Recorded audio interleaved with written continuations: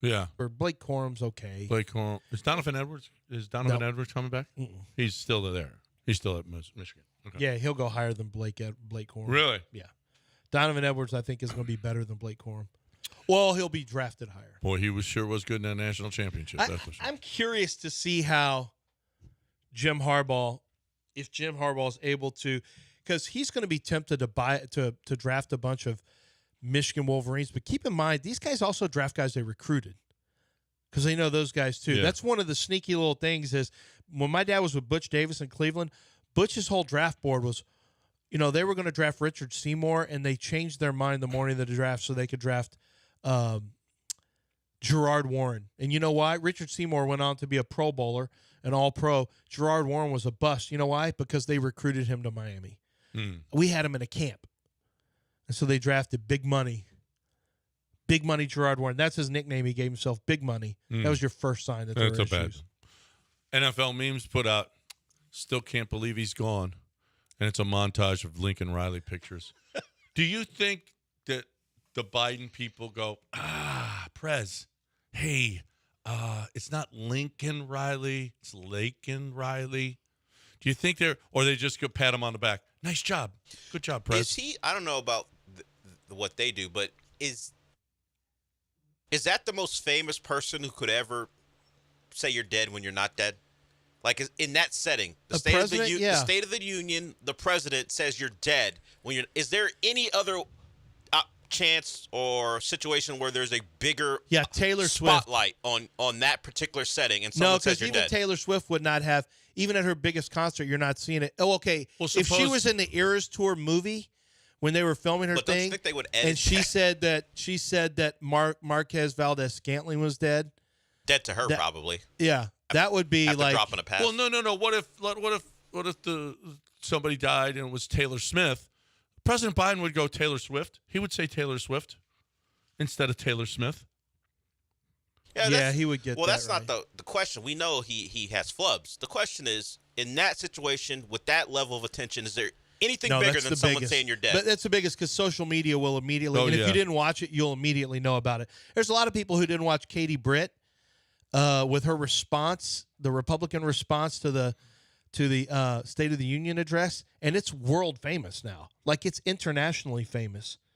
There's 0% chance that she is not going to get on like the next Sharknado or one of those movies. Yeah. Like they're going to ask her to be.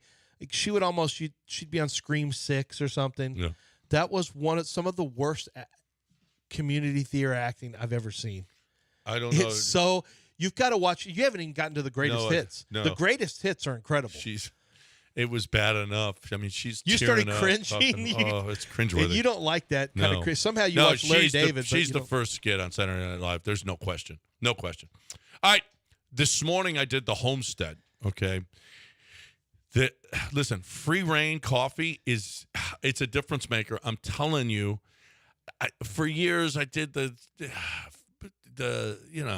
big brand that's got all the stores all over the place. That coffee is so bitter. It just is. I don't know. I just don't think it's a very good coffee. But you know what? It's convenient and everything else, and so it's really popular. You want a really full flavor coffee?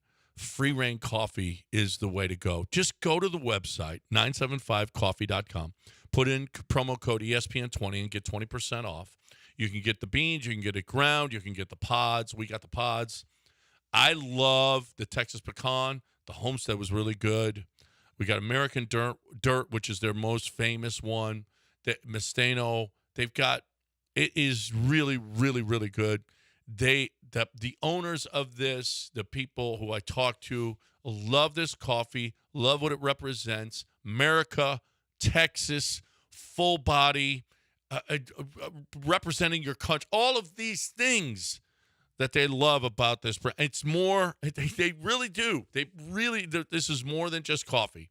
Okay, so if you're loving a great way to start your day, and but if you don't love your coffee every morning, go to 975coffee.com and put in promo code ESPN20. I'm telling you, you're going to love this coffee. 975coffee.com, ESPN20 is the code.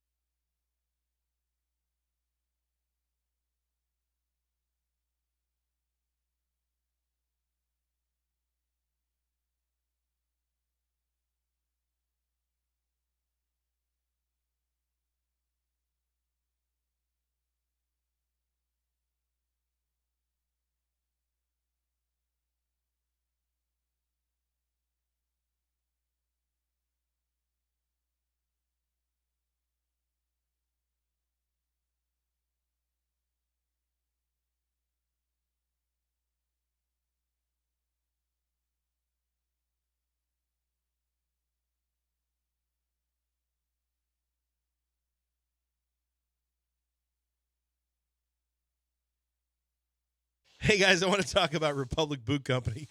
Hey, you know, I'm looking right now on the website. They've got Republic Men and Republic Women's boots. Is there? Oh man, women in boots with the skirts and the dresses. Woo! That's good. You'll see some of that at the rodeo, and you'll see them in Republic boots. Republic Boot Company has rodeo-ready boots that look phenomenal, and not just for men, but for women as well. Men, if you've already got your boots, make sure you take your wife, your girlfriend in there. How about if you need a new pair of boots? You've got boots, and you're like, I got these Red Wings years ago or whatever. Hey, these are 1836. It's the 1836 line. They're 100% guaranteed. If you just wear those suckers down after years and years and years of wear and tear, they will make the repairs absolutely free. This is guaranteed for life.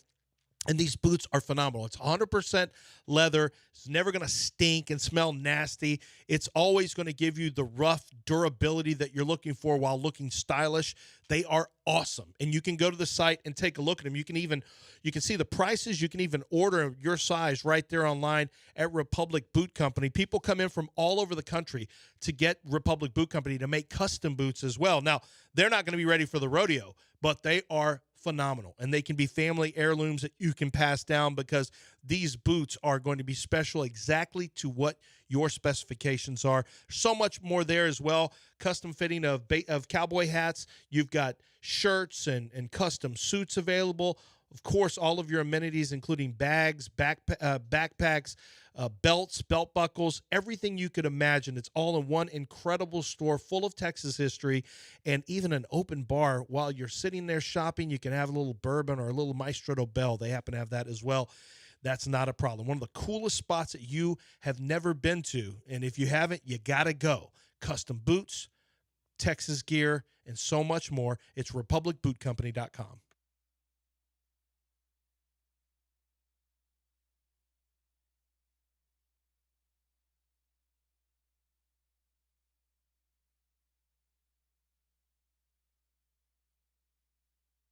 You're listening to John and Lance and some great music presented by RC Ranch, the official beef jerky of the Houston Livestock Show and Rodeo.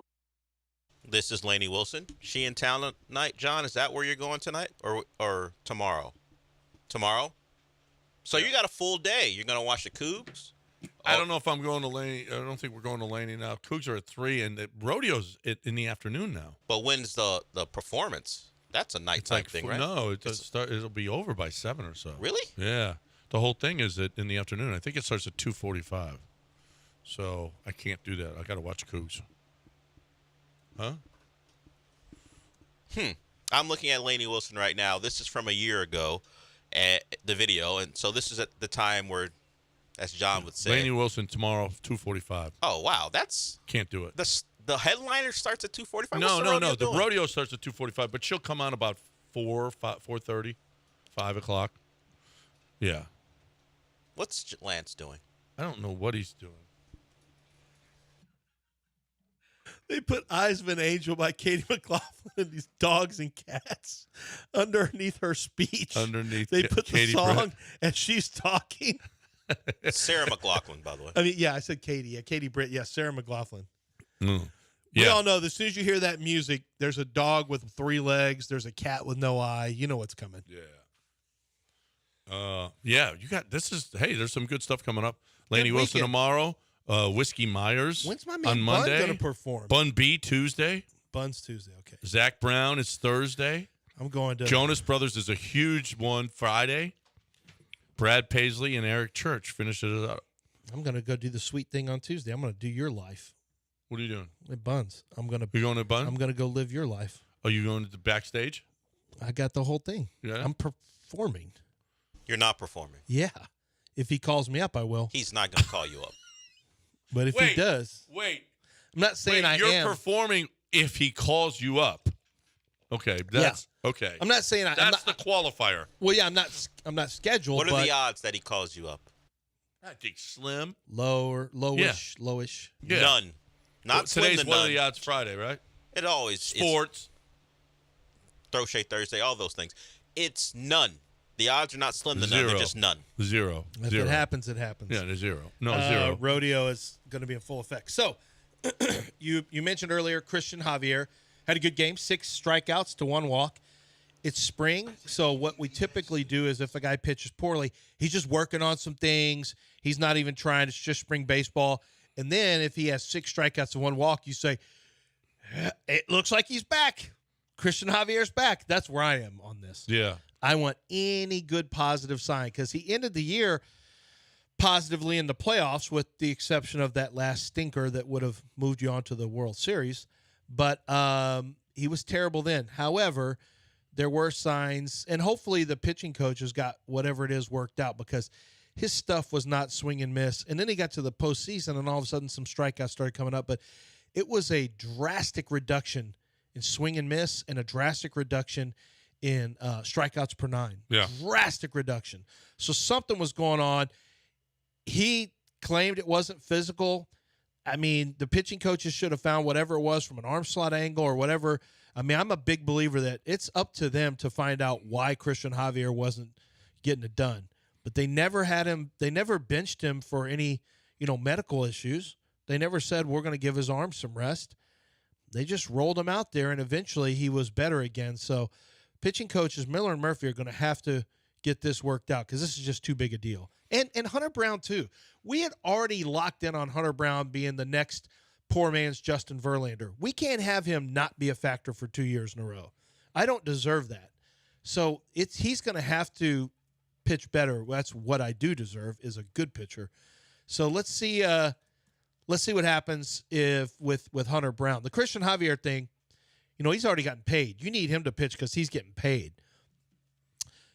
The Hunter Brown thing, we've got such high hopes for him. Yeah. That Hunter Brown last year Was not. that wasn't it. And is there a chance Hunter Brown becomes just a full-time Javier wasn't it. The Hunter Brown wasn't it. Is Hunter Brown potentially a full-time bullpen guy? Montero wasn't it. I mean, there was a lot of guys that didn't live up to it. Yeah, it's shocking they got as far as they did, honestly. Kyle Tucker postseason wasn't it. There were a lot of not its last year, and they were in Game 7 of the ALCS. A lot of not its, which is why this is the club. This might be the best club. This might be the best of them all. We'll see. I really like. You see, listen, you know how Bregman's going to start great? Yeah, he's hitting 067 so far. Yeah. Wait, who said he was going to start great, though? He did. Well, he put on all that hard this He put on all that muscle. I know. He was working hard, but it doesn't exist. Alex Bregman playing well early is not a thing. It doesn't exist. Do you know what's still a thing? Jake? Mauricio Dubon, 1,300 OPS still.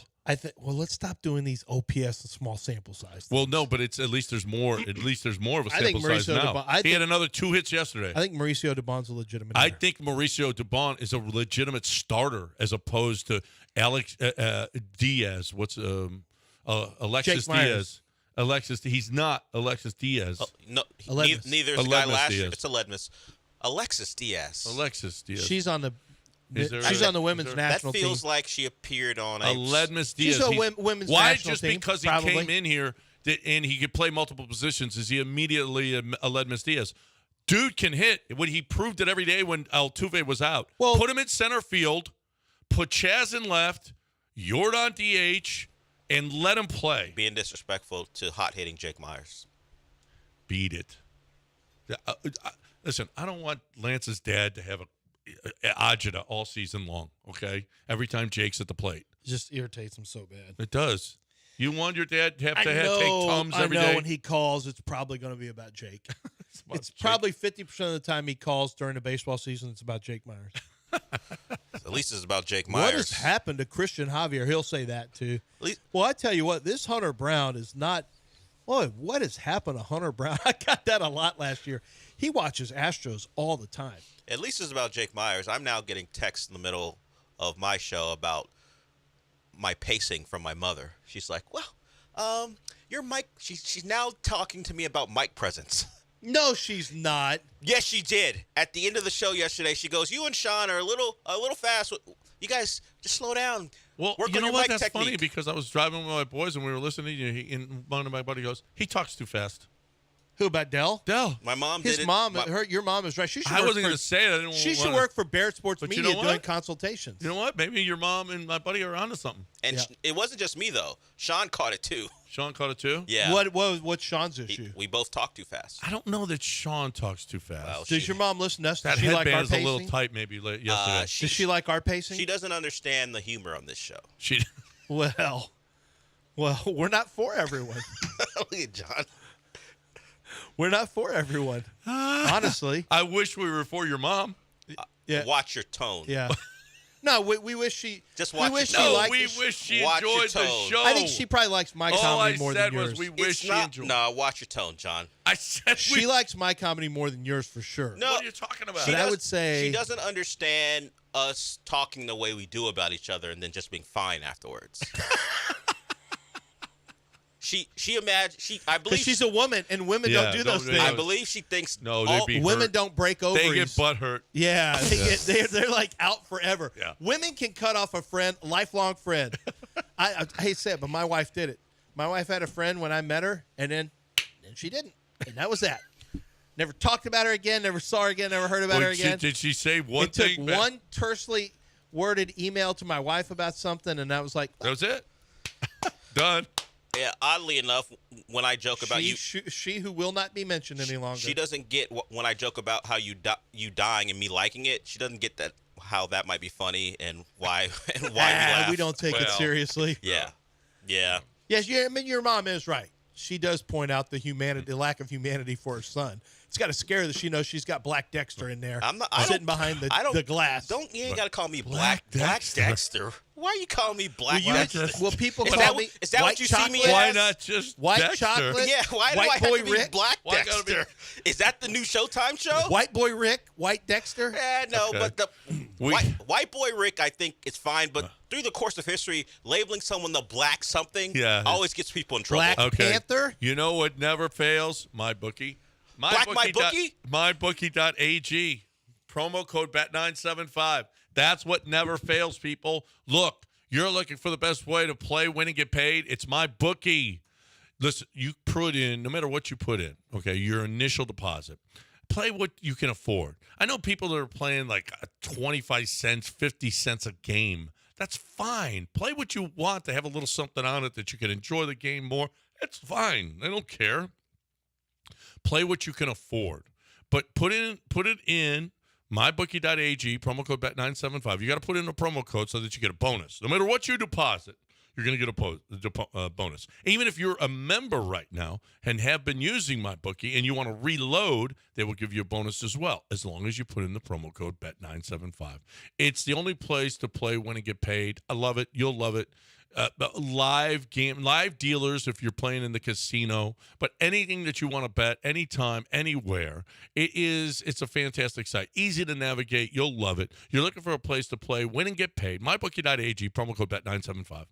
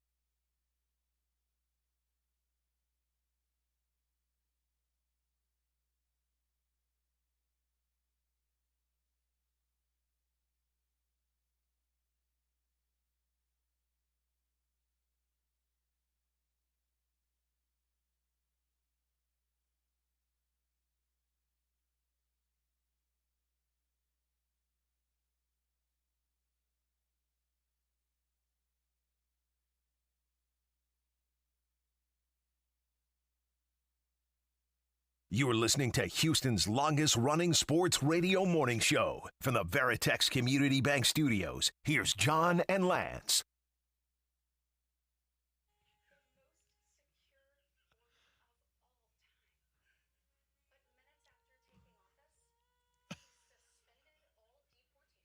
Welcome back on ESPN 97.5. Oh, my God.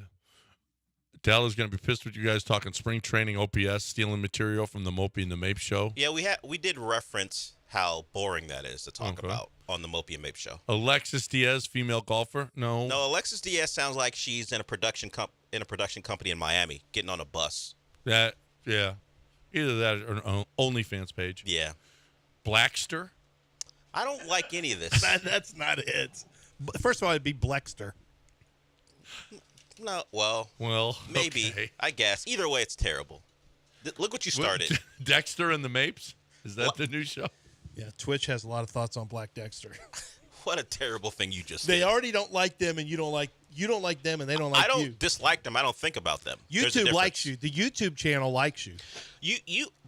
Once again, people take me out of context. I don't dislike Twitch. I don't think about Twitch. Mm-hmm. There's a difference. They can exist and have a good time. You guys see this? Fox Sports is going to feature a Friday primetime college game, and it's going to be big games. So when is that going to start?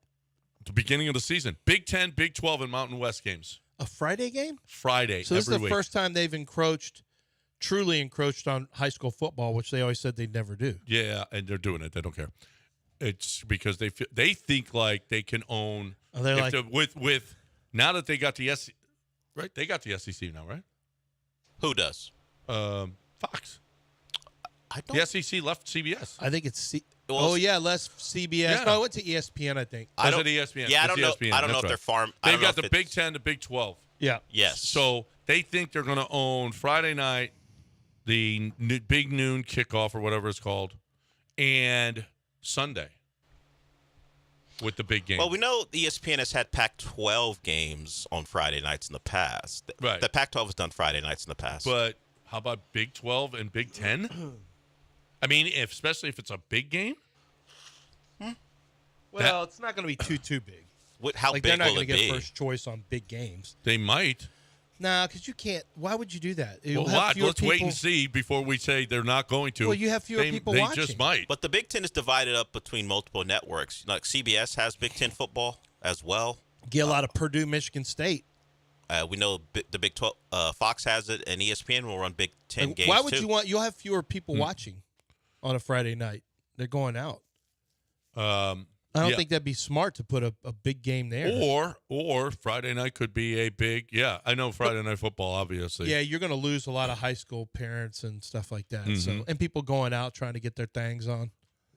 So You think that's a Venn diagram? People trying to get their things on and people watching trying to get their Friday things night on, football? and then people watching Purdue, Michigan State. I feel like So it's Saturday separate. night It's games, not the big the 8 Venn o'clock game diagram. on Saturday. If nobody's trying to get their thing on Saturday night. Yeah, but Saturday night, but Fridays when you're trying to blow off steam, and you got to go watch little Johnny's got to go sit on the bench. Your daughter is going and she's in the dance squad, and you got to go work the nacho bar or whatever at the high school game. It takes you out of the mix. I How are you going to miss Did you have a Rutgers? nacho How are you bar gonna at your miss games? Rutgers versus We called Iowa? them concession stands. That's what a lot of people do. Well, call them. yeah, but the nacho space, you know, where the cheese I is. don't think the getting the the what'd you crock say? pot. You got to work the crock pot. I've stir never the worked the cheese crock to make pot sure it doesn't cheese, stick? but you got to stir the cheese. Yeah. I don't think there's a correlation. I don't think those two crowds are going to mix. The get they thing on a Friday nights and watching Big Ten football on Friday night. I think Lower level Big Ten they're football is they're not going to be a separate. thing. You're not losing audience. You know who's pissing out the cube? Hey, we had that Northwestern game. You're stealing our Northwestern games. Now they got a lot of Clemson, or not Clemson No. per se, Wake Forest, Virginia Tech games they have. did. That they have. That they we promote it. Damn right. Damn right. The end of ACC proud of basketball week. The ACC game of the week. Yeah, ACC proud of it. basketball's wrapping up this week. I'm sure we have a promo from CW39 talking about it. Think about this. If I'm at college, I'm like, you know what? We used to protect you, but now those spoiled ass kids are coming in, demanding we pay them $300,000. Like the entry price for top prospects right now, I was told by a college coach at the combine, it's like $300,000 now. You're going to have to pay a player $300,000, and they want all their money up front. They like to be paid. They want to be paid 3 years in advance, so $900,000, and they have transfer portal. You think you can claw back money from a college kid who you gave $900,000? This is just crazy. Like, you got to come up with this money, and these schools don't really have this money. They have to go out and fundraise with donors to try to get the money for these players, and then the players can just leave whenever they want, but they want their money all up front. Nope. I think the unionization from Dartmouth is going to be good. Dartmouth basketball, if you missed it, voted to unionize, and it was upheld. And Dartmouth University said, in their opinion, they wrote their little opinion. They said, this is crazy. We're paying their employees because they play basketball. Like, this is ridiculous, blah, blah, blah. So if this happens, everyone thinks this is going to be a big deal, and you unionize. But what it's going to be is it'll be a big deal for the small schools and for the smaller teams, or the small schools and the lesser players on a team who will now be paid potentially and have, they can't work beyond a certain amount of time, and which that was already a rule. But what it's also going to happen is this will have to be collectively bargained. If they're your employees, they're going to have to sign contracts, and they won't be able to leave. You'll sign 2-year contracts because you can't just say you're an employee, but there's nothing like when you're an employee, there's a collectively bargained agreement, and you're going to have to give in. And they say the thing that's going to happen is the 1-year portal thing is going to be eliminated if they go to full-time employee status in college sports. You will have to sign a contract. And if you don't live up to your contract, you will not get paid, and you'll have to sit out that year and use a redshirt year. So I think it's going to be interesting, the idea of amateur athletics completely gone and treating them as employees, because with employees there's benefits, and you can collectively bargain those, but there are also going to be, on the other side, there's going to be some issues too. And the team, and this is not an automatic throughout college football. This is going to be team-wide, conference-wide, just like, Starbucks they have certain Starbucks are unionized and certain ones aren't unionized. And so not every school is going to be unionized. Well, that's the case with everything. And I don't think it's great for in New York, you can't touch a piece of equipment at a television station. Here you can. It's not union. Yeah, it's not going to be everything. But the other thing is, I don't think a union thing is going to be great for the very best players. The very best players like for things to stay just the way they are right now. No. Well, you're talking about college. This is going to be down at the high school level as well. This will be at the high school level. You can say what you want and act like it's the golden goose always gets squeezed a little too tight eventually. And this is going to have ramifications on small programs. Are not going to be able to compete this way because they're going to have to come out of their money to pay, and they're not going to. And then on top of the pay, there's going to be illegal inducements. So now you're going to have to pay, and they're going to expect illegal inducements as well under the table. Well, sure, they don't want to pay taxes on it. There's going to be bagmen. I don't want to pay taxes on that. Give me my bag. And so the guys who have to fund it all, you lose one of those donors, and or one of them go to jail like the guy in Miami, and you're cooked. Yep, you're cooked. All right, 713-780-3776 is the number on ESPN. Where do the Astros rank in their offseason? We'll talk about that on the other side. Right now, though, Allstate is what we're talking about. Allstate Windows and Siding gives you an opportunity to lower your energy bills by as much as 40%. This has actually been studied.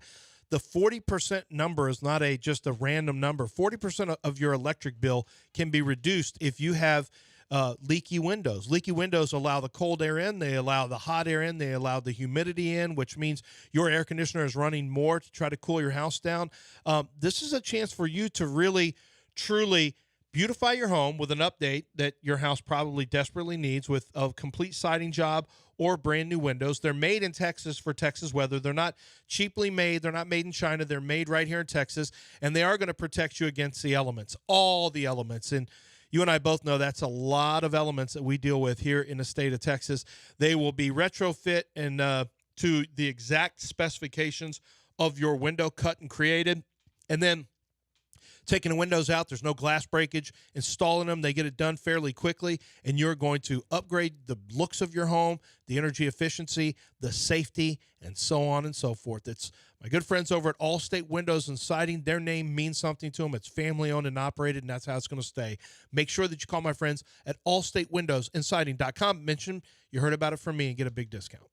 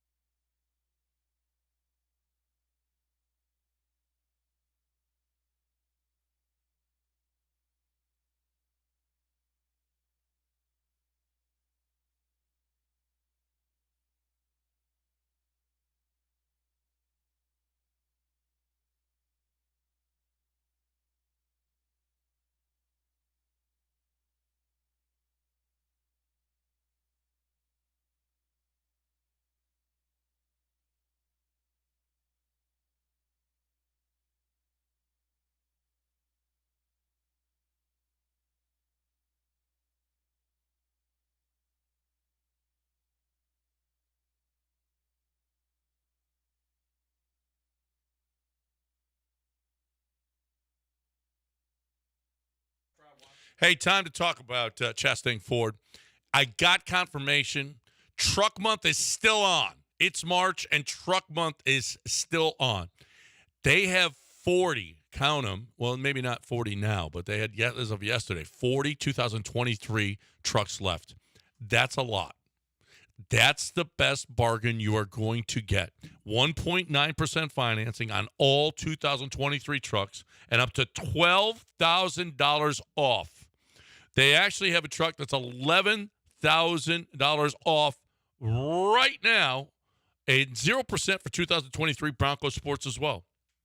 I'm telling you, if you're looking for the best buy in the city, you're buying a new truck. You want an F-150. You want a Bronco Sport. You want the best deal that you're going to get on it.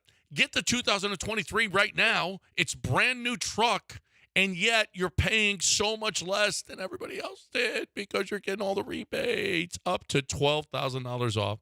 And 11, I think I'm right out there right now, waiting for you at 40 trucks and 1.9% financing. Never been a better time to own and never better people to buy it from. The Chastain Group is going to make sure that you are put in that vehicle with the best service, the best price, the best financing, all of it right now. ChastainFord.com on 610 at Homestead, not Hempstead, 5 minutes from downtown Chastain Ford.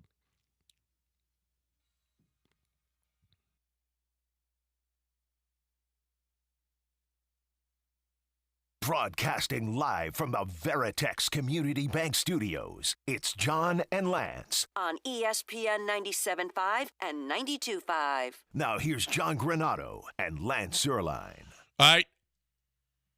So who had the best offseason in baseball?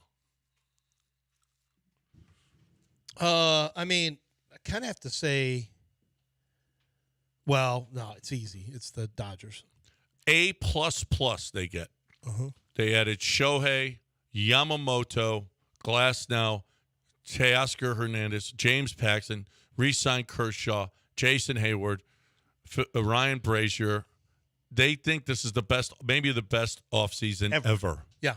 Ever. I would say so. Glasnow, Teoscar, Glasnow, and Shohei right and off the bat. Yamamoto? And Yamamoto, yeah. Right off the bat, those four probably make it the greatest ever. Yeah. I mean, they have to be a substantial favorite. Yeah. They're up $67 million in payroll. The second, did they give it to And that doesn't even count the $68 million that they have to pay Shohei for doesn't matter. every year for 10 years. Doesn't matter. They cheated the system. They found a loophole. No, They'll close that loophole So too. they think the Braves and Diamondbacks had the next best. The Braves picked up Chris Sale, Jared Kelenic, Ronaldo Lopez, Aaron Bummer, Ray Kerr. They added $24 million. The Diamondbacks, Eduardo Rodriguez, Eugenio Suarez, Jock Peterson, Randall Grichuk. Richmond's own. Yep. Up $20 million. They like the Royals offseason. They like the Brewers offseason. I haven't heard you say Yankees. Wait. They like the Astros next. Really? B+ the Astros get with Josh Hader and Victor Caratini. Up $39 million. They love the bullpen now. Listen, this is huge. That Josh Hader signing, I think, is huge. When you got a back end like this, the best back end in baseball, that's going to be really, really big, holding one-run leads. And you still got a potent lineup like they do. If they only could hit it home, it'd be great. The Yankees are next with a B. They added Soto. But now they added Soto. This is a one-year deal for Soto. Well, you didn't make that trade without the idea that you're going to pay him. Yeah, but you might not. You don't know if he gets out there. Okay, you want to? There's other teams already. That's fine. Do you want to? Skulking around underneath your window? Make a wager on it that he's underneath a Soto window. Do you want to? Where's he going to go? Maybe Kansas City, Kansas Houston? City. No. The Cubs. Yeah, it could be the Giants. The Yankees. This is what they do. They get high end players and they pay them a bunch of money. I think that the Giants are totally underrated. They got to be. Their payroll is down $14 million, and they added Jung-Hoo Lee, Matt Chapman, Jorge Soler, Robbie Ray, Jordan Hicks. Well, they went thrift shopping. They didn't go thrift shopping. They got some good players. Chapman got $54 million. No, but they went thrift shopping and found good deals on. And that's why, to me, it's better. Well, then why didn't we get involved later? There were still some players out there to put into the lineup. I think that the Astros have always felt like this is our lineup. The only guy that they could have looked at was center field, Jake Myers, and instead they're saying we've got Dubon, we got Jake Myers, we'll be fine. We're not going to have. We're not. Yeah, and by the way, Chaz can go to center and Yord on the left. Yeah, they don't have to make a change now. Could they have upgraded? Yes. Yeah, absolutely. Could they have signed Matt Chapman and dealt Bregman for prospects? Yep. Would that have been interesting? That would have been interesting, actually. And you got Chapman for the next 3 years as opposed to just 1 year of Bregman? Mm-hmm. And you added prospects, but the Astros don't think like I do. That's why I'm on a different level than them. I'm always thinking team building. They're just win now. Well, no, but Matt Chapman actually would have not been a bad idea. No, Chapman would have been a 3-year deal for Matt Chapman. Less than what you would have paid Bregman, and you get prospects for Bregman. What prospects are you going to get on a 1-year deal for Bregman? I mean, I don't think it would have been that big. That would have been that. I think you could. But he would have gotten some. One good one. It depends on the team trading for him. If they look at him as a rental, or if they look at him as we're going to trade for him because he's going to. Chapman is not Bregman, though. By the way, I mean, no, he's not, and he wouldn't cost Bregman. Yeah. Yeah. Chapman is that he projects as the best position player the Giants have, but he wouldn't be close to that for the Astros. But no, that would have been a really nice deal. Really nice deal having Chapman for 3 years as opposed to Bregman for this one. Well, then why and didn't get some prospects. Then why didn't we think about that? We should have thought about it, and it would have been cheaper actually. Yep. It would have saved money by not paying Bregman $30 this year. No one wants to break anything up, but the fact is, you can still maneuver around and keep your team fluid and flowing. And you could have got a prospect, maybe a couple prospects, had a third baseman already lined up. I mean, you could have done it. What does that say? Okay, is there anything in the locker room that might have been, hey, Bregman is our guy, and you're trading him for bringing in a guy that we don't know here. And this is how you pay back for the greatest years in the team's history. And Bregman was a part of all of it. All of it. Well, it's a tough decision. You got to decide, do you want to do emotional things or do you want to – Jim Crane has not shown any emotion as it pertains to the end of the contract. Now, Bregman got paid early. Yep. You know, I mean, I don't want to say Jim Crane's not like Daryl. Daryl Morey has no emotion. There's nothing. Daryl Morey is Daryl Morey will lie to you. Is cold-blooded when it comes to getting rid of you. He does not have a problem with it. But I do think that, you know, you look at things, you talk about, what about that? And he's been part of it. He's been compensated for it. I think people lose sight of the fact that you compensate players millions and millions of dollars. You don't have to have an emotional attachment that is detrimental to your team or your ability to move forward. That's a dumb way to look at it. It doesn't have to be Daryl Morey, you know, operating like a robot. But I do think that I don't think that would be crazy to move a guy who's not going to stay. You don't have any intention on him staying. Move him for a prospect and bring in another lower dollar third baseman. I mean, could you get him on a 3-year deal? You'd have to pay him enough for him not to want to test the market again. But, yeah, if you gave him enough, you could get him locked into a 3-year deal. And that's extending through Jose Altuve's career. Like, you're in pretty good shape. Yeah. You would have been in pretty good shape. It's just one way of doing it as opposed to, well, he leaves and now you get a draft pick. Yeah. He's been Chapman's been a 4-time Gold Glove winner, and so, including last year. He won the Gold Glove at third. But he's last year 755 OPS. It wasn't the year great. before 757. The year before 716. You're giving up. You don't have the power. Yeah. Yeah. He had 17, 27, and 27 bombs, but he strikes out a lot. It's a lot of feast or famine, which is not what they like to do. He strikes out a lot. But and the OPS for Alex Bregman, it's been 800 or higher in every year. It's been 800 or higher in every year other than his rookie year, 791, and then 2021, it was 777. Other than that, 804 last year, 820. I mean, Bregman is a better hitter than Matt Chapman. He's a better hitter. There's a reason he's going to get paid more. Yeah. But I'm just saying that was one other thing that they could have considered. I'm fine with them sticking it out. I just think when the run comes to an end, it's going to come to an end a lot quicker than people think. He would be a really good replacement because I don't know that you're going to find anything better than Bregman.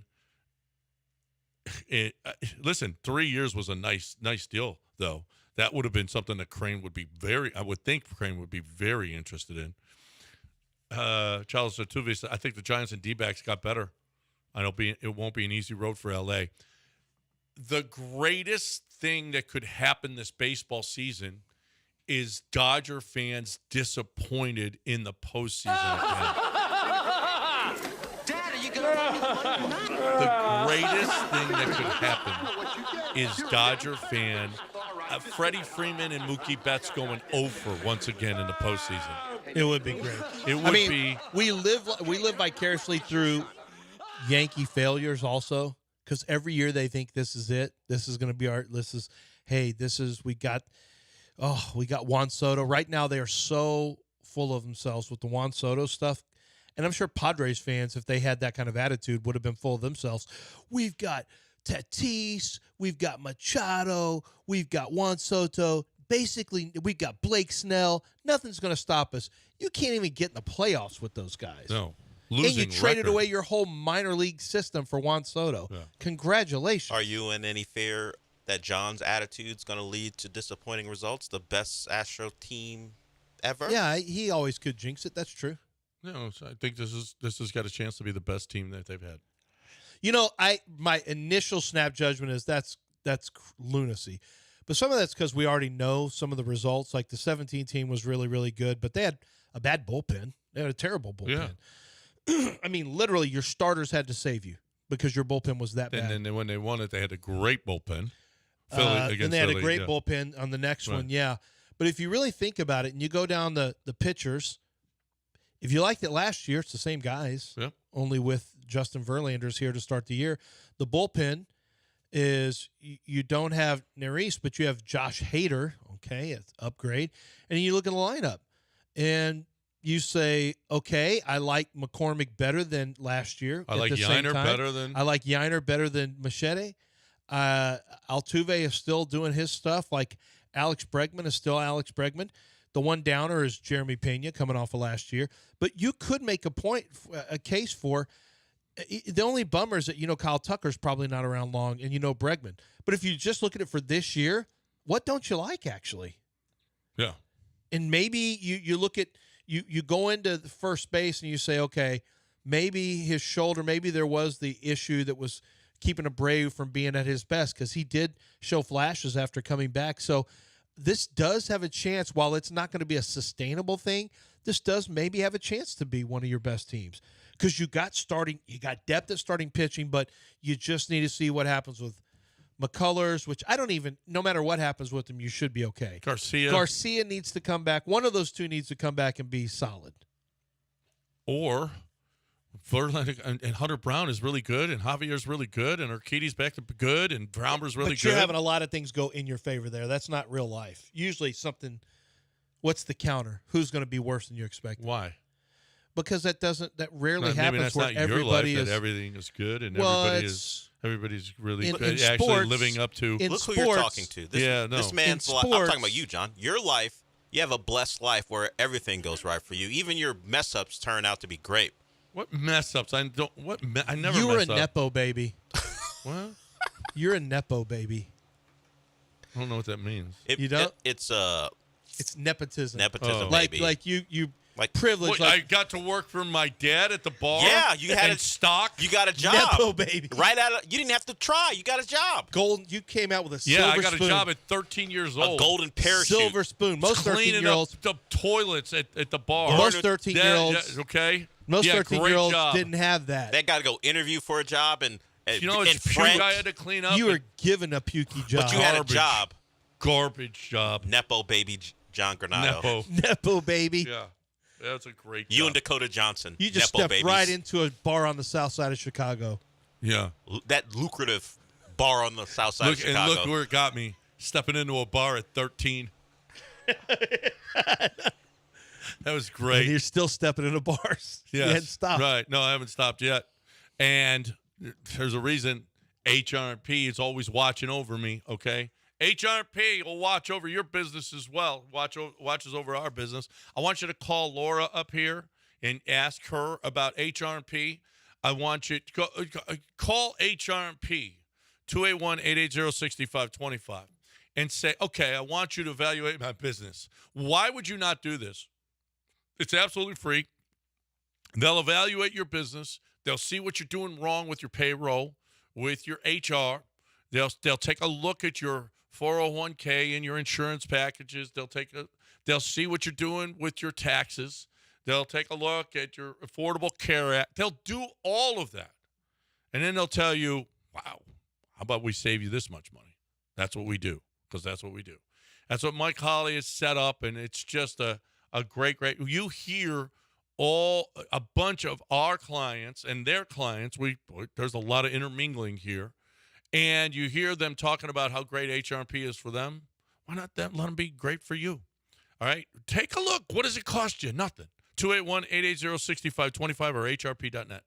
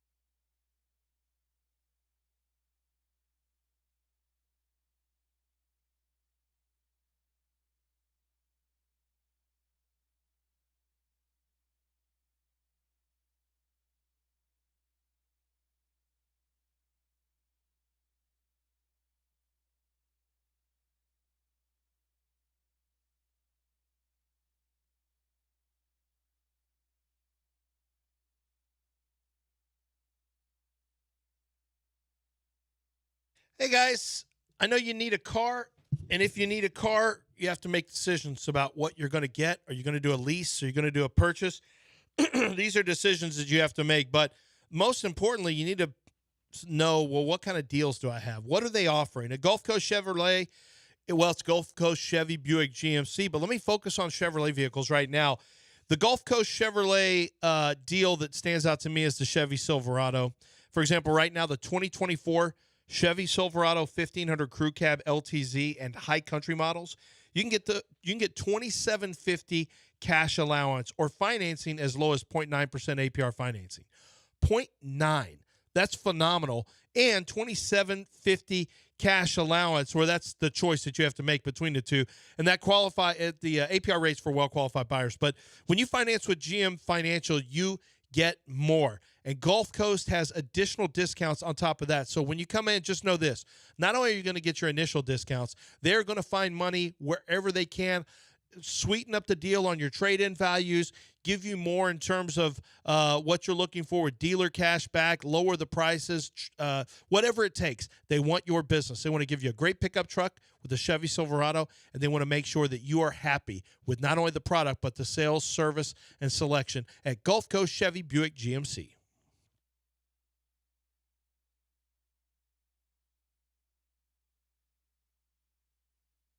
You are listening to Houston's longest-running sports radio morning show. From the Veritex Community Bank Studios, here's John and Lance. All right, welcome back here on ESPN 97.5 and 92.5. So you got that video? Okay, so somebody sent this on Twitter.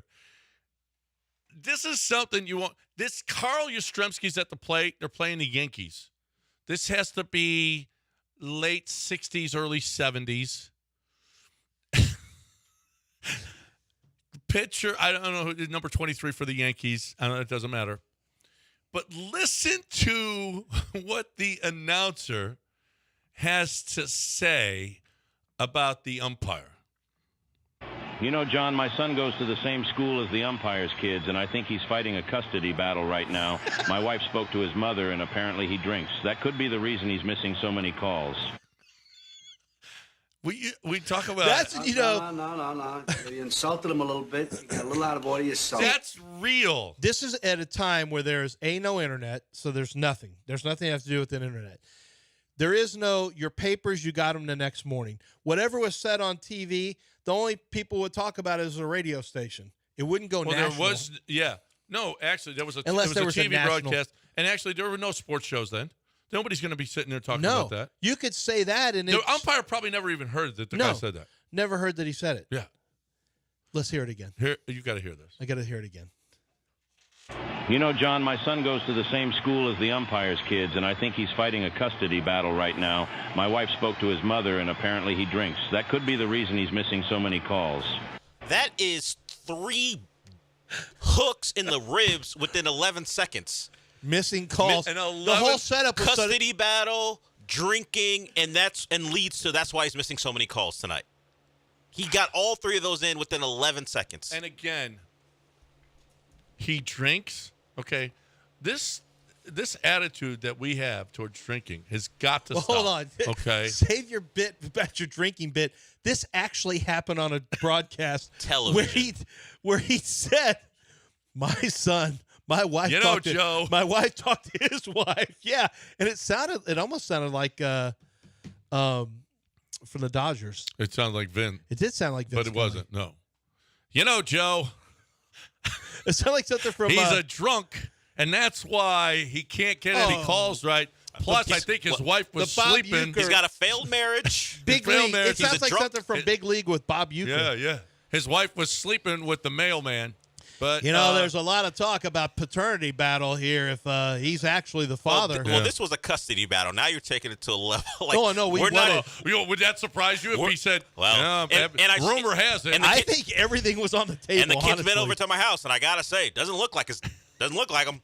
The kids look nothing like him. Honestly, I think that was up for grabs there. You could have potentially... Yeah, you could have come in there and fired that shot off, and you got a real your real chance of landing there. And no one would know it. Now you couldn't get away with that. So it'll go viral 50 years later. Well, let me ask you this. Should this be off topic? New head coach for the Panthers, Dave Canales, who was the offensive coordinator for Tampa. They're in the same division. Should this be off topic? You're in a weird spot here. You like Baker. You worked with Baker. You got the best out of Baker. And now, are you rooting for him to get this deal that he gets to come back and do his thing with Mike Evans officially? Or are you kind of rooting against it because you don't have to take him on twice a year? Yeah, well, I think the more resources he, occupies for the Bucs, the less, great players they can add to the team. So let's go ahead and pay that guy whatever he wants. And pay Baker Mayfield. That was kind of in the works all along. Let's get this market going up here. So give us the advantage again. Is that tamper? Well, he's not a Buck he's currently, not a player, so it's not tampering. He can talk about it. Yeah.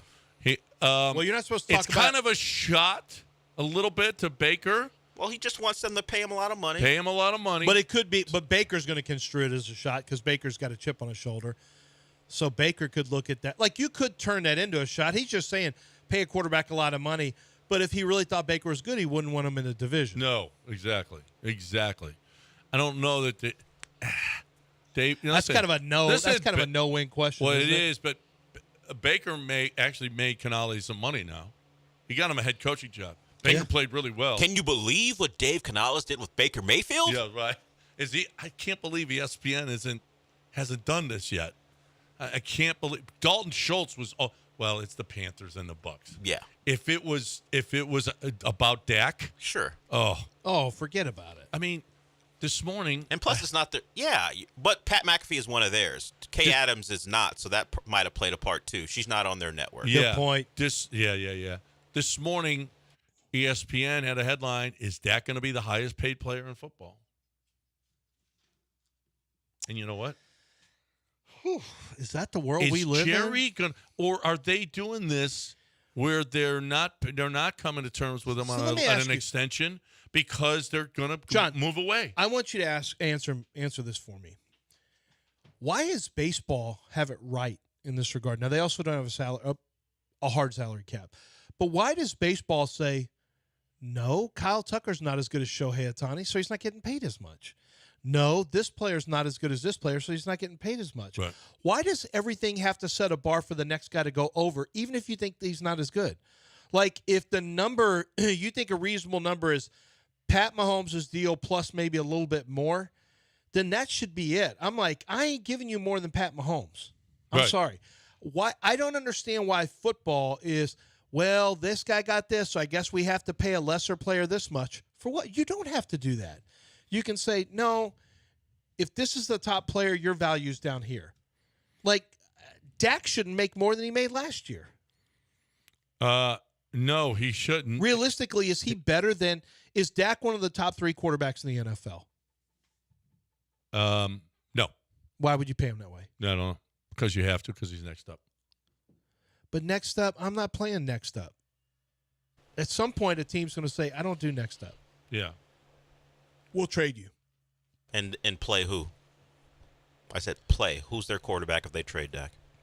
Are they drafting a winner? Have you ever heard of Cooper Rush? You mean 36 wins so they want to draft Shedeur Sanders or Quinn Ewers? Didn't Trey Lance go there? Or no? He's a free agent. Yeah, right? that would be something they would do. Replace Dak with Trey Lance. That's the problem. Not just he's next up. How difficult is it to get a guy of his caliber? You're just going to keep shooting and missing? But you know what's crazy is what's the position, but it's not like Kyle Tucker. So Kyle Tucker the Astros just have to pay it. He's next up. They don't do next up salaries. He's going to get paid a lot because just like Dak will get paid a lot. But why does it have to be next up he gets the highest number? That doesn't make any sense to me. And the Astros will let him walk. And these quarterback people, they can't and yet their quarterback will stick them. They have all the leverage. Once they have Dak, they can never get away from Dak. And they're like, is Dak good enough to win in a postseason? Can you go to Super Bowl with Dak? Doesn't matter. You decided you can't get away from him. I'd rather be bad at quarterback than above average. Well, you say that. I don't know. Would you rather go through what the Texans went through for 3 years than have Dak Prescott as your quarterback?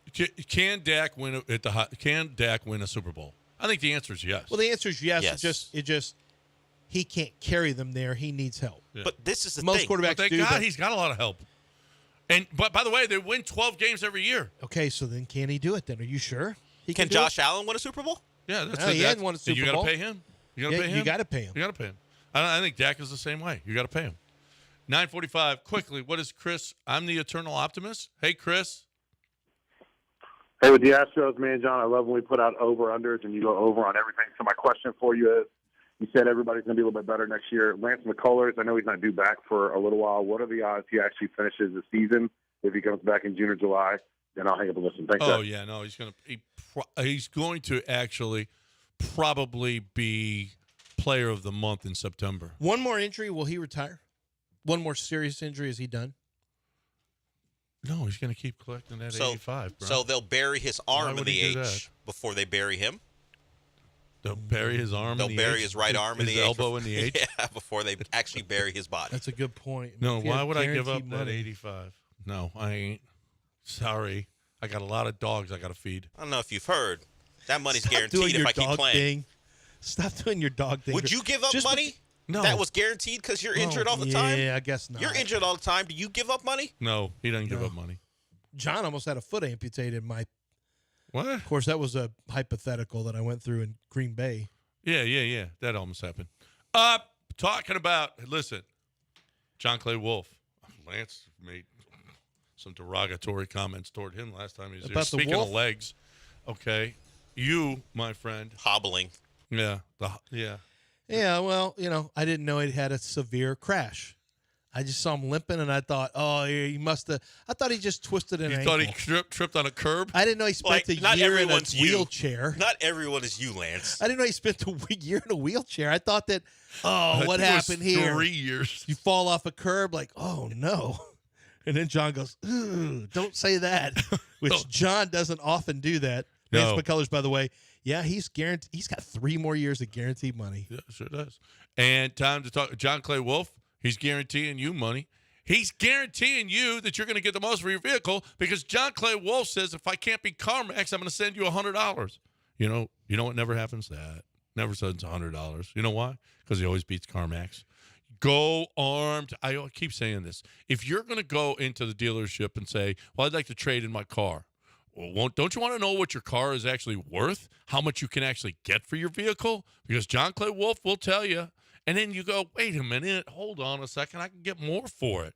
And John Clay Wolf can do the deal through your dealership so that all the taxes, because you got to pay taxes, but you're buying a new car, so the taxes come off, all this stuff.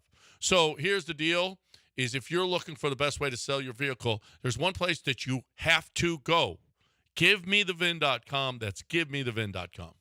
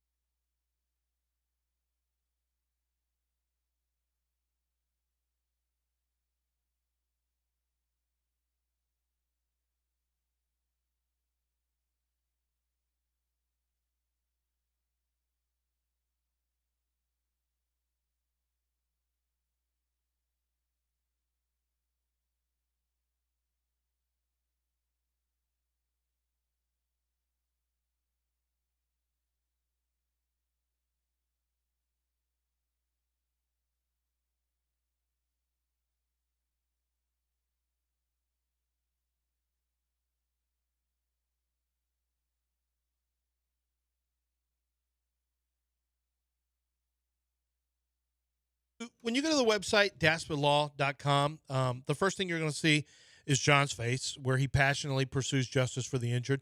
But you'll also see their free consultation, 24 hours a day, 7 days a week.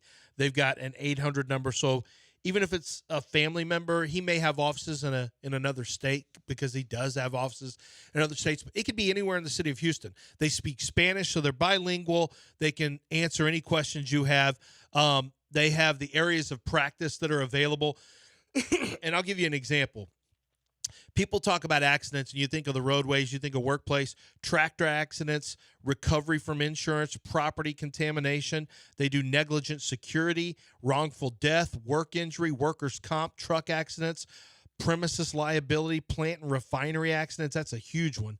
And, of course, pedestrian accidents. There's so many different types of ways that people get hurt. And a personal injury lawyer like John Daspit, his whole entire goal by having a big law firm and a lot of people staffed is that you get the attention you deserve. They spend time on your case. They find out every medical bill you have, any bills you're going to have in the future, whether it's surgery or physical therapy, whatever the case may be. It's all accounted for, any time missed from work, and your pain and suffering. What is your pain and suffering worth to the insurance company? Not much. But for you, it should be worth something, because you may have an injury that is with you for a long time. You may have a death, a wrongful death that has to be accounted for. And there has to be a number, unfortunately, put on that. And you hate to think anyone's going to squeeze you on that, and yet it happens. John Daspit fights back. He bullies the bullies, and he gets you a strong settlement, one that's a fair settlement for you. It's John Daspit and the Daspit Law Firm. Call 713-CALL-NOW. That's 713-CALL-NOW, or go to daspitlaw.com.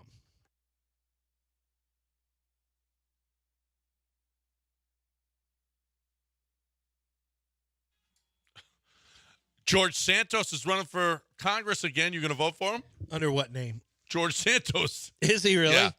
I think he'll – okay. Will he go to Congress or prison first? Ooh. Prison. I don't think he's Congress. His own people don't like him. Did you see when he had that fake baby that he was holding? Yeah, like, that's a baby. Stop bothering me when I got a baby. No, it's like a doll. He's a weird. He's a character. He's a character on TV. Oh, he's a documentary. Yeah. Oh, he's definitely a Netflix. Oh, wow. I don't know that I want to go. Get Gotti's going to be. I'm watching Get Gotti. That's 3 episodes. That's probably all I need for George Santos' 3 episodes. Yeah, probably. Yeah. I watched Get Gotti. It's good. Could you win a U.S. Senate primary without trying? I think so. Without trying? Guess who is? Guess who finished second in the primary? Nick Saban. And is up? Saban. Steve Garvey. Steve Garvey? Yeah. He's a Republican. He actually didn't even his name was on the ballot. He did nothing. No political experience. He came in second in California's jungle primary as a self-described conservative moderate, defeating 2 nationally prominent progressive Democrats. What's a jungle? What? I don't know what it is. It's the jungle primary. I don't know what that means. But he surged to first place in opinion polls. Did nothing. Sometimes the best thing is just stay quiet. Let a politician talk long enough, and you won't like them. Yeah. A Wisconsin man was arrested for allegedly stealing over $90,000 in calculators from Target. This is another one of those, like the guys who stole ice cream or ice, or why are you stealing calculators when every phone has a calculator on it? Ta-da. I mean, I'm on my calculator right now. It's why would you steal calculators? The calculator. You know what? How many DVD players did someone steal? I'm pretty sure Target was glad to get rid of them because nobody's buying them. Yeah, and they could file. Oh yeah, they just file for insurance. Yes, insurance. This might have been an inside job, actually. Maybe the guy's taking a fall. He's a good guy. No, you say, listen. No, he's solid. He's take solid. The pinch. Listen, you take the pinch. It's probably a low-level mob thing where we're going to bust out the Target from the calculators. Yeah. You take the pinch. We're going to smooth you. We're going to make you good. We're going to take care of your wife while you're gone. It'll be 11 months at max. You'll be good. You'll be out, and you'll get made. Yeah. Maybe he got made for doing the calculator You never know. Caper. Made it Target? A calculator caper? I never saw that coming. You want to be a capo in the Target? In the Target Mafia? Oh, yeah. Well, they had to click up with the Mafia for that one. Pittsburgh. The Pittsburgh area naturalists are hosting another Balls Out bowling event where you can bowl in the nude. Do you want to participate in the Balls Out bowling event? Don't want to see it. Don't want to be there. No, I don't want anything to do Don't want with to participate in any way, shape, or form. Do you know what is the best fast food for protecting biodiversity? French fries. French fries. Yeah. Ding, ding, ding, Yeah. ding, ding. It's not a protein. Because it grows You're in the not ground. gonna. And You won't be passing you got the gas oil or whatever, and you don't have the bad oil, chickens but- and the cows and the and the Congratulations. steroids. Yeah, French fries. Potatoes. Yeah, French fries. Potatoes. And that's why I want everybody to bring French fries when they bring me food. Because you're biodiverse. Because you're nothing says you diversity. care about you care about the environment. Nothing says diversity like me. Diversity and biodiversity. Environmentally friendly. That's right. That's you what got I an electric car and you eat French fries. Tell me somebody who's electric truck and French fries. How can you become more conscious of the planet? Speaking of food, the Louisiana's governor has issued a disaster declaration. Crawfish. I've heard there's a huge crawfish issue. Oh my God, the shortage of crawfish, extreme weather, and drought. It's too dry. Yeah. No, and it was too cold. Everything. It's too warm. Too warm. No rain. The water didn't get cold. The waters didn't get cold enough. Warm enough. Well, what do you mean warm because enough? It got cold. There wasn't enough water. Period. Oh, they wasn't enough water. That's probably it. Yeah. Because we didn't really have a winter. We had that one. Remember when it was cold for 3 days, and now it's 88 the other day. For crawfish is terrible. Is that even Hot, even those 3 days? Warm weather. Yeah. No, cold. Oh, cold weather. Yeah. Yeah. But there's no crawfish. It was going for over $10 a pound now. You know That's what? a national disaster. If you and Wendy will go down to, there's a Vietnamese crawfish place I think she'll love. This is the first time. No, she wouldn't do that. This is the first time in March we have never eaten crawfish. We haven't had crawfish yet. Usually they pop out in February, don't they? Oh, they pop out in January. Yeah. And now nothing. Terrible people. I need to start growing my own crawfish. I can make money off What that. do we got here, Joe? I think it's raised. I don't know if you grow animals. I think you raise them. In it, like like a bathtub that you're not using. No, you just put a bunch of crawfish in there. What water, bathtub? feed 'em. You got like 8 kids. What bathtub aren't you using?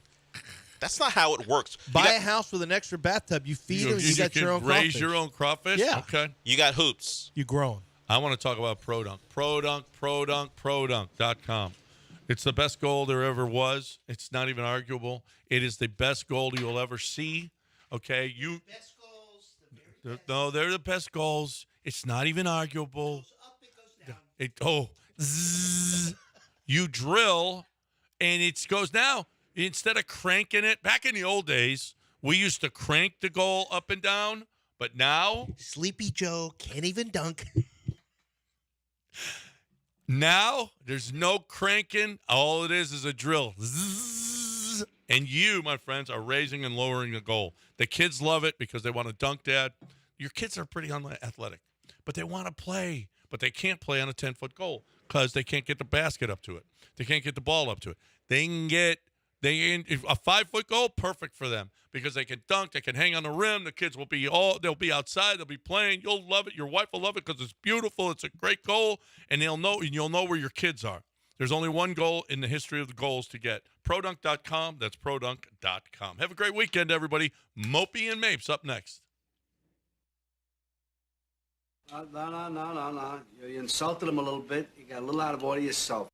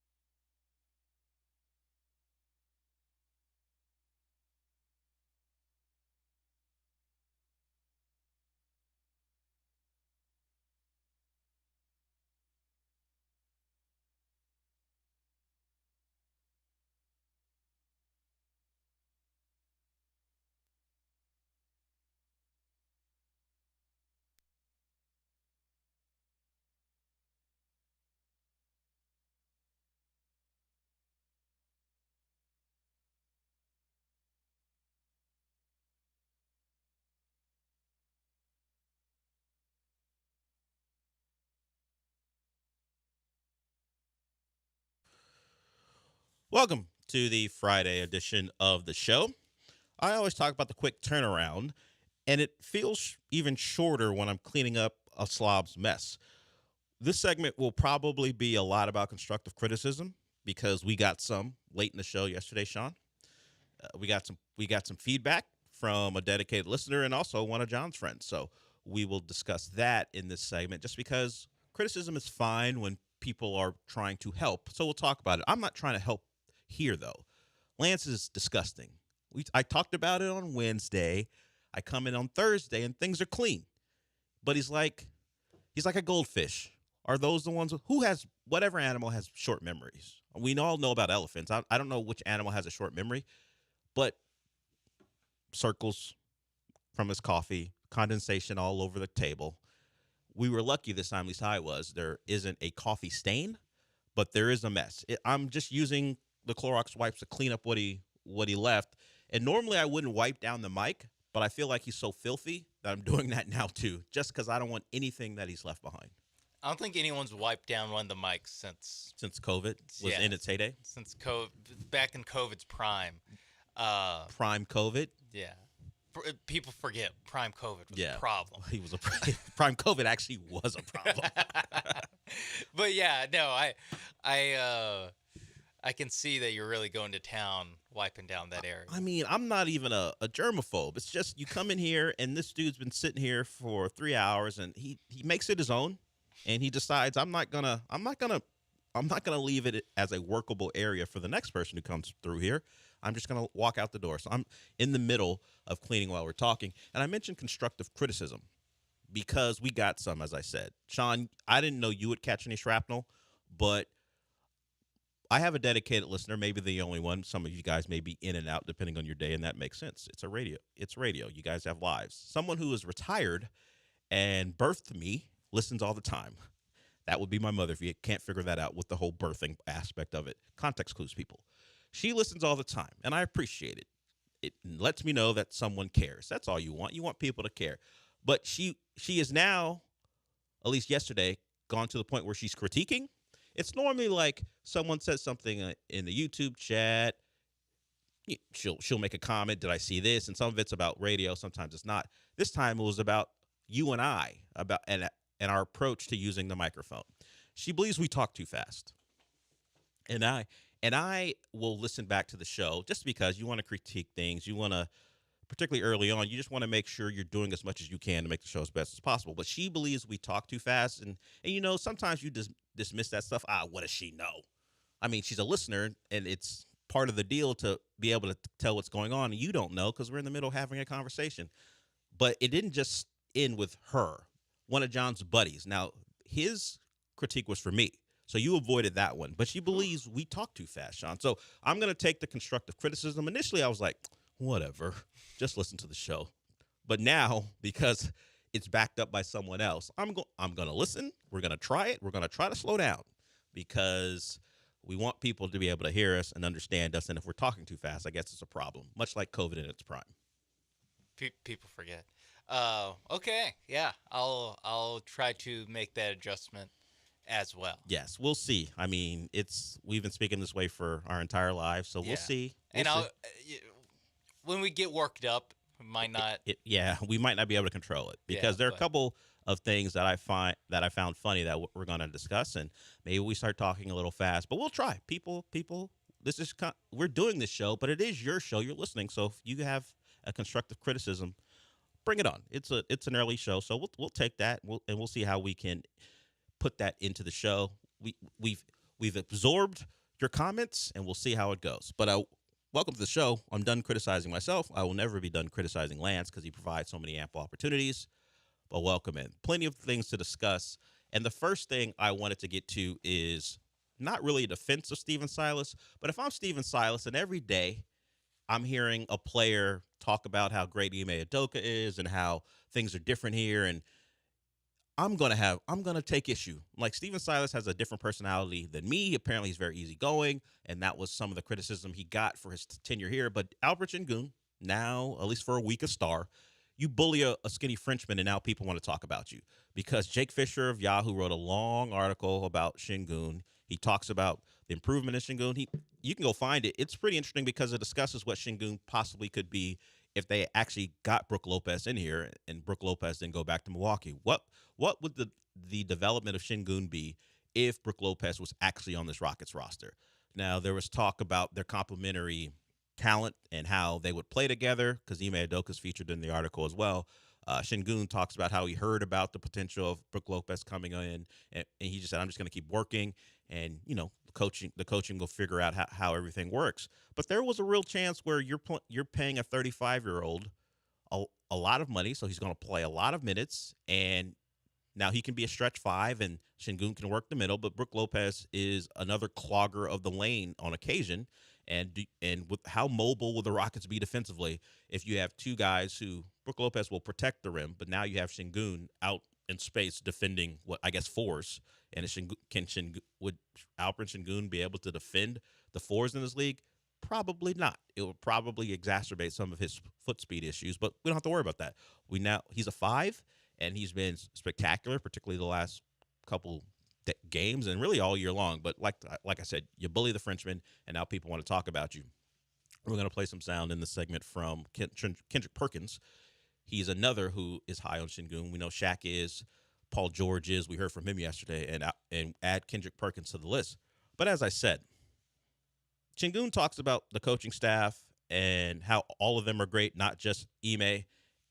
And if I'm Stephen Silas, next time I see one of these guys, it's on site. All right, guys, enough with the how great everyone was, and then kind of an implicit shot at me. You need to soften some of the compliments and go, yeah, I like it's easy. Just go ahead. I like the guys before. I like Coach Silas, but it's just a different way we're doing things here. That's all I'm looking for. I don't need just allow me some space. Give me some grace. Just say, hey, I just even say you like me. That's all. But this entire time, particularly Şengün, people talk to him quite a bit because of how good he's been. So he's gonna have the microphones in the face, and he's been effusive of his praise of Ime and the staff. But if I'm like on site next time one of you guys does this. Next time I see you, we're gonna have a real conversation about how complimentary you are of one staff and the implicit dumping all over me. Next Rockets Pistons game, it's on site. If I'm Stephen Silas, hey, you see Isaiah Stewart over here? Yeah. You better watch what you say. Exactly. Enough. I would like, hey guys, I know it didn't go great here, but where was all this smoke when I was here? Where was it? No one said a thing to me when I was here. It was like, it's great to play here, freewheeling, not a lot of rules, and now you want hard coaching. Yeah. It's like, everyone loves being able to do what they want, and then afterwards, once Ime makes them, I guess, accountable on an NBA floor. Yeah. Now it's all, you know what? Accountability is what we need to win. We need to be coach hard.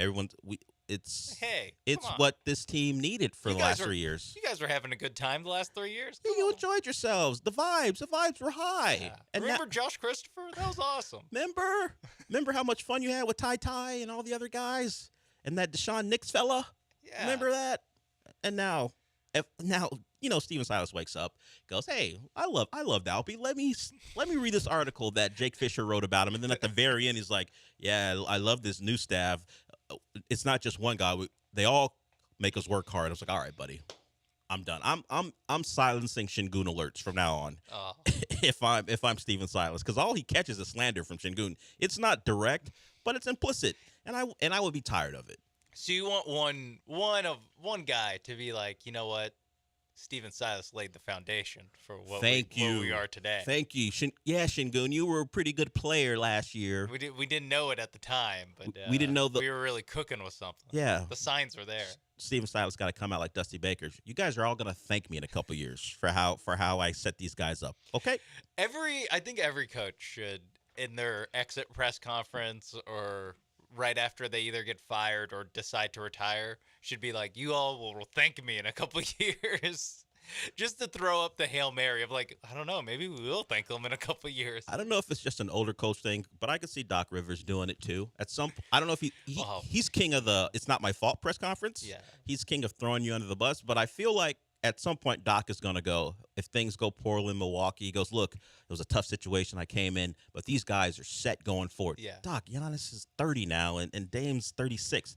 If he hangs on for another couple of years, what are you talking about? Hey, they learned some valuable lessons. You'll thank me in 3 years. Yeah, losing in the second round again. When Brook Lopez has been retired for 2. Yeah, you're gonna thank me for what I did for Brook Lopez. Brook Lopez counts me as one of his best friends now for the time we spent together. Yeah, but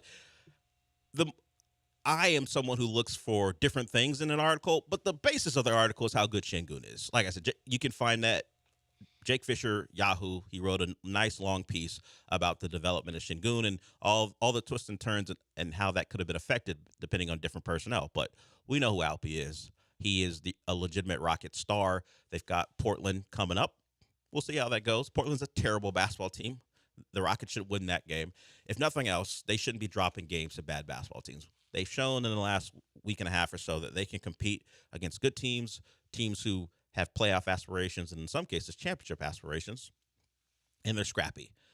That's a team who doesn't back down. Portland's a game you should win, and they don't have a star like Wembanyama that's going to motivate them as far as the Rockets are concerned to go all out. There isn't that guy that will draw attention to this game and you want to show what you've got, but it's a game you should win handily, and move about your season as you try to finish strong. I'm a child of the internet, so every time I see something, I shouldn't react, but I will. And we've talked about the Stan accounts for the Rockets or the Texans. There was a tweet about patience for the Rockets in comparison to some of the stars in the league that are currently doing it.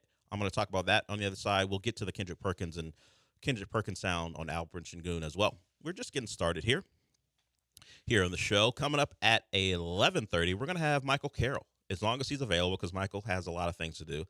He is the host of Comicast. He's kind of our guide when it comes to what to watch. We've also, or at least Sean and I have seen Dune. I haven't asked Michael about it. We'll talk to Michael about it.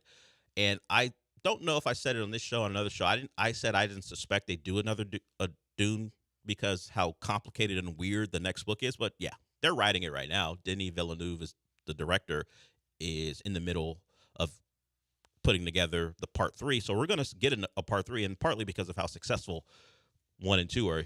Once the money comes in, you realize we got a chance to make big money, and a trilogy always is the goal when you have this type of IP, this type of a genre stuff, whether it be TV. Well, it's generally a movie, certainly, but there's a TV show coming too for Dune. It's going to be set 10,000 years in the future, or in the past, excuse me. So Dune ain't going anywhere. And what else isn't going anywhere is my bookie. If you want a chance to play casino games, my bookie is for you. But it can be on your couch. You don't have to drive anywhere, which is great. You just go to mybookie.ag, mybookie.ag. It can be in your home office, on the patio, at the kitchen island, anywhere you want to take MyBookie, as long as you have a computer / laptop or phone. MyBookie will take care of you. Their online computer games include slots, table games, Texas Hold'em, and lots more. There are tons of cool games. Or you can enter the live casino with real in-the-flesh dealers on the poker, blackjack, and roulette tables. The live casino is really next level. You can play anywhere you want, as I said. Just go to mybookie.ag to get started. You got the chance for bonus cash. Click on the bonuses to see all the great ways to turn your deposit into bonus cash. Whether you're new to MyBookie or you want to reload as an existing customer, you can also refer a friend and get some bonus cash as well. Use promo code BET975. Turn your space into your casino with mybookie.ag. Use promo code BET975. Bet anything, anytime, anywhere, only with MyBookie.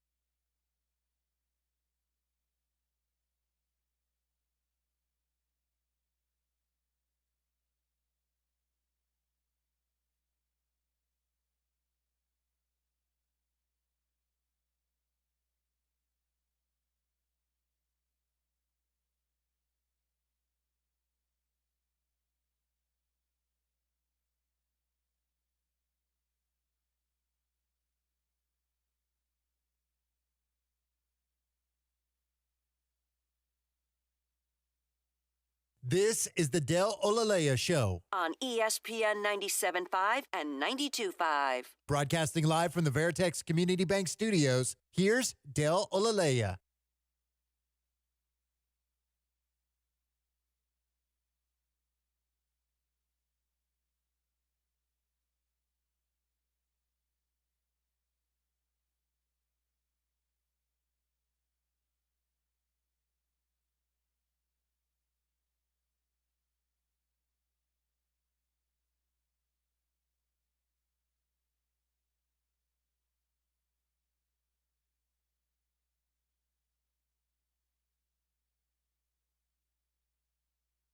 The high praise continues, and the way Şengün's playing, it'll be something going forward. There was some talk about whether he would be an all-star. Oh, by the way, that was Kendrick Perkins on ESPN. The talk about him being an all-star kind of started to bubble up this year, but it was a little early. And the West is filled with really good big men. You heard the stuff about Jokic here on this show before, and that'll continue. Well, not this show, but on the station before. You know that he's modeled his game after him. Şengün said that's a guy he looks at. You heard Domantas Sabonis in Sacramento. Şengün has qualities of a lot of really good big men, but the problem is there are a lot of good big men in the NBA, particularly in the Western Conference, when he would have to battle against the likes of Anthony Davis and Jokic and others, because there are no center classifications anymore. I think in the All-Star game, is it just guards and forwards, or is that the All NBA team where they don't do the center thing anymore? All NBA is no positions whatsoever. Yeah, they switched that I think this year. It can be all centers. It could be all guards. Guards, yeah. All-Star, it's the starters. It's 3 front court and 2 guards, and then the bench is, I forgot what the actual number is, but some amount of front court, some amount of guards, and then like 2 or 3 wild cards, like anything. So that's the issue. That if Şengün was simply a center and the all-star stuff was simply about positions, then he would have a better shot. But because it's front court players, one of the front court players is Kevin Durant. And Şengün's never going to get an all-star appearance over Kevin Durant. But the hype is building. So you need the back half of this season, the last 20 or so games, to continue to build the hype, and it'll be something that leads into next year where Şengün's one of those guys they consider next up. And if he continues his strong play, then you might see the all-star stuff really get going, particularly if the Rockets are really, really good. So Şengün making a name for himself. The national media is talking about him. But, locally people have known about him and how good he's been maybe since the jump, but certainly last year and going into this year as well. I mentioned being a child of the internet, and sometimes you get stuck on something and you won't let it go, even though you should. And the Rocket stands accounts are out at any time they see another young player play well. It becomes just be patient with this team. We're very, very young. You see the young players around the league as they develop. We can't get too impatient with this team, and normally that is a good thought. Let this team grow together. We see the win total has jumped up, and maybe next year they will be in real contention for a playoff spot. But I did take issue with this. I don't remember the account, but they were talking about the young players in the league, and they mentioned Jalen Green at 22, and then they started mentioning like Luka, who's older now, and Jason Tatum, who's older now. Of course, they ignored the 22-year-old Anthony Edwards, who had a remarkable night last night. So when we're talking about young players, the one thing that will kind of slap you in the face when we're saying, well, Jalen Green's only 22. Well, how old is Anthony Edwards? And you see the type of impact he has on a really good basketball team who's now less good because Karl Anthony Towns is hurt. But what he did last night, late, the offensive game, the pull-up jumpers, the last-second block against Indiana to secure a victory where his head hits the rim and he was still rising. When we talk about 22-year-olds and their impact, you're looking at one right now. But beyond that point, they started listing all of the great players that are in their mid-20s. Fine. Yes, Jalen Green's not 26 or 27. Şengün's not that either. And I don't really have any issue putting Şengün in that category because as long as he continues to develop, he'll be one of those guys when he's in his mid-20s who's looked at as maybe a top 15, 20 player in the league. But Sean, would you like to garner a guess at what Jason Tatum was at 22 years old? He was pretty good. His counting stats probably weren't there because I think he was still playing with Kyrie.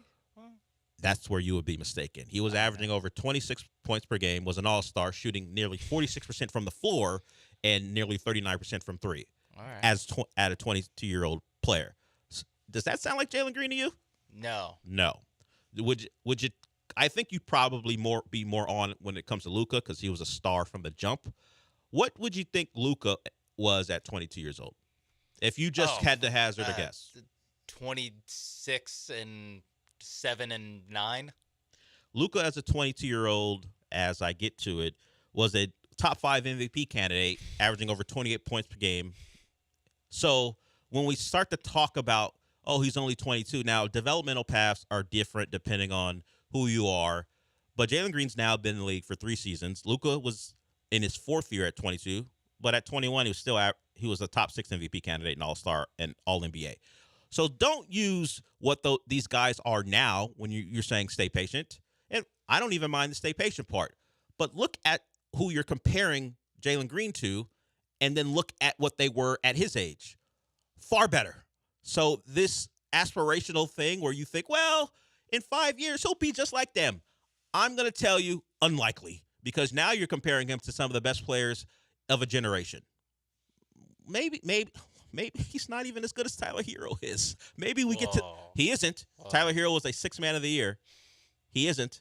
Let's get to be Tyler Hero before we start talking about Luka and Jason Tatum. I don't want to throw cold water on the expectations. Actually, yes, I do. If you have expectations of Luka and Jason Tatum, maybe tone it down. If he gets to Tyler Hero, then we'll start having a conversation about what he can be later. And I know people laugh at Tyler Hero, but that guy, he's been a 20 point per game scorer for the last 3 years. It's just such a stark drop off. I know, but that's really my point. When we start having these comparisons about how good certain young players can be, look at certain young players who you wouldn't want them to be, and they're still better than you, your guy. Just look at the numbers, Sean. I know it punches you in the face when I say he's not even as good as Tyler Hero. But if you look at the numbers will tell you. And by the way, Tyler Hero's doing it on a team who's trying to win for 3 years. Yeah. Well, I mean, I was going to not mention that. Everyone's good. Sure. I mean, look at Hayward Highsmith's he'll make numbers. plays. He'll make plays. Well, he'll make plays in the conference final. So when we talk about patience and who a guy can be, maybe tone it down. Maybe don't tell me he's going to be Tatum or that's a comparison when a guy you wouldn't want him, a guy you were scoffing at trading for just a couple years ago is a better player than him. That's all. I mean, I'm telling you, I can't let stuff go. I can't believe I saw that tweet. I was like, what are we talking about? Yeah. Jalen Green just play good for a month before we can start putting him on list with Tatum's and Luka. And can we maybe warm up to again Tatum and Doncic, where it's like 2 top 5 to 7-ish kind of players? It just struck me, particularly on a night where another 22-year-old was the player of the night. Yeah, and 44. And Anthony Edwards, game-winning block. He's 22 as well, by the way. So if he has plenty to go. People question his ability late in games as far as understanding situations and managing a game. And that's why the Timberwolves, even before Karl Anthony Towns was hurt, people were questioning their ability because how is that young team going to handle things down the stretch? Hell, a couple nights ago, he couldn't even make it on the floor in time. Yeah. But he can still do that when he's on the floor. So Anthony Edwards, we should get into some of the NBA stuff, but we will talk some Texans as well. It was a big night in the NBA. Jason Tatum and the Celtics kind of fueling the narratives about them late in games. We talked about Anthony Edwards. Luka had a big night. I think it's his 5th 30-point triple-double in a row as the Mavericks kind of halted what was getting a little ugly. I think they're like 1-5 in their last 6 games, maybe worse than that. So they got a win last night in Dallas. Plenty to get to here on the show. I'm going to ask Sean if he knows what Asian breeze is. I didn't know what it was beforehand. It's not what you think. It's funny to think what you're thinking, but it's not what you think. It involves a player who's been involved in scandals and also has brought shame to his name. I'm saying stuff like that because I've been watching Shogun, and shame to your name has a lot to do with that show. So we'll talk about that. We'll talk about why if you got your leg amputated, or maybe just maybe not a leg, that's drastic, but maybe if you lost a toe because you happened to go to a football game that was really cold, I don't have any sympathy for you. And also, Joe Rogan had a guest who was an advocate for, let's just say, criminal justice reform, and then he did something that's going to let people know that maybe reform isn't in the cards for him. We got plenty to discuss on the show. Once again, call. I don't think it's once again. I don't think I even told you this, but you can call in at 713-780-3776, or you can tweet at Sean A. Mapes and tweet me at DelV2, or watch on ESPN Houston on our YouTube channel and listen live at ESPN975.com or download the app. I'll talk to you on the other side.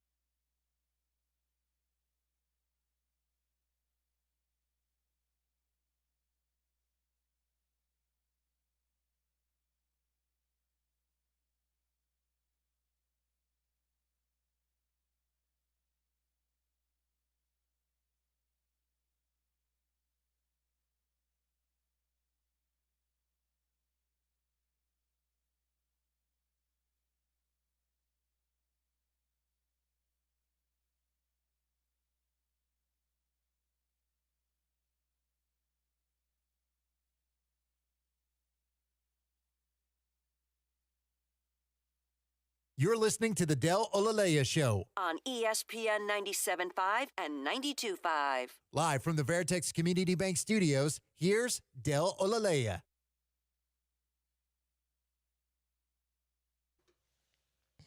Sean, we had a discussion maybe last week, or maybe it was the day I filled in for Paul on what was the last Paul Gallant show when he wasn't even here. It was a discussion about Caitlin Clark playing a game against Ohio State and how much it costs for a ticket, and we were discussing how much we would spend to go to a college basketball game in the middle of February. Well, the ticket prices are out, at least some of them, for the Cougs-Kansas game. The Cougs have a chance to win the Big 12 title outright. You beat Kansas, you have a trophy presentation, and no one else can have one that day. If they lose, it opens up the opportunity for a share of the title. They already have that, so either way, a trophy's being presented. They'll cut down the nets either way. But you can win the Big 12 in your first year outright. Here are some of the tickets what some of them are going for. Now, not all of them are this way. You're gonna have a reasonable price, but Cougs, Kansas on the secondary market, nearly $2,900 for a ticket in Club 3, Row 6. I don't know the setup for the Fertitta Center, but it's a good ticket when I'm looking at the location right now. That's nearly $2,900. Another ticket nearly $1,800, and you got a couple in the $1,300 range. Once again, I think the show's thought process is I can just watch this game on TV. If that's the ticket price, even how great the Cougars are and how big of a name Kansas is, I can just watch this game on television and be just fine. But I didn't go to Houston, so I don't have that same draw. But even if my favorite team was playing a game and I was in the city, I didn't even go to the final. I didn't care to go to the Final Four game last year, and my favorite team was playing in it. I'm not paying for that, and I wasn't going to go as a media member. That's no fun. But I wasn't going to pay for a Final Four ticket. Who do they think I am? Do they know where I work? So you're out on that too. I think we're clear. We're not paying nearly $2,900 for a ticket. No, once you get over for a regular season basketball game. Once you get over, I'm trying to think about what it would have to be some crazy circumstance, and winning a conference just isn't that. It's not. Isn't like the last Kobe game for the Lakers, where it's I don't know. I could see going more expensive than that, like going to almost $3,000 for that. But I think the ticket industry is happy that there's not as many people with the same mindset as you and I. Yeah, they would. The secondary market would hate us. A lot less money. Yeah, we are not the targets. What does that say? Nah. I got a nice television at home. Even if I didn't have a nice television, I'm still watching this game at home. I'm good. I'll watch it on my laptop. Yeah, there are ways that I'll find far more enjoyable than I would buy a new laptop because it would cost less than before I paid for that ticket. If I didn't enjoy the laptop experience. But yeah, it's a big game for the Cougs. The Big 12 some people, the dumb people, question whether they could handle a Big 12 schedule. They've handled it just fine. We know they dominated the American for years, and that dominance is transferred over. Games are close on the road, but the dominance at home continues, and they have a chance to get back against Kansas after losing a game earlier in the year in Lawrence. So it'll be a big day tomorrow for the Cougs in the city to beat Kansas, to win the Big 12 outright. That's a nice accomplishment. But where they are as a program, there are far bigger things on the horizon for them. Injuries have been an issue under Kelvin Sampson for years, particularly teams that have been really good have been short-circuited by injuries. This one is no different. Hopefully they can overcome it. They've been able to do it across the Big 12 schedule. Hopefully when they're playing 2 games every other day, or 1 game every other day on those tournament weekends, it doesn't become a problem as they try to make a Final Four and then eventually win a national title, which would be relatively remarkable. We know Kelvin Sampson's a great coach, but that program was dead before he got there, and he was a coach that had left a previous program. I don't want to call it disgrace because I find it overblown when coaches allegedly do bad things when it comes to recruiting or other things, breaking NCAA rules. I find it ridiculous to say, oh, he left in disgrace. It's a dumb NCAA rule. Yeah, he sent too many texts to Eric Gordon. Yeah. What a shame. Well, I mean, I would question wanting to talk to Eric Gordon that much, but other than that, well, he was trying to get him to play basketball for Indiana. I'm just making jokes. I'm just making Come jokes. on. Understood. Don't disrespect Eric Gordon like that. He doesn't play here anymore. What's your favorite Eric Gordon moment? Oh, was it game 3? So you actually have one. I didn't think you'd have one. Game 3 or 4 against Golden State in 2018. So you don't remember the game, but you remember the time frame. Yeah. Okay. Eric Gordon, now a Phoenix Sun, still taking 29-foot jumpers because that's just his thing now. I got to be 6 feet behind the line because I guess he thinks it extends his range. He's an okay shooter. Eric Gordon is not a great shooter. He's an okay shooter. And Phoenix, because of their injury concerns, are going to need him. And he's a guy who's not always healthy either. If you missed it, if you weren't watching the Astros, the Rockets, Devin Booker hurt against the Rockets last week. and now he's unavailable for a little bit of time. He should be back before the playoffs begin. Some Astro news, and we'll get to the current Astros in a little bit here. But Ryan Stanek has signed with the Mariners. The Astros reached out, but it never got serious, according to Chandler Rome. So Ryan Stanek, will see him in a Mariner uniform throughout the season. Disgusting. Traitor to the city. Where's Ryan Stanek from? Hey, I'm just trying to get paid. And so why am I a traitor? Hey, the money's still green up there. Yeah, in fact, it's greener. Pacific Northwest. Why am I a traitor? So we'll see Ryan Stanek quite a bit, just not in Astros uniform, as he will be a Seattle Mariner. As I said, Chandler Rome says they had some discussions. He and the Astros had discussions. It just never got serious. So Ryan Stanek and a Mariner, but if we're talking about the back end of bullpens, if that will be his role in Seattle, the Astros certainly have improved, and hopefully the middle guys aren't a problem because your pitching staff is good enough to connect their starts to the back half of the bullpen, so you don't have to worry about so many appearances by guys you don't really trust that much. Speaking of your starters, Christian Javier pitched yesterday. It was a game where the Astros put their big boy lineup out there. Christian Javier struck out 6 over 3, made a couple mistakes, and it's the Verlander type mistakes where his mistake's a home run. But if he's not doing that, he's striking out guys, and that's good because Christian Javier did a lot of throwing pitches that found bats. He kind of recovered in the playoffs until the most important game of the year. He stunk, but Joe Espada talked about Christian Javier quite a bit yesterday. He's a guy who's going to be a bit of a focus until Verlander is back and really throughout the year because he got paid and he needs to perform better because he's going to be a big part of a team that has World Series aspirations. Here's Joe Espada talking about Christian Javier's overall performance yesterday. It was really good. I like how he mixed all his pitches, some plus changeups to get some swing and miss. Those 2 mistakes, the 2 home runs to Walker and Carpenter, but aside of that, he threw the ball really well. Some slide steps in there, kind of kept the running game in check. It was a really, really good performance. You heard Espada talk about the running game. We played a clip from him last week concerning Javier in his first outing, and they didn't really work on holding runners on. We know that's a problem with Christian Javier. Espada said that would be a process, and certainly they got to it in this most recent outing. Here's more on Espada and Javier and holding runners on. Even though the game was 4-0, chances of them running are slim there, but we're still working on that stuff. Some slide step, execute all his pitches, fastball, changeup out of slide steps, held the ball well. Those are the small things that matter, and he did a really good job executing that today. So there you go. All in all, a good outing for Javier, home runs aside. And just depending on how you approach spring training, a lot of people don't care about runs given up. They want to see Javier throw pitches that miss bats, which was a problem for him. And if he's going to be a guy who does a better job of holding runners on, even better. We can attribute that to the Espada effect, I guess, as certainly more process over results currently. Now, we got some opt-out news before we go to break regarding regarding EA College Football. If you haven't noticed, I'm big into that game. So anytime there's news, I'll probably mention it at least in passing. This doesn't have anything to do with actual players. But if you wanted to create a player and win the Biletnikoff Award, sorry, not in the game. The Maxwell Trophy, not in the game. The National College Football Awards Association has opted out of the game. What?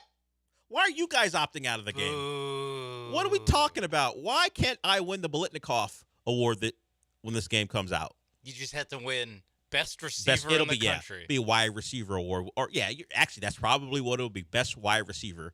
Oh, why are you opting out? I'm sure the story will tell me, but I don't have time to read it right now. So Fred Biletnikoff is rolling over in his grave. He's dead, right? No, he's still alive, I think. We'll see. I always got. It's about that time where we start to wonder when Sean says someone's dead. I'd be like, Sean might be right. No, he's not dead, right? I heard an interview from him recently. Yeah. The former Florida State and Oakland Raider wide receiver. It was after the playoff thing. Oh, so recently he was big mad about the Seminoles getting left. Oh, obviously. Well, as I mentioned, former Florida State wide receiver. So they recently heard from Fred Biletnikoff. 81 years old, still with us. So it was up for debate at that age. But Fred Biletnikoff still with us and upset about the Seminoles. Maybe even more upset that his award won't be in the prominent college football game that's getting released. His legacy won't live on. Yeah. His name dies with. I don't know if that's ESPN, the case. Or with EA Sports 25. I don't know if that's the case. I think the Biletnikoff legacy will live on unless the national whatever they're called decide to remove his name from the wide receiver award, which I don't think is going to happen. Name it the Devontae Smith Award, the Desmond Howard Award, or whatever they might move to. He would have to say something egregious, and even then, at 81 years old, he's just old. Who cares? Yeah. No, this is still college football we're talking about. That's true. You could say a lot of things. That's very true. But if you're hoping to win the Maxwell, that's out the door too. So all those awards, I think the Heisman is a separate entity. So I think you'll be able to win the Heisman unless the Heisman says, hey, they ain't paying up the bucks, so we're out too. Unfortunate.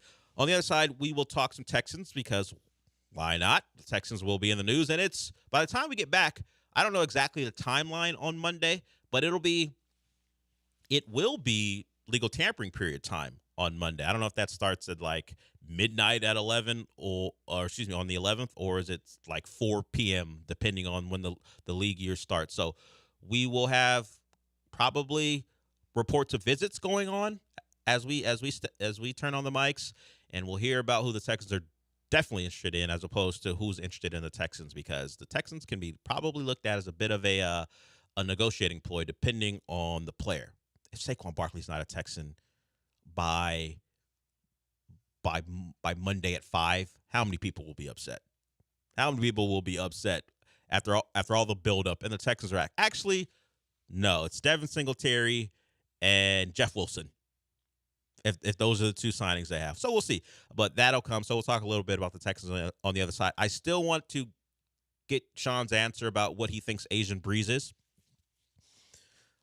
Once again, it's not what people think, but I do think it's a funny name. We'll talk about that in the second hour, but we got one more segment to go before we get there. We'll be back.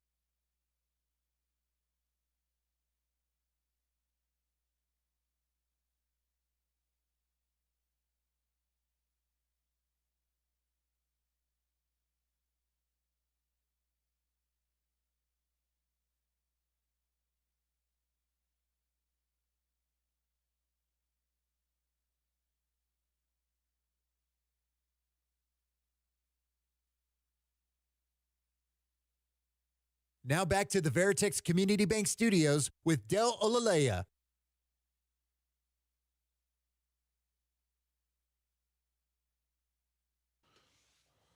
So the Dalton Schultz stuff has dissipated.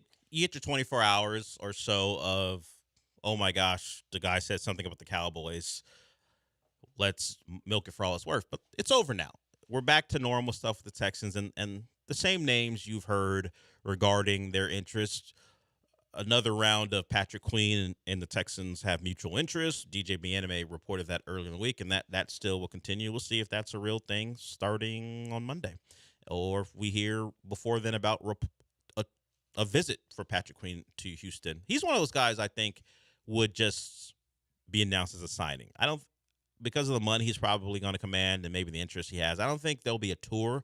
I think we'll hear that whoever is either maybe the Ravens re-signing him or someone else signing him. We're going to hear Patrick Queen has agreed to terms on a multi-year guaranteed deal to be a insert name a team.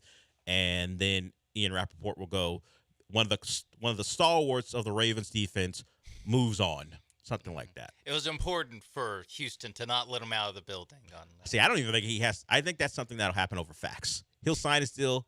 We've all seen the videos where the guy flies in and then putting pen to paper or it's official. Stuff, stuff like that. No, he'll get that. Come on. Yeah, there will be he'll get the Instagram post. No matter where he goes, he'll get that Instagram post. Sean's right about that.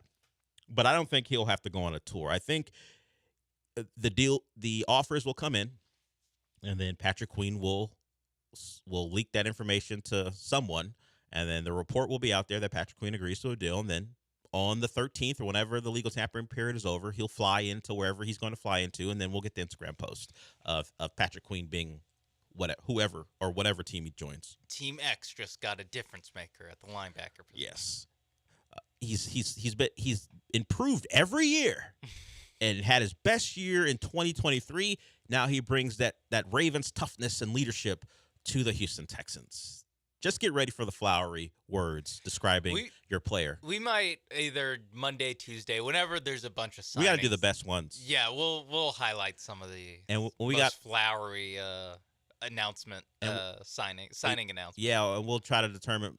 It'll be pretty easy though. We'll see which agents took English in college, were English majors in college before they switched to something else, because those guys will be doing all the writing for the newsbreakers as those reports come out. Speaking of writing, the president has speechwriters.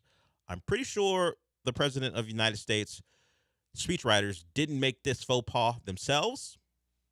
I think it was a Joe Biden joint. If you don't know, the State of the Union was last night, and I have a different spin on this particular goof by Joe Biden. I think it speaks to how locked in he is. Some people have a different opinion on it. Just listen to this. It's about 30 seconds, or maybe less. In the middle of Joe Biden's speech, he says someone's dead who isn't dead. I'd be a winner. Not really. Who's yelling at him, by the way?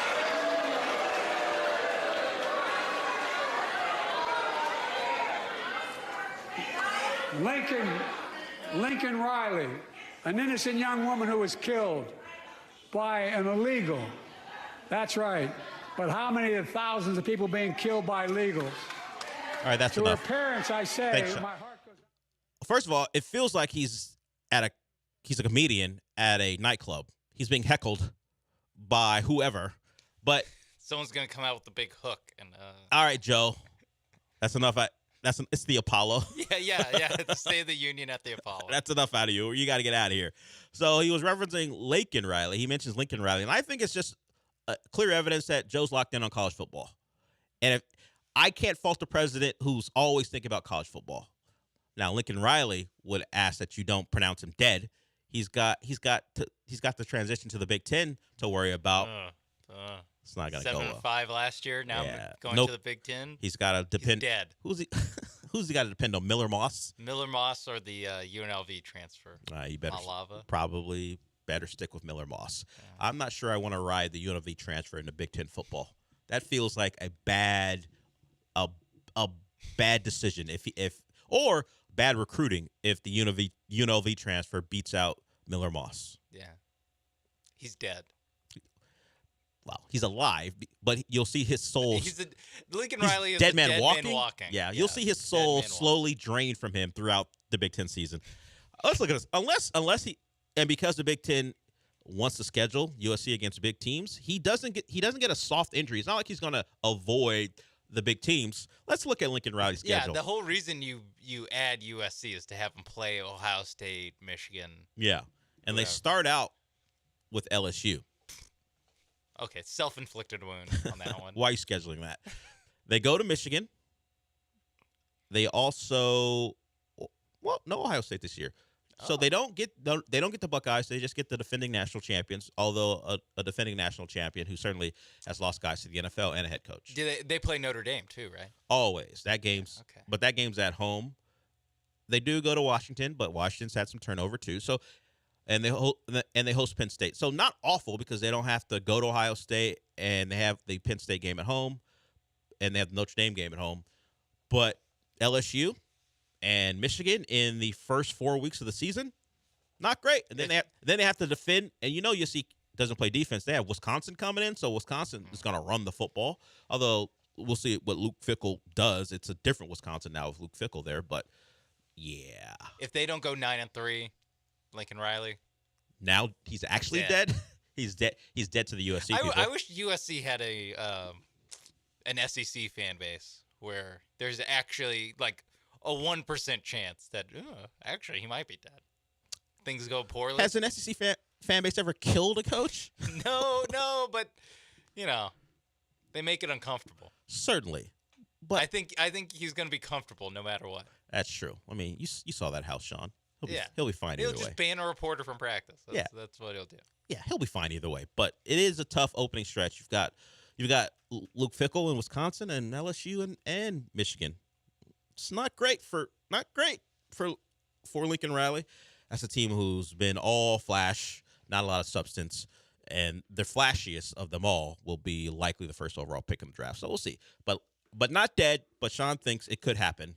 I'm thinking I think we'll see him weather as the season goes on. Like going up to Corvallis, depending on the day and the time of the year, isn't fun, but it ain't the Big Ten. It ain't going to Minnesota in October. Oh yeah, what's the do you have their schedule still in front of you? Yeah, I have it still in front What's of me. the latest? Oh my God, this is going to be a terrible road game. See, this is the thing. That's another comfort for them. Their road game, as far as you're talking about weather, the worst one would be up to Seattle November 2nd because they're used to that. They don't have a cold unless Minnesota gets a snowstorm in October.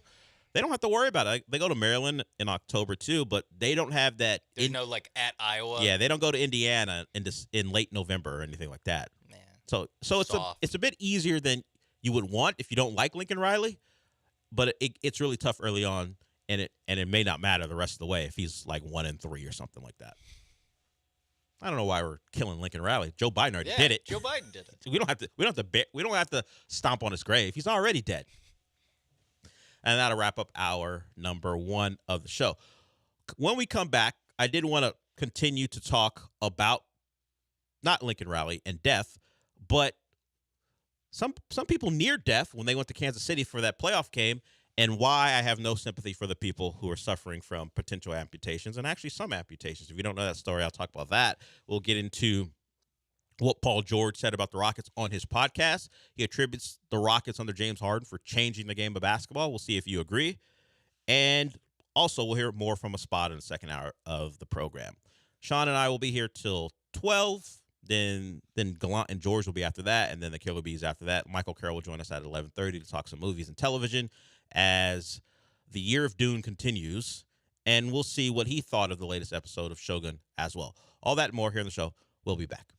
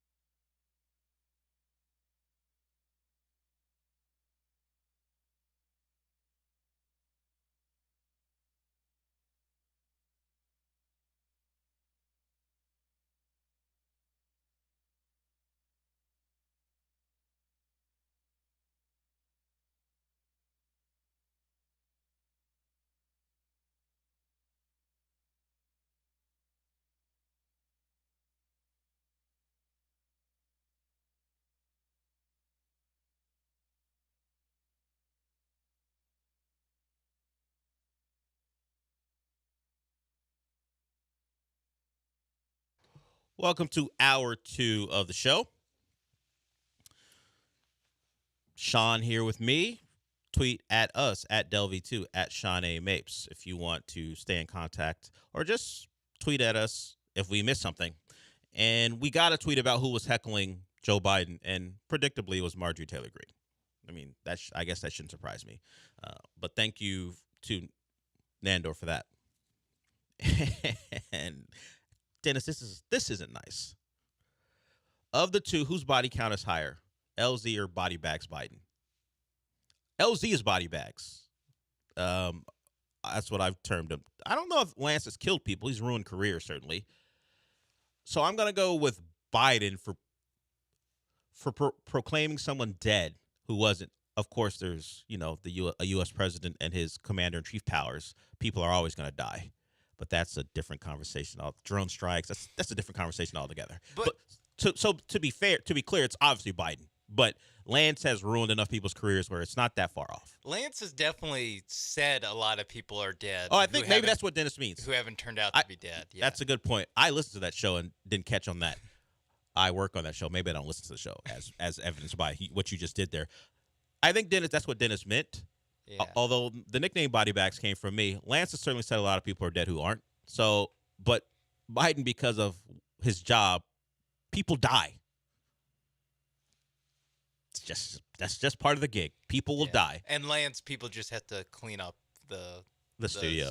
Yeah. Sometimes I feel like dying when I'm in here cleaning up his mess, but I don't actually die. I recover. So, good question, Dennis, or maybe not. But that's how you tweet the show. We will read them because why the hell not? I mentioned before the break, I wanted to get to this. Everyone remembers the Chiefs-Dolphins game, not because of the game. The game wasn't very memorable, but because of the situation. Very cold, one of the coldest games in NFL history. We all remember the lead up to the game and the storyline throughout the game as you had the warm weather team, the finesse team, go up to Kansas City and get completely frozen out. And the fans at the game suffered the most. Megan Garcia, the medical director of the Grossman Burn Center in Kansas City, says 70% of the patients admitted due to frostbite because of the extreme weather of that game have been advised to undergo amputation, which means that's a higher percentage than Patrick Mahomes has ever had in his career passing. He's never had a 70% completion percentage, and yet the fans who made their way to that game, of the people who got frostbite, 70% of them have been advised to get amputations. And I would say it's your fault. I can't find sympathy for them. Like, I don't want bad things to happen to people despite my reputation. I got called Black Dexter today. That's what you missed, Sean, earlier in the day. Because of my comments, they called these comments I had earlier, they called me Black Dexter. Now it's, Lance did. I think Dexter and Mopes was another name for the show. Oh, no, Dexter and Mapes. I'm still Mopes. So either way, Dexter and Mapes was the new name for the show. I'm not taking on the Black Dexter nickname. I'm not the black anything. I'm just Del. But I don't feel bad for him. You knew the conditions. I'm sure everybody on TV who talked about that game from a news aspect told you what could happen. If you went out there, and now this wasn't everybody, if you went out there with anything but your face exposed, and even then I would question you considering how cold it was, you brought this on yourself. Yeah. I don't know what the attendance of that game was. Full house. Yeah. I'm guessing not a full house of missing toes. No. After the fact. No. So you kind of had to look at yourself like, wait, I was the only guy to lose toes in this section? Yeah. What'd I do wrong? Exactly. And look, I could partially understand if it was someone traveling from Miami, but why would you? You knew the results of that game. Why would you travel for that game to Kansas City, considering the weather? I don't think a single soul traveled from Miami to Kansas City for that game in January. As soon as you lost to Buffalo in that final game of the regular season, you knew your season was over. Why would you travel to Kansas City for that game? But so I might have sympathy for them because you don't understand. Yeah, you hear it's cold, but you don't really get it. But the people of Kansas City get it. Maybe never that cold during a football game, but they've experienced awful weather. And you allowed yourself, and I'm saying allowed, you allowed yourself to lose a toe over a football game. It's on you. That's it. Can't feel bad for you. Someone's on the hotline. We'll see who that is. We don't normally get hotline calls. Oh, it's Raheel. It's Raheel. Disrespectfully, I would want him to wait through a break, but I'm not going to do that. I'm of the opinion you lose a toe at a football game unless someone took a knife to your foot. It's on you. Raheel Ramzanali, host of the podcast CityCast, is calling in. What do you want? Hi, Diesel. How are you? I'm pretty good. How are you? I'm doing all right. You're telling me you wouldn't lose like a nub on your pinky for Miami football to win a national title? No, I've seen multiple since I've been alive. I'm not doing that. You've seen one at Texas? Would you do it? No, I wouldn't. No, not for a Texas football one. Basketball. Because I was at the University of Texas when they won. Nothing's going to top that, right? As a student. But what about basketball? Basketball, I would give up that first knuckle part of my pinky, not the whole pinky. I would give up the first, that nail area. But the difference is you're making a decision. Those people didn't go to that game looking to give up a nub. And by the way, it was a wild card game against the Dolphins. They're different equations anyway. The other thing is they knew the conditions. Either they protected themselves or not.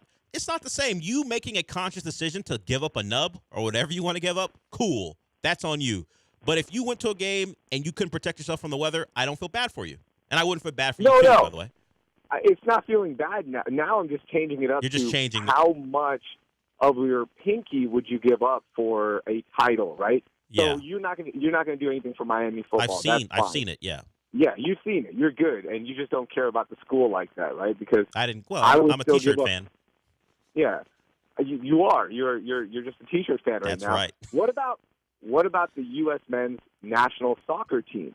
Would you give up like 2/3 of your pinky, because that's a little bit more, to see them win a World Cup? It would be remarkable.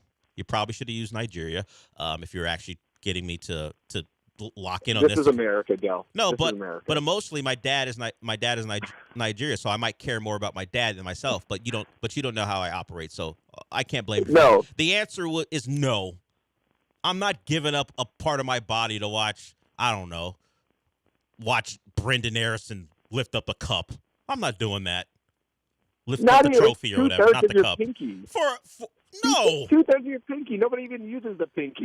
Yes, I do. I used to use my hands for my job, so no, I'm not giving up my pinky. Oh, come on. What do you use your pinky for in your job? I gotta run the board. I gotta put my hand on the mouse. I know you don't think it's a big deal. You just think we're button pushers. But yeah, I use all of my hands. You have 9 other fingers. Nah, I don't. And you can still use your pinky. It's just not going to be even. It's just going to be awkward. Just won't be even and awkward. Okay, no, I'm not doing that for Ricardo Pepi. I'm not doing that. No. Is there anything in this world you would give up 2/3 of your pinky for? No. Okay, how about this? Give me a list. No. Okay. Here's a good one. I think this is good. You're going to reconsider this. You get a phone call all of a sudden, and it's Nigerian scammers on the line, and they go, "We've got your mom, and I need 2/3 of your pinky. We don't care about money. At this point, we have enough Bitcoin stolen from some grandma in Florida. This feels a little. At this point, we're just in it to, get some joy out of seeing people cut their pinky. Just lean into the stereotypes. Go ahead. Would you give up 2/3 of your pinky to get your mom back? At what age did this happen? Like right now? Right now. She's lived a good life. And are they left-hand pinky? Are they left-hand pinky? Are they killing? Non-dominant Are they pinky. killing her, or are they just saying they'll kidnap her and keep her? What are we saying here? No, they'll just. I'm not killing your mom off this early in the season. Okay. We still have a couple more seasons to write of this show, right? She's going to be held in. Yeah, she'll be held in a nice captive area, but she'd rather be at home. And we're going to name the show Abuja, which is the capital city of Nigeria. That's the show's named Abuja, or NCIS Abuja. Okay, there you go. So, left hand, your non-dominant hand. You're not even pushing buttons with that hand. Let's be honest. You're not giving up 2/3 of your pinky for your mom? Nah, not 2/3. No. Maybe from the fingernail down to the knuckle. But 2/3 is a bit much. Okay, how about the bottom part of your earlobe? Where would my hoop earring go? That's a good point, especially on the left earring. Yeah, of course. You're so dumb. Only real ones get that reference. Yeah, they don't know. Yes, I would give up 2/3, not 2/3, a third of my pinky to save my mom from the kidnappers in Abuja. Okay, I'm at a third of your pinky for your mom. Now the question on the non-dominant hand. I don't want to ask you because you're easy with this. You would give up it really quickly. Like you're giving up stuff to watch. What's his name? We're giving up stuff to watch disappointing Texas guards win a national title. I'm not doing this game with you. Right? You want to watch Rodney Terry cut down the nets and you give up stuff for that. I'm not doing this with you. Oh, I would give up. Here's the scale for me on the pinky scale. Okay, the first third of the pinky would be a NCAA championship, especially men's basketball. I want to see one of those before I die. That'd be awesome, right? 2/3 of the pinky I would give up to see a professional sports championship. Which one? Okay, let's be. Hey, you know what? I want to see the Texans win a Super Bowl. That'd be awesome. That'd be like once in a lifetime, right? I would give that up. I would be, because we've seen the Astros, we've seen the Rockets. The Texans would be really cool. I would give up the full pinky for a World Cup title. For USA. You care that much about U.S. soccer? I didn't know that. I do. I care a lot. Like I want to see that happen. Every 4 years you care. Do you care about them in the Nations League? No, I do care about them in other matchups as well. Yeah. I do care about it. Like when they're playing Peru, that's important to me. I don't believe that. I don't believe you've ever seen them play Peru in anything. Absolutely, I have. Or if they're taking on Kazakhstan in a friendly. Stop it. You're not watching. That matters. You're not watching them play Kazakhstan in Holland before they get ready for something. You're not watching that because they would never go to Kazakhstan.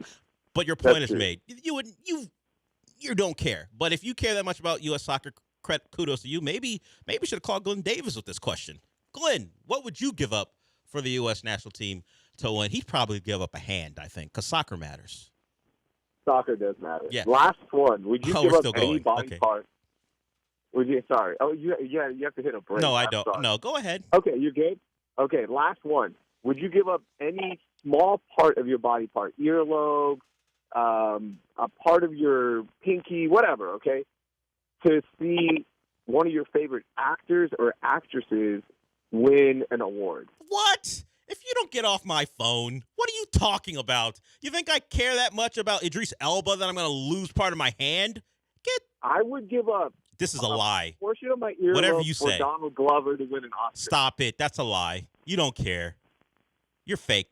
I'm just telling you. You've always been a phony. Should be up for awards. You are so vain. You're giving up part of your ear to watch Donald Glover. The Lululemon model is giving up part of his ear to watch Donald Glover win something. That's a lie. What are you going to do with your ear? That's a lie. What are you gonna do with that bottom part of your ear? What are you going to do with it? What are you going to do with Donald Glover winning something? You don't care that much.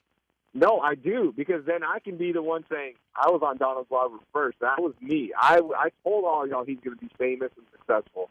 I get to play that card online. You can play that card right now. No, it's not the same. This is nonsense. It's not the he would same. never. After a big award, For people who don't know this man, he's the fakest dude I've ever met. When you compare his actual personality to what his public personality is, this is nonsense. He wouldn't give up anything. Stop it. Enough. Diesel, thank you so much. Everyone subscribe to CityCast. I was going to do that anyway. You didn't have to cram it in. I was going to mention it. Wash Carlos Vela. That's what he looks like, by the way, if you don't know who he is. Bye, Diesel. Raheel Ramzanali, the funniest dude I've ever met, host of CityCast Houston, the podcast. Maybe he'll pose those questions to his next guest instead of doing it on here. He's not giving up anything for Donald Glover. It's the worst thing he's ever said. And he said some awful things to people off the air. He would never do it on the air because hence the phony. Hey, you want to eat up a segment with nonsense? Call in. I don't care. We can do that until Michael Carroll gets here, and then when he's done. We got a couple more segments to go. I mentioned Michael Carroll. He will be on with us at 11:30. He's a host of a podcast too, Comicast with John Lee. As you might imagine by the title, it's a lot of, as you might call it, nerd culture stuff, but they do talk about movies and other things in pop culture. So we'll talk to him about what that's bad English, what we should watch this weekend, what his review of Shogun, his review of Dune if he's seen it, Dune Part 2, excuse me, if he's seen it. We do have a couple other things to get to beyond what I would cut off for a national title, and the answer clearly is nothing. We'll get to that on the other side. We'll be back.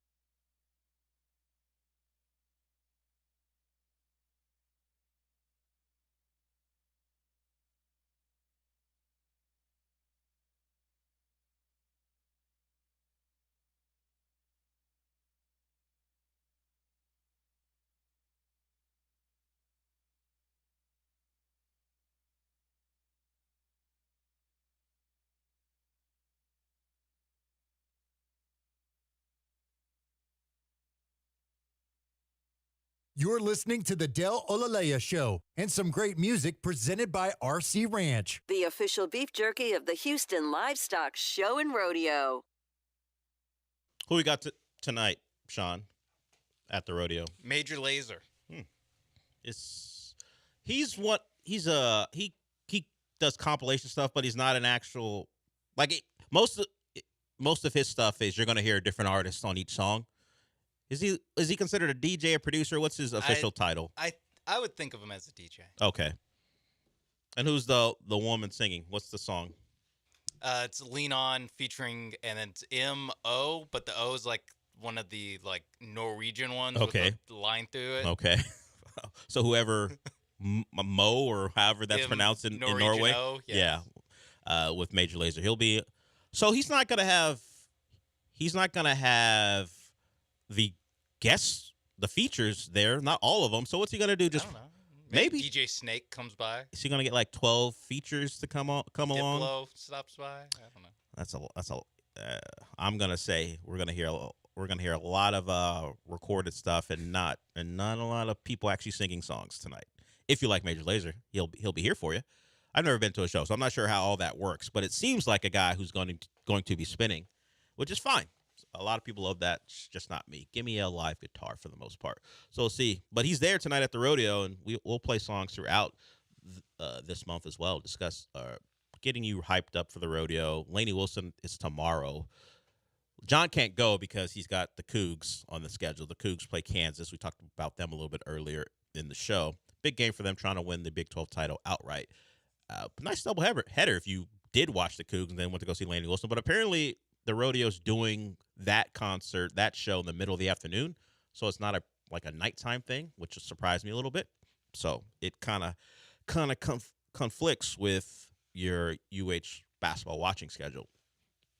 So that's the reason John's not going. Cougs over everything for him right now.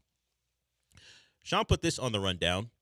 Russell Wilson in Pittsburgh, apparently, according to eyewitness reports, sources close to Ian Rappaport, which means likely he's visiting the Steelers. The Steelers, a team who were in rumors surrounding a potential Justin Fields trade.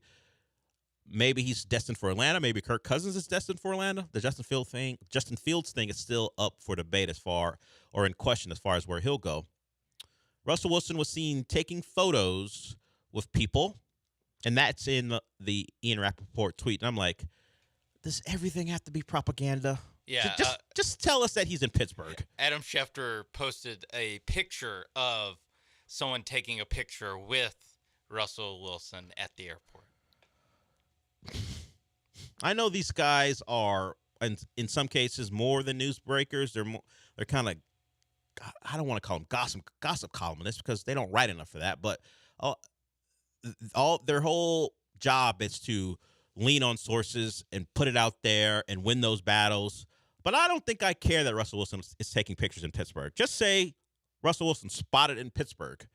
Well, he's in Newark at now taking he is. pictures. Because he met with the Giants, and then he flew from Newark to Pittsburgh. Oh, okay. So this is Schefter's report. More about Russell Wilson visiting Friday with the Steelers and speaking with the Giants on Thursday as a free agent to be seeks his next NFL team. So he talked to the Giants, who certainly have quarterback questions. I don't know if, and clearly not. They're not all in on Daniel Jones. And now Pittsburgh, could it be Kenny Pickett? Could it be Mason Rudolph? Could it be a draft pick? Or could it be Russell Wilson? If it's those three in Pittsburgh, they're doomed. Now, Mike Tomlin is Mike Tomlin, so they'll win 9 games anyway because it doesn't matter. He's Mike Tomlin. But at some point, you have to – and they tried with Kenny Pickett. The Ben Roethlisberger era has been a bunch of swings and misses after him. Has been a bunch of swings and misses at quarterback. Their first-round pick felt like they drafted a journeyman. Kenny Pickett always felt like a guy who was going to be in this situation where he wasn't going to be good enough to hold off anyone. And Pittsburgh, because of how they've treated their offensive staff, wasn't going to put him in a position to be really, really successful. And now, after his second season, going into his third, the question is whether Mason Rudolph should play over him. That's a whiff. The fact that Mason Rudolph is starting playoff games for the Steelers means they need to make a real decision. I don't think Russell Wilson is that decision. If I'm them, I'm trying to draft a quarterback, despite where they are. Because Mike Tomlin always wins, they're never in a real position to draft one high. That's why they took Kenny Pickett in the 20s, and it didn't work out for him. And I can't say that drafting the likes of Michael Penix or Bo Nix at that point would be any better. But I got to take a swing, and the swing ain't going to be Russell Wilson. We've seen that act before. Denver did it, and it's now one of the worst trades in NFL history. But at least the Steelers will get him for the minimum. Yeah. And we talk about the swings and misses from the Steelers and Russell Wilson not being a home run. Russell Wilson did throw, I think it was 25 touchdowns last year. The last 2 seasons, Pittsburgh quarterbacks have combined to throw 24 touchdowns. How could that be? Because I remember in the offseason, people were watching in the preseason, people were watching Kenny Pickett do really well and say, he's next. Kenny Pickett is next because of some dumb preseason game where he had a couple good throws. Yeah, that didn't translate to the regular season. It did not. Turns out. I guess I'll say this. Russell Wilson is a better option than what they have. He would be an improvement. He would be. And maybe that improvement is enough for them to win 11 games because Mike Tomlin is the coach. So maybe that's their line of thinking. But if Russell Wilson is as disliked as he actually is, he may be the one guy who forces Mike Tomlin into a losing season. Wouldn't that say a lot about the NFL that Mike Tomlin can win with the personalities like Ben Roethlisberger, Le'Veon Bell, Antonio Brown, George Pickens, all of these guys, and the guy he can't make it work with would be Russell Wilson. We have more questions about the personality of Russell Wilson in the locker room than we do any of the other Steelers that they've had. Mike Tomlin, known to be able to balance attitudes and personalities and find a way to win games no matter who is playing. If Russell Wilson is his downfall, just pack it up, Russ. Just pack it up. Listen, I can deal with negativity. It's this phony positivity that we can't. That rips the Steelers apart. We can't do that. It has ripped the locker room apart. Be more like Joey Porter, please. Anything but this disingenuous stuff that we can see right through. Well, we appreciate Ciara being around, but you in particular, no. Would you bring I said it. Would you bring in Russell Wilson simply because you know you're going to be able to see Ciara in your favorite team's uniform? Would you sign him because, like, if Russell Wilson wanted to be the backup here, sign for the minimum, but he signs knowing that the Denver Broncos still have to pay him, so he doesn't care, but he just like to sit in Houston for a year, but you know you're going to get all the stuff that Russ brings, but you also have the wife that comes with him. No. Would you be down? No. No? No. I don't care about his wife enough to have to deal But he's the backup. I don't want CJ Stroud to be influenced in any way by Russell Wilson. See, I might be in. You don't have to pay him a lot. He's better than he's better than Case. I know people love Case, but he's a better backup than Case. And if he can win 1 or 2 games, but then you know how great it would be for the branding for the Texans with the new uniforms coming in, if Ciara's wearing the new uniform? Think about it. Just give it a thought. It wouldn't be that great of branding. Surely they could just re-sign Jonathan Owens and get Simone Biles is old news. I know has to be better. I know she's local, but come on, it's a pop superstar. It's not Taylor Swift, but you get a pop superstar. There has to be better wags available in the Then NFL Ciara that don't come with Russell Wilson. He's not going to play unless your quarterback gets hurt. It's not about him playing. Why do you care? It's about his personality. You won't even have to hear from him. He'll sit there and the Texans would. He'll just be overly positive and fake. Laramie Tunsil would slap him across the face the first time he speaks up in a team meeting. I think you're missing it. I think the Texans should look into the branding opportunities. And when those just get a deal with Ciara. Nah, she's going to follow her guy. She's not going to wear Texan stuff if he's playing for the Steelers. I need a visit here, and then when they announce the new uniforms, Russell Wilson isn't in them. His wife is. Think about it. Just think about the branding opportunities. I know Dalton Schultz came out this week and said the Texans are all about football, but come on, you're trying to turn them make into this Cowboys. Place a zoo. You want Ciara knocking on windows. You want Ciara in the suite with the one-sided window on the other side, and people just staring. So Cal McNair can bring in tours and be like, "Look, there's Ciara," and she could perform at NRG, bring it all together. Texans night at NRG, and Ciara's performing. I think we're missing the chance, man. I'm okay. He's a better backup than Davis Mills or Chase Keenum. That's all I'm saying. Yeah, but it's even a better, and you won't have to pay him anything. No, it is purely the corrosive personality that is Russell Wilson. You think no matter he would ruin the vibes? I see. I get that. Terrible for vibes. There are good vibes here. I get it. He ruined the vibes of the Newark airport. I bet. Well, that place didn't have great vibes. So if he's ruining it, just like but the point remains: if he ruins the Steelers, and pack it up, because Mike Tomlin can overcome anything, and I guess Sean doesn't believe in the Texans enough to think they can overcome Russ as a backup. I don't believe anyone can overcome Russell Wilson. He did win a Super Bowl years ago. They found a way before he became Russ. I think. Version of Russell Wilson. Yeah, it's a new version. What Let's Ride is what he adopted for the H. Can you think about what he would do here in Houston? He'd have a hand signal, a hashtag ready made. Ooh.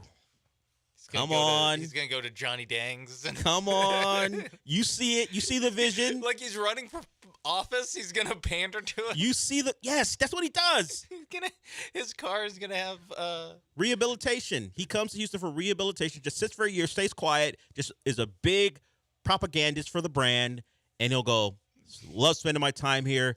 It was a great to reset. Love CJ. Love what he's doing. before the H, so on and so Has a forth. styrofoam cup in his hand. Who is he, Mattress Mac?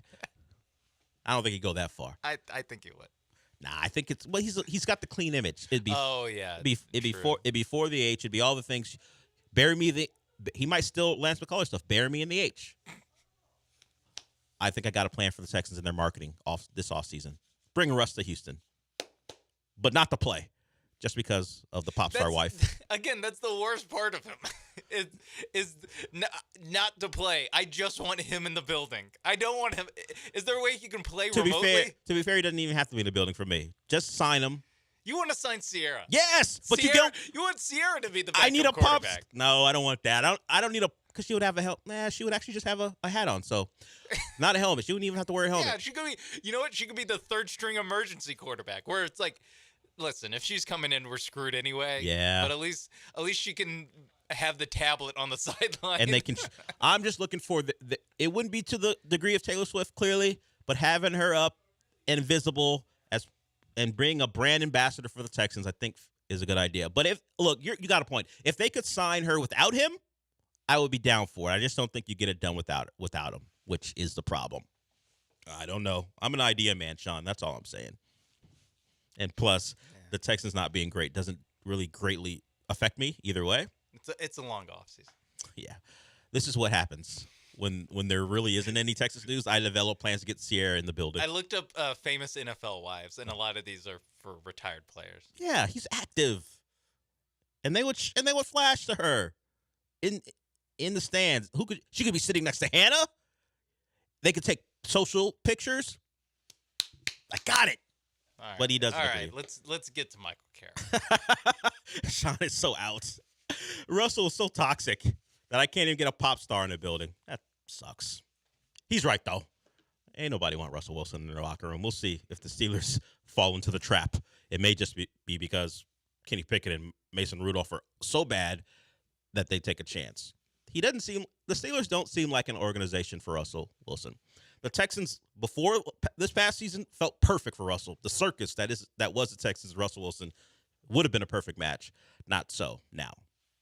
I took a shot. Sean is my sounding board, and he's completely out. Thumbs down he just gave me. Okay, I'll take his advice.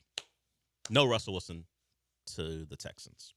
So be it. We got a couple more segments to go. I see the call, Michael Carroll. Hopefully he can join us. I've kind of shortened his segment. We'll see how it goes. But Michael Carroll on the other side to talk about movies, TV, and anything else. We'll be back.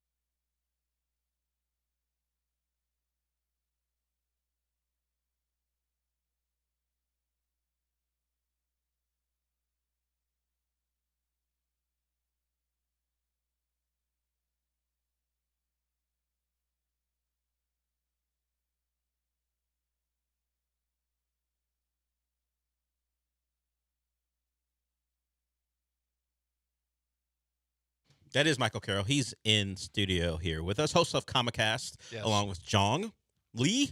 Yes. Let's ride, Del. Let's ride. He's in on Russell Wilson coming to Houston just as a backup. And it's really about Sierra. That's it. But Michael Carroll, the host. Stick to TVs and movies. I don't want your sports opinions here. All right. Those at the door. All right.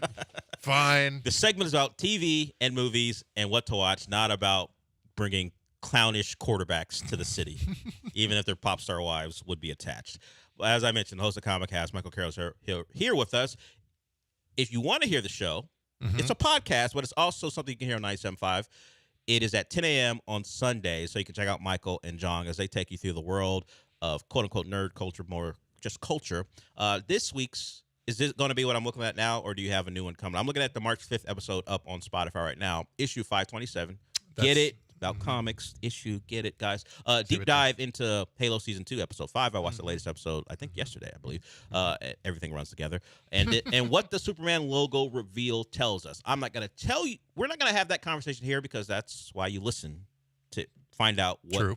Find out about Halo. Find out about the new Superman logo. But, Michael, you didn't watch Dune Part 2, so stay away from it.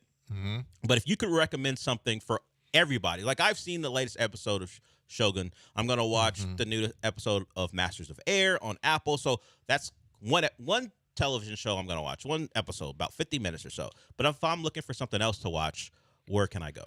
So this weekend, there's a couple of things. Obviously, if you want to go to the theater and you're a family person, Kung Fu Panda's out there for folks. Horror-wise, you got Imaginary that you can go check out. Deadly Teddy Bear, of course, because that makes sense.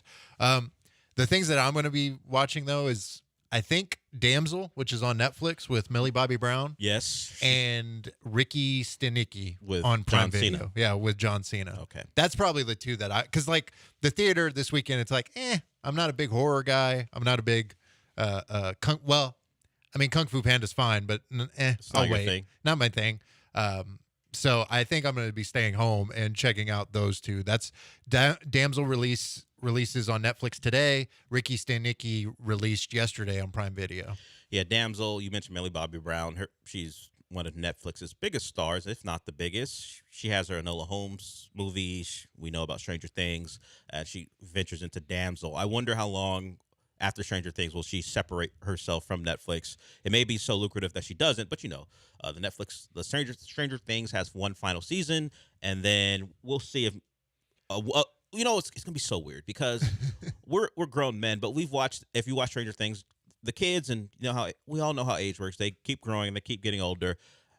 When she gets into the quote unquote adult part of her career, and by adult I mean more serious roles. I'm not talking about her becoming Sydney Sweeney or anything. I'm just saying where she's like doing things, like she's actually having roles that fit a 20-something-year-old. Right. It's gonna be a change, and that's always something you have to kind of monitor when you're transitioning from all the kid stuff. And even Damsel, which she's in her 20s, but it's still about a fairy tale princess who is not actually into the whole wearing the dresses and all the things. It flips the thing on its head. It flips it on its head. Yeah. So when she becomes someone who we're talking about as quote unquote a serious actor, I wonder what her first move would be. Well, she's kind of already doing that because like Damsel and the Enola Holmes movies are her production company. She started a production company where she's developing projects for herself, and like we're seeing how it goes with Damsel and the Enola Holmes movies, which the Enola Holmes movies are fine. Like they're good. Enola Holmes, the last name maybe is a clue. She's a relative, I think the sister of Sherlock Holmes. And Henry Cavill, another of Netflix's biggest stars, although less so now that he's off The Witcher, which was a bad mistake because he thought he's going to get to continue to play Superman. Nice job, Henry, on that one. Well, he's doubling down on his nerddom with Total Warhammer series. Didn't we talked about the Hemsworths earlier this week? We were talking about Luke, the lesser of the Hemsworths. The least of the Hemsworths. The least of the Hemsworths. The least Hemsworth of the Hemsworths. Well, the second of the Hemsworths, Liam, is going to take over for Henry Cavill in The Witcher. Oh, I hate it. And I'm not looking forward to it. Because he's going to play the same guy. It's just he's going to play Geralt. And I'm not looking forward to that. No, I'm not looking forward to that either. Because like Henry Cavill, like if you watch him, for one, he cares about the character so much. Very much so. And he took it so serious with it, and he was phenomenal in those first few seasons. But Liam, no disrespect, but like, I don't see it, man. I don't see the range. I don't see.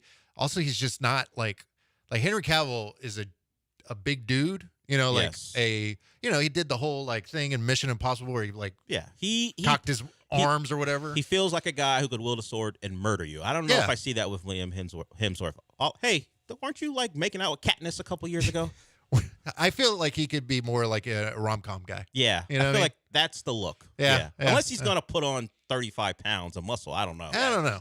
Get his brother's steroid guy. Yeah, what his brother's HGH guy. Is that what he calls him? HGH Steroid guy. I don't. Well, Steroid. we're gonna assume that Chris was doing a little extra to get into Thor, fitness levels. He had to look like a god. Yes, right? exactly. It's true.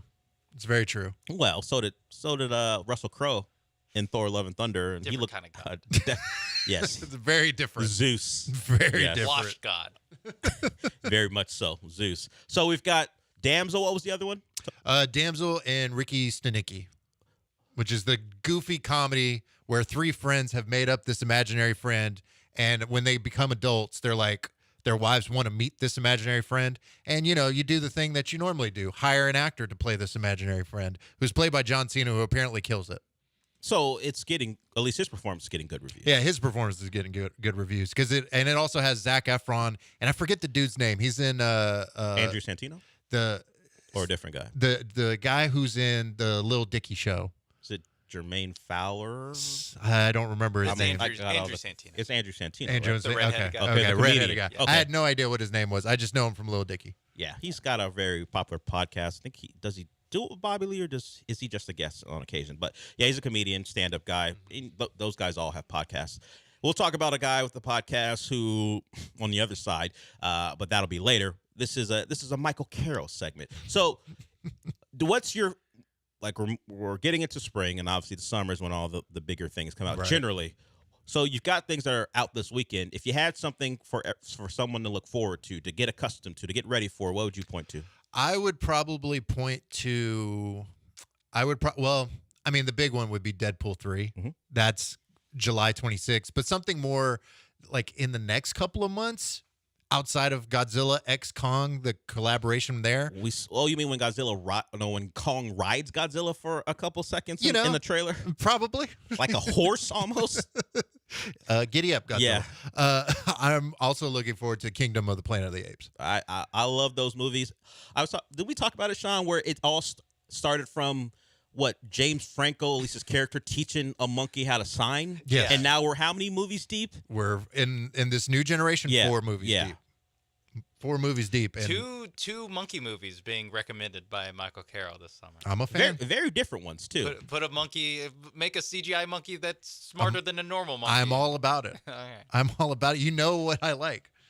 We got talking monkeys in one, and then the other one, the monkey's going to have a gauntlet created by humans to battle off a giant orangutan. I mean, I was hooked when I was a kid and watching the people in the suits. Yeah. The Mark Wahlberg movie? No, not that one. Oh, the Charlton Heston movie. Talk about the old school. Okay. Like when I was a kid. That one. It's like Samantha Mumbo was in one of those movies. Don't disrespect the Mark Wahlberg. She was in that one, right? I think so. Yeah. Yeah, that's the recent one. That was back when they were still trying to put pop stars in movies. We know Britney had her own movie, and Miley Cyrus was an actor, so that's a little different. But that was when they're trying to cram in. Hey, you sang a song that was very popular on MTV. You want to be in a movie? They don't do that anymore, thankfully. Want to star with? Well, they do. Mark They put Wahlberg? Dua Lipa in a movie. What am I saying? Dua Lipa's in a movie. She's in a movie. Harry Styles was in a Marvel Multiple movie. movies. Yeah. Yeah. And he's in multiple movies as well. But Samantha Mumbo had one song. At least Harry Styles. That's true. Yeah, that's a good point. They're literally, hey, you had a top 15 hit. We'll throw you in a movie. You're in. Yeah. I don't know why I'm slandering Samantha Mumbo of all people. So mean. She's very, very nice. Why am I attacking her? She's like, hey, I took a shot. What do you want from me? Mark Wahlberg was the star of that terrible movie, not me. So that'll wrap it up.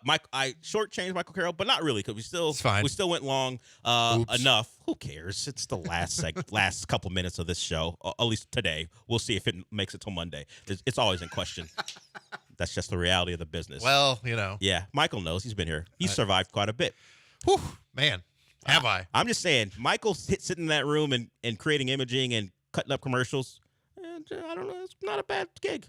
Just avoid all the nonsense on the outside. There's a reason why I shut the door. Yeah. Hey, if they don't see you, they can't fire you. They forget about you. Yes.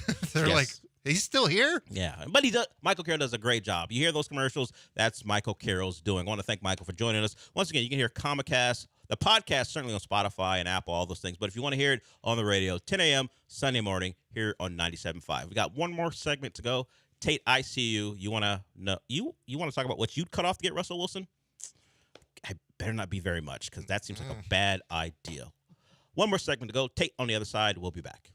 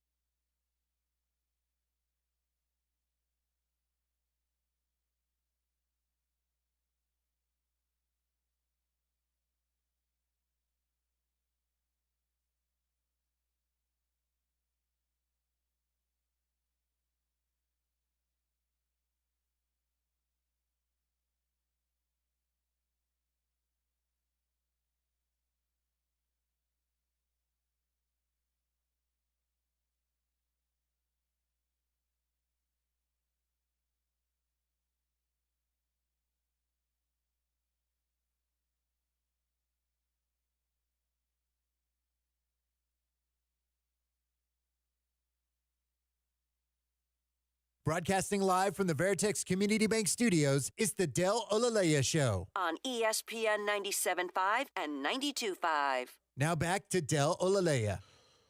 Welcome back. Short segment here. Gallant and George are up next. But Tate wanted to talk about our discussion regarding what it would take to get Russell Wilson here as a backup, to be clear. Sean's out on it, but what's up, Tate? Yo, what's up, man? Southwest Jake. Mapes, I'm sorry, bro, but I think you're tripping, man. Dale, I think you're on to something with this Russ and Sierra thing. Let's bring them to Houston. Let's get Sierra all over the marketing. To bring Russ to Houston, I will cut off my nose hair. So general grooming. Do you hear me? That's about right. General grooming. That's about right. I agree. I'm with you. You feel me? Yeah, bring Sierra to Houston is what I'm about. And if Russ has to come along, so be it. But put her in the new uniforms, get her all over the socials, be a big deal. Put her up in the suite with Hannah. I'm in on that. And maybe keep Russ away from the team if you have to. Thank you. Someone agrees. 1-1. And I'm the deciding vote because my name's on the show. So I win. Gridlock was my best hope. Sorry. I didn't want to get to this before we go. Sean, do you listen to the Joe Rogan podcast? No, not really. I see clips. Yes. When crazy stuff happens. Very popular. We all know the deal. Joe Rogan's been around in the content creating space for a while. Very popular. Well, at the beginning of February, he had a gentleman on named Sheldon Johnson. Sheldon Johnson, former incarcerated individual. He was on the Joe Rogan podcast to promote advocacy for criminal justice reform. That was his thing. It was a whole episode of that podcast about it. Sheldon Johnson was a guy who speaks from experience. He was in prison. He was talking about why the justice system needs to be reformed. Guess what happened to Sheldon Johnson? He was arrested for having a human torso in his apartment. Headless human torso, by the way. Oh, okay. Even worse. Well, when you say torso, I imagine it's just the torso. Yeah, so I just want to be clear. Headless human torso, just arrested for having a headless human torso in his apartment. So do you think the criminal justice system is going to say, look, we could take advice from some people, but not this guy? Wait, you said he's been incarcerated before, right? Correct. Then or is he making a point because it didn't work? It strengthens his case. It didn't work. It only strengthens his You case. already punished me for a crime and it didn't work. Now look at me. See, he's a crusader. He didn't want to kill anyone, but he did it to prove a point. I was in jail, incarcerated, and what happened? I allegedly murdered someone. Let's be clear. He hasn't been convicted. Allegedly murdered someone. I was incarcerated. I was lit out. And look what happened. Now look, there's a human torso in my refrigerator. So whatever you did to think I was going to be rehabilitated, it didn't work. Allegedly. No. I mean, what? There really is no innocent way you can have a human torso in your fridge. Unless it was planted there.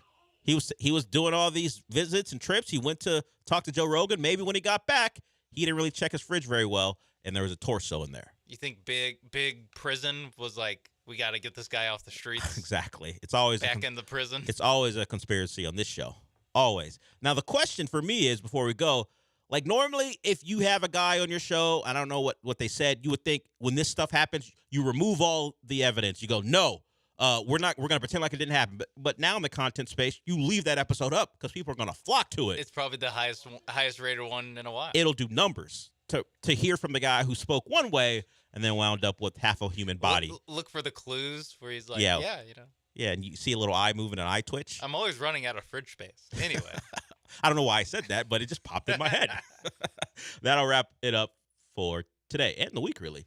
Sean will still be around if you want to listen to him. He'll be on with Gallant and George. You can watch the show on ESPN Houston. You can listen to it on ESPN 975. Killer Bees are up after them to close out the day. I'll be back next week. Maybe we'll have more Texans news, or me and Sean will just joke about the upcoming news. We'll see. I'll talk to you on Monday.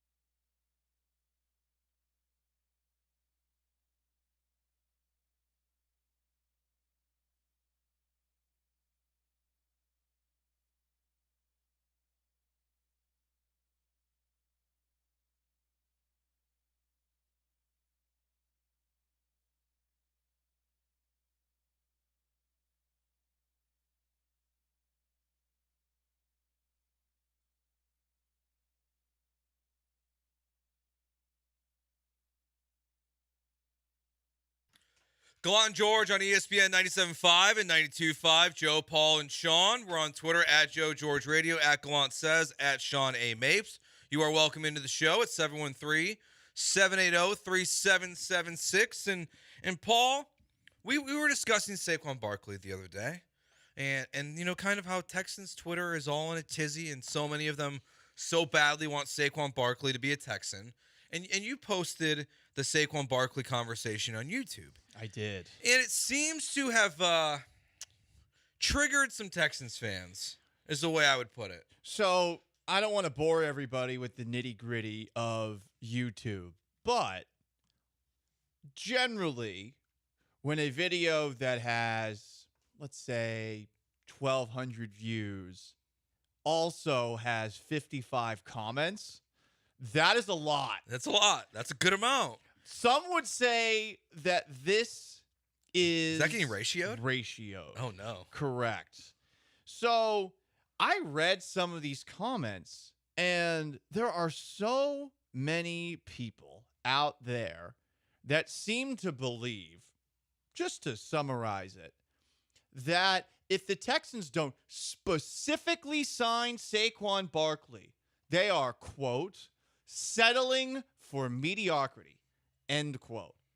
Which seems a very simplistic way to describe the pursuit of a running back who will probably require top dollar in a world where we have all been conditioned, if you've been following the NFL enough, and some of you guys, okay, you're new to the show, right? You haven't been paying attention the last couple of years.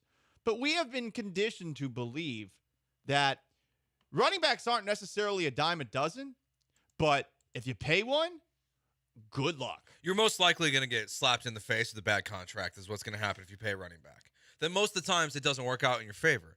Alvin Kamara's been good for the New Orleans Saints. Saquon was pretty good for the New York Giants. But most of the time when you sign a running back, it's not going to work in your favor. But it brings this interesting question of the idea is that if the Texans don't spend money, are they settling this offseason?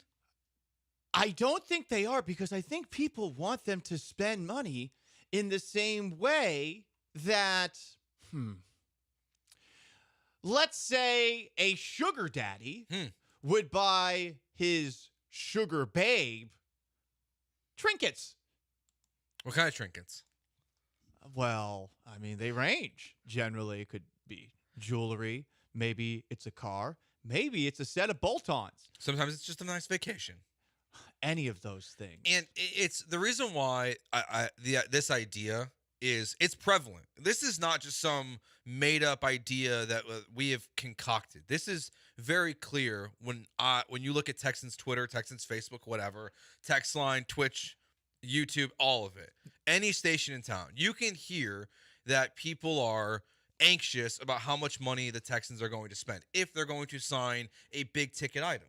They are militant, Joe, in their demands for the Texans to spend. Militant! And they're wrong.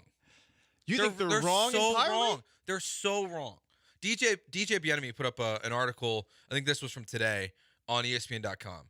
And he just very clearly points it out. The Texans have a league-leading 29 free agents this offseason. Doesn't matter. Saquon Barkley, Joe. Saquon Barkley. If you look at their starting 22 players, they have to replace like 11 of them. Correct. They have to replace so many guys. You're missing your cornerback, your nickel cornerback, a pass rusher, an interior defensive lineman, 2 linebackers. That's just your defense. Mm-hmm. You're missing at least 1 wide receiver, probably 2 because you're going to cut Robert Woods. You missed a running back. Mm-hmm. You only had 1 running back. You need 2. You got a tight end. That's done. You got a kicker. That's done. You need a punter. They have you got your long snapper. They made a couple small moves, but they have so much stuff and just spots to fill with. What you need is quality players. If you want the Texans to take that next step this year, Nick Caserio has to have a great offseason because he has to replace so much talent. And you have to be prudent, too, because there is a big picture here. And I know everyone wants them to push all their chips into the middle of the table and say, go all in for this season. And maybe you'll bring up some past examples of where spending in free agency did work out. Let's take the Broncos of the mid-2010s who, after getting Peyton Manning, they went and they got DeMarcus Ware, they got TJ Ward. They spent big, and it did work out for them. But that is the exception. And look, I get there's a lot of NFL fans that are all of a sudden back after the last couple of years, but it's almost like they're new to the NFL entirely. Spending big in free agency does not guarantee you anything. And with what you said, Joe, about all those free agents, that's one thing that they've got to take care of. The other thing is, too, you have to make sure that you are set up for the next couple of years. And if you give a running back a big contract, that is going to hurt you the next couple. That is not to say Saquon Barkley is a bad player. Do I believe Saquon Barkley is so much better than some of the other running backs that are going to be on the market? Derrick Henry, Josh Jacobs, DeAndre Swift. I don't think it's a huge gap, but I think most people would agree, okay, he's the most talented of all of them. But is the question you have to ask yourself, for a team that had issues when it came to run blocking, specifically on the interior, and pass protection on the interior. Take the Ravens game. A team that consistently gave up big plays deep. Is a running back going to make that better? It's not. It doesn't fix those problems. It makes you cooler. It's fun. It's more fun for fantasy football. But it's, for me, I have lots of Hawaiian shirts. I'm wearing an awesome one right now. It's buying another Hawaiian shirt. You got C.J. Stroud at quarterback. There are sacrifices that come at certain position groups because of that luxury that you have. You do not need to have a all-pro or Pro Bowl caliber list of skill position players to win. Teams can win without an elite running back. We would all like an elite running back, but the running back is not the reason that the Texans' running game struggled at times this season. It was not on Devin Singletary. It was on the interior offensive line. It was because of the musical chairs that they were playing all season long. I mean, you had to move Titus Howard in at guard for a while. Left guard, you had multiple guys. You thought it was going to be Kenyon Green. You put in Juice Scruggs ultimately. That seemed to work out. At center, you were down a guy who had been playing tackle in the preseason, and Michael Dieter at center. That, to me, is a bigger priority. And I'm not going to act like I know the ins and outs of all the potential free agent offensive linemen, but to me, that's towards the top. You've heard D'Amico Ryans talk about defensive line. That's towards the top. If you're going to spend, in no particular order, I would like the Texans to get top-of-the-line defensive tackle. Is that Chris Jones? I hope so. Probably not. Is it Christian Wilkins? I sort of come around. I kind of like the fact that he's Dylan Brooksy. We can talk about that perhaps a little bit later. Little Dylan Brooksy. Interior offensive linemen who have potentially played for a Kyle Shanahan-esque offense and a safety. Yep. Those are what I'm looking for. I know you guys want a running back. I know you guys want Saquon Barkley. But as I said, and as you've said, Joe, like, the difference for the Houston Texans this season is not going to be a running back. It's going to be a multitude of players that are brought in, and hopefully a multitude of players that are kept, given that they have 29 free agents. You can't always get what you want. And running backs don't translate to Super Bowl championships. They just don't. When do you think the last time the leading rusher in the NFL as a running back also won a Super Bowl? Good question. I don't know. 1993. 90 very on top of your argument that, well, C.J. Stroud needs an Emmitt Smith. But that Cowboys team was effing loaded. Those Broncos teams were effing loaded. The Broncos of the late 90s were the best team. They're so good. I mean, they had that awful dud in 96 against the Jaguars where they had no business losing. But, I mean, that would have been a potential three-time Super Bowl champion had they actually made it to the Super Bowl against the Packers, who they ultimately beat the next year. And it wasn't just Terrell Davis, who was awesome. They had John Elway. They had Rod Smith and Ed McCaffrey at wide receiver. So you look at a guy like Terrell Davis and you're thinking to yourself, okay, well, that's somebody that the Broncos could have gotten in free agency. Maybe if you're new to the NFL. He was a 6th-round draft pick. You can find guys. There are guys in this draft specifically that I was listening to Daniel Jeremiah's podcast the other day, and he did this whole diatribe about the running back market this year in the NFL draft. He said there's like 5 to 6 running backs that are all pretty much equal. And his theory of what's going to happen, and I heard him actually talking about this with Lance, was that there's basically going to be a game of chicken that's going to happen in the draft. that the running back market is going to be stale, and then once they come off, they're all going to come off one after another. But you might not see running backs start going until the late second round, early third round. So you have plenty of time. You mentioned safety, 8089, Jamal Adams. We talked about Quandre Diggs. No Jamal Adams. No Jamal Adams. Unless he wants to play linebacker. Well, I mean, but could even he? But no, I have no interest in Jamal Adams. But from a personality perspective, he does not seem like somebody who would jive here. He just didn't. He can't stay healthy. He's really great at getting to the quarterback. The health thing is an issue, he can't stay healthy. but the bigger obstacle for me is, as someone who, again, covered him, he's remarkably sensitive and also seems to just have a bit of an ego, thinking that he is a player at a certain level when he is not that guy. So defensive tackle, safety, interior offensive line. Those are your top three priorities. Those are my three priorities in free agency. And look, you can get some of those guys potentially in the draft, but if you're looking for difference makers at those three positions, you are more likely to find it in free agency, I think, than in the draft. And I also don't think, at least for the interior offensive lineman and safety, I don't think you're going to have to pay an arm and a leg to get somebody there that can actually do well for you. Where with Saquon Barkley, who I think is talented, don't get me wrong, you're going to have to pay a lot, and it's going to cost you in other areas. Do you really want to make that sacrifice? If you do, good luck to you.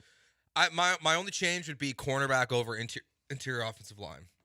Mainly because King and Nelson are free agents, so you literally have to replace those players. And I would like to see an upgrade over Steven Nelson.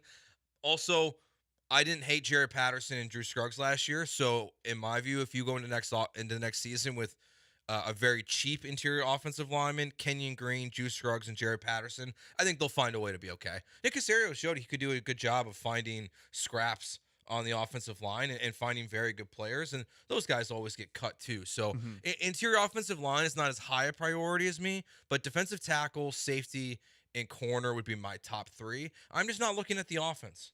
Dalton Schultz was your signing. They need a running back. They will get running backs. DeAndre Swift has come up on the text line. Josh Jacobs. Those are guys that are both going to be cheaper than Saquon Barkley that you could go after. Devin Singletary is the guy that seems most likely to come back. He's coming back. You probably want somebody else. You can draft that guy. You can potentially sign that guy. But look, I mean, if you sign Saquon Barkley, you are praying that he's healthy for 17 games and that he will be the difference in the playoffs. And do you really think that he was going to be able to run against that Ravens front? I don't think anyone would have made it work there. One thing that really likes to upset fans, we know, is when you take a local player and you put them really, really low on a list. And Pro Football Focus gave us a doozy. We'll talk about that next year on ESPN 97.5 and 92.5.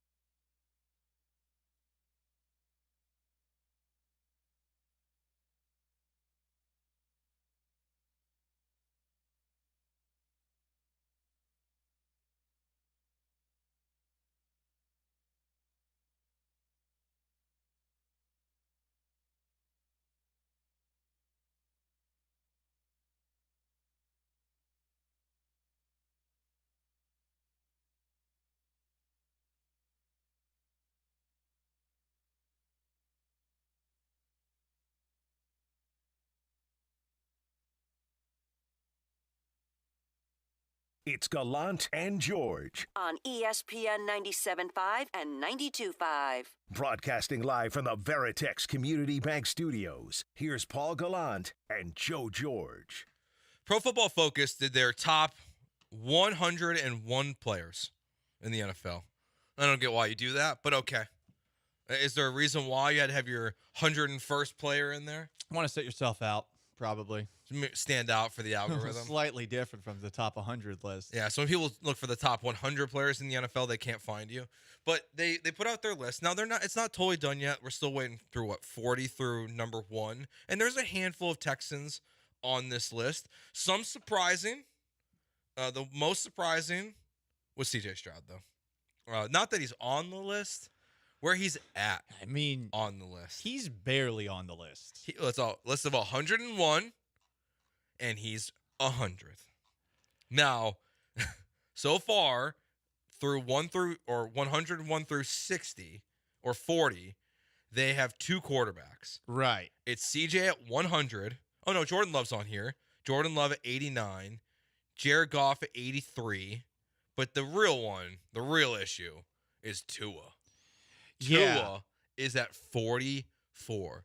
They think Tua Tagovailoa is the 44th best player in the NFL, and CJ Stroud is the 100th. Whoever wrote this, you are dummy. You're a dummy. But it's Pro Football Focus. It's based in data. It can't be. You can't base anything on data. That's what Pro Football Focus does, though. And have CJ Stroud behind those quarterbacks. Here's the complete list of quarterbacks. At 4 on this list, Patrick Mahomes. 7 on this list, Lamar Jackson. Continuing to go up. 14, Dak Prescott. 16, Josh Allen. Further through this list, as far as quarterbacks, were ranked ahead of not just CJ Stroud, but also, for whatever reason, Tua Tagovailoa. 32, Brock Purdy, going further up, and that's where you get to Tua Tagovailoa. So look, it's based off of the grades that Pro Football Focus puts together, and these grades are entirely subjective because these grades are made by individual evaluators who are using their own independent evaluations to put specific numbers in for a play-to-play basis. I'm not going to act like the people at Pro Football Focus don't do their job. What I will say is you got to take everything that they put out there with a grain of salt. It's a nice thing to have to measure things, but there are certain anomalies that jump out, and you're like, why should I take this as seriously as some take it? And this is it. Yeah, it's one of those things where, now, we talked about where he's at as a quarterback. Now, some of the performances that they highlighted on this list, Nico Collins was in the top 40 performances this year. Blake Cashman was in the top 100. Derek Stingley Jr., Laramie Tunsil. So the Texans have a nice collection of players that, even if these are one-game moments that they're referencing on this list, because I guess that's what it really is they're focusing on these individual games and accolades, because it clearly is not an all-season list, as I clearly didn't read it before the show started, because when I had to hit Control F and type in Justin Jefferson's name and he didn't appear on the list, I was really confused. You don't need to show us what's underneath your kimono, Joe. I was so confused when I tried. I was like, see it. I was just like reading this and I was like, where is Justin Jefferson? But the Texans had so many individual performances this year that were very good. It's where I don't take Pro Football Focus at its end-all be-all. Now, this coming week, is where I do value Pro Football Focus. Because anyone in this city that is going to act like every single free agent name that is connected to the Texans that they have some kind of hot take on or deep wealth of knowledge on is lying to you. I like Pro Football Focus from that standpoint of we're in free agency. Okay, this defensive tackle they're looking at from Jacksonville. I can't even say his last name, Paul. I don't even know who this guy is. And they play in the division. Where is it at here? But I can't find it. But like I can't find it. My brain is. I don't know how to use Control F. I don't know. I can't read. I can't read. The Pro Football Focus. That's how we feel. Bad. But Pro Football Focus is good for free agency. It's good to see a baseline of how this player has performed the previous year. How this player, when you're not watching, the Cincinnati Bengals every single game. I specifically point to I'm too lazy to watch defensive line play, offensive line play. So you know good what? point. If they grade those guys, great, because I don't really want to watch it. Just to be perfectly honest. Now, I would also once again argue that you don't always know the assignments that these players have. So how accurate can these grades be? Some of these people that work at Pro Football Focus, I think we all think of them as nerds. No, they're generally people with a football background that do understand this stuff. But at the same time, do they know what's called on a play-to-play basis? They would have to call the coaches and have the coaches share that with them. And how many coaches are willing to share that kind of information with them to say, oh, no, this person was supposed to do X, Y, and Z? There's so much time that would take on a weekly basis. It would be impossible. Yeah, if you're one of those coaches, why the F would you want to do that? F that. No, I don't. And the player was Foley Fatukasi. Oh God, Does that sound right? I don't know. Fatukasi. I think I got it pretty right. Suppose we can ask. What Sean? do you think, Sean? I feel like Sean's going to correct me here. No, well, you asked if it sounded right, and I would just say the way you pronounced it did not sound right. Right, you weren't confident enough. Yeah. Fatukasi. Oh, wow. Wow, this guy knows ball. You speak another language? Yeah, I guess so. I speak another language now. I feel like I do know ball. I speak ball, yeah. It is funny that I with the lists that are going to come out, the one that I think it's going to be funny, but will be the most upsetting to Texans fans or very exciting is the NFL Top 100 every year. Oh yeah, that list. Because that one's voted on by the players. Yeah, but they don't put much effort into it. It's one of those things where like they hand it to them. I think generally at the end of a long day of practice, and I think that's why CJ is going to be high on the list. You know what? Fair point. That you're probably right on that front. The funniest thing with the NFL 100 is when people are like, "There's only 6 offensive linemen in the top 100," because NFL players are just like us, where they're like, yes. Like, who's a good wide receiver? Who's the left guard for Cincinnati? Who's the left guard in Miami? No one knows the answer to these questions. Yeah. They know fantasy football just like we do.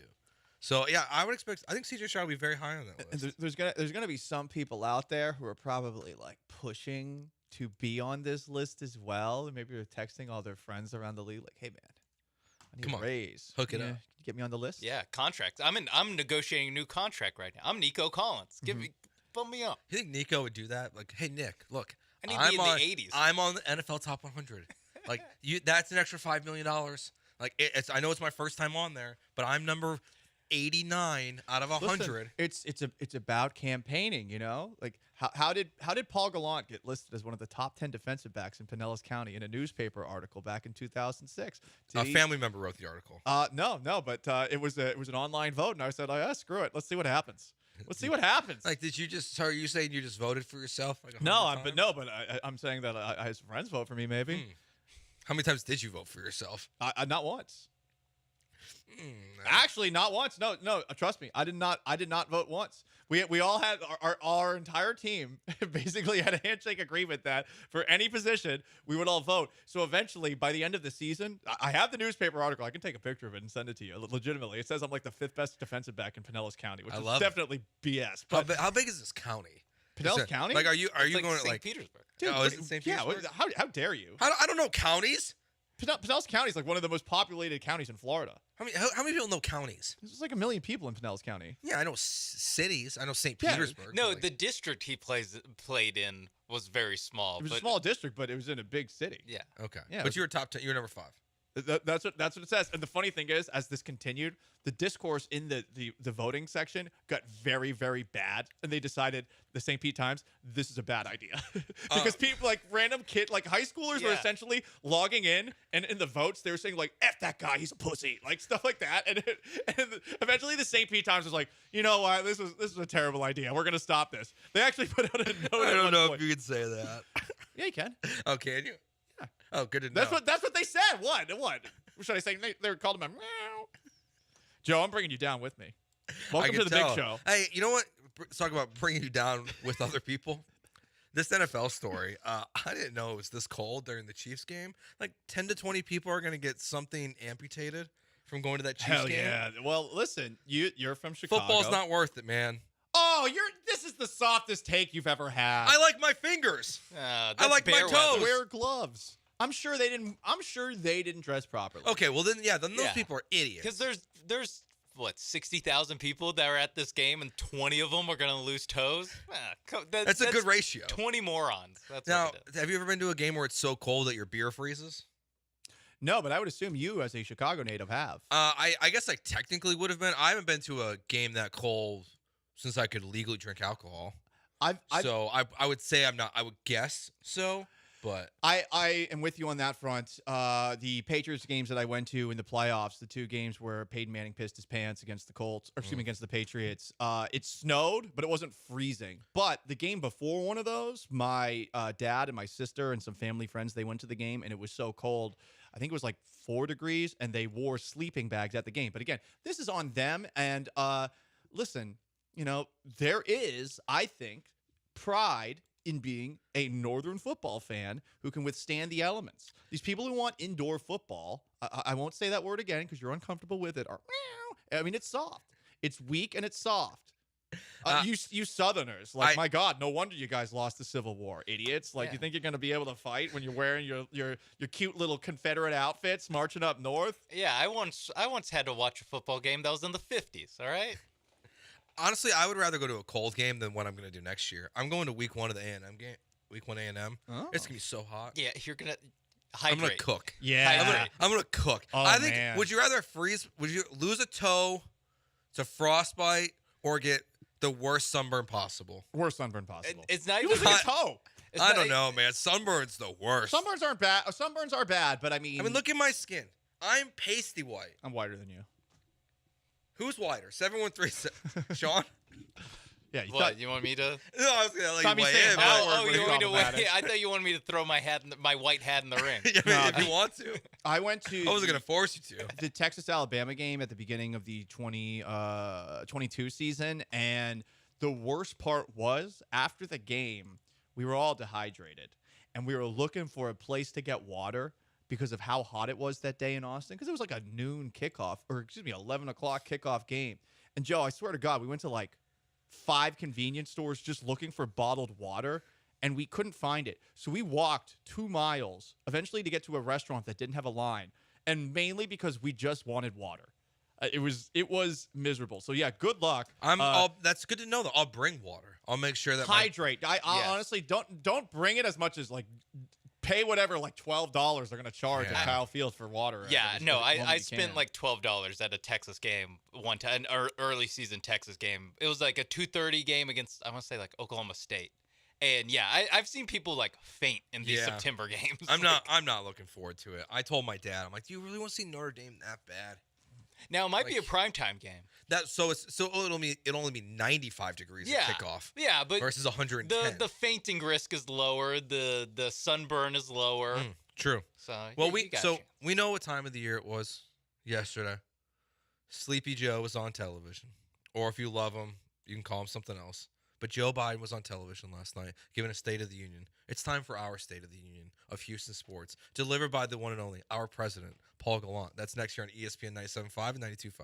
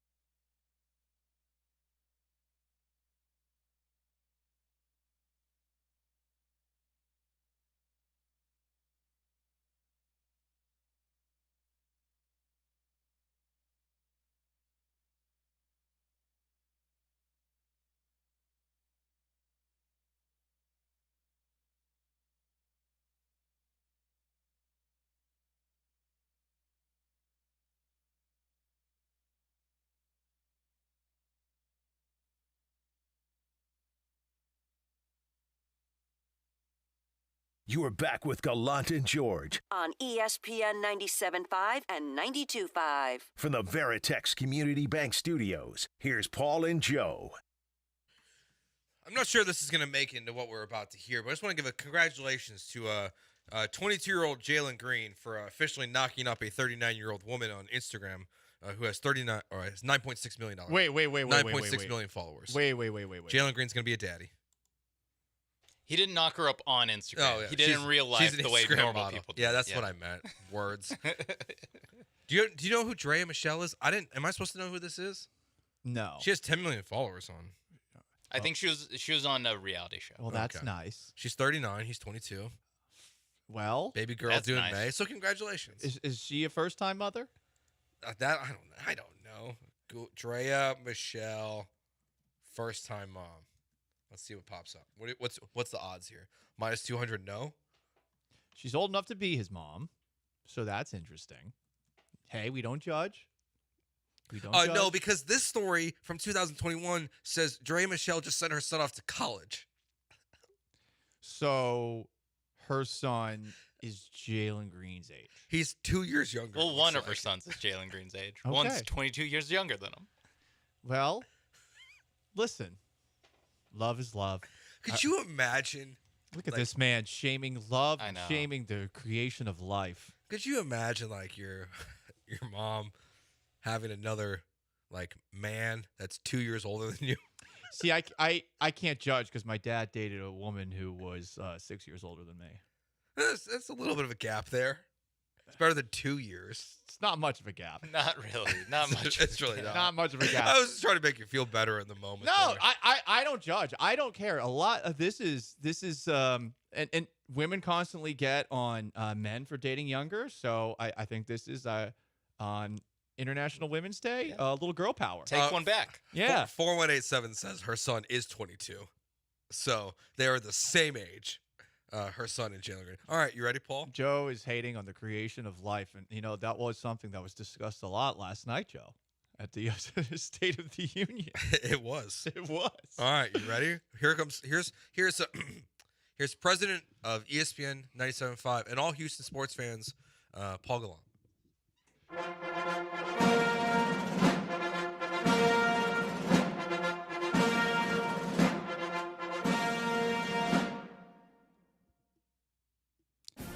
Listen, folks, we are in the golden age of Houston sports. Let me begin by celebrating what we always do this time of year, just 20 days away from the start of the regular season. Our beloved Houston Astros, the backbone of the city of Houston. Hashtag Houston Strong. AL West champions again. A 7th straight American League Championship Series appearance. Jose Altuve, he's here for life. The Astros tweeted that. We hope he doesn't die at the age of 39. Josh Hader, 5 years, $90 million. For those who questioned whether or not Jim Crane was afraid to spend, look at that and suck it.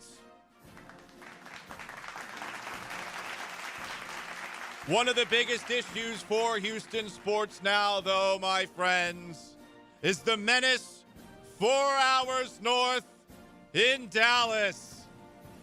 We will have to build a wall to prevent them from a World Series invasion again.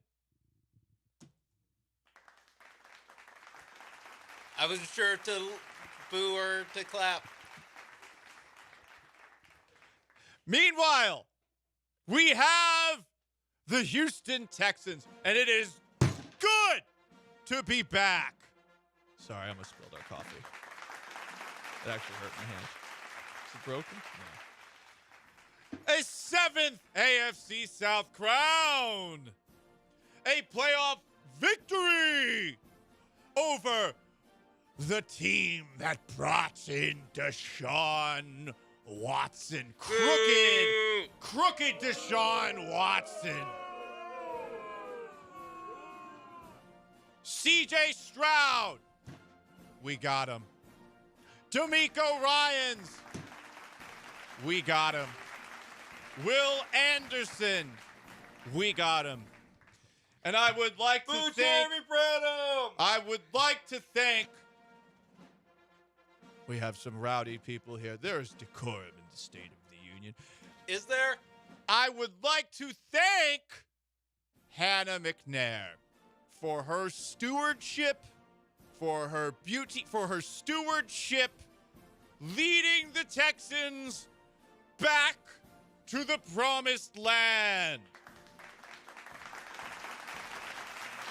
Now, I know what you all want. You want more from the Houston Texans, and more will come. I must preach to you patience. They can't have it all at once in free agency. Now on to the Houston Rockets. Yes, it hasn't been exactly what we wanted this year. A lot of people have been criticizing our policy of giving Fred VanVleet all of that money and Dylan Brooks all of that money. What are you, a communist? I will say to them they are soft and don't want to win. Tanking is wrong. It will never happen on my watch again in Houston sports during this golden era. We strive to be the Houston Cougars as Houston Rockets.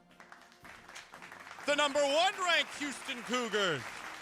And we will be there someday. Alperen Şengün. A lot of people maybe aren't the biggest fans of immigrants coming into our country and succeeding. I am. That's what makes America great. That's what makes Houston a melting pot. Great. Jabari Smith Jr. He's making progress. Rafael Stone. Under his stewardship, the Rockets have added Alperen Şengün, Tari Eason, Cam Whitmore, and under his continued stewardship, which I am endorsing right now, I believe that the Houston Rockets will be on the path towards becoming a Houston Cougars-esque dominant block in the NBA. I'm surprised no one said lies there. Look at this guy. Look at this guy. I wasn't sure if to call it lies, fake news, or maybe I believe you, Paul. You just got to yell lies. Maybe I believe you. You definitely do not believe that on Rafael Stone. What are you talking about? I don't even believe it. Seems aggressive. But overall, arrow up. Jalen Green. He sucks. Oh, and some of you in here. Mumble. Some of you in here are trying to tell me a man who paints his nails can't be a great father. And I'll tell you that the newest father in Houston sports will soon become a daddy on the court. Lies. And I say to you, in this golden era of Houston sports, we will continue to enjoy and embrace the success that only a title town like this can appreciate. To the people of Houston, God bless Houston, and God bless the Astros, Texans, Rockets, and our Cougs in 2024. So, if you noticed in this State of the Union, no slurs. No slurs, good. No less interruptions. Yes. You didn't tell anyone that they died when they didn't die. That's true. R.I.P. Lincoln Riley. All right. You got your facts mostly correct. I think you went. All your facts were correct. It's such a funny thing. So I did watch it last night. It's so hilariously performative. Imagine as you're speaking, people are standing up and applauding for some of it, and the other half of the room isn't standing up and applauding for it, except for the one things where they know they have to stand up and applaud for. Like, there's only a couple of those over the course of it, but now you have the added wrinkle of people sitting in there who are going, "Liar!" and other things, and I love it. I love that part of it. And then afterwards, I don't know who the very attractive senator was, who was doing the like rebuttal from her kitchen, which looked straight off of a sitcom set. That was weird. With her cleavage showing, but like a little like cross over the middle of it, like very Tasteful. It was tasteful cleavage, and she was like Jennifer Love Hewitt in I Know What You Did Last Summer. Yes. Because she's like, at one moment in time, she's like, "Ah!" But then she's smiling like a crazy person, like, as a mother. It was that part combined with the State of the Union. Oh my God. It's the United States of America. God bless it. I think I tried to watch it. I feel like I know I should watch it. I should care. Got like 2 minutes in, and then I was like, you know what? Twitter will have everything I need. Twitter will have every moment, every important thing that happens, every mess up, every weird moment, every good moment, every positive thing. Twitter will have it all. I was like, I'm good. I'm good. I'm not watching. Let's see what Shogun's all about. Yeah, like let's play some Call of Duty. And kill some people. I jumped on Helldivers for the first time in the middle of that because I was like, oh, okay, I'm depressed now. I was probably playing Madden last night with CJ Stroud online. Yeah, in the middle of the 100th best quarterback. Wow, the 100th best player in the best NFL. quarterback, best player. Focus. I was crushing people in Madden online. Maybe not. So that's what I was doing last night instead of State of Union. So you still play Madden? I do still play Madden. Which Madden? The newest one. I'm an idiot. I'm a sucker. I know they just update the rosters every year, but like every year I'm hoping that they change something, and then I'm a sucker. You buy it every year? Yeah. You should do it every other year. I think that this feels. This doesn't mean to feel like an intervention. I was honestly asking if we bought, because I also bought this year's Madden, but I took like a 5-year hiatus. Madden's the only one that I still buy every year. I don't buy NBA 2K anymore. I don't do the NHL game anymore. FIFA. Maybe the show. Yeah. I'll do more often. But now the roster updates are so good. But yeah, I buy every year. I know I'm a sucker. By the way, a couple of texts in response to the State of the Union, because we are the most interactive sports talk show in Houston. Maybe we're still figuring out how to be as interactive, because now we talk to each other. And now I'm not just yelling at a wall and Sean, who's like, get away from me. From the 972, I'd rather listen to Biden than Gallant. Biden and George. How about that? Yeah. How about that? Find some old people for you to listen to. That's what you really need. Yeah, it's some older folks to listen to.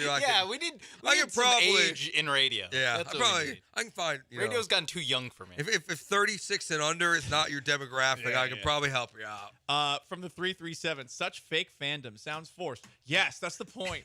That's the point. That's what the State of the Union is. The State of the Union is legitimately like a guy like hyping up his. It's like a homecoming speech. You know, it's like you're hyping up your team, except for the other team happens to be there, sitting there angrily. It's a coach's introductory press conference. Yeah, but every year. But 2A1 says 4 more years. Hell yeah! So 4 more years of Gallant and George, or maybe just Gallant. I don't know. Yeah, can we? Gallant and George. Are we doing more? Can we just do 4 years? Yeah, for life. It's been 2 weeks. For life? For life? What? For life. For life? For life. For life. Yeah, bad boys for life. We're shaking term limits down. You guys didn't even notice yesterday on the rundown when we did the trade regrets segment. I typed it like that one movie with the fake the bad tattoo that was spelled incorrectly. Oh, no ragrets. Yeah, no ragrets. But you didn't. You spelled that intentionally. I did it because I was seeing if anyone noticed. Everyone missed it. So you are a big stickler when it comes to spelling. I've noticed. Huh? Yeah, you are. Oh no, it's not that. It's not that. I am your regional spelling bee champion. I don't like the red squiggly line. That's what annoys me. So you don't even know how to spell. You're just like, I don't like the red squiggly line. Just click till it gets to something. The red line annoys me, not the spelling. I don't have an issue with spelling. We don't have to write. Yeah, who cares about spelling? It's the red squiggly line. If the red squiggly line would go away, I'd be fine. All right. What NFL team besides the Texans are you most curious, interested in this offseason because you think they're going to be a real contender next year in the NFL? It's ESPN 97.5 and 92.5. First, let me tell you about my friends at Pendleton Whiskey. You're watching television last night and you're looking and thinking to yourself, man, we seem kind of screwed, huh? Well, guess what? You're never screwed with a glass of Pendleton whiskey in your hand. And that's what I decided to do. Instead of watching that whole thing, I went to my little bar area that I have in my condo. Shout out to me. And I poured myself Pendleton whiskey.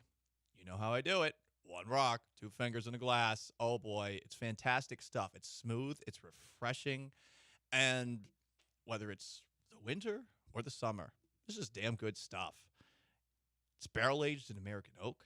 It's cut with glacier-fed spring water from Oregon's Mount Hood, made with the finest northern grains. You blend it together. It's an uncommonly smooth, rich taste with complex flavor, forged with the legacy of the American cowboy and steeped in true Western tradition. It's Pendleton whiskey. It's true Western tradition. Get it at pendletonwhiskey.com, Drizzly, or your local liquor store for this weekend today.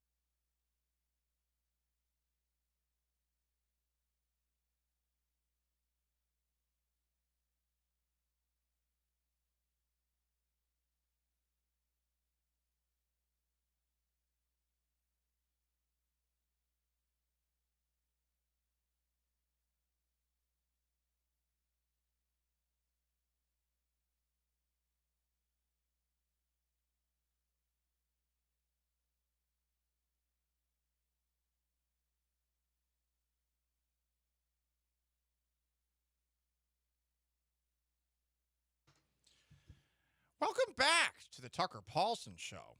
You may have just heard the State of the Union for Houston sports from President Paul Gallant in the last segment. President Paul Gallant wants you to believe that we're in the golden age of Houston sports. But this is a city of winners, not beta libcuck pussies, proud of participation trophies. And yet here's Paul Gallant putting number 2, PU, on a pedestal. When will we build a wall to keep this hack of a radio broadcaster off of Houston radio airwaves for good? What is happening? What is going on? I'll tell you what's going on. In Joe Biden's America, affirmative action hires like Paul Gallant, 1% Micmac Indian, are commonplace, keeping real talent off of Houston's airwaves.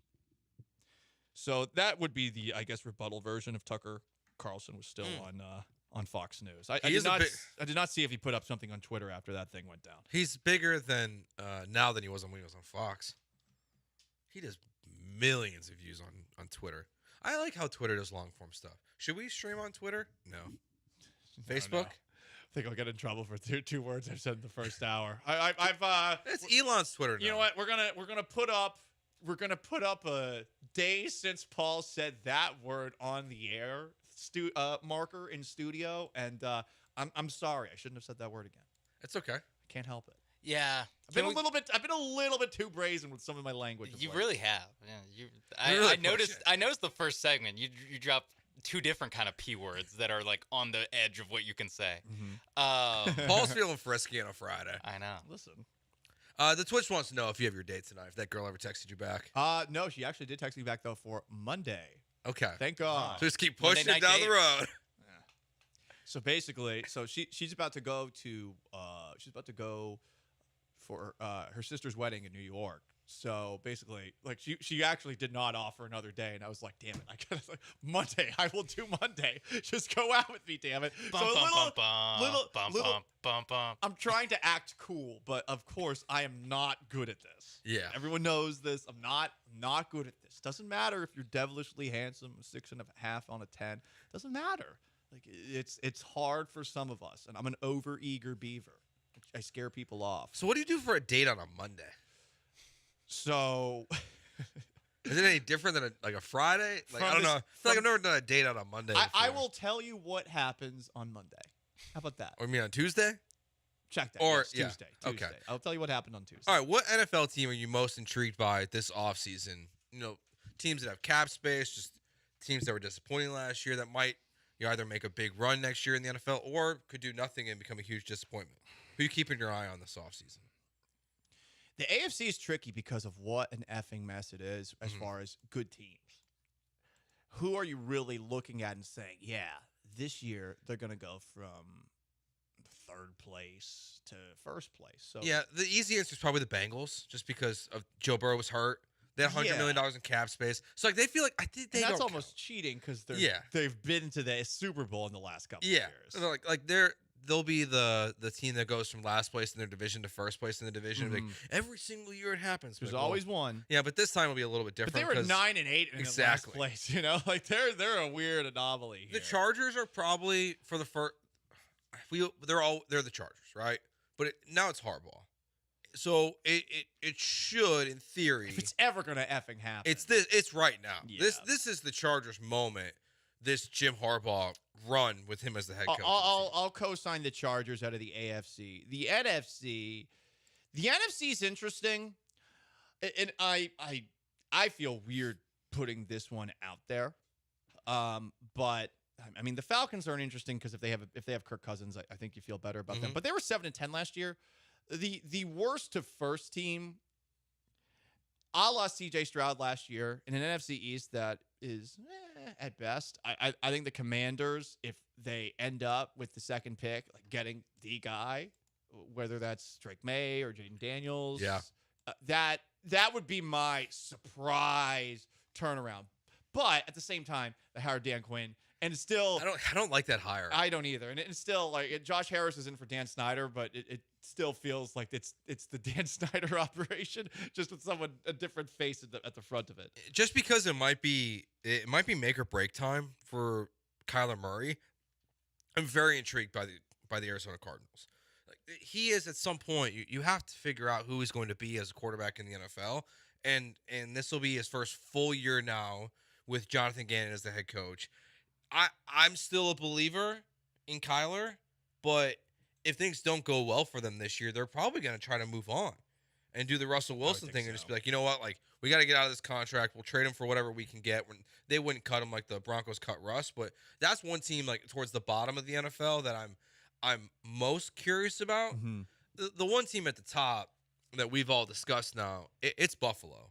It's really the whole AFC East kind of feels like. Well, specifically Miami too, but yeah, Buffalo, man, and Sean was the first one to bring this up on our show. Like they've had quite an eventful last couple of days with all the people that they've cut, and I mean they had a great finish to last year, but they were a massive disappointment until Sean McDermott making a speech referencing the 9/11 hijackers to motivate his team was made public. And then after that, they won every game and eventually the division. I don't know. It doesn't make any sense. There's all this Stephon Diggs stuff that's out there that he might want to get traded. Honestly, they should trade him. I know that they need a receiver, but he's been such a baby. I think the last year, like, dude, like, what do you want? He's still one of the most productive receivers in the NFL. I really felt like the last half of the season, while the Bills were winning, ironically, I felt like it wasn't the old Stephon Diggs. No, and that's when they went heavy run. You know, they made the OC change. So that's the team on like towards the top of the NFL that probably is the most interesting offseason. Look, they've cut 4 defensive starters in the last week. They're going to lose Gabe Davis most likely in free agency, and Gabe Davis and Sean McDermott. He's probably on the hot seat. He's got to be on the hot seat. It's a weird spot to be. He was on the hot seat going into last year. Then that article came out. And it was real hot. I mean, it was as hot as it went. I remember Sean and I were doing the show that Friday. We were laughing at everything, but we were like, "Oh my god, he's donezo." Yeah, this is the article that comes out before you fire your coach. Exactly. Because it feels like it gets because since everyone in Buffalo knew about this, like this was like everyone all ownership, everyone knew this was like a very timely leak. It felt like to start the process of firing Sean McDermott, and then they won a bunch of football games. That's probably the team at the top for me. And then I guess even though they don't have the first round pick, Cleveland's always going to be there for me. I'm so curious about Deshaun Watson, if he's ever going to figure it out, or if this is literally going to be the worst trade in NFL history. It's a weird spot. they were way better with Flacco. They were way better. Expected. Way better. Also, I now like Joe Flacco a lot because I heard him do an interview with Pardon My Take. It was good. And I really want to hang out with Joe Flacco now. Yeah, Joe Flacco got this like weird reputation after all the Baltimore stuff, but he seems like a cool dude. Yeah. Oh, he's cool dad. Authentic South Jersey. Yeah. All right, best we have kind. 20 days until Astros opening day. Our opening day countdown continues next year on ESPN 97.5 and 92.5.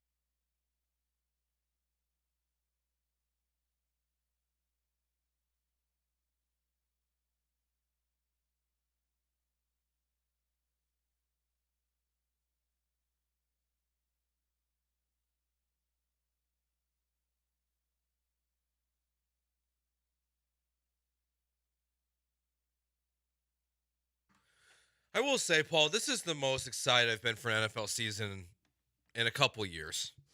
Because even last year, there's so many question marks about C.J. Stroud, Will Anderson. The draft conversation stuff was so nauseating before and after.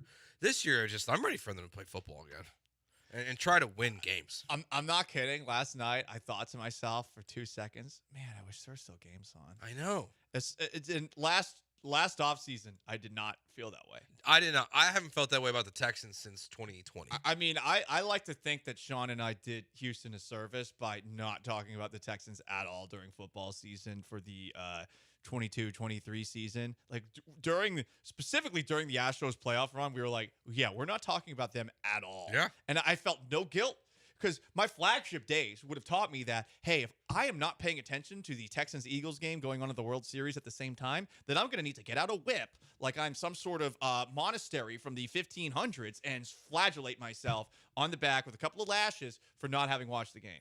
Yeah, I was in a pretty similar boat. Like we did not talk. The show that I was on at the time, we did not talk pretty much any Texans. It was maybe the Monday after, but at that point, even then, it was. There's a level of disgust directed towards them at that station, which I am very curious about now. I would. They hate them over there. It's really funny, do. Because the flagship's like, woo, yeah, Texans all the time. And then the Astros Rockets flagship is almost like, they're bad. And I think both those stations, like, they intentionally act that way about the other teams. They try to pretend like no matter how good it is, it's bad. Until the Texans do this, and then you're kind of forced. Because it's 100% self-serving to be like, there's no reason, if you're the Texans flagship, there's no reason to watch or listen to Astros or Rockets. If you're vice versa, there's no reason to listen to the Texans. This is why you should listen to the third-party station, right? We are neutral. We are not affiliated. We are not. We do not lean one way. We do not lean the other. We are right in the middle and can independently make all sorts of opinions because we do not have anyone calling us after the fact and saying, "You're a bad, bad boy. How dare you say that about our beloved Texans?" Like the time I got yelled at for literally reporting something that happened at a Texans practice. Got yelled at by the head of Texans PR. One time, like, was going all Tuscaloosa on me because I asked Bill O'Brien about a thing he had said literally the day before. I said that O'Brien swore at Whitney Merciless at practice, and everyone was disgusted by what I said. I was like, that happened. I saw it happen. It's a funny moment from practice. If you want me to report the facts, which is what they told me, we want the facts from you, not the opinions. These are the facts. This person left the effing industry altogether. All right, let's get to our Astros opening day countdown. No, it's okay.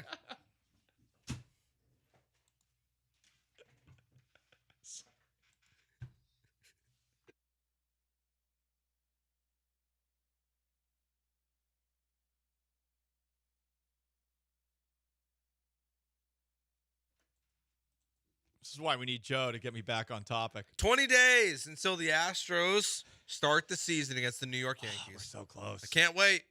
Today, Ryan Stanek, I'll be honest with you guys, I didn't know he was still a free agent, but Ryan Stanek signed a contract with the Seattle Mariners. I'll be honest, I forgot. Is he a I'm traitor? addicted to booing and applauding. I could tell. I like it. Sean called him a traitor. I also called Sean a traitor yesterday. I got to say this about Stanek, though. How many of us forgot that he was on the team since the 2022 postseason run where they didn't use him at all? Exactly. I mean, he had the party in the back. I'll miss that.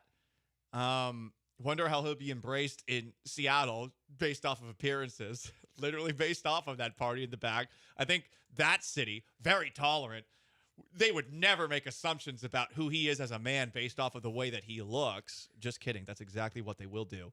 But he's one of those guys that you completely forgot about because of, let's be honest, even with, sometimes our own qualms about the Astros bullpen. The Astros bullpen, pretty damn deep, even with a guy like Stanek, a guy like Montero, and others. No, and look, the 2022 season was so bizarre because his ERA was so high, and then, like you said, they got to the playoffs, they didn't use him anymore because Dusty Baker didn't trust him when there was runners on base ever. So the question for today, our Astros opening day countdown: which X will the Astros miss the most this offseason? So Ryan Stanek now fits into that equation officially. Phil Maton, Hector Neris, Martin Maldonado. I think that's all of them. Brantley, right? Oh, Brantley. Yeah, I guess you could say, because I was thinking about players that signed elsewhere, but Brantley applies as well. This does feel like an opportunity for me to just warn about a post-Martin Maldonado world, not at the plate, but behind the plate. But I know who I'm personally going to miss the most. And on top of that, a guy who was supposedly considered a leader in the Astros clubhouse, Hector Neris, not being here next year. It just sucks. It sucks because there is always an added wild card element with him. I love the way he would celebrate. I did too. And I can't believe that after striking a guy out that he got in a guy's face, specifically someone as big as Julio Rodriguez, who he is supposedly, because they share an agent, friends with. People in Seattle got so pissed off at me for saying that was my favorite moment of this past season because Nearest supposedly uttered a homophobic slur. But, I mean, look, Seattle, different place than Houston. A lot of people here in Texas understand that, slang, cusses in Spanish, different understanding of what that word means versus in very, very liberal-leaning, gay-friendly Seattle. But, God, that moment was my favorite moment of the year last year. It was. That's pretty good. Before Altuve's home run in Game 5, that was my favorite moment because it was in a rivalry game, and it felt like that moment mattered. And for Nearest to do something like that, it was a massive shot in the arm. So you don't really have someone like that on the team anymore. Yeah, the only counter is that from at least a production, side of this, you basically replace Hector Neris with Josh Hader. Or pretty much with Ryan Presley, because now you're going to have Abreu, Presley going 7-8 in some order, and then Hader will go in the 9th. So from a production standpoint, you won't miss him as much, but I don't think the leadership stuff is always super important. Or they have lost quite a bit of that over the years. You still got tons. I mean, this clubhouse. Exactly. I mean, if you've been to 7 straight ALCS, this is the strongest clubhouse in baseball, just based off of that. And you do wonder what this clubhouse will be like with Joe Espada running things over Dusty Baker, but it does sound from a lot of people that are closer to it that they might be actually more enthusiastic, no matter how much they might have liked Dusty Baker, about Espada going forward. I guess we could have included Dusty Baker in this conversation as well. I forgot. I'll miss Dusty at the mic. I was going to say, for me personally, and I assume for you guys as well, doing a radio show 5 days a week during the summer, Dusty Baker was good for content, not just he's a content machine. Not just the lineups they'd put out, but I remember if he would just say something, that's a segment right there. Just a thing he said or a back and forth he had with a reporter. That's something. But Joe Spot is going to be nice and he's very well spoken. Yeah, and too very well spoken. Very calm.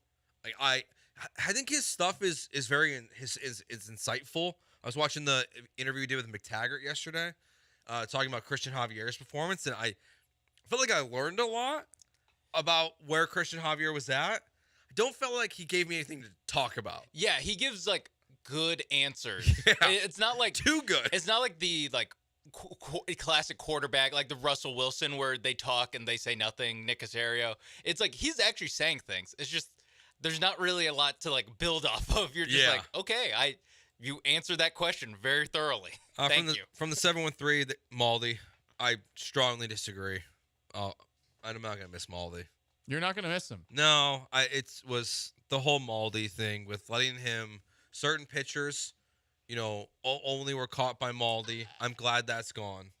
I don't think that the defense was anywhere near as good as it was built up to be. He led the league in passed balls with 2 of the last 3 years, including last year. He had a hard time throwing guys out at second base. Part of that's the pitchers, for sure.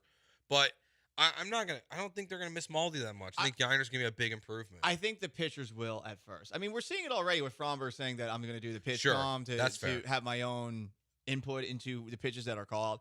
But yeah, I'm not like freaking out about him being gone. Last year, my big reason for pushing back was I felt like people were very disrespectful with the way that they talked about him. Fair. Also Dusty Baker. So I just went like full the other way, partly trolling, but also thinking to myself, hey, if the pitchers are so comfortable with him that they want him out there, then maybe there is something that he is doing from a calling games perspective. But at the same time, I remember Jake Arrieta was on, I think, Pardon My Take, and he was talking about, former Cubs pitcher, and he was talking about how it really doesn't matter who's catching you ultimately, but for whatever reason, these Astros players these Astros pitchers who are by nature a little bit wonky, obviously routine oriented. Yeah, for them it was like, it's a big change, and part of that is Dusty Baker. I don't think put Yainer Diaz, Corey Lee, whoever, when he was still on the team, in a position in spring training for those starting pitchers to feel comfortable. Yeah. So I do. A part of that to me is on Dusty Baker, that he didn't help that transition process before the season, during the season, and he just kind of let them have it. I'm gonna miss the batter's eye. I'm gonna miss the excuse. Yeah. It's the best excuse in sports. They have a bad day at the plate, batter's eye. Did they change it? They did change it. Okay. It's more green now. What if they're worse? Sorry, but what if they're You worse? can't be worse That's at why home. I don't miss it. You That's can't why be I'm gonna worse. miss it. You Because can't be worse. they were so bad at home. It made no sense. And it was the dumbest excuse on the planet. But at the same time, I'm going to miss that excuse. I'm gonna Because at least they had one. On that note, I'm gonna miss $18 El Tiempo margaritas because They're gonna thanks be $20. to inflation, they're gonna go up probably a couple dollars. What do you think it's gonna be? Over under 20 and a half. So during the regular season, they were 16. I'm gonna guess $19 this year during the regular season. The sad thing is, still worth it. Still worth it. Is the second one worth it? Well, I mean, because the first one, I get it. You know, it's one $19 drink. But going back for a second $19 drink? The second one, the party begins after number I was going to two. say the second one might be more worth it than the first. Yeah, one. Could you just start with the second one? Yeah. My problem with the second one. My problem with the second one and why it's not worth it for me. Why? It's gonna lead to a third and a fourth, and then all of a sudden I'm spending like $100. That's on where they get you. margaritas. That's where they get you. Yeah, like that's why it's a bad idea. The good news is if you have the third and the fourth, you won't remember. That's a good point. Right? Well, but I'll be able to look at my bank account. No, you might wake day. up. Who did this? You might wake up and your I parents should never bathtub. have told that story. What's wrong with that? We I can bust never. those balls with it. Why? It happened. It happened. I know it happened. He it knows comes more up than every anyone that day. I've had embarrassing moments happen to me before. Yeah, I'm not. I can't. But it's not as easy you to wanna- reference you dumping your pants. Like I can't as easily get that reference. Joe, I guarantee you that I've had like far more embarrassing moments drunk. Oh, I know. We can Oh, share no. them. I have no issue The with show that. is young. I just I gave you like just ammo. It's a I know, funny it is. story. I know, it's Think about okay. the places that Paul has probably woken up in the morning. Yes. You ever woken up like a bush, like outside? I've never done that. I woke up on a couch because I had been after trying to drink an entire handle of Jack Daniels. I can't drink Jack Daniels anymore because of it. My friend I had have to one of those. physically knock me out by grabbing a pressure point because I was flailing violently at everybody like an absolute animal. And I woke up on a couch that had been on the lawn. My friends actually put me on the couch and brought it inside after knocking me out. And I woke up and I had puke all over my Lacoste polo. R.I.P. R.I.P. Navy Blue. Probably cost you like $60 right there. I had so many Lacostes. That used to be my go-to. That was my first advent into I think Lacoste is fancy back. wear. Like fancy wear. Yeah. I think Lacoste is back, by the way. Is Oh, it really? back? I think it's coming back. Is that the alligator one? Yes. Yeah. Okay. I don't do polos anymore, but that used to be like I had like 4. That's all I used to Lacoste wear. polos. Yeah, that's the same. I mean, like I told you guys, I worked at Banana Republic for 6 years. Oh hell yeah, dude. You got 40% off. All I had was Banana Republic polos pretty dope. for so long. Brian Hoyer just got cut, R.I.P. Just based off the last segment Did you hear? we had. Sorry to keep us from going to break. Did you hear what Johnny Manziel was No, randomly putting on Brian Hoyer? I saw Manziel and Hoyer in a conversation, but Manziel is such a weasel. He was like, "Oh, Brian Hoyer was being mean to me in quarterback meetings." Like, yeah, because you didn't take it seriously, dude. you weren't there. Yeah, like he basically was like, "Well, Brian Hoyer wasn't being helpful to me." What? He's supposed to be helpful to you, dude? Like, no, he's not. He's trying to be a quarterback. That is the most disappointing documentary I've ever watched. Yeah, it was Johnny Manziel's. Yeah. It stunk. The next day, Joe Thomas went on the Dan Patrick Show and told way better stories about Johnny Manziel than that entire documentary did. Well, yeah. It's funny how it's called Untold Stories. I mean, the Florida one too. They're all bad. We know all the stories that were told. Same thing with Tim Donaghy one. Like Untold Stories, you're not good. Where in the Untold Stories was there a little snippet about like Johnny Manziel? I don't know, like still doing some of the same stuff that he was doing then. Yeah, where's his 40 pounds weight loss cocaine story that he just gave us last week? Well, he did give us that, but I mean, like he's still doing some of this stuff. And I mean, some of these the embarrassing stories are not going to stop with this guy. No, Johnny's I have one, endless but pile. I'm not sharing it. Okay, if you could reset one player's career, and when you do that, all their injury stuff goes away, who is it? That's next year on ESPN 97.5 and 92.5.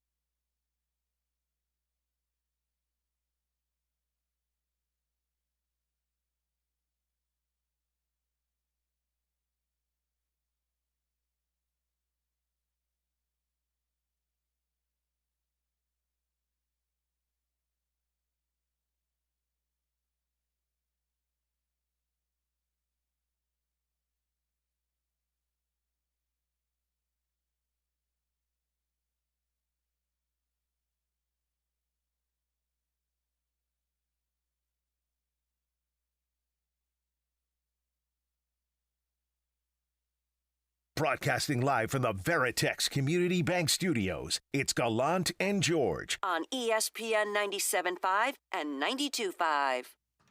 We saw this question on Twitter today. It's a semi-common question that comes up, but if you could reset one player's career, take away the injuries that happen afterwards, who would you choose?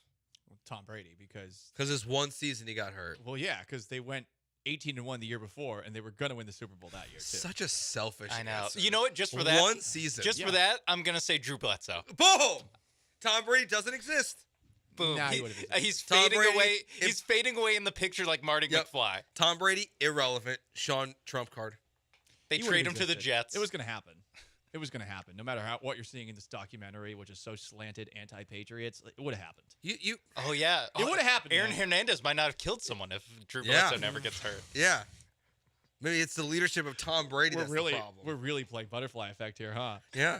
You never know. That's the best part. You never know what's going to happen. No, I mean that year, 2008, I like more than anything, like to have the season end in like It was two week one, quarters, right? Yeah. It was 2008. It was right afterwards. And I remember we were watching at the NFL Sunday Ticket Bar on campus, and I'm like, "Oh, are you effing kidding me? It's the second quarter. The season's over already." I mean, they still went 11-5, but that's what drives me crazy. They went 11-5, and they missed the playoffs.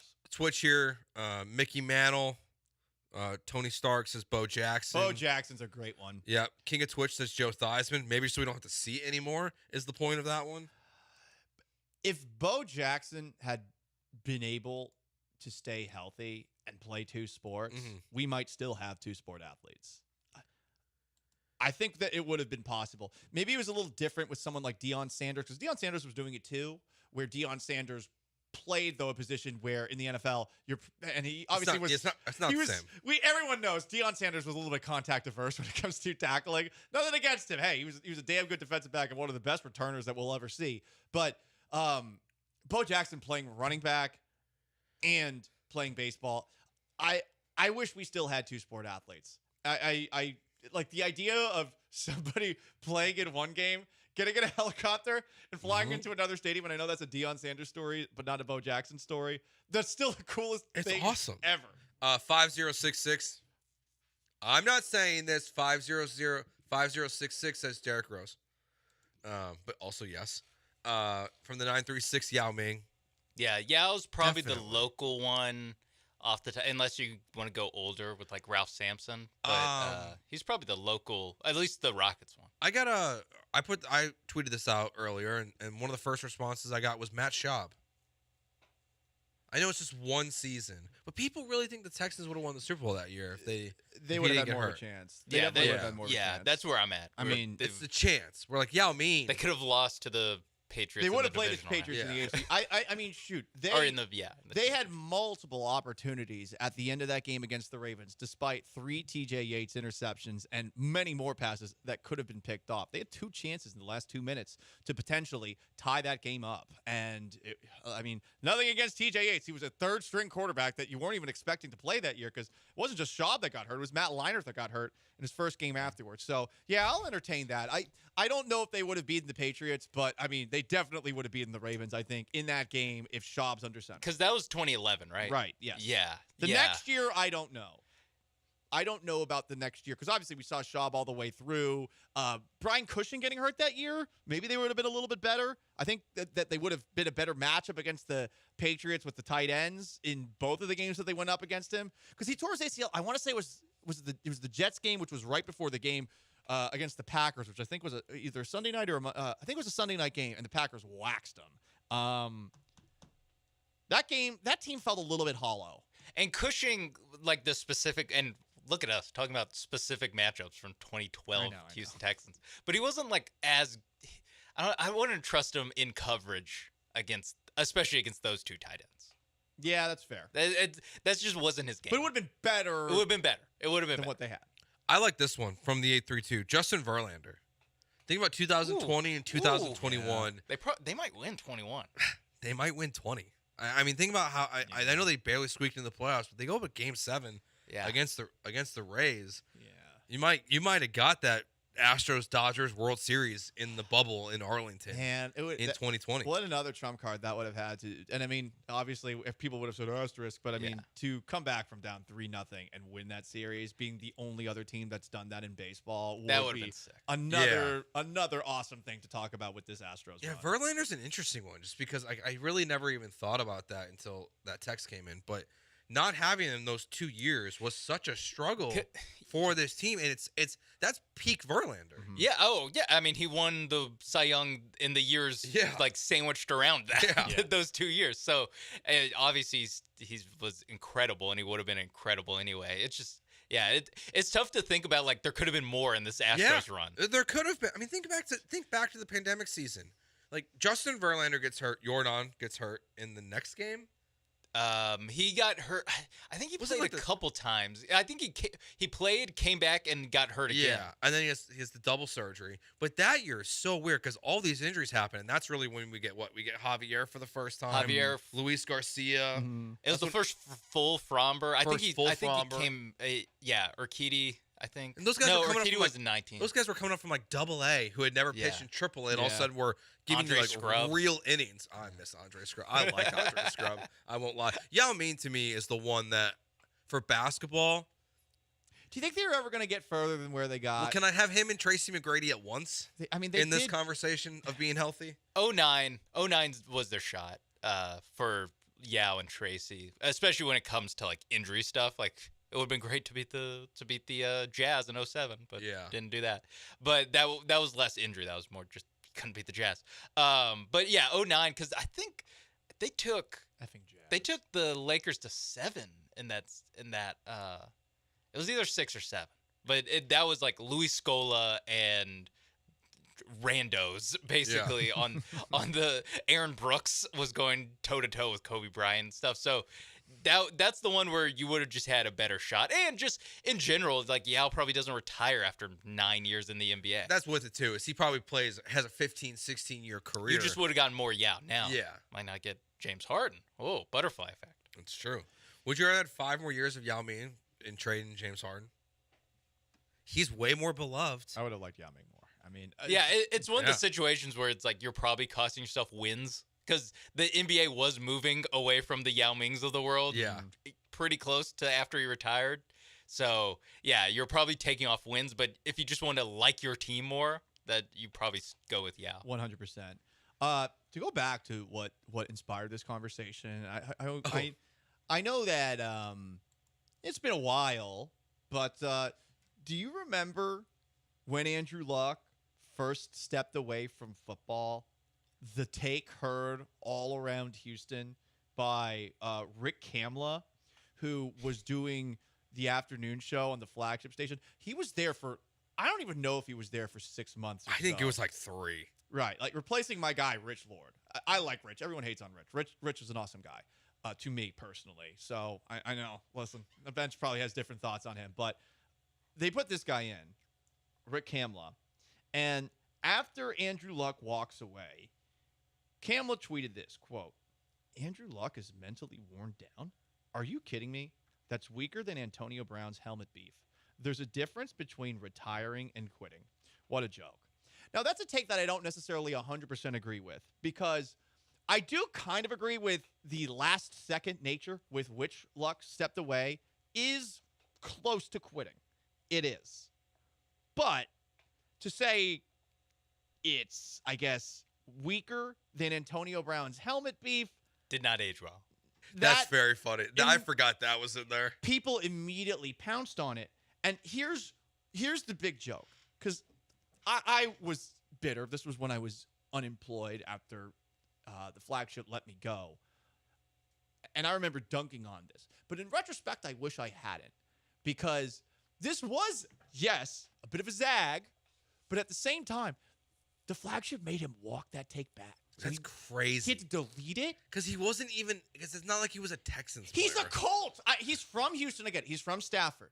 But they made him, like, this is just like censorship. My theory is Oliver called. Oliver Luck made the phone call. No, I don't think so.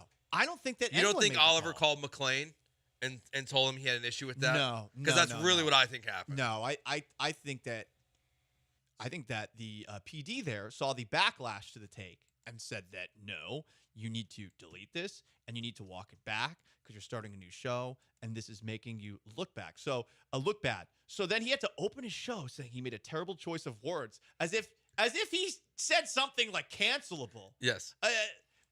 In retrospect, I was bitter at the time. I wish I had stood with Rick Hamla. So if you're listening, I stand with you. 5 years, 5 years later, I'm sure it means a lot. Yeah. He did send me a Facebook friend request, and I denied it. I was mad. That's so I was funny. mad. I literally worked with Rick like a year ago. Good guy? Yeah, he's fine. Yeah, I heard he's a good guy. I more worked with Lisa because him and Lisa Ann did a fantasy football show at this other job I had. And Lisa Ann? Can we get her on? I can DM her. She follows me on Twitter. I think she follows me on Twitter as well. Well, you worked at the flagship. She goes, I mean, listen, obviously, like, everyone's like, okay, here's my take. She was so cool. She's awesome, and I like her fantasy football takes. She actually has good takes. Actually. How about that? The other stuff, good too. But, like, fantasy football takes, very positive. You okay, Sean?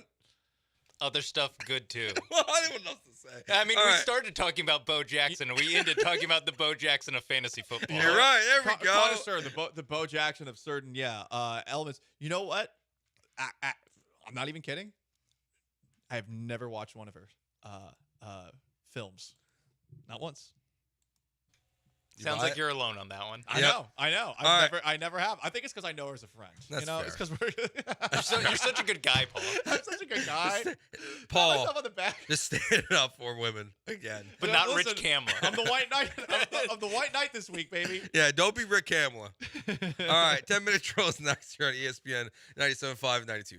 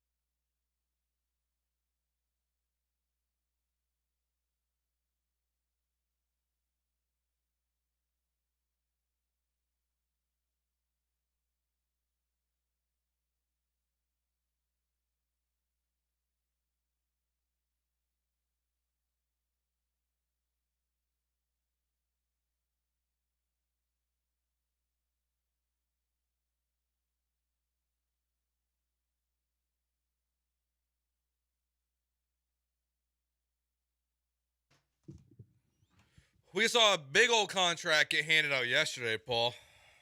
Sean and I were in the bullpen area because I had to go on the Killer Bees yesterday and defend myself. Uh-oh. Because some of these, I love you listeners, morons, though. How dare you say that about our listeners? I would never do that except for all the people I called idiots on YouTube. They literally took what Sean said and turned it into my take and started texting the Killer Bees that I compared Cam Whitmore to Kobe Bryant. Well, you did, though. I didn't. And so I called Sean a traitor. But then Sean and I were in the bullpen, and we saw the breaking news that the Jalen Johnson, who was someone that I was interested in for the Texans if he became a free agent, signed a 4-year, $76 million a year contract. Yeah, with you the Bears. compared him to Deion Sanders yesterday, too. That's not true. That's true. You're like, yes, Johnson Island is back. The new Darrell Revis. That's a big contract. It's a lot of money. Worth every penny. Do you like it? I think it's cheap. Actually, I think he would have got more in free agency. So Okay. I think it's a fine contract. It's not the biggest. I mean, top of your head, where you rank him among NFL corners? He's top 5. Think he's top 5? Okay. Yeah. Pro Football Focus graded him number 1. I know we talked about that earlier There about you like, go. what it means, but like at least in coverage, they grade him as number 1 last I year. would say Pro Football Focus, when it comes to stuff like actual like man coverage, they're probably doing a better job comparing one corner to the next because Yeah. it's a lot easier to gauge whether or not a guy's doing well when it's just man coverage. I agree with most of their wide receiver, running back, and cornerback takes. Mm-hmm. It's their quarterback and offensive line ones. And I don't know much about Tight offensive end line. ones are weird too. But like they always like crush Titus Howard and Laramie Tunsil. I'm like, they had a good game this weekend, and I just don't understand. Maybe I just don't know enough about offensive line play. None But of I'm us okay do. with that. Yeah, I think it's okay to admit that you're just going to notice the plays that are bad, and Yep. occasionally you'll notice a pancake, but for the most part, you don't. It's hard unless you are like, say, like with Lance. Like Lance's dad's an offensive line coach. Yeah, I don't want to be grinding the offensive line tape. I think you need every day. I think you need, unless you played it, I think you need someone to explain it to you in ways that you can understand. So we've got a bunch of cap stuff going on in the NFL right now. The Bills cut a ton of players. They're still over in their cap space. The Chargers are still over. So they're interesting to me because there's going to be some big moves, some big names getting cut there. Khalil Mack. Some people think they might cut the Bosa brother that they have or find a way to move on. Keenan Allen, Mike Williams. There's going to be some big names dropping from that roster at some point. Yep. The Dolphins still over the cap too. The Saints, somehow they're Always. some of the Saints are only $15.5 million over. I thought they were $85 million over. So how about the Saints? That's where I don't understand the NFL. I don't. They always are. The Saints are over every year, and then all of a sudden they're under. That's Louisiana. Patrick Peterson got cut. I bring that up because 760 or from the 760 says Patrick Peterson is cornerback for the Texans? Question mark. He'll be okay. He's not the guy that he was before, but that'd be a fine signing. Do you remember the Jacksonville Jaguars employee who stole $22 million? I do. Yeah, so it was apparently pretty much all for his gambling addiction. Yeah. Now, that's what he also said. But then the authorities are saying $5 million of this $22 million were used for a life of luxury. A life of luxury. Flying on private jets. Yeah. Buying a putter used by Tiger Woods. That one is something else. I wonder how much that cost. I get that one. Do you use... If I had that kind of money, that would be cool. Would you use the putter or would you display the putter? I would display the putter. I would not use it. I would feel like I would ruin it. Like in the Sandlot, you shouldn't use the baseball sign by Babe Ruth. But it's autographed, and you're not going to autograph a putter. Yeah, I think I could use the putter. Oh, you would actually You're not going to break it. Oh, no, you're just like slam Smalls. it. You're Smalls, dude. I think you gotta show that, like, you gotta put that up somewhere. Yeah, I probably wouldn't use it. Maybe you just you put it up somewhere, but it's also where you can take it out and just like in the room kind of like mess around and you like, like play that. pretend like you're Tiger Woods and then put it back. You do a little fist pump. Yeah, exactly. Yes. I like that. Bring me a waitress. So what I love about this guy, Amit Patel, who again like embezzled billions away from the Jaguars, just crazy. Whoever his lawyer is, like, shout out to this guy. He's a regular like Johnny Cochran like sleaze bag. Like, look at this. The fact that he is trying to blame spending all this money on luxury things on a gambling addiction, it's just brilliant. Because the things that you can use as excuses in 2024, and I've brought this up before. You know very well, Joe, family is a great one.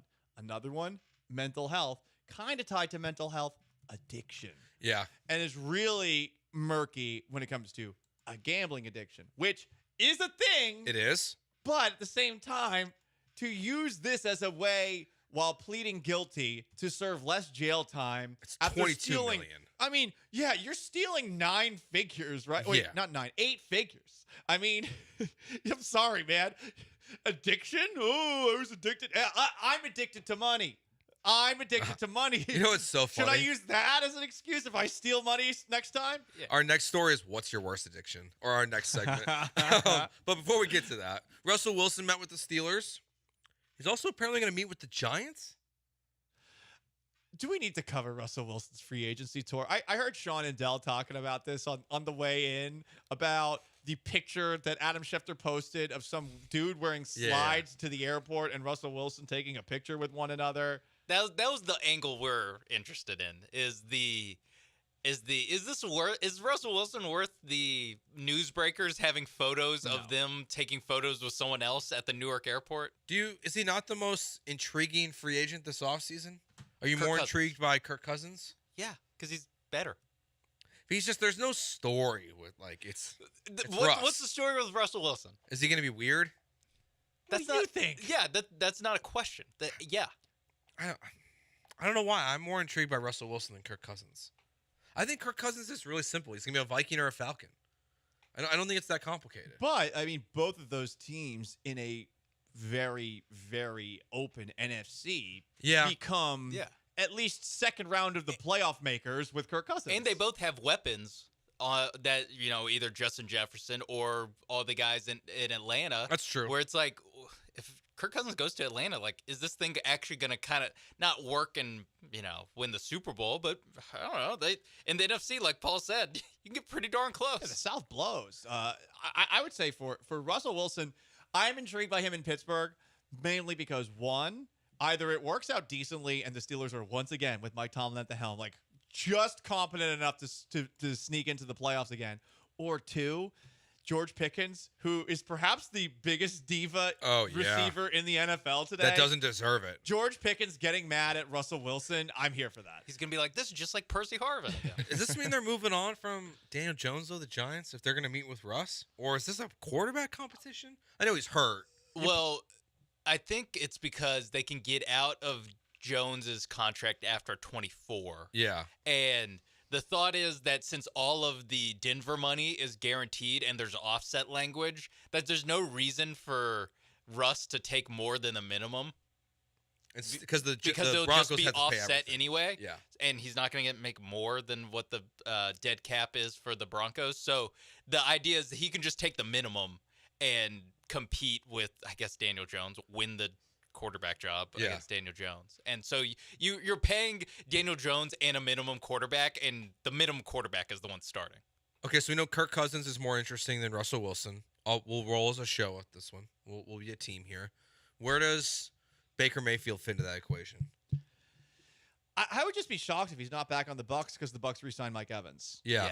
That feels like a I'm in the foregone same conclusion. boat where I'm expecting any day the rap sheet or Pelissero thing of the quarterback who brought the Bucs back to the playoffs is returning. Like how they always fluff them up. Is Fields more interesting than Russ or Kirk? Well, there's so many places he could end up. Honestly, the recent reports are that he has a no market, which not shocking. That's the interesting part. I think the reason he's not as interesting is because he was the story for 10 straight days after during and after the combine. And so I think I'm kind of just sick of the Justin Fields thing. Same.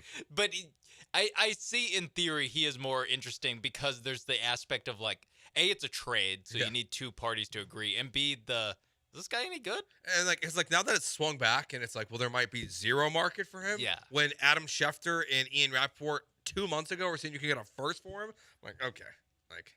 Nonsense. All right, that does it for the 10-minute drill. So what's your worst addiction?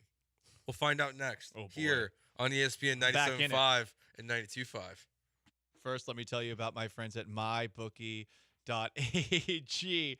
Guys, just forget what we were talking about just a moment ago, okay? Because you can make money at myBookie.ag. And who are you going to bet on this weekend? I'm very excited tomorrow, along with Granado. Will he actually say hi to me? Can we have a beer together? Can we have a catch? I will also be at tomorrow's Cougs Kansas game. Who are you betting on in this game? I mean, if you're betting against the NCAA future champion Cougars, I honestly think you're just a bad person. Yeah, you heard what I said. Bad person. If you're betting against our beloved Cougs as they try to finally break the door down and get a national championship, and you can bet on that game. Cougs, I don't even care what the spread is. It's just the Cougs against Kansas on Saturday. MyBookie.ag, promo code BET975. So many ways to play on MyBookie. You can bet on all the March Madness going on right now, but you can also do a little casinoing online, and you don't have to go anywhere. You want to play Texas Hold'em, you want to play Blackjack, it's all there with live dealers. MyBookie.ag, promo code BET975. Bet anything, anytime, anywhere, only with MyBookie.ag.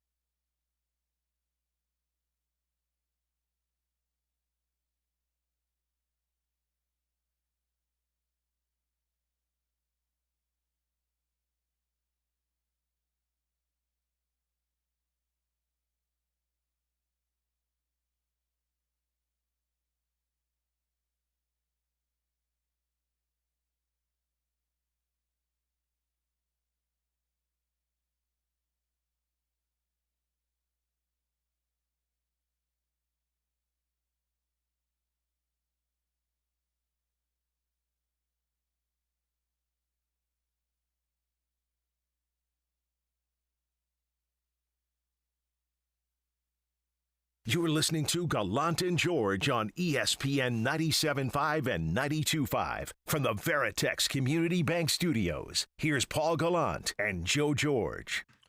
Paul, it appears you'll be making the Bad Take Boulevard list this week. What's that? We got a text from 4187.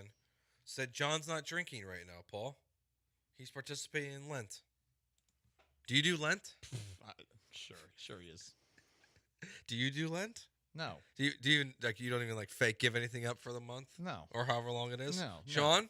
What? God's asking me to stop eating meat on Fridays? I'm sorry. I've got gains to make. Yeah, I'm going to get some steak after this. I have to around certain family members. I understand that. That's how it goes. I play that game. In college, though, Chick-fil-A on Fridays. Who cares? Yeah. The Archdiocese of St. Petersburg created a issue between me and them, all of the Catholic Church. Oh yeah, not that kind. I mean, like they wouldn't let my mom get remarried. So I mean, I'm out. I'm out on Catholicism. I thought they didn't put you in the top 5 altar boys of whatever county. You know, it's kind of scary going back in time. Like I was about 7 years away from going to the same the Catholic school I went to growing up, like the big guy in the archdiocese scandal in Boston with that guy 7 years removed from the school that I went to. I know. I think about this all the time. Messed up. Anyway, you never know. But anyway, sorry. Let's trying to disparage the Catholics Let's pivot. here. You Spotlight, just ask great me about movie. Lent. Spotlight, great movie. Great journalism. Great journalism. What a transition, Joe. That was a pretty All good. right, what's your worst addiction? I got a lot. Fun addictions only, please. I have an addictive personality. Good rule. Good rule. Let's make this lighthearted. No sad stuff. Jesus. Well, coffee. I'm addicted to coffee. I am addicted to coffee. That's for sure. Fun stuff we're addicted to. All the addicts listening right now are shaking their fists at the radio. For them it might be fun. I'm addicted to video games. Same. I wish I could quit it. I broke a 3-month fast with video games last night. I downloaded Helldivers 2, played it for about an hour and a half. Very fun game. Very violent game. It kind of feels a little like a Gears of War mixed with Starship Troopers. Very, very fun. But video games for me, I have a tough time putting them down. It's like once you're in, you're in. Yeah, because I think it's a great way to just check out of my very hyperactive brain. It's a great way for me to just not think about anything. Yeah. That's why I like them. What's your go-to usually in the past? For video games? Yeah. There's a couple, Skyrim, Civilization 3. I know that's an old one, but Civilization in particular is really the one that gets me. We've talked about it before because I play Civ 6, and I don't want Paul to get the new stuff that's on the streets. I played the new one. I actually didn't like it. I was like, I want to go back to Civ 3. Too much fentanyl in it? Not enough. I'm kidding. Sorry, fun stuff. Fun stuff You said only. fun stuff. That was your fault. You know what game I would love to have back? What? I think they tried to do it again, but Fight Night was one of the greatest games ever. I know. Oh, the boxing game? Yeah. Yeah, that was a fun one. It used to be so good. I remember that. Yeah, but that was an elite game. And you had to use the right analog stick to put punches. But it was very cool, like the amount of creativity that you had with that. Yeah, that was a fun game. I enjoyed it. Yeah, I used to be pretty heavy into just like only sports games. Call of Duty kind of changed my life. Okay. Like my parents would not let me do that stuff. So when I got to like high school and could buy my own video games, that's when I started playing Call of Duty. That's my go-to still. Fun addiction. Like my video game addiction. Fun addiction. I mean, coffee for real, to be honest. Yeah, I have 5 cups a day. Like, I think sometimes, like, I put my hand out and I wonder, like, hopefully this isn't early onset anything, but there are times where my hand's shaking. I'm like, is this because of the coffee that I don't have in my system right now? I don't know. That's always a good question. Like, is it worse before or after? I think it's before. That's one of the best things about this schedule change for me. I was, like, ruining my sleep life working the Killer Bees because I would still want to do and have coffee every day, but I was having my coffee at like starting at 3 o'clock. We're like, no, like I'm still sipping on this like a child, but like I would have coffee way too late in the day, and I used to think that was nonsense. That I could have coffee whenever. Sean, I'm not a big coffee person. I think that our average is still up because of how much y'all take in, but I help bringing it down by I barely ever drink coffee. I wasn't until I got in this business. Same. Until I got in this business, I didn't drink coffee. Maybe when I get in this business, I'll start. Yeah. The morning radio, like I respect the hell out of John and Lance doing this every single day at an advanced age because it is hard to get up. What? Why are you guys laughing? I don't know John and Lance like that well. They're not the most That's not disparaging. I don't know if that would upset them. I didn't say they're old. Like they're Joe Biden. They could both be my dad. What? Like I mean they're both. I think they're old enough for both of them to be my dad. I have no like whatever. Yeah. Okay. Why are we like to? No, oh my you're, God. you're saying that they're doing such a good job considering their age, their advanced You're age. You're age shaming John and Lance. No, I'm not. This is legitimately something I respect. I remember one time when I came back from a wedding last summer and my flight did not get in until 8 a.m. even though it was supposed to get in basically at like 10 p.m. the night before. And I called out and John called me out on it, and he should have called me out on it because John would have showed up. That's true. No, I seriously, I need coffee now, and I'm 34. Like God, I don't know how I would do the early morning shifts. 3311 says I'm addicted to ESPN 97.5. Hell yeah! We said you. fun ones only. Don't. Sean, what are you addicted to? I think sweets specifically. Oh, yeah. Specifically peanut butter and chocolate. You put peanut butter and chocolate on anything, I'm eating it. So I go peanut butter and chocolate, or I like sour candies. Oh yeah. So like Sour Patch Kids. Yeah. Sour Patch Watermelon. Sour Skittles. Sour Skittles are good. They got to be limited though. And my number one.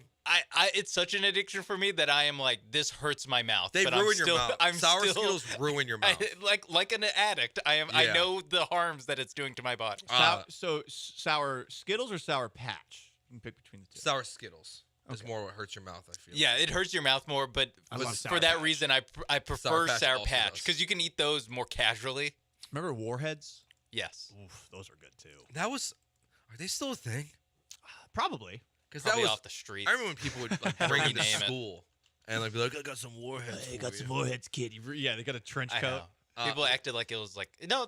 I mean, you can still get on Amazon. Yeah, I'm sure. Yeah, I just don't know if it's as popular as it once was. My also is Laffy Taffy. So bad for my teeth.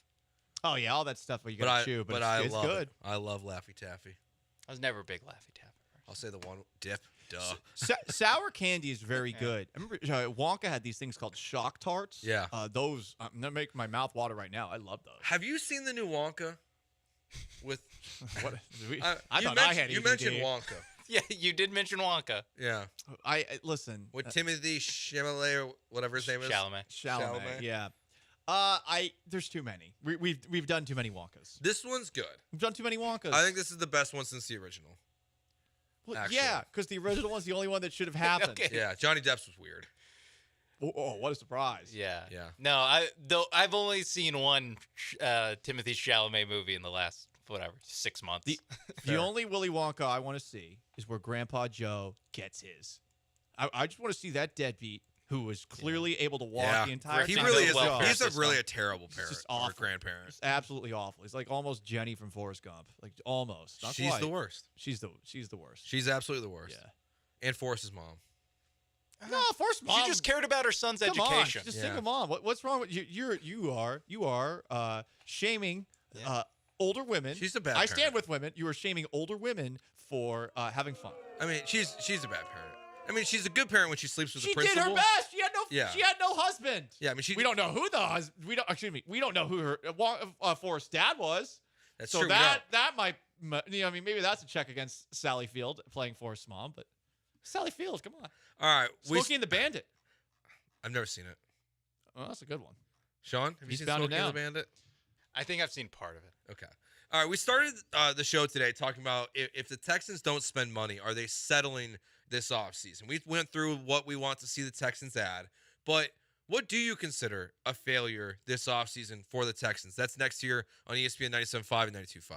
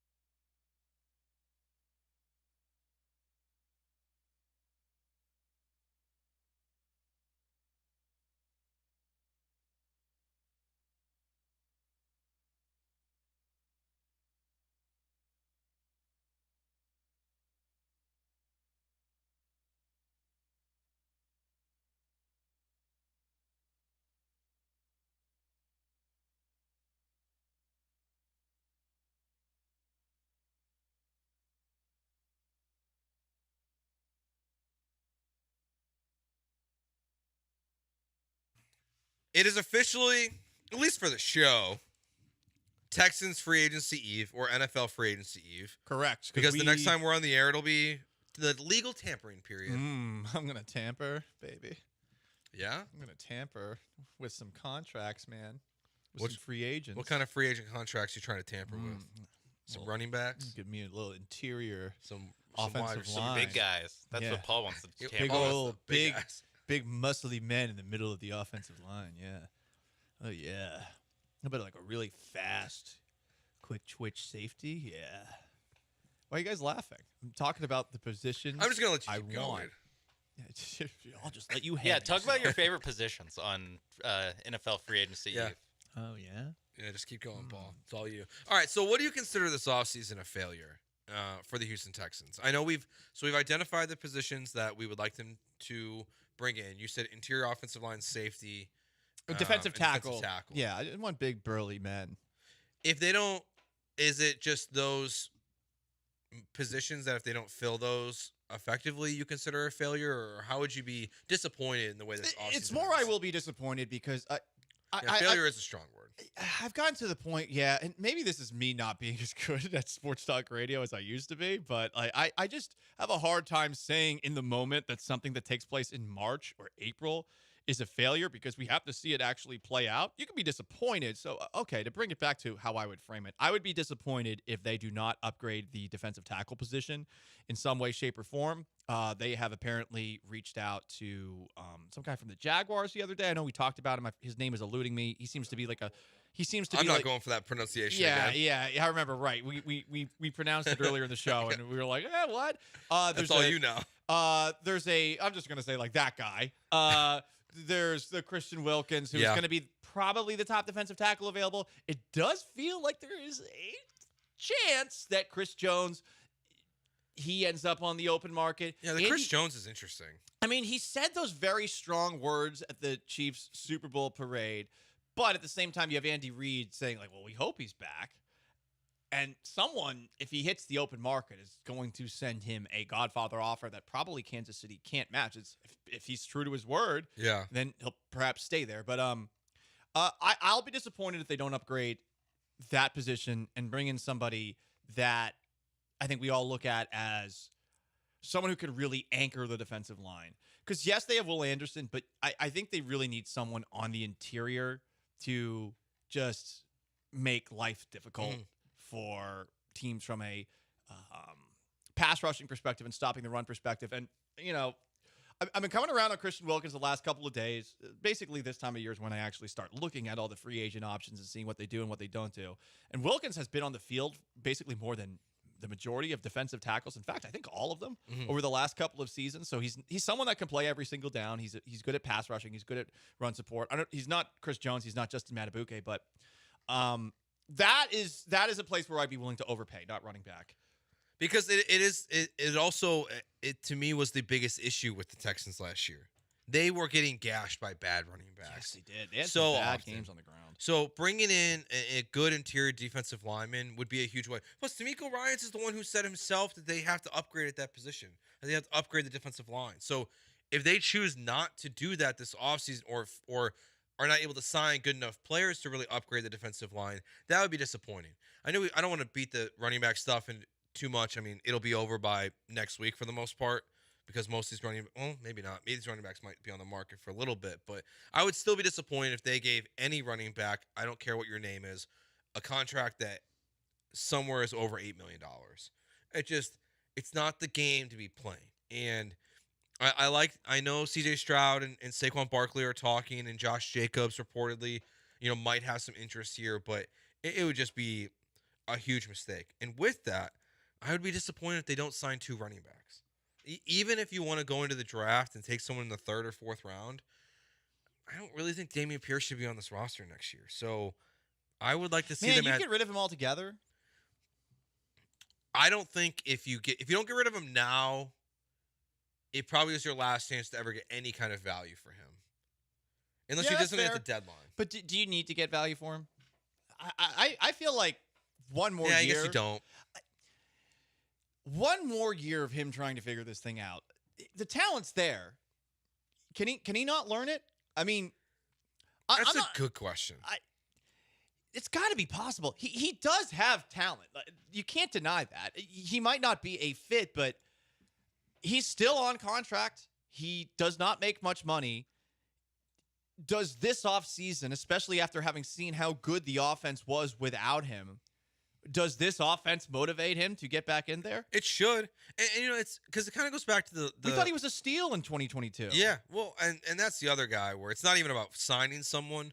I also would like to see the Texans add to the safety room, but one of the guys I'm most interested by next year that is Petrie. Yeah, like who are you? Did we gas up that last really bad season with Lovey and Culley with Petrie and Dameon Pierce way too much? That's what it feels like. Petrie was all over the place, and because of, I think, the sheer volume that he had as far as being around the ball with the tackles and the interceptions too, it was going to be hard for him to replicate the year before. If you remember from that season, there were lots of missed tackles. The coverage thing last year was the big problem. It felt, and again, I don't know what was going on a play-to-play basis as far as what the coverages were, but there were a lot of moments where Petrie, you looked at him and you're like, what's going on here? It doesn't look like you're doing your job the way it should be done. The other part of this for me is even though the draft is still a ways away, a month and a half away, adding to the wide receiver room before the draft is important to me in some way. I don't need, all the big names are gone for the most part. Like there really isn't the big names Mike left. Evans, Like no Mike T. Evans is no Mike Evans. But not adding to the wide receiver room with where they're at right now would still be frustrating and disappointing because as much as I believe in Nico Collins and I believe in Tank Dell, we saw how much the offense struggled without Tank Dell on the field. So just giving yourself like a couple more options would be a very good thing for the Texans to do this offseason. I mean, I'm with you there, but I think Noah Brown, bring him back. That he's got familiarity. He's produced. I'm really unsure about that one. Why? The production in those 2 games is so incredible. Yeah, that's what I mean. But where's the rest of the season? That's where He dealt with injuries too. He did. So is that the reason the production wasn't there the whole rest of the year? I felt like when he was healthy, he showed that he can be relied on. And that was a big problem. He had a lot of injuries, and okay, maybe that's a reason to not bring him back. But he's got a rapport with Stroud. He has been in this offense for a year. Mm-hmm. Do you really want to bring in somebody else, roll the dice, and perhaps overpay in doing so? That is the thing. Is if you like his contract, if you're Nick Caserio, you know what he is. You know his fit. So if you like the contract, that makes sense to bring him back. I just wonder if there's better talent out there. That's what I would say. Is that like whether it's sure, there probably is. That's a similar price range. But you'll probably be paying a little extra for that talent if you want to upgrade from him. And I'll keep saying it. Your top 3 receivers are Nico Collins, Tank Dell, and Dalton Schultz. Mm-hmm. That is upper echelon. I don't know where I would 100% rank it compared to other receiving groups, but this is all about allocation of resources, and that is an area where you're good. I feel like for those who are beating the drum for running backs, like I think running back is more important than wide receiver in free agency for the Texans. Yeah, so definitely 100%. Interior offensive line still above running back. Yeah, they don't even have Pierce right now, technically. So, excuse me, not Pierce. Singletary. So, yeah, it'll be this offseason is gonna be interesting. Like, there's a lot to happen. Do you think that there'll be pretty quick acting on Monday? No idea. No clue. Yeah. I mean, this is I think uncharted waters for Nick Caserio and company. Yeah. They're good, so they actually have a reason to. No, that's true. Strike right away, but are they going to? I do not know. Yeah, it'll be interesting to see. All right, he's Paul Gallant. I'm Joe George. Dana Brown did an interview with the Sports Illustrated, and he already is kind of dropping some hints about the trade deadline. It's March. That's next year on ESPN 97.5 and 92.5.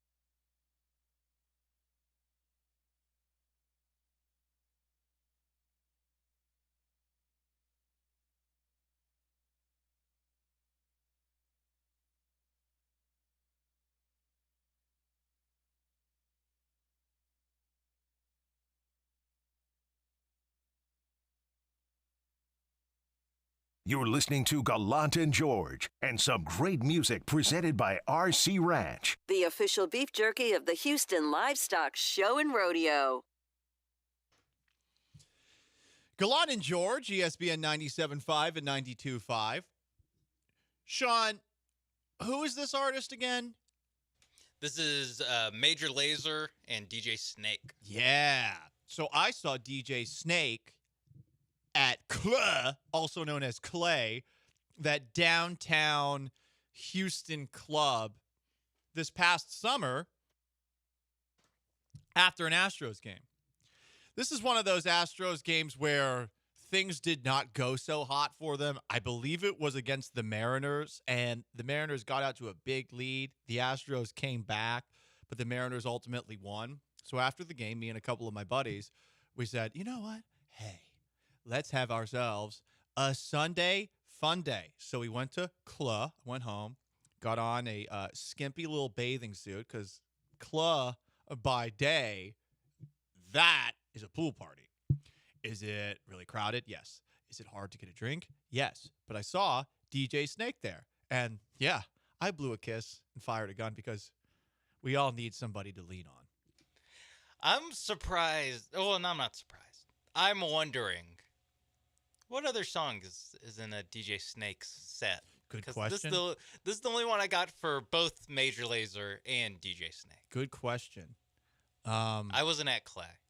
Must not have gotten invited. I'll be honest, it was just a lot of yeah. Queen Bee Spice says on the Twitch that she's going. Have fun at that. That ought to be fun. They were a good show, but I'll be honest, generally with pretty much all music, but especially with DJs, I have no idea what one song is from the next. Yeah. All I know is someone's going to tell me, hey, man, wait for the drop. And I'm like, oh, yeah. Got to. And then when the drop hits, you're like, oh, yeah. And then foam everywhere. Maybe fog. Yeah. I think as far as going to a concert where you don't know any of the performers' music, though, I feel like a DJ is a pretty safe one. Yes. Because you're like, I kind of know what I'm going to get into. Assuming you are in. I know a lot of people do not like EDM. I'll be honest, I've come around on it. So some of my friends, they're big into it. They bring me around, and I'm like, well, I mean, what am I going to be like? Oh, they're not playing Leonard Skinner. Oh, why isn't there Creedence Clearwater Revival playing? Where's the Led Zeppelin? I want to hear grunge, not you know. So there you go. That character is very interesting. Yeah. Doesn't sound like someone who's like, yeah, play some Skinner. When you get a lot of coffee in your system, you get into the music, man. Okay, so speaking of blowing a kiss, firing a gun, all we need is somebody to lean on. Don't we all lean on the Houston Astros this time of year? There we go. Damn, I still got it. Wow. 2 weeks away from doing the show by myself, I still got it. The hater said it could never happen. So there's a rather clickbaity article that Sports Illustrated put out there, and I'm curious as to how people feel about this. You want to jump in, 713-780-3776 to call, to text. This clickbaity piece comes from what we heard from Dana Brown in his piece with Chandler Rome of The Athletic. It's a specific quote that's highlighted. We might add something later at the trade deadline, but right now I think our team's built to win and we're ready to go. So we've been talking about the Texans in free agency over the last couple of segments. And yeah, that's because Texans free agency starts on Monday and the team's actually good. So that's why we've been discussing them as much the last couple of days. But for the Astros, it seems like it's done. Done unless they do something at the trade deadline. And I know we've had this conversation in a variety of different ways over the last couple of weeks, but are we all on the same page that they're set? I think I am. There are things, obviously, you're greedy. Everyone's greedy. You always want your team to add more. And really, the marquee signing this offseason, it's Josh Hader, unless you're a big Victor Caratini stan or something like that. I'm looking at this year, and I still feel they are closer to the team that was a game away from the World Series than they are to the team that barely won the American League West and was a game away from making the playoffs. They're the same team. Both of those teams are the same, but I think they're closer to the one that made the World Series. Perhaps I'm a homer for it, than they are the team that almost missed the playoffs and needed a lot of help from the Rangers and Mariners during a month where the Astros played like doo-doo, Sean. Yeah, I tend to agree that I kind of see not the bright side of last year, but kind of I am more glass half full on what we saw last year, where whether it's the stuff we talked about earlier, the home game stuff, where you just imagine that just naturally you're just not going to be that bad. A good team is not going to be that bad at home going forward, not just in the playoffs, but they're that bad all during the regular season. You imagine just some bounce back from that. Right. That's what's weird about last year. A lot of things did not go well. No, injuries. Yeah, the pitching is next. Where the pitching either with injuries, Luis Garcia, Lance McCullers getting hurt, or the performances you got from Framber Valdez for most of the year, Christian Javier, especially the second half of the year until the playoffs. He had a good playoff start, but these guys, and even Hunter Brown was so inconsistent for so much of the year that. These are all guys that are either highly touted or have very recent success, a high level of very recent success, that you expect a couple of these guys to have years more up to their expectations. So would it be nice to add a starting pitcher to really shore it up? Yes, of course, but there is going to be some internal improvement from the guys already in that rotation. 100%. Gallant George, ESPN 97.5 and 92.5.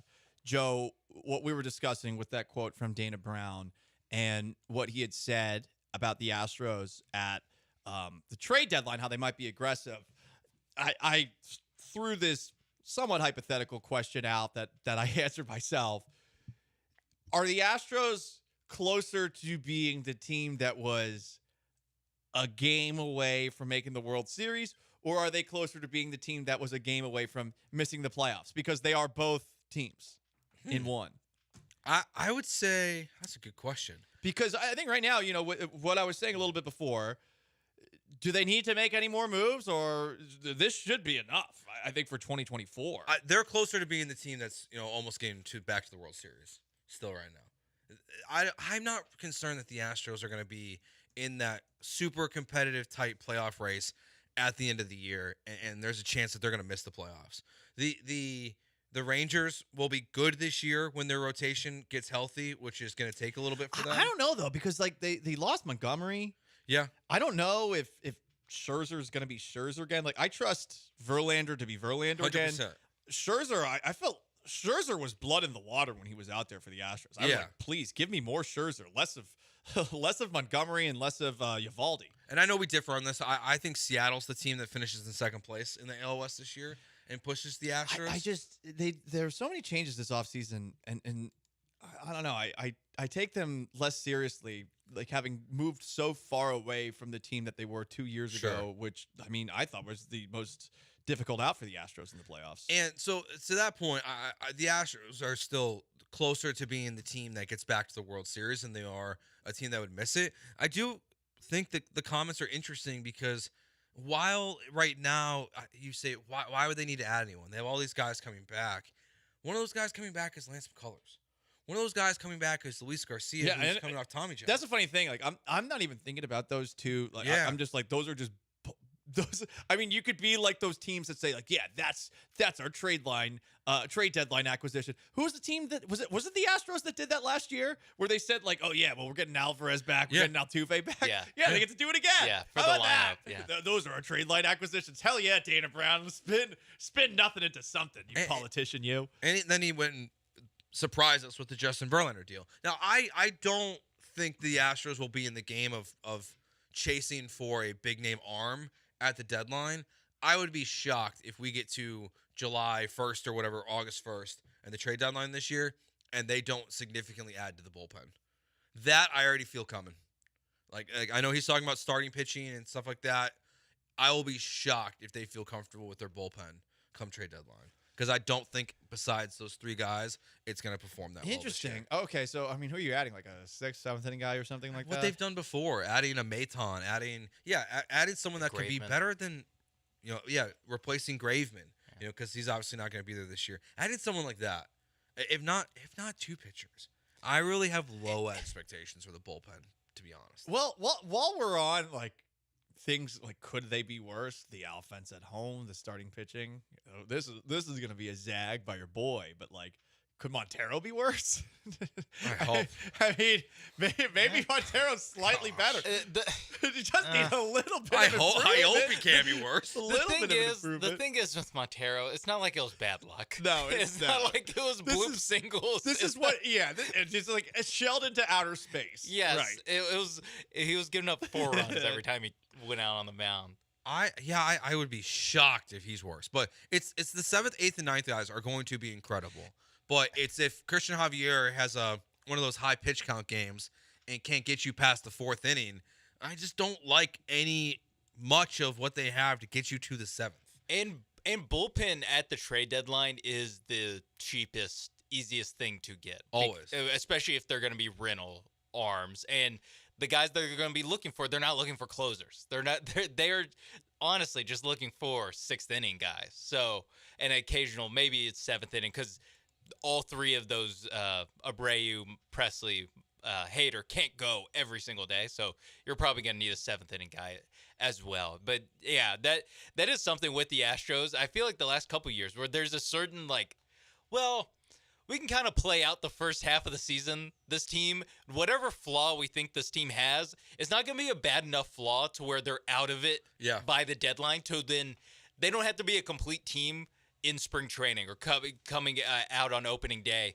They can kind of make the adjustment and read and react and make that trade in July that they need.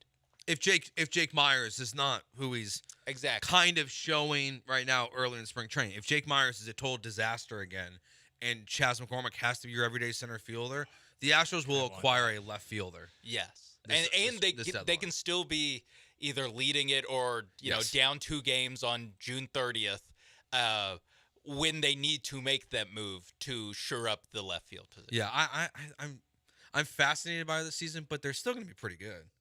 How do you feel? Are you a prediction show? I guess the answer to that is no. I'd rather react than predict because I think everyone can make a prediction. Yeah. And everyone loves to pat themselves on the back for the correct predictions. Yes. Like me saying the Texans were 10-7, I didn't even take that much credit for it. I actually didn't. Sean, you could attest to that. No, he could have taken more credit than he did. We're more of an expectations show. Yeah. We'll set expectations, but not bold prediction. 3 bold predictions for the Houston Astros this year. Anyone can do that. All right. Well, we're going to run with that then. What are your expectations for this team this year? Plus, we got some free agency other stuff we got to hit as well. It's ESPN 97.5 and 92.5.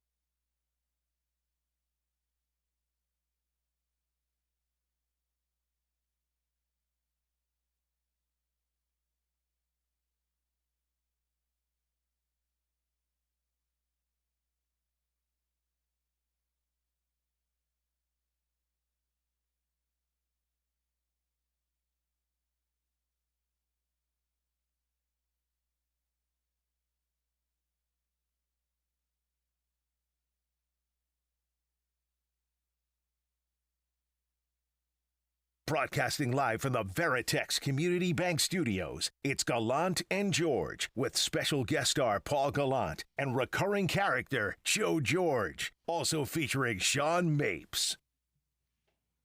Joe and Paul here on ESPN 97.5 and 92.5. Sean as well. So I was just asking you guys a question about the show. Do we make predictions? No, we don't play. Homie, don't play that. I got some caterpillar eyebrows being raised at me right now. Just doing a little dance. Doing a little dance. 30 minutes well, I guess Friday. Friday blends into Saturday. It does. That's what's kind of nice about this shift is we still have all Friday left. That's do true. Reckless things. I got to go to the gym, though. I didn't go this morning. I'm mad at myself. I thought you said you went this morning. I thought you were telling me that you listened. Was that yesterday? That was yesterday, yeah. Oh, okay. Yeah. But so Classic you guys, dad blending the days together. It all blends together. You guys don't hear. You guys don't do predictions. You're not a big prediction show, but you have expectations. So right now, 20 days left till opening day. Are your expectations for this team to go back to another ALCS for an 8th straight time? Is that too high? I'm not a loser. I mean, yeah. Are they higher than that? Yes, always. So it's win a World Series? You made the ALCS. This time you got to make it to the World Series. Otherwise, it's a failure. And you got to win the World Series to really make everybody happy. We need a third. We need number 3, 3 and 8. Dynasty's not really a dynasty until you get the third one. Is it still a dynasty? Because they're so spread It's an out? impressive run, and in baseball it's a little bit different, and don't get me wrong. And I think we could have called it a dynasty after the title in 22, but if the dynasty's still going, got to get the World Series. Got to get number 3. Dynasties are weird in baseball because the Giants are a dynasty. Mm-hmm. They won 3 World Series in 6 years. Now, and what's still wild to me is that they would miss the playoffs every year in between. But they're absolutely a dynasty. I still view the Astros as a dynasty now. You can. The bar is too high. I'm just saying this way you can shove it in people's faces and they don't have a counter argument. Yeah. So going back to the ALCS for an 8th straight time, that's your expectation, but also to win a World Series or the season's a failure. You got to have you got to have a winning record in the World Series. You got to be 3-2. You know? That'd be nice. It'd be very nice. Sean, what are your expectations for the team this year? I think the expectation is to make the World Series. Win the division, make the World Series. Yeah. Because you look at, part of it's you look at the American League, and there's not any teams that are there are these super teams that you look and you go, oh, tough matchup against those guys. The Yankees got better, but they were so bad. They're so bad. They're the Yankees, and their pitching didn't get any better, really. Yeah, no. And so it's really the threats from inside the division. I am skipping over the AL Central. You should. Just saying the words AL Central is the only credit they get. The Baltimore Orioles are the other. They're the biggest threat. Yeah, I would say that they're the second best team in the American League behind the Astros. I'm shocked they haven't signed Blake Snell yet. They need pitching, the Baltimore Orioles. Broke boys. But they're not. Well, they choose to be broke boys. Well, they have new ownership group coming. It should be done by the time spring training's over. Yeah, it might be too late, though. So, it's just a timing thing. He's just sitting out there. You think John Angelos, you think that dumbass is going to dot his I's, cross his T's? Thank you for the lunch, by the way, John. But do you think he's going to actually make this sale happen quickly? Hold on.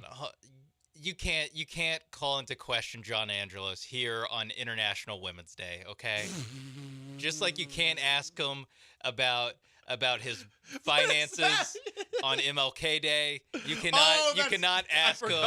I forgot. You cannot ask him about signing free agents here on this holiday, okay? What holiday could you not ask John Angelos a question on International Donut Day? I forgot about that. President's Day. About that. How dare you Earth Day, not available. How dare you ask me about the budget that I never share on Martin Luther King Jr. Day? What it's been like a year and 2 months, and he still hasn't shared it. What a douchebag! Yeah. I mean, my God. I totally forgot that happened. That whole exchange was so bizarre. The man suspended my friend. Yes, he did. Suspended my friend. Is he still there? He's still there. Apparently, it actually wasn't John Angelos, from what I understand, entirely. It was more someone he had hired that may not have a job anymore. Gotcha. I was curious to see if they brought that guy back or not. That was at least how it was portrayed to me by sources close to the situation, not my friend, of course. And today is another day. Okay. My expectation is also that the Astros go to the World Series this year, and I'll be super bummed if they don't at least get back to the ALCS for the 8th straight time. Huzzah. Yeah. It is crazy that, like, the ALCS, I'm just like, yeah, It's the like, best of part. course they're going to be at the the season starts at the ALCS. This is what, as a Patriots fan, I used to get to do this all the time. It's great. You guys get to do it too. It's so fun to just tell somebody else of another team, oh, the playoffs don't really start until the second round. Now, technically, third round of the playoffs. Yeah, especially because, if the Astros ever play in a wild card round, I might not watch. No, I won't either. Like, just out of principle. It's the preseason. It's also crazy because the MLB, you see it with teams like the Dodgers and the Braves. It's the ones that every time they lose, they go, well, baseball playoffs, such a crapshoot. Yeah. Meanwhile, the Astros are in the ALCS every single year in this crapshoot of a playoffs. Earlier we mentioned Christian Wilkins, Paul, and I saw this collection of tweets that we put on the rundown. And, Nick Schwager, I still don't even really know who he is or what. But he's on Twitter. He tweeted, "Sounds like Christian Wilkins' smoke is real. Would be a crazy addition." Now Patrick Storm, who I do know and who I like and respect, he said it's beyond smoke at this point. Well, you don't respect Nick Schwager? I just don't know who he is.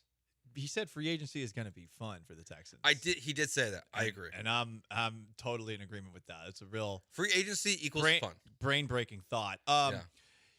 So Wilkins has been more and more intriguing to me by the day. First off, because I've actually listened to others discuss him with data about how he, among defensive tackles, plays more than everyone except for Chris Jones.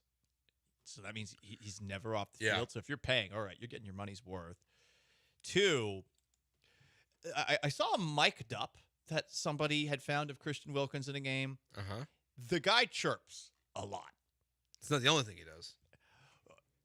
There's a little Dylan Brooks to Christian Wilkins. You don't want to be in the bottom of the pile with Christian Wilkins. You might personal foul, giving him the business.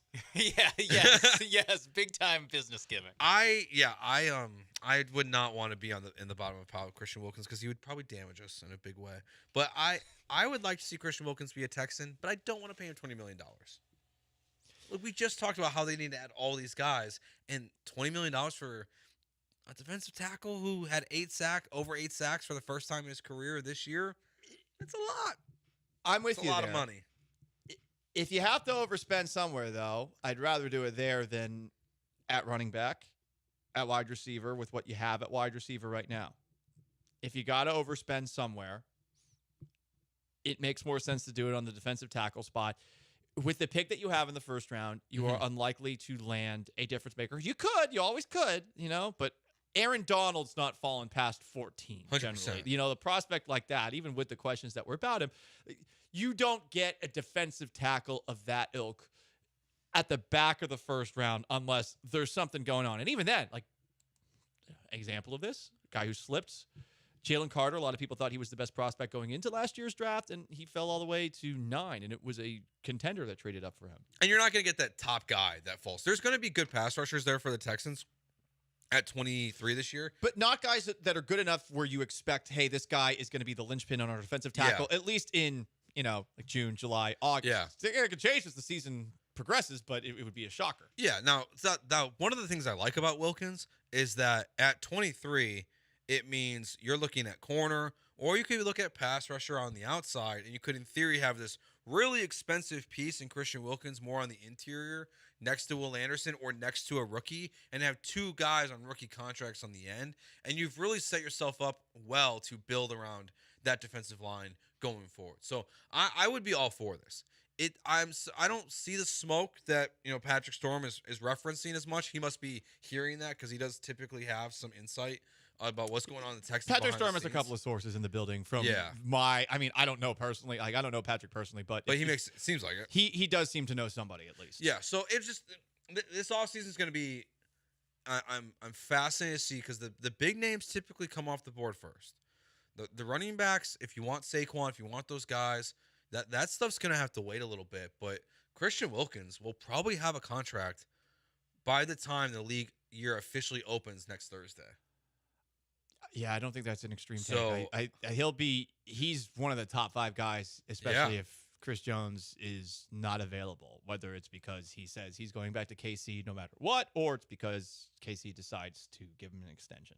It's gonna be interesting. I can't wait. I'm ready for it to be here. I'm done with the speculation. I'm ready for actual players to be signed to contracts, or for people to be upset that players were not signed. Well, good, because this is the second to last segment on on Friday. Yeah, so. I'm ready. Next time we talk about will the Texans add free agents, will probably be next week, but at least some of them will actually be signed. Yeah, there'll at be a that point, clearer too. picture. Yeah, there will be a much clearer picture. All right, garbage time. That's next here on ESPN 97.5, 92.5.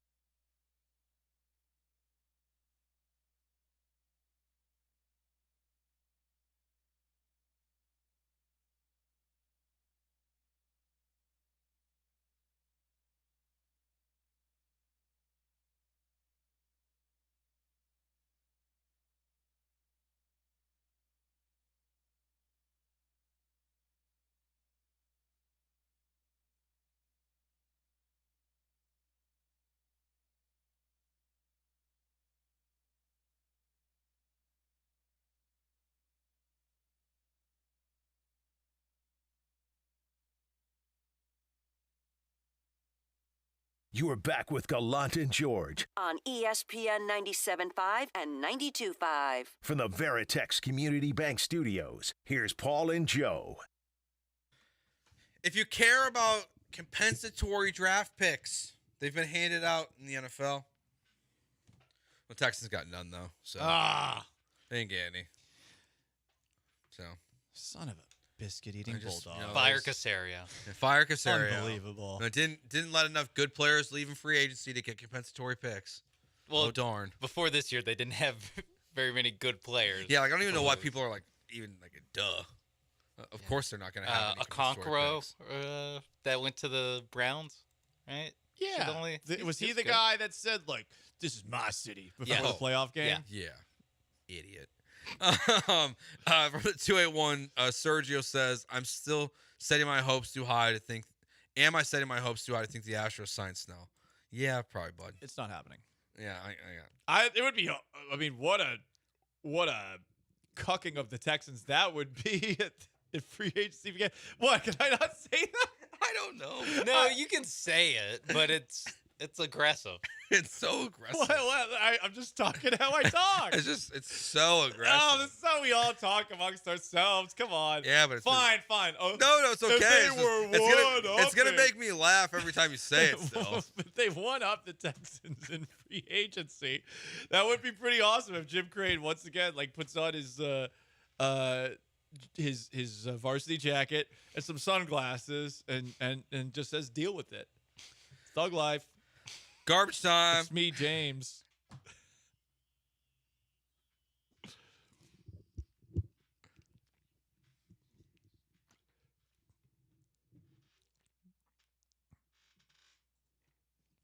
The show of censorers. My God. It's like you were watching last night's speech. Fell hook, line, and sinker, huh? It's the way we talk. No, it's not. Yes, it is. It's the way you talk. Yeah, that's a good clarification. By the way, welcome to this, Joe. Welcome to a lot of we talk from Paul when he's just talking about Paul. Yeah, when he starts to do something that he probably shouldn't be doing, he goes, we here think this, and it's like, nope. No, it's like, it's you. Well, in a world of me's, I am a we. Okay? You are a wee. I'm a team guy. Hey, at least yesterday, Sean made it clear when I was not welcome into the conversation. Yeah, and then today, was rude. And then today, you're bringing me to conversations I don't want to be in. I'm just saying, this is how we talk. It balances out. It does. This is how we, as men, innocent men, this is how we talk. I don't think that's what a white knight would say. Innocent men. Wait, I wasn't talking about women. Valid. Yeah. Valid.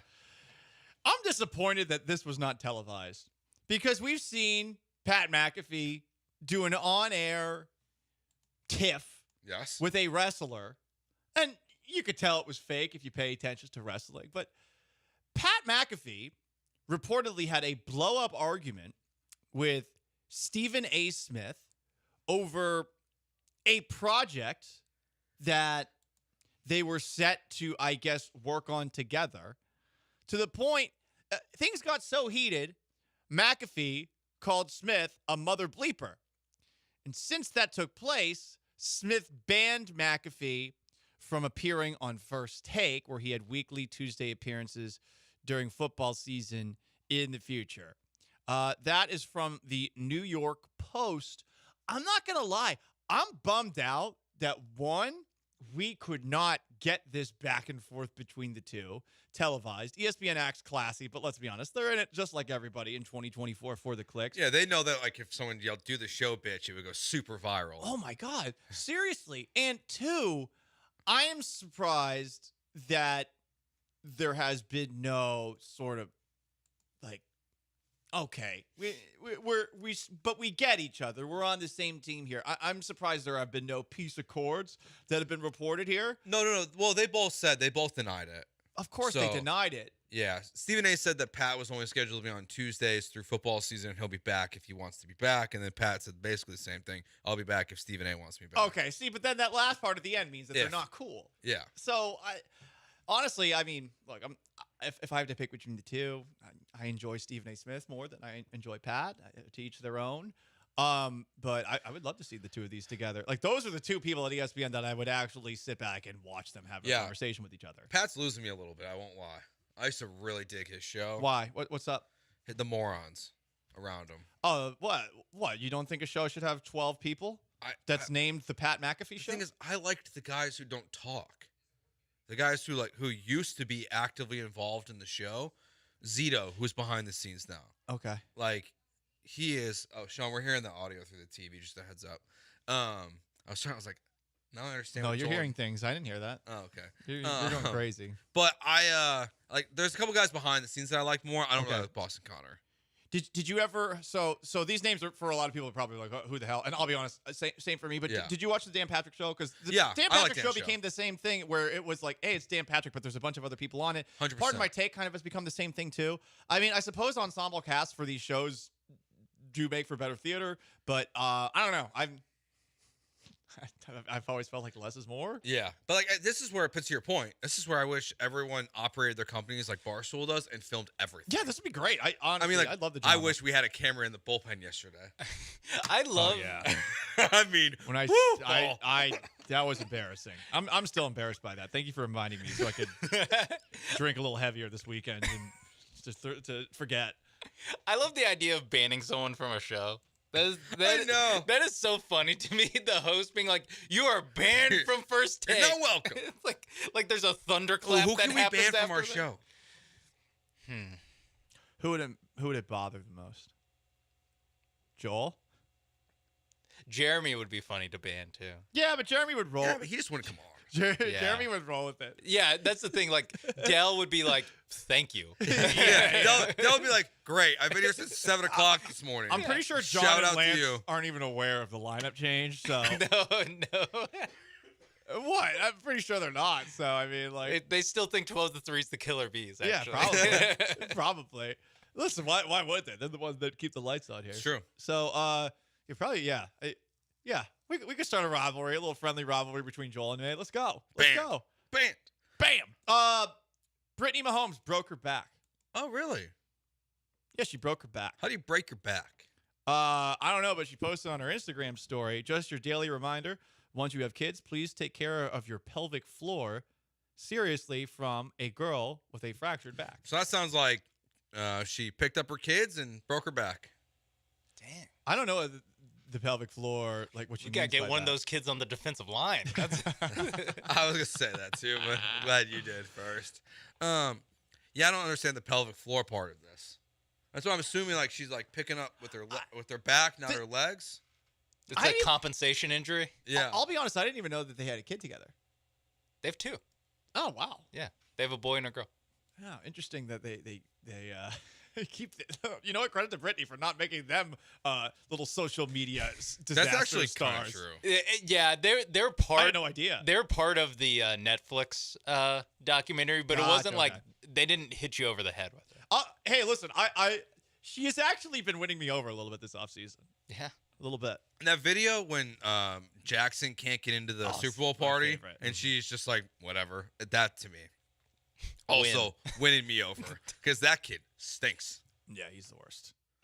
I mean, it's a good thing that family has money because that guy might be in jail right now. Catherine Taylor, ever heard of her?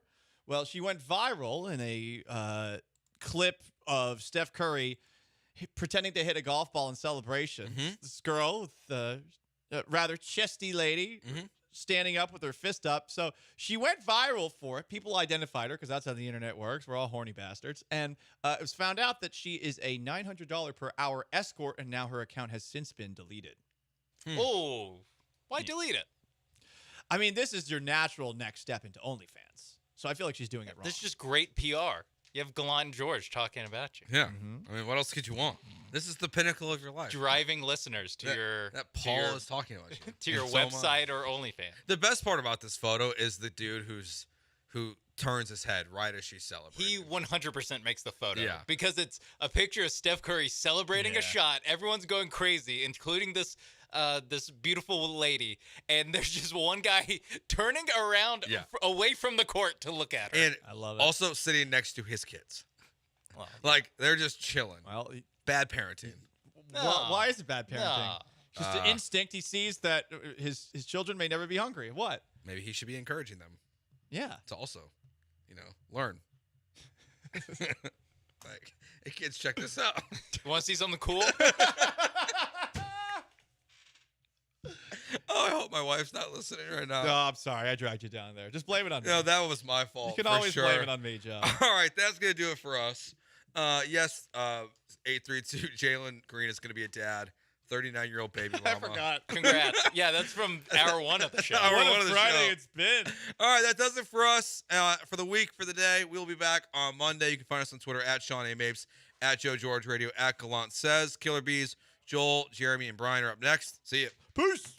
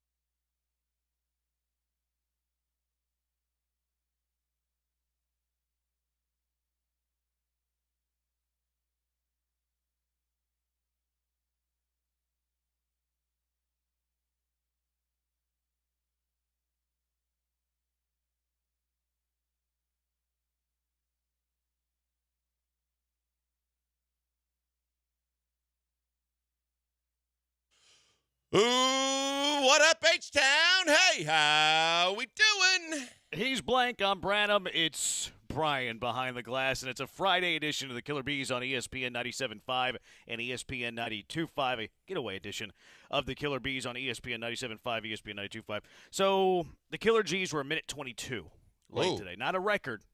Under from yesterday? Under from yesterday. They were a minute 30 yesterday. So yesterday, still the record since we've tracked. I'm sure they've had over a minute and a half, but we just started tracking yesterday.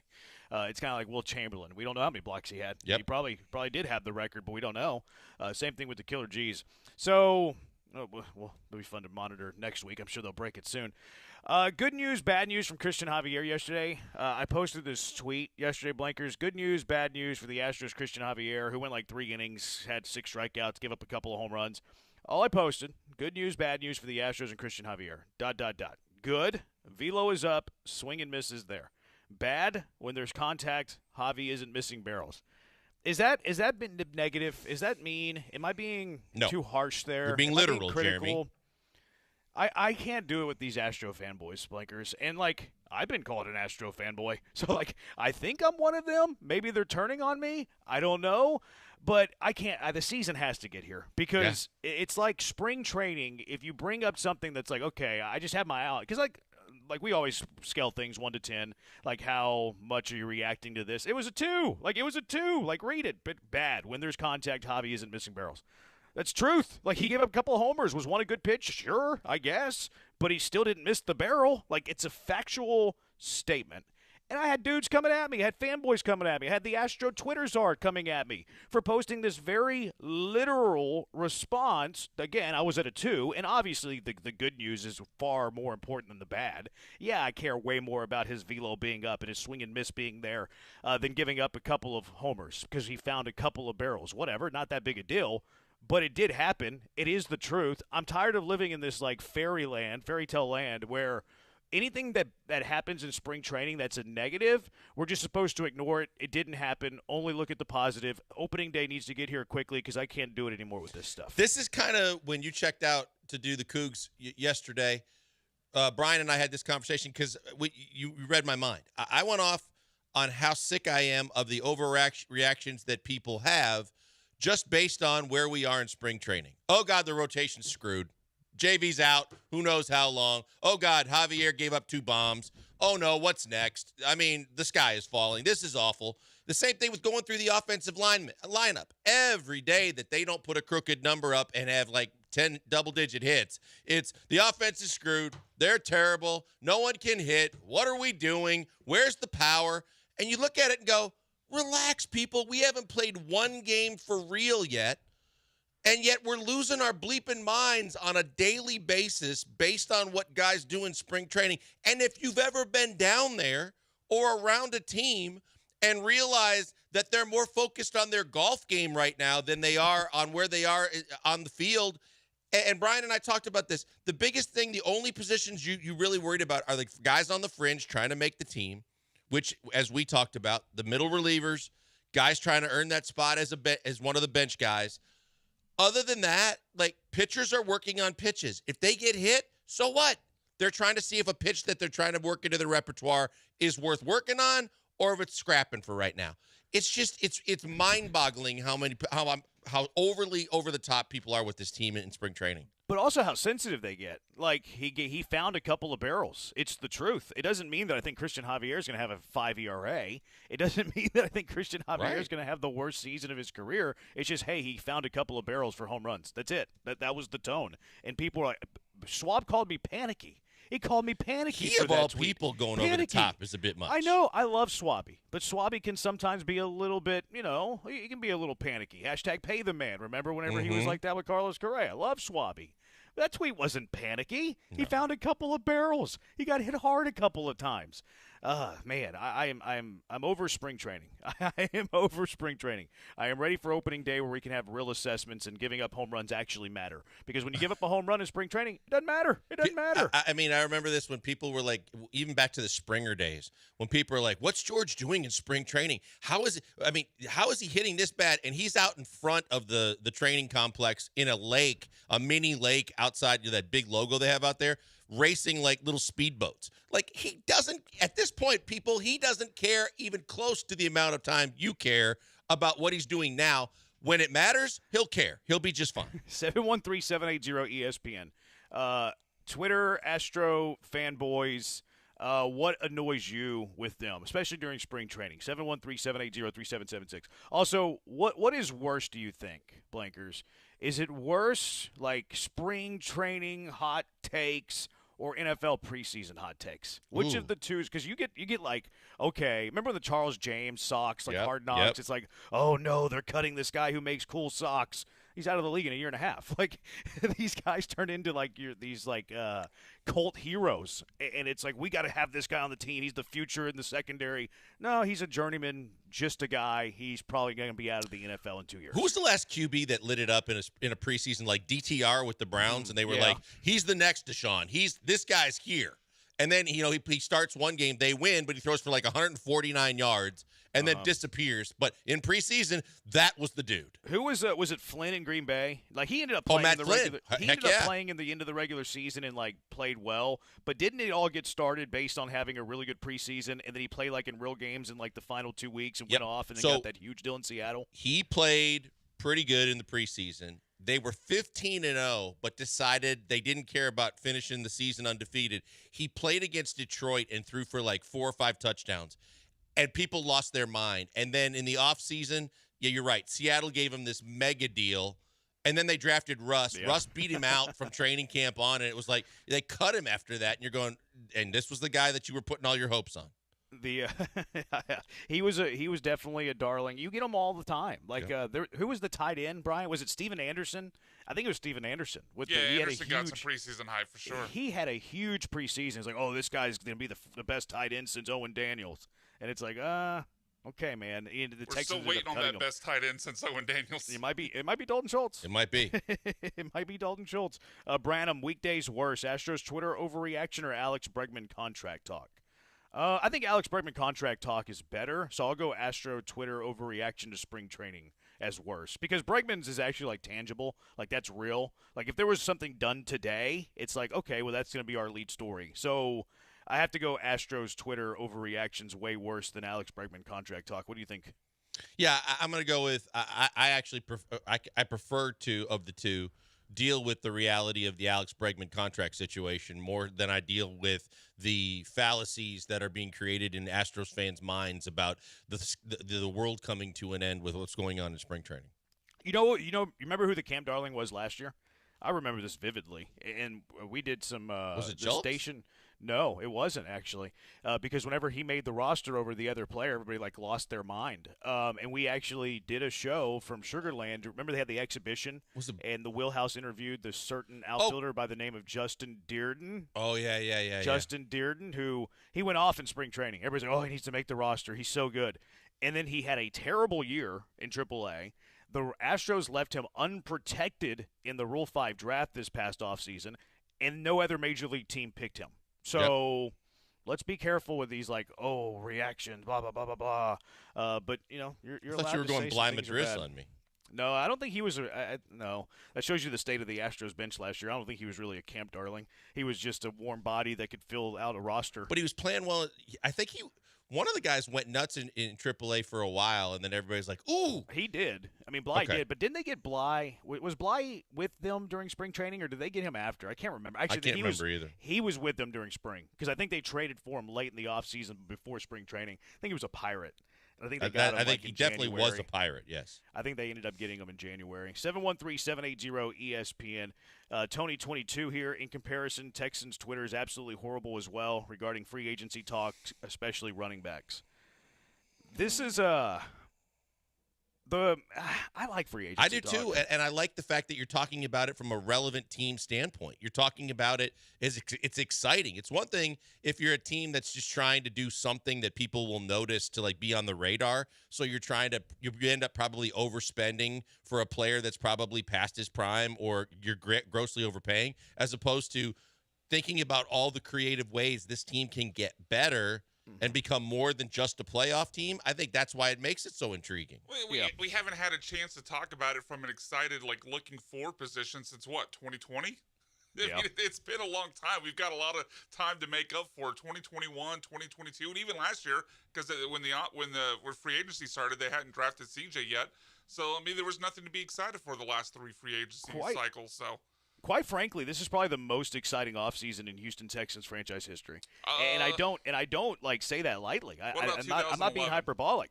Well, did you have this cap space? Well, you mean you signed Jonathan Joseph and Daniel Manning. You got Wade Smith. You drafted J.J. Watt. Obviously, a lot came out of that offseason. Now, that's great in hindsight. You didn't know Watt whenever you drafted him, though, and people booed the J.J. Watt selection. You're coming off C.J. Stroud's rookie year. You have $65 million in cap space. You have a playoff team. You think if you play your cards right, you could be a Super Bowl contender. I think this is the most entertaining Texans offseason they've ever had. In free agency specifically. Okay, the draft, I was going to say, draft-wise, when you came out of the draft with Deshaun Watson free agency and ended up specifically. Let me rephrase. Let's go free agency. This is the most exciting free agency period in Texans football history. Is that hyperbolic? I think that's fair. That's definitely fair. Yeah. Because 23rd pick, I mean, it's still cool, but it's not. It's not last year where you had 2 and 12. It was much different last year because you were coming off a 3-win year under Lovie Smith. You'd won 11 games in 3 years. You're an actual playoff team now. Yeah, no doubt about it. I think you're right. I think from the standpoint of just kind of everything falling into place and now the anticipation of what could be to take this team to the next level is what's got everybody dialed into every mock draft and every free agent and every cap casualty to say, ooh, everybody that gets released, could he be a Texan? Would he be a good fit? Could we get him at the right price? Because you know what they need, and you know that there's a couple of different ways you can get them. But if they get those players, there's a chance they could be even better than they were last year. 0754. This is the old guy get off my lawn show. Yeah, and you love it. Yeah, 0754. still tuned in. You love it. 713-780-ESPN HRP listener line. Busy show for you today. It is a Friday, so we'll mean text you to wrap off our show a little bit later. Who are the top 3 Rockets in order? We've been doing this each month that you're building around, and we've actually extended it beyond 3 because there's enough young names to be in this conversation. Best and worst free agent signings in Texans history. The Dalton Schultz details of his contract are out.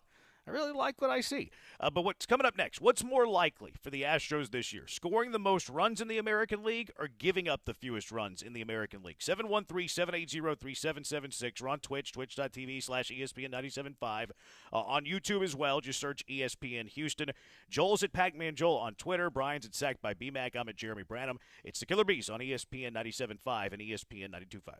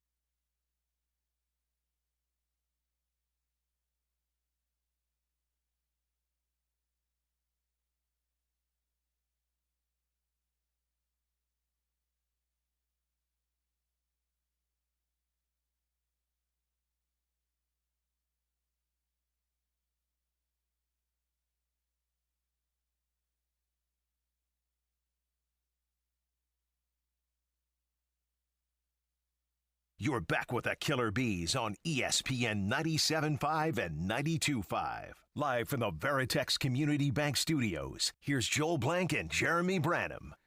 He's Blank, I'm Branham. 713-780-ESPN. I heard, Blankers, I listened to a little bit of the Killer G's since I was setting up and et cetera, et cetera. Oh, I did too. They said they banned you from their show. Why? I don't know why. I don't know if they had a good reason. They just did it. Well, I just had a horrible flashback because BMAC stepped out of the producer's room and Joe George was in the window, and I was like, "Oh God, what did we do?" You know, I was chatting with the Twitchers. If you want to be interactive with the Bees, twitch.tv/ESPN975, ESPN Houston on YouTube, and I was interacting with the Twitchers, who I'm dear fans of. You know, I know that they don't have jobs. I know times are tough, so I try to be really kind to them. I saw Joe in the little picture. If you're not familiar with our Twitch, they have pictures of us. They have the little camera for the producer, which is tiny, which is how it should be because they're not the talent. We're the talent. And I saw Joe in there. I was like, should I say hello to Joe? I was like, you know what? I really don't want to. I really don't want to. So I stayed quiet and minded my own business and didn't. He big times a lot of people now that he's gotten this new role that he's taking this step up. He's got a lot of attitude. He gets really flippant on the air. Does he? Yeah, and then I when I was listening to the Killer G's, Paulie actually dropped a couple of bombs on air today, and trial by air, he basically dropped them and then said, "Can I say that on the air?" I wouldn't go through that process every time, but that's just me. So did they dump them or not? Oh, I don't think so. I think they made it out loud and clear. So I guess we're still waiting and seeing. Because I heard one of them really loud and clear. What did he say? How do I put this best? Another name for a cat. Oh, you can say that. With a P? Yeah, I don't think you can say it with the Y at the end.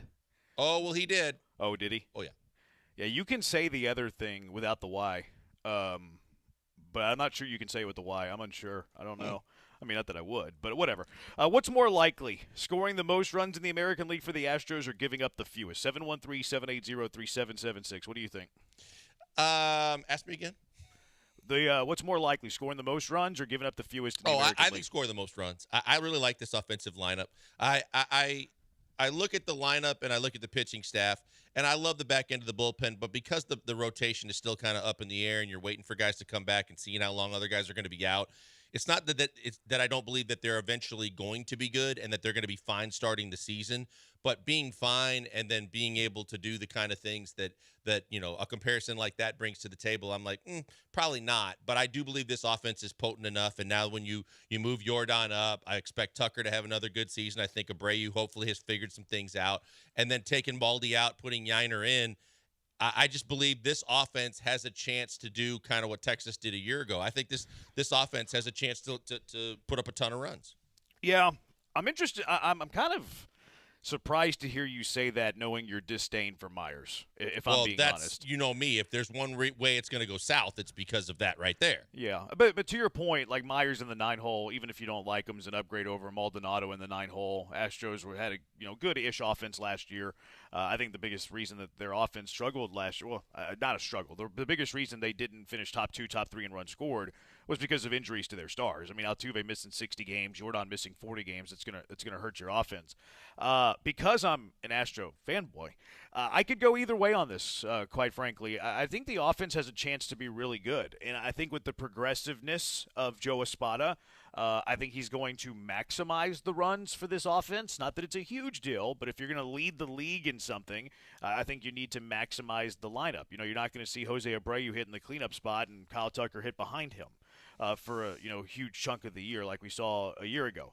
So I like the way Espada's doing things with the top 4. Brian mentioned the other day, we talked about the Yiner-Chaz thing, and I was a little surprised to see Yiner in front of Chaz, but then Chaz was in front of Yiner against lefties. So it's like, okay, you got a pretty progressive manager. If they stay healthy, I think they have a shot to lead the American League in runs, and I feel the same way about the pitching staff.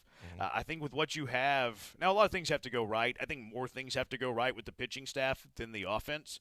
Fromber has to be the Fromber you can trust. Not calling his own pitches, by the way. Christian Javier, he's got to live up in the zone. He's got to throw harder than he did last year, which yesterday he did. Lots of positive signs yesterday. A little bit of bad news, but lots of positive signs yesterday. Easy. Hunter Brown has to take the next step. So I think that there's more ifs with the pitching staff. I think they're both capable to lead the American League, but because there's more ifs with the pitching staff, I'm going to actually go with the offense here. Better chance for the Astros to lead the league in runs than giving up the fewest runs in the American League.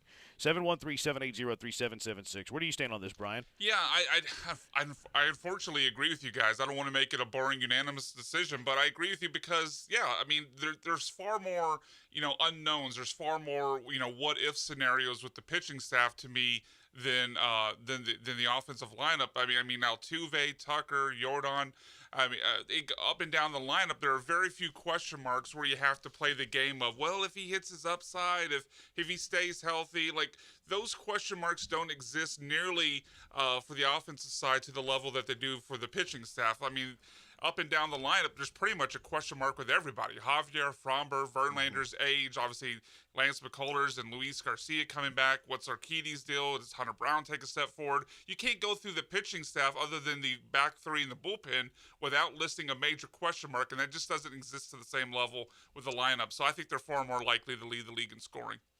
Same thing with the middle relief, too. Like, it's not that valuable in terms of, like, winning 95 games during a regular season. But if you're trying to compete to have the best ERA in the entire American League, the middle relief is pretty suspect for the Astros. A lot of textures bringing up this point here.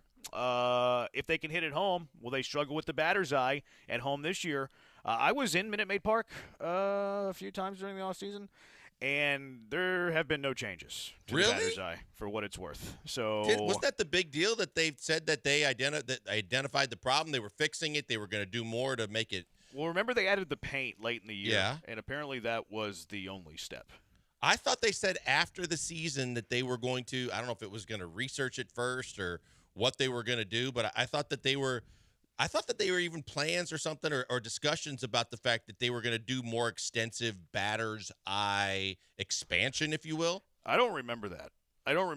And it didn't happen if it did. So that could be an issue because that was something that was a problem last year for whatever reason. Like it didn't seem to affect other teams that came into Minute Maid Park, but it affected the Astros. But I have on good authority that was real. That actually was a real thing. Uh-huh. And the pitchers that you would have the most trouble picking up on were lefties, especially lefties that came over the top or were, like, tall enough. So it was like the release point for lefties. And the Astros really don't have last year. They had Fromber, but Fromber's kind of short and doesn't really have an over-the-top release. Maybe it could benefit Josh Hader. Maybe Josh Hader's in line for a career year because he's a tall lefty. He kind of throws from the side a little bit, so I'm not sure. But yeah, that's where I heard they had the most trouble. I just, to me, if that's the case, I just need Josh Hader to dominate and pitch a lot then because we need to try and balance this out. It's befuddling to me how they went the entire year and had that many struggles at home and the visiting team didn't. But if that's it, then identify it. But I literally thought that there were multiple articles and I guess tweets and other things, but people around the team with like McTaggart's and guys like that, Chandler Rome's, talking about the fact that in the offseason they were going to focus in and change more or something, but that's shocking to me a little bit. Yeah, I really legitimately just don't remember, but it's very, very much the same. Now, they did add the paint last year towards the end of the year. Maybe that's good enough, but you start looking at all those corporate seating up there, like there's the party suites. There's where the Pluckers is at, like – money or you're going to hit 30 points lower at home.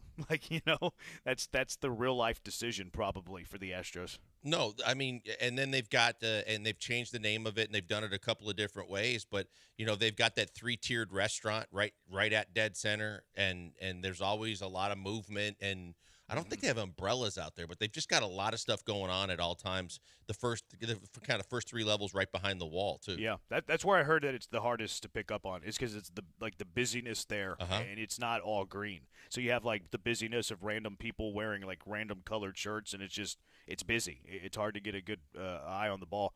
But look, I mean, the other team has to do it too. Like it's not just unique to the Astros. The visiting team has the same thing. 713-780-ESPN HRMP listener line 713-780-3776. Let's go out to the HRMP listener line. Willie from the East Side on the line. What's going on, Willie? Hey, how's it going? Thanks for taking. I think the pitching will be better than the bench because most of the guys that's on the pitching staff, they're proven, and you saying that the offense is more progressive.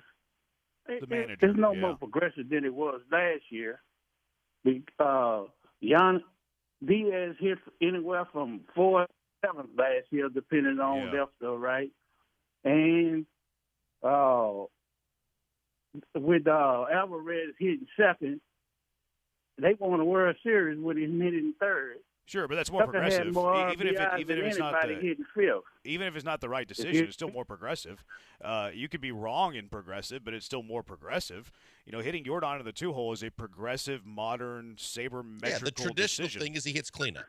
Yeah, or third. You know, third or fourth. Yeah. It doesn't mean that it's wrong. It doesn't mean that it's right. It just means that it's more progressive. Yeah. All right, Okay. Willie.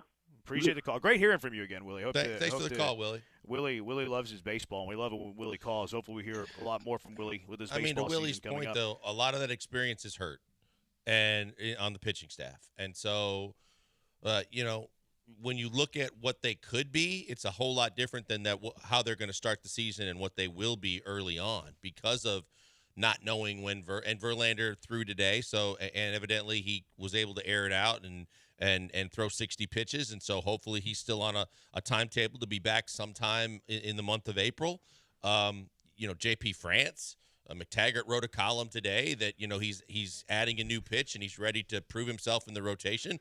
I don't know when, but I hope it's sooner rather than later. And then, of course, you're waiting on Garcia and McCullers, which are going to be more mid-season ads. Yeah, see, I see Willie's like, sure they have the experience. Like, I'm not going to argue that point. That point's an accurate point.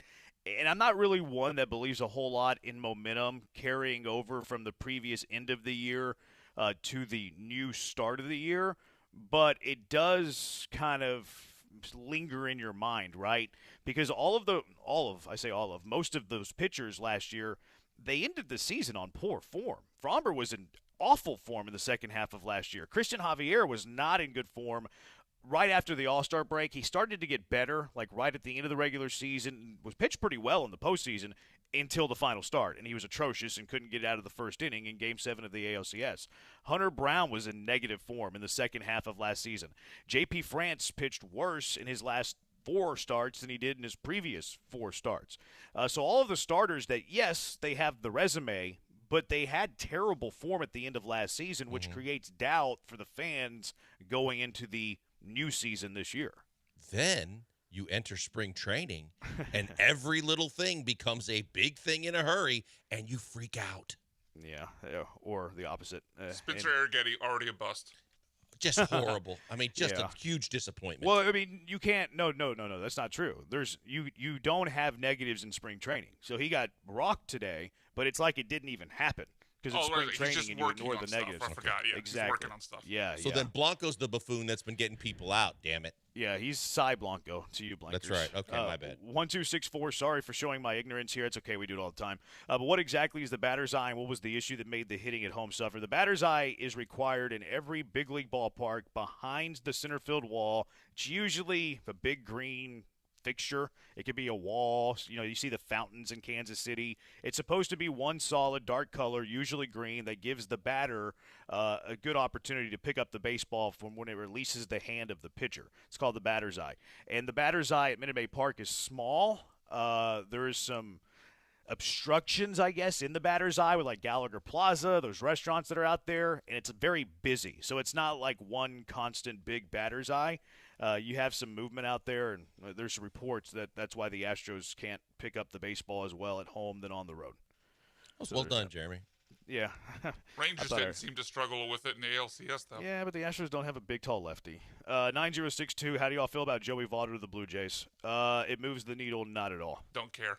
Do not care. I had a thought in my mind, do I wish the Astros would pick up Joey Votto? I asked myself that question. I had it too. And I quickly answered myself, and I said no. I mean, look, if this was more like prime Joey Votto, great.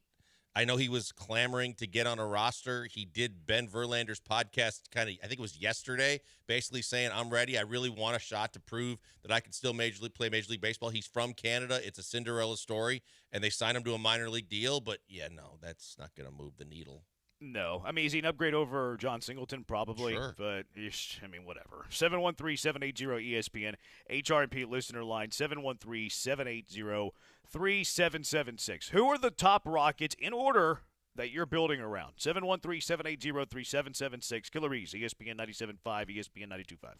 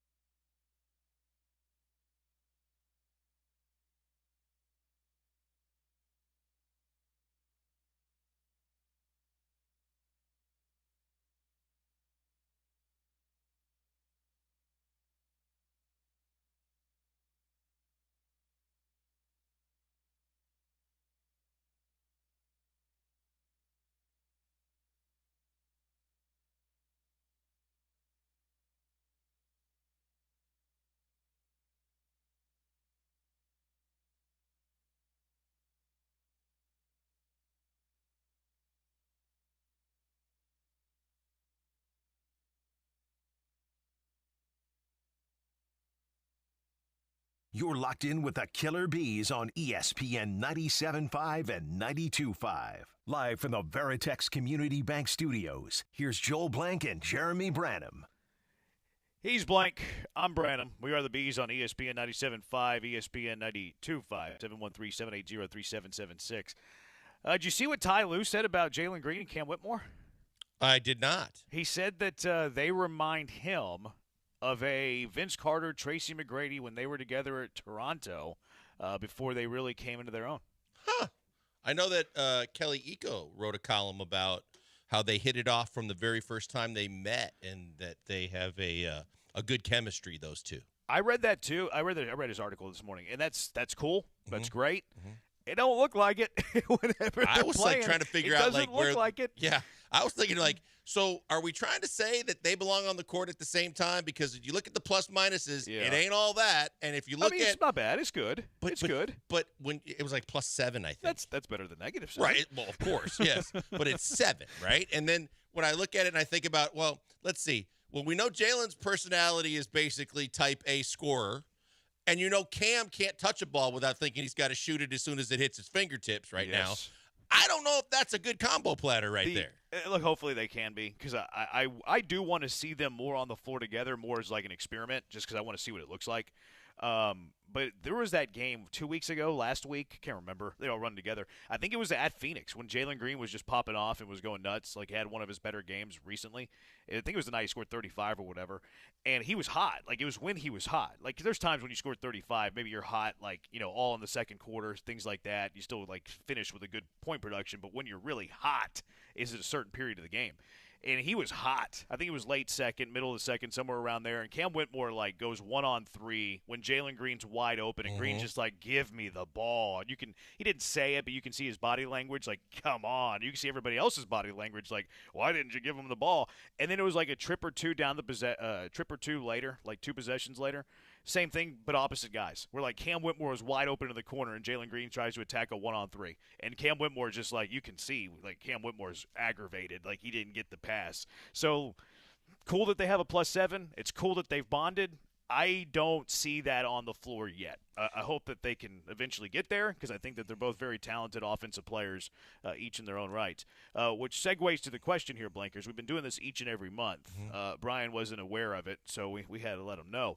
Who are the top Rockets right now, currently, in March, that we are building around? You go back to last month, where we just took the average of what we all said. We had Alpy 1, Cam 2, Jalen 3, Jabari 4, Amen 5. What are you going with this month in March? Well, I'm going Alpy 1, and he's been on a heater again, and he's been pretty consistent all season long. So I just feel like Alpy has earned the number 1 spot. And then from there, it's kind of a crapshoot because of all the for all the potential that we see in the other 4 guys. It's just like who has the lowest amount of shortcomings right now and who's kind of snapping out of it. I think Jalen has started to impress me in the fact that he's really kind of now doing other things. When his shot's not there, he's fine, or his 3-point shot's not there, he's finding other ways to not only score but also get his other teammates involved too. So I like that. So I think I'm going to probably go Alpy, and then I'm going to go Jalen, and then I'm going to go on potential for possibly being more than just a rotational player. I'm going to go Alpy, Jalen, Cam, Amen, and Jabari. Alpy, Jalen, Cam, Amen, Jabari. Yep. Okay. Surprised you went Jalen too.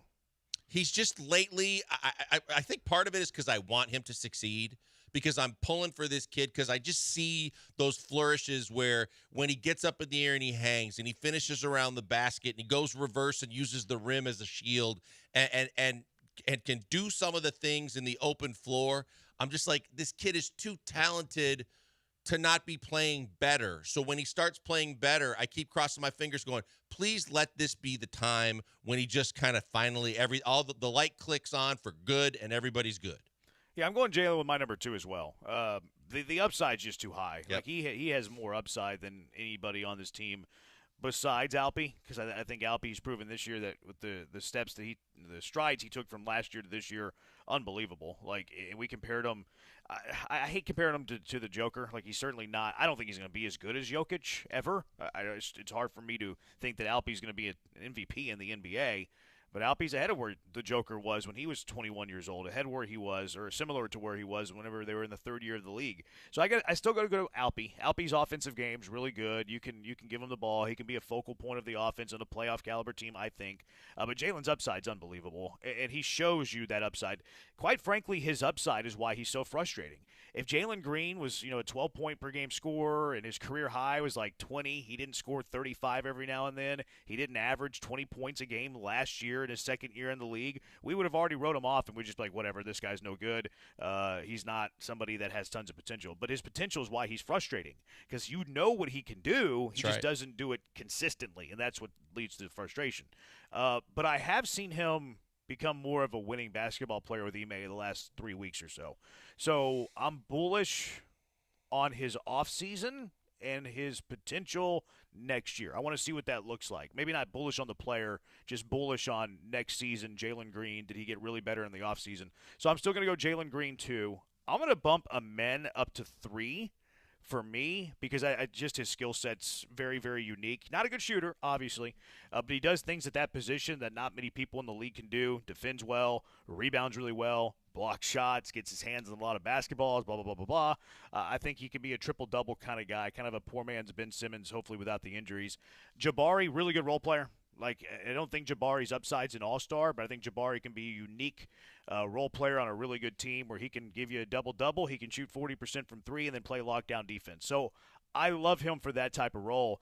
And then right now, Whitmore, like, I don't see him being much more than a shooter right now or a scorer right now. Really good scorer. I think he's got a high potential of being a really good scorer.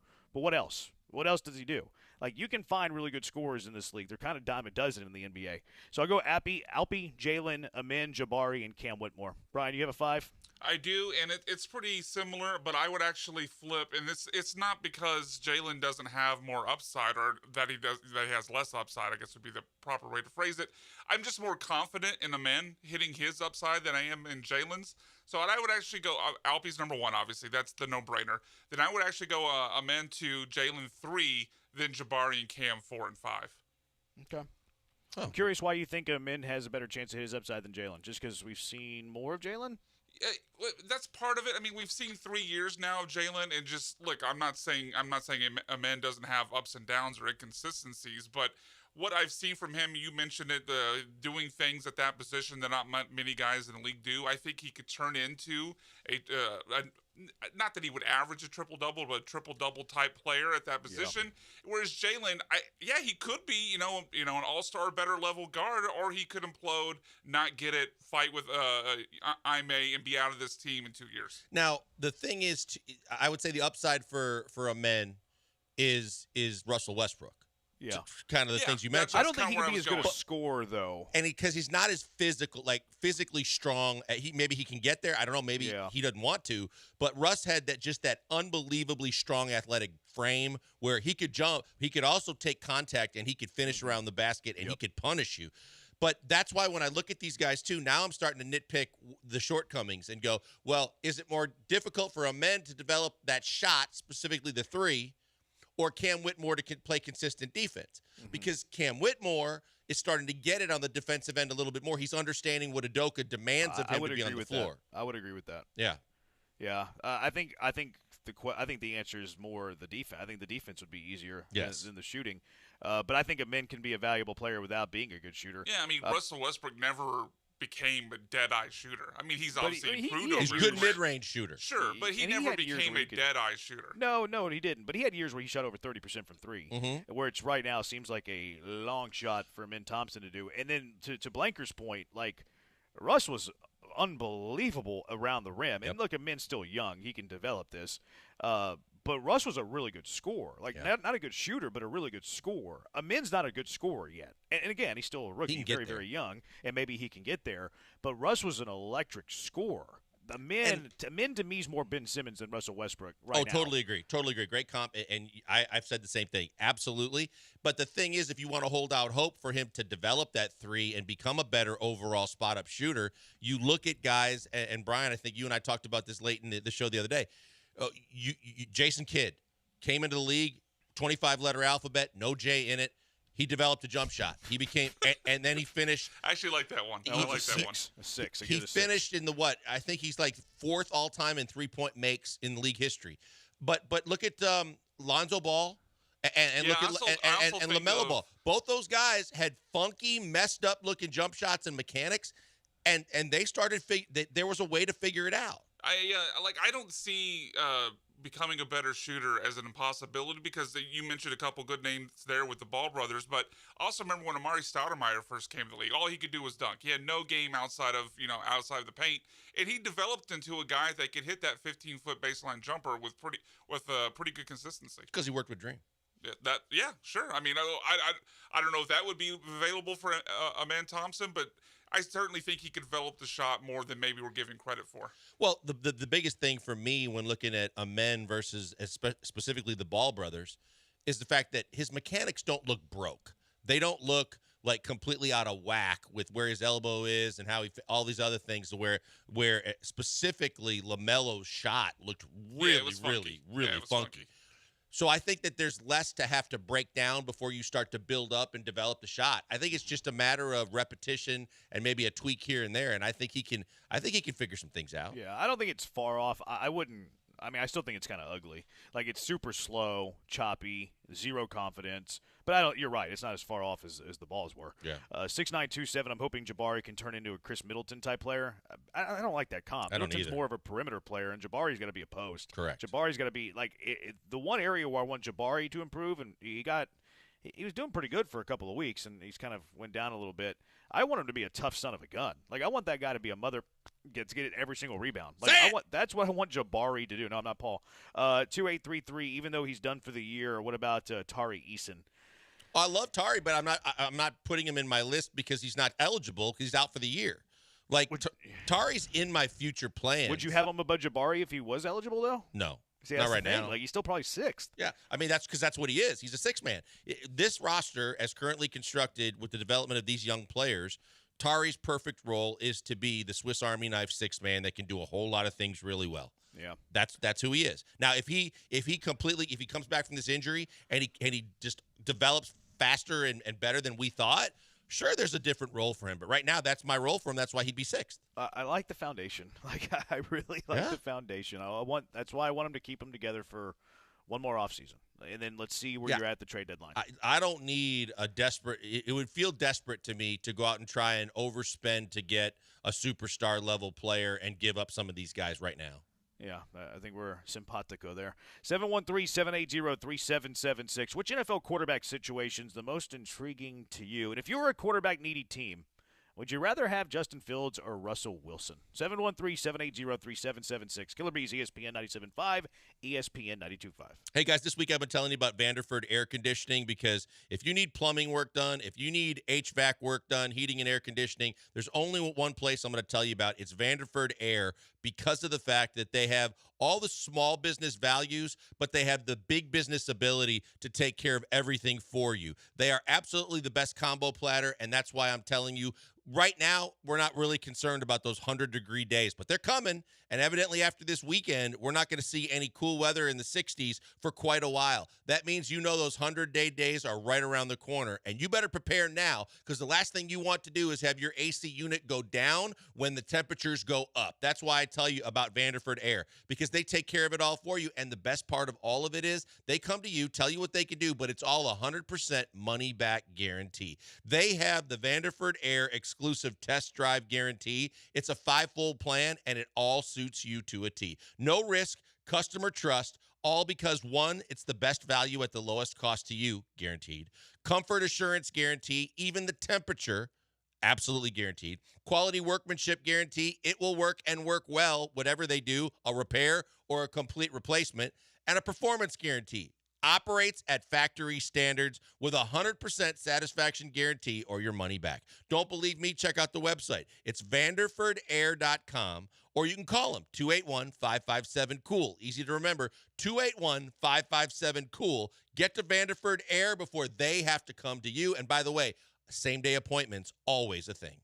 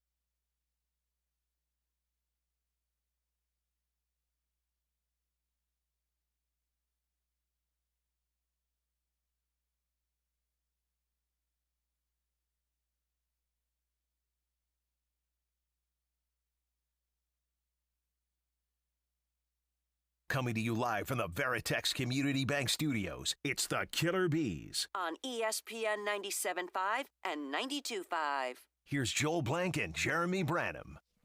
He's Blank, I'm Branham. We are the Killer Bees on ESPN 97.5, ESPN 92.5, 713-780-ESPN, the HRMP listener line, 713-780-3776. 6927, when Easton was playing, this team was so much better.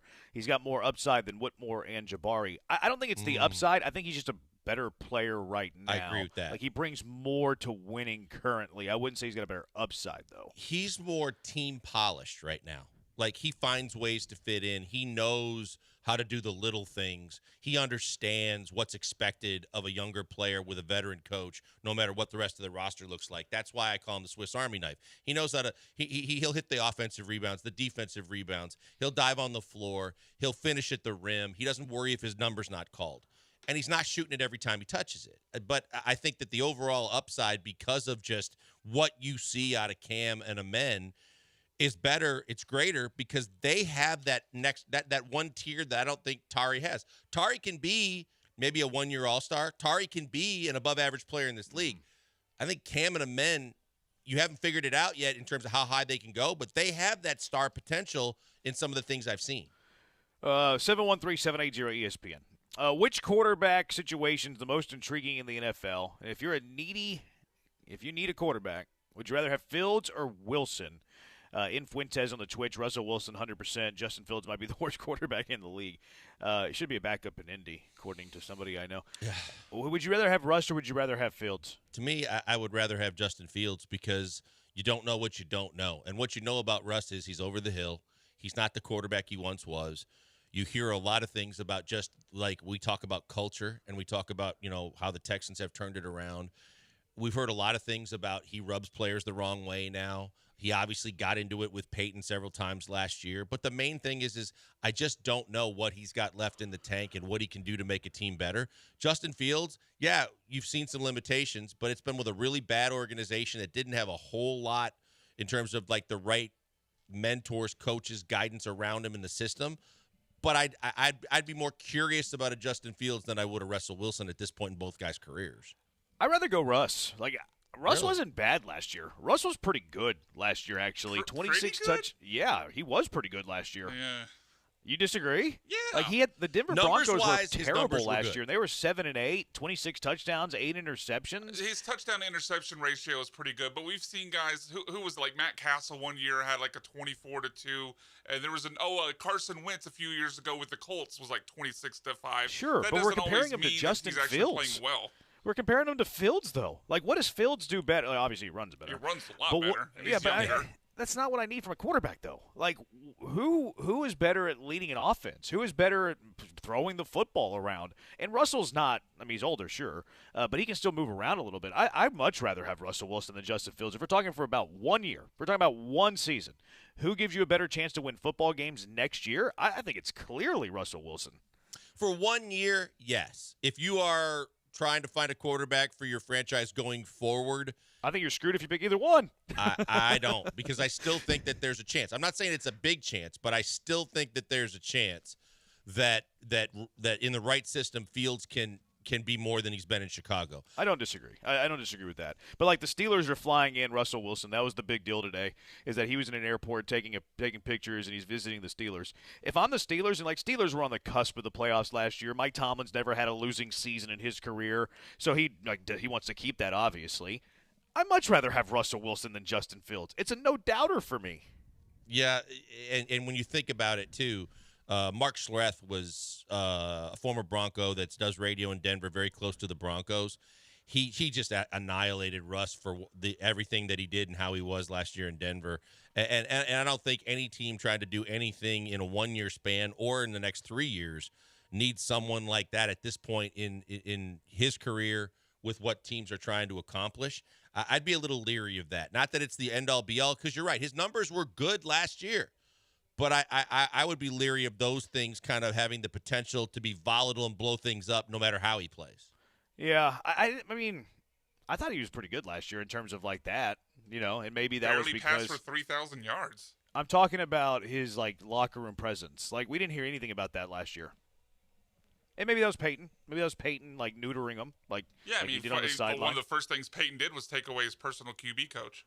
Yeah, like you're knocking Russell Wilson, but you're using information that doesn't help Justin Fields. Like No, Russell, look, I like don't Justin really want Fields was either barely over 2,500. Like you're knocking Russell Wilson for being under 3,000. Justin Fields barely got north of 2,500. Sure, but okay, but I mean, if we're adding up all yardage, Justin Fields is far more capable of making up the deficit than Russell Wilson at this age. Add the Fields yardage. 2 years 300 yards. It's 2,800 yards. Fields It's still 2 years less ago than had what Russell Wilson 1,100 threw yard for. rushing season. And Russell threw for 3,500 yards and ran That's for not nearly good. 400. 3,500 isn't good. But when you add the total yardage together, it's still higher than Justin Fields. I'm not comparing Russell Wilson to the rest of the NFL. I'm comparing Russell Wilson to Justin Fields, which is the question. Sure. Russell Wilson or Justin Fields? And that's fine. And truth be told, I don't want either one of them. But I believe if I'm trying to hit a maximum upside, and especially if you're with a coach as experienced as Mike Tomlin, and the Steelers certainly have weapons around them with a couple good receivers and two talented running backs, I would rather give the shot on upside to Justin Fields because I don't think you're going to get anything more than the Carson Wentz, Matt Ryan type journeyman quarterback performance for Russell Wilson. So at least with Fields, there's a chance to go beyond that, whereas Russell Wilson's capped at this point. See, I think weapons matter for both guys. I think that. Sure, and the Steelers have them. Well, but if he goes to either guy goes to Atlanta, Well, yeah, Atlanta has I better think they weapons. have them too. They have better weapons. Yeah. And then there's a chance that both guys become more than we're expecting them to be. Whether you think Russ has got something left, or Fields can actually find a level to where he can be an above average quarterback in the NFL. I think the weapons and the offensive line obviously matters. And Russ can't run anymore, and obviously Fields, that's what he does best. So that's why I would lean Fields because of his skill set. If he has some weapons around him, can be developed more. We've already seen the best of Russ. I said the Steelers didn't make the playoff. They did. They were a 7 seed in the West. They made that last wild card. That's right. If I'm a weapon and I'm a really good receiver, if you sign Justin Fields to be my quarterback, I would be ticked off. I would be mad. I would be like, well, my career's ruined. I'm not going to be any good anymore. But you know that you say that, but there were DJ Moore had some big games last year, and late in the year he was slinging it around pretty good when he had some decent guys around him. Cole Kmet had some good games at tight end, and he showed signs. That's what's so scary. It's like you see that. It's kind of like Jalen Green, only on a different level. Jalen Green, we know, still has the potential to be a superstar. Fields, we don't know what he has the potential to be, but when he has a couple games like that in a row, you're like, maybe it was coaching and system as much as anything else. I mean, he's barely above a 60% career completion percentage. Like, I like accuracy from my quarterbacks. That's one of the things I look for the most, and he's not accurate throwing the football. Don't let what was the quarterback school guy, JT O'Sullivan? He can't stand Justin Fields. He cannot stand JT him. O'Sullivan was like a journeyman quarterback in the league, right? Yeah, did he play at Ohio State? I think. Did he? Did he? I had no idea his background. I know because we've played audio from him in the past where he's praising C.J. Stroud, so I'm familiar. He loves but I Stroud. wasn't sure. Yeah, he loves Stroud. He can't stand Justin Fields. Like the way he sees everything pre-snap, post-snap, can't stand him as a quarterback. 713-780-ESPN, HRP listener line, 713-780-3776. We've talked a lot about certain positions the Texans need to improve, get better, et cetera, et cetera. Certain positions that they must have this offseason. There is a new position that the Texans can't afford to miss out on in free agency. 713-780-3776. Killer Bees, ESPN 97.5 and ESPN 92.5.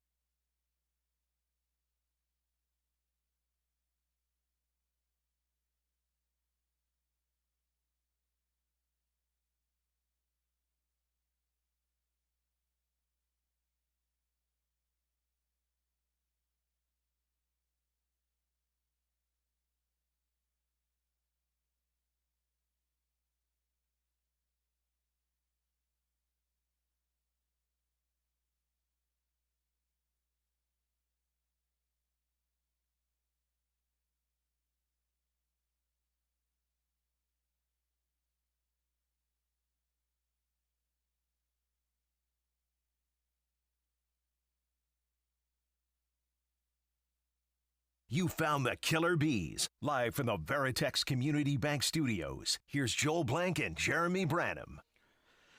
In Fuentes, if I'm a defensive coordinator playing Fields, stack the box, he's screwed. Yeah, make him throw it, yeah. 0315, Fields would flourish in Pittsburgh.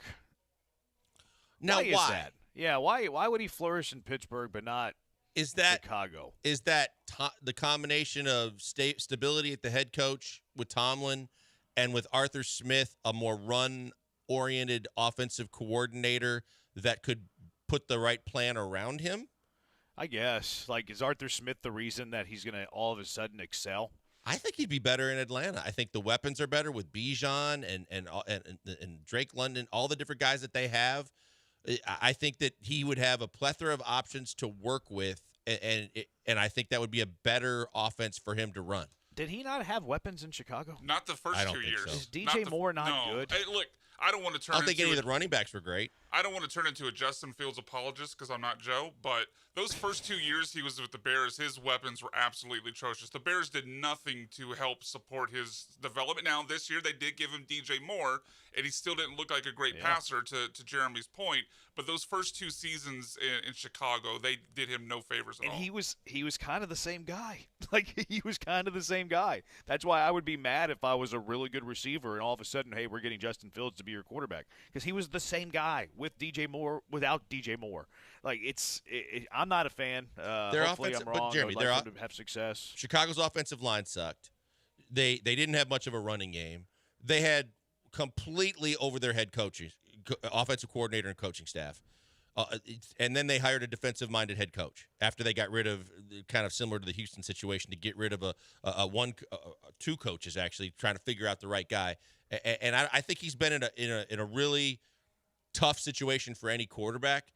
That's why, and because of his age and everything else, and because of his skill set, I still think there's a chance for him. We know what Russ is going forward, and even if he did have good numbers last year, you're right, because I looked at the numbers too and thought they were good. Solid. Yeah, solid. Yeah, good.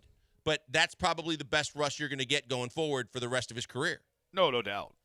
And you're kind of just clinging on, hoping for one more solid year. 8924, would you bet your own money on Fields being a good quarterback one day? No. I wouldn't either. Brian, No.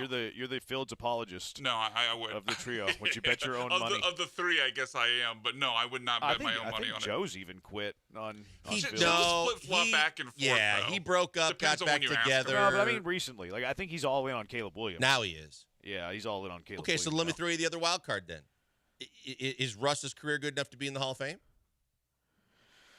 Because even if this is the end for him and he's never going to get any better. Like, that's a completely different conversation. Right, but I'm just saying, because everybody says when Russ was great, he was so great. He got one Super Bowl. Yeah, he probably should have had two. But overall, was that window open long enough?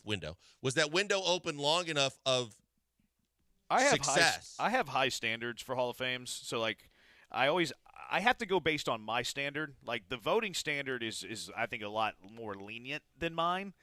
You look at, like, the Basketball Hall of Fame, that's way more lenient than mine would be. If I'm the one casting the vote, because, like, we can sit here and play the predictive game for the writers and people will have the votes, blah, blah, blah, blah, blah.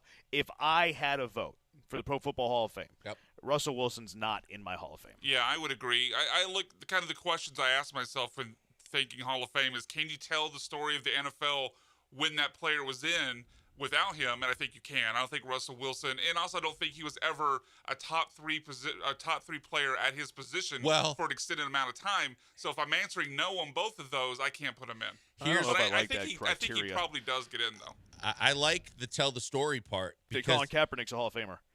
That's actually a good point too. But I think on the flip side, Eli Manning is a Hall of Famer under that scenario because he's won Super Bowls, he's been Super Bowl MVPs, multiple Super Bowls. And his longevity was enough that statistically he's in the conversation. Whereas you look at Russ, there were multiple times Russ, halfway to three-quarters of the way through the NFL season, he was the leader for MVP. He never got an MVP. No, he's all pretty good. Like, he led the league in touchdowns once, never led the league in passing yards.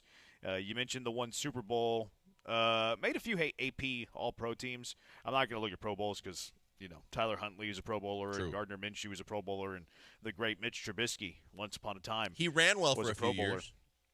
Mitch or Russ? No, Russ. Russ had some good rushing years. Sure. I mean, he's a mobile quarterback. I still think he's pretty mobile. He's not as mobile as he used to be, but he's still mobile-ish. He can move better than Kenny Pickett probably, or at least equal to Kenny Pickett. Kenny Pickett's not a bad athlete. That probably wasn't fair to Kenny Pickett catching those strays. All right, here's another position where the Texans cannot miss in free agency, in my mind. 713-780-3776. We've talked about third receiver. That could come free agency. That could come draft. We've talked about running back. That could come free agency. That could come draft. Linebacker probably needs to come through free agency. Defensive end, defensive tackle, like all of those have been in the mix. The new position where the Texans cannot afford to leave free agency without is safety.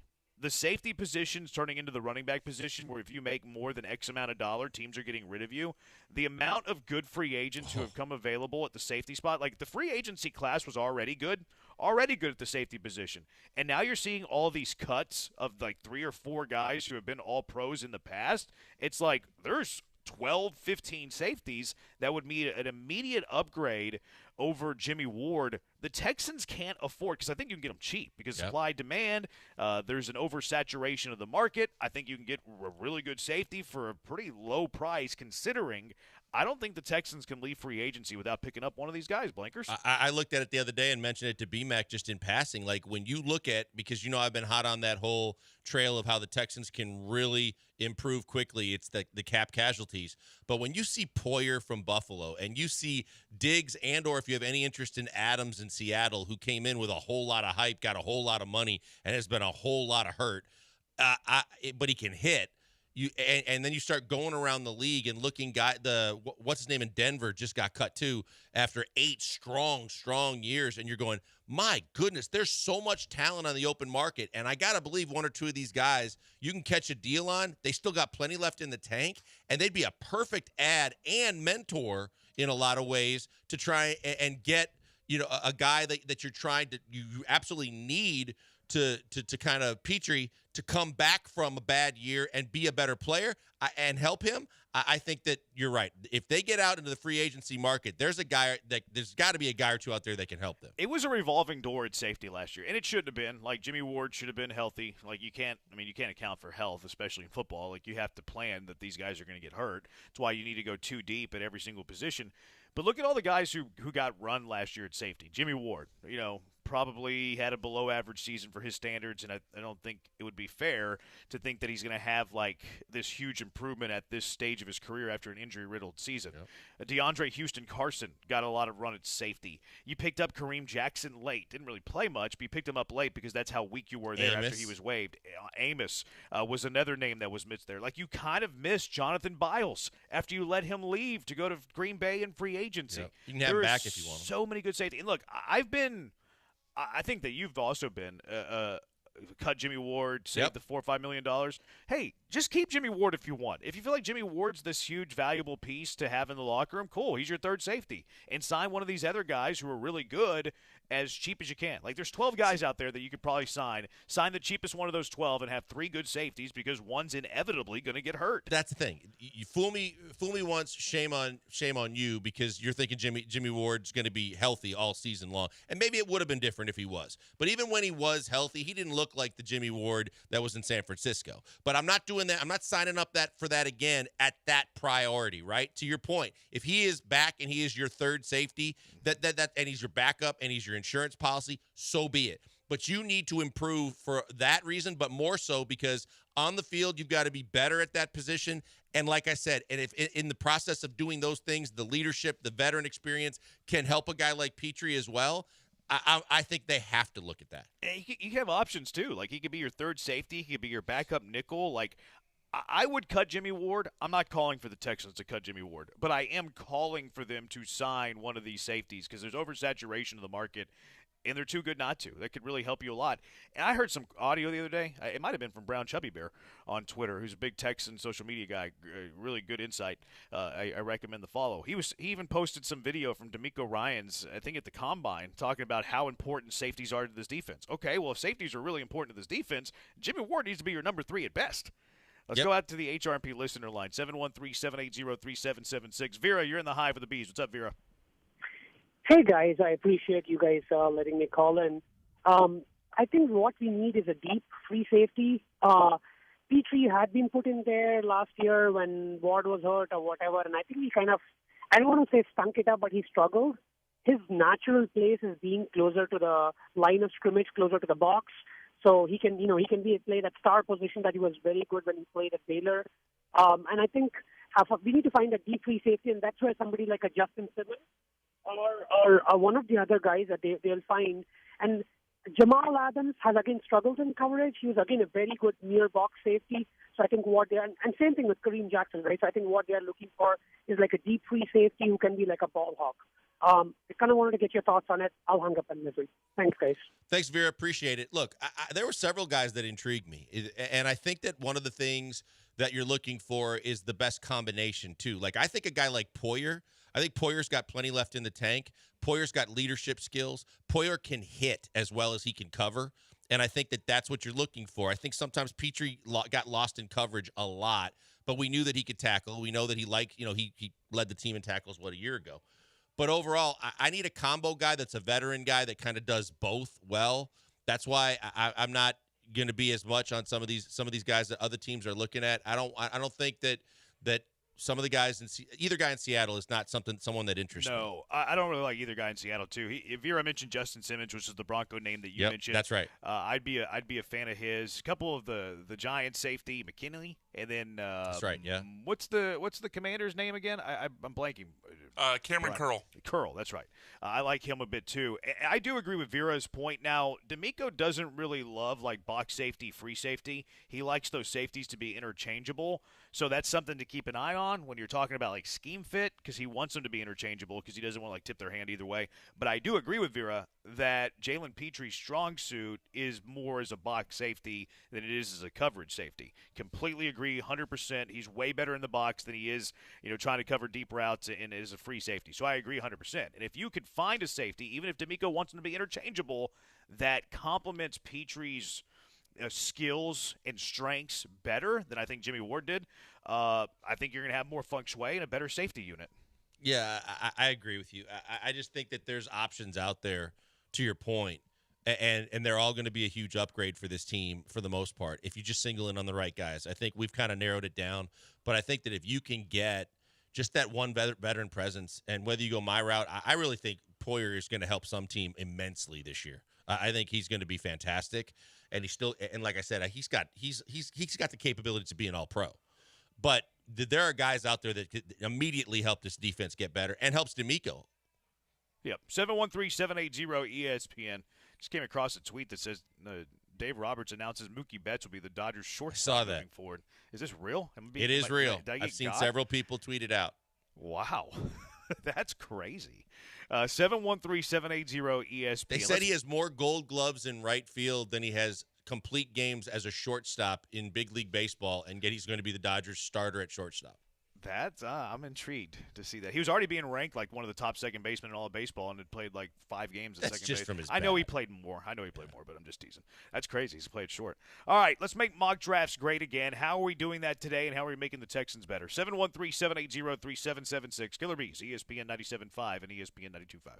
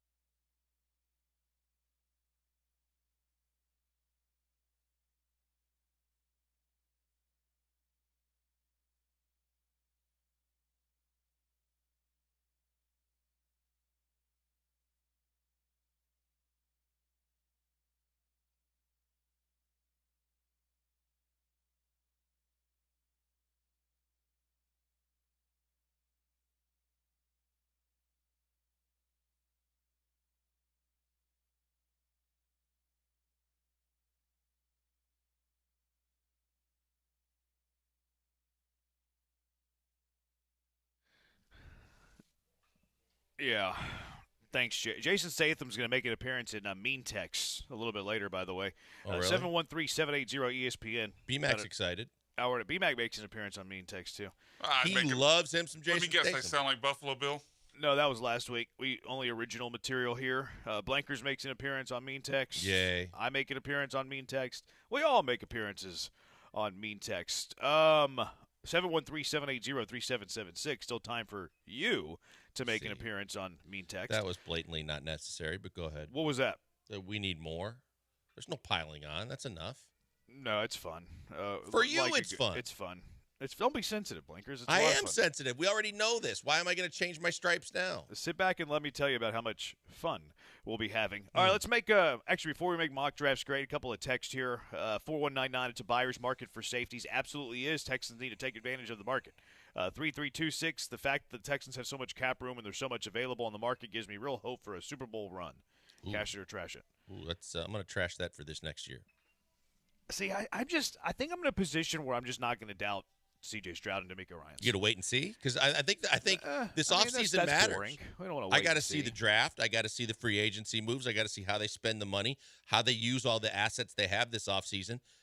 There's a chance that if they push the right buttons and make the right moves, that it doesn't matter who they play. Yeah, it's fair. Let's look at the roster. But I'm just going to my prevailing mood is I believe C.J. Stroud. But you're right. We should wait all of that. Blah, blah, blah, blah, blah. Ocho texting us college basketball. 6 times an hour. Which is fine. I love Ocho. I love Ocho too, but I mean 6 times an hour. 8089, sign Patrick Peterson as corner for Texans. Absolutely not. That's a hard no. No way. Dude is washed. Yeah, I don't want him on the team, period. I'm not going to say washed. Corner. I watched him a little bit more. How old is he? He's got to be. But he's an unbelievable athlete. He made some plays last year that I didn't think he was capable of making, but I don't want him on this team. He's 34. Pro Football Focus player grade last year of 16.5. Not great. I don't need Patrick Peterson on this football team. Not at corner. I don't need him on this football team, period. 713-780-ESPN. So yesterday we had the 4 options of Kool-Aid McKinstry, Xavier Worthy, Troy Fatano, and my guy Jackson Powers Johnson. Kool-Aid, you're a Texan. He won the vote at 45.5%, beating Worthy at 34%. Fatano had 13%.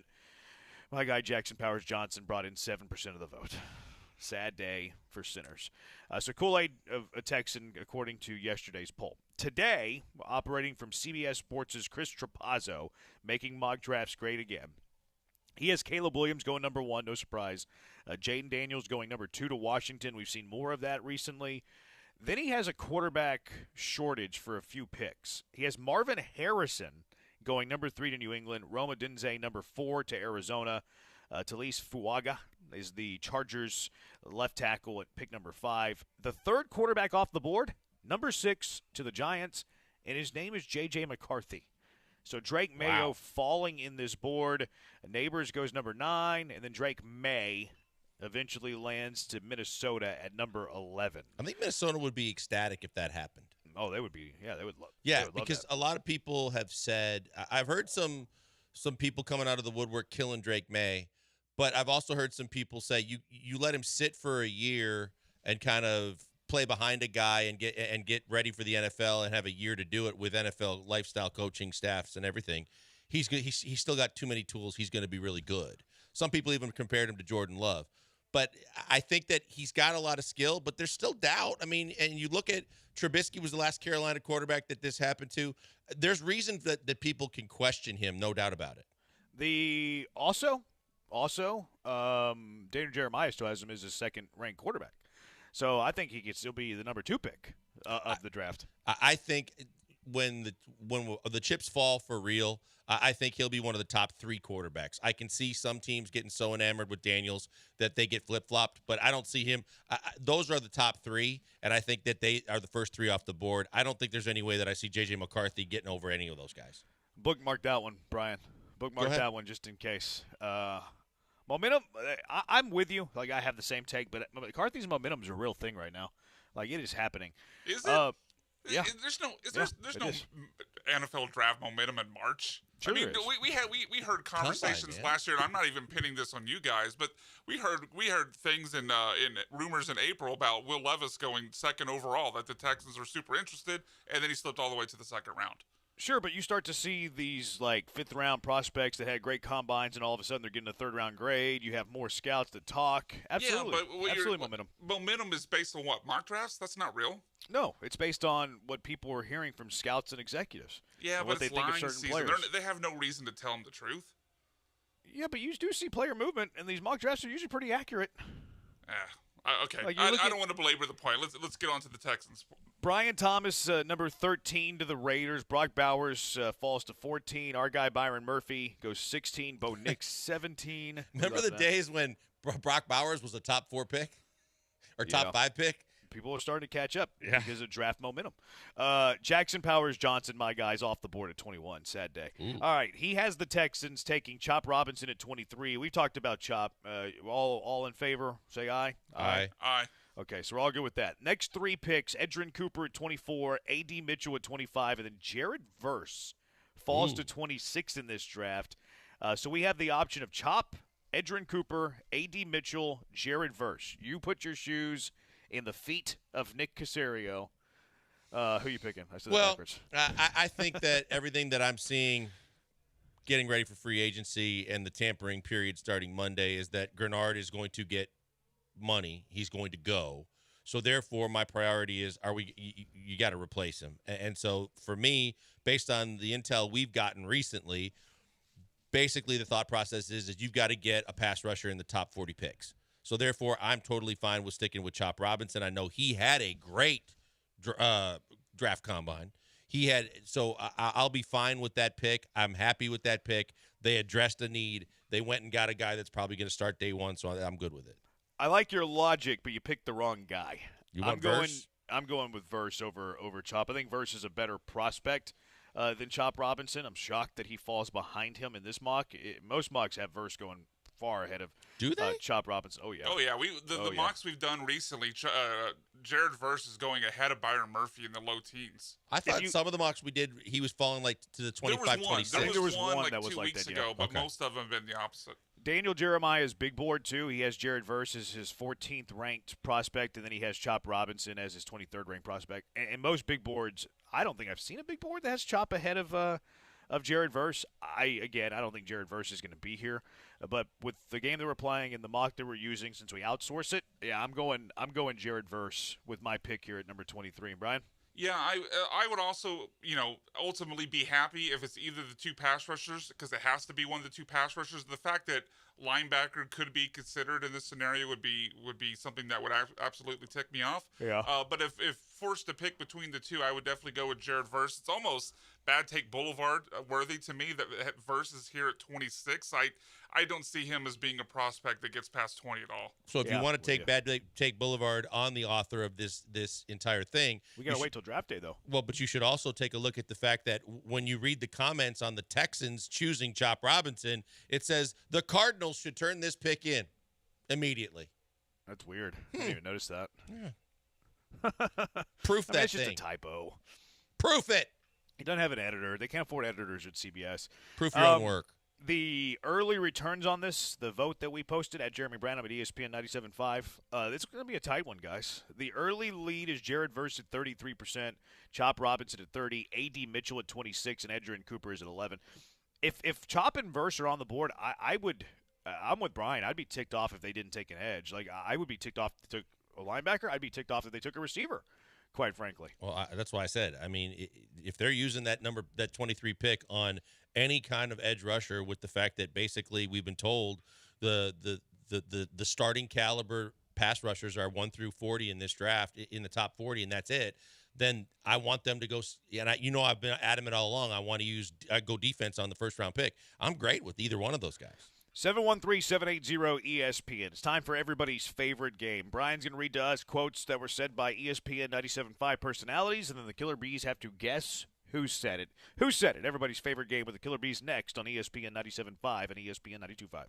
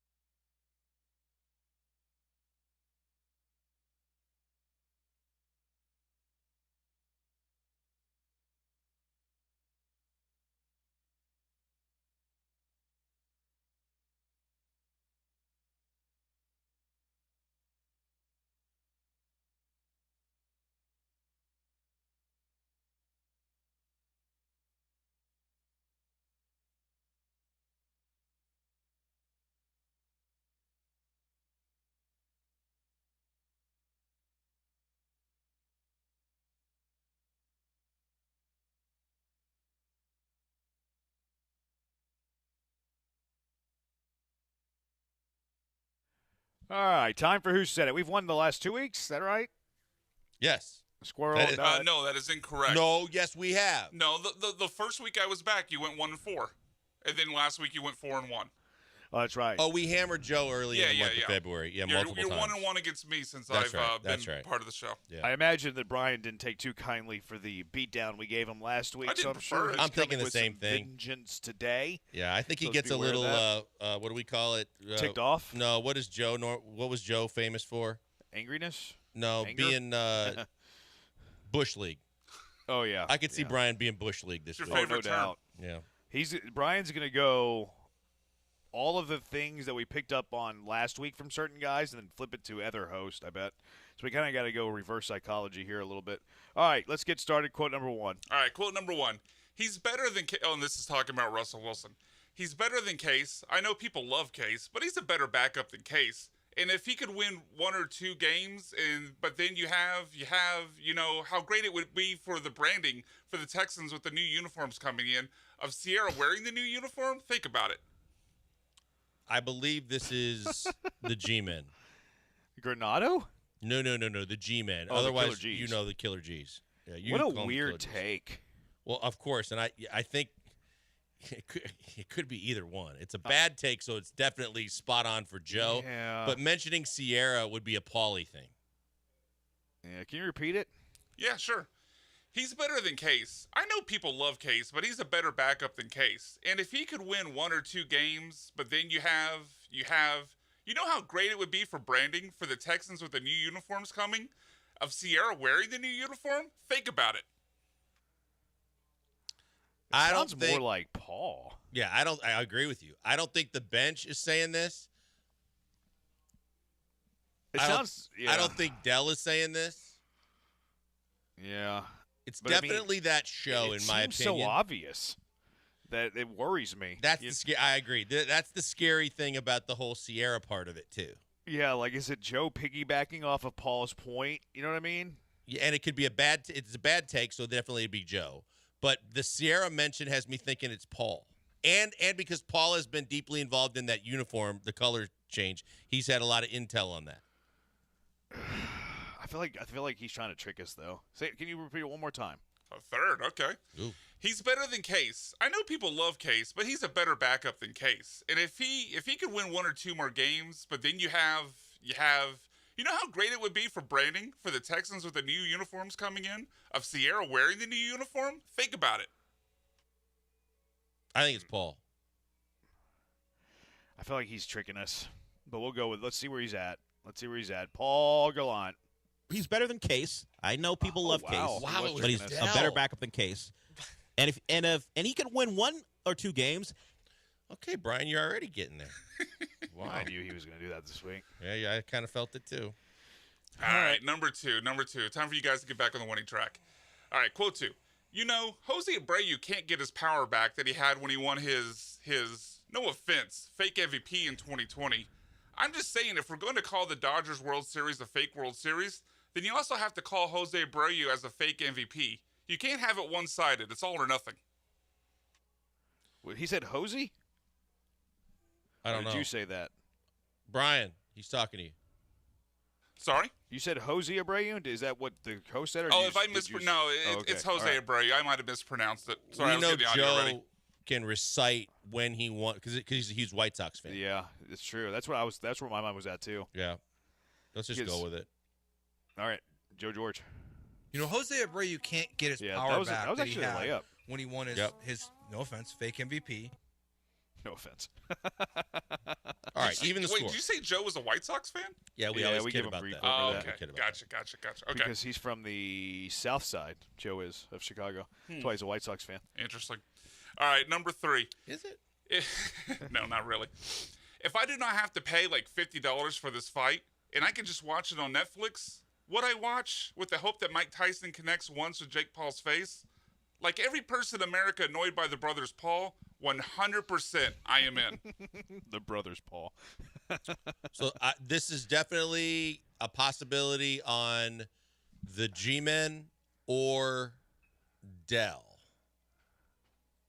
Do you think did John and Lance talk about this? See, it sounds like a Lance quote to me. Okay. Why? It's just the cadence of it. Brian's like really the good when Brothers he Paul. reads it of sounding like whiny Paul when he kind of uses some of his emphasis. Are you saying that he's whiny? Oh, God, yes. I meant Brian. Oh, Brian McDonald. No, I don't think Brian's whiny. Okay. What are you feeling on this Can one, I have it Blakers? again, Brian, please? Sure. If I do not have to pay like $50 for this fight and I could just watch it on Netflix, would I watch with the hope that Mike Tyson connects once with Jake Paul's face? Like every person in America annoyed by the Brothers Paul, 100% I am in. I kind of like where you're going. Could be Granado, though, too. Like 100%. You know how he does his voice? But I could hear Lance with his kind of slight emphasis on 100%. 100%. My initial gut here is Lance. I like it. I kind of feel the same way. All right, let's do it. Lance Erline. If I do not have to pay like Paul, $50 dang it. for this fight, I didn't think can Paul just had Netflix. watch it on Netflix. All right, realize he critical had point Netflix. here. I'm not mad at that guess, though. Nah, I'm cool with it. All right, quote number 4. Moose is the one thing that of all the mammals out there that are not predators, that is probably the most terrifying non-predator mammal there is. I feel like this is news of the weird. Somebody was talking about moose on Twitter. Lance had one where there was battering rams going at each other, and one wouldn't quit. I don't remember about moose. I saw but I something feel on like it's news of the Twitter. weird. I saw something on Twitter where they were talking about how the moose is an underrated animal. But I can't remember where I saw it. My gut feeling is this is news of the weird, and I would think that Lance would be responding to John reading the story. So you think it's Lance? Yeah, that's my 2 cents. I don't know where your head's at with this one. Say it again, Brian, please. Moose is the one thing that of all the mammals out there that are not predators, that is probably the most terrifying non-predator mammal there is. Did he say of twice? Yes. Who stutters? Lance or John? A lot of guys do. You think it Lance? That was my first. That was my initial. Yeah. All right, let's do it. Lance Erline. Moose is the one thing that Paul again. Of all the mammals we lose now that are not predators. Thanks, Brian. That is probably the most terrifying. He went Paul back to back. Yeah, that was a see how tricky he got? I knew he wasn't happy with that 4-1. Yeah. Repeats are always allowed. You guys know that. Come on now. All right, you ready for number 5? Sure. Salvage a little bit of respect here. Oh, okay. All right. I do respect waffles more than pancakes. Yeah, I'm a big waffle guy. Individual syrup pockets. Are you kidding me? You can do a lot more with waffles. Pancakes are basic. Is this a show one? What do you mean is this a show one? It's just one individual person. Yeah, it's one individual. Okay, because normally the 5th one, we also had that theater in the round and all Yeah, that. I don't really like doing that. Okay. This sounds like a Lance one to me, and I think it's a great take. Waffles are way better than pancakes. I like them both. I like waffles more. It's just if you prefer the crispiness with the texture of a waffle over just the flat pancake. I like the squares. I like the individual vessels. Oh, I love them like too, Lance especially was if they talking get about. butter in them. Ooh, baby. Yeah, I think waffles are far more superior than pancakes. Like waffles are more sophisticated than My mom pancakes had are. a Belgian waffle maker for us growing up. That thing was badass. Ooh, Like think about it. Like the waffle's more sophisticated. Like it's a little bit like 3-dimensional. It's got more nooks and crannies. I agree. More architectural design. I'm not going the that waffle's far. just far more sophisticated than pancake is. Too much thinking on that. Just eat it. Tastes Lance. better. We want to go Lance. We're already lost. Lance or Dell? We haven't had Lance, and we've guessed him twice. Might as well finish it out. Yeah, Lance. I do respect waffle. Waffles more than pancakes. Yeah, I'm a big waffle guy. You are? Individual syrup. I'm not. So 3-2. Oh, that was that the syrup thing, or he got stuff on him? Oh, yes, it was. Yes, it was. He confused peanut butter for syrup. Wait, hold on. I didn't even hear that part Yeah, of it. they went on this whole thing. Like Granado and Dell were killing him, going, I understand you're on the road in Indy, but how in the freaking world do you confuse peanut butter for syrup? So wait, he was at a hotel and put peanut butter on his waffles? Yeah. Lance. Jeez. He said he was in the dark. It was dark or something. He confused one for the other or something. Or maybe it was the package and he grabbed the wrong packet. Was he eating his waffles in a cave? I mean, how can he not see? It depends on the size of his hotel room, right? He might have just not turned the lights on. He does do morning radio. But who would put syrup on on the waffles in complete darkness? I mean, that's just an absurd reason to confuse peanut butter for syrup. It really is. This is a lie, I feel like. I'm sure it was just another. It's like when he made up the story about the fact that he didn't have the dexterity to get over a curb. Yeah, I think he's lying. All right, 713-780-ESPN. What are the best and worst free agent signings in Texans history? 713-780-3776. Killer Bees, ESPN 97.5, ESPN 92.5.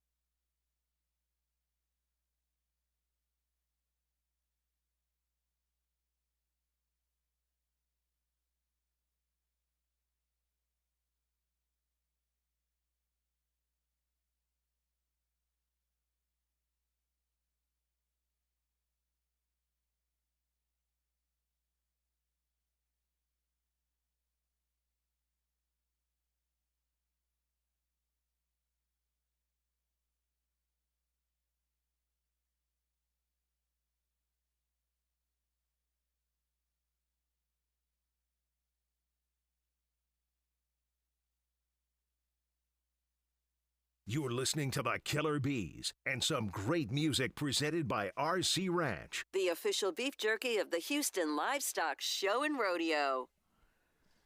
Is there a bigger star in country music today than Lainey Wilson? No. Lainey Wilson, big star right now. Very popular. It's Heart Like a Truck, isn't it? I'm sorry? The song's called Heart Like a Truck, isn't it, Brian? No, it's Things a Man Ought to Know. Oh. Swing and a miss. She has a song called Heart Like a Truck. She has another song called Wait in the Truck. Guess she likes trucks. There's a thing called Things a Man Ought to Know. She was in Yellowstone though. That's where I learned who Lainey Wilson was. Yeah, that's when her career really took off. Yeah, she was in Yellowstone for a few episodes. She played that guy's girlfriend. Who was that guy? He has a whiskey now, by the way. Garrison Brother Whiskies, I think. I think I've heard. Yeah, I saw something about that. Yeah, she was in. She's she was in pretty Yellowstone. talented. Did you say that? Like, was that a pun?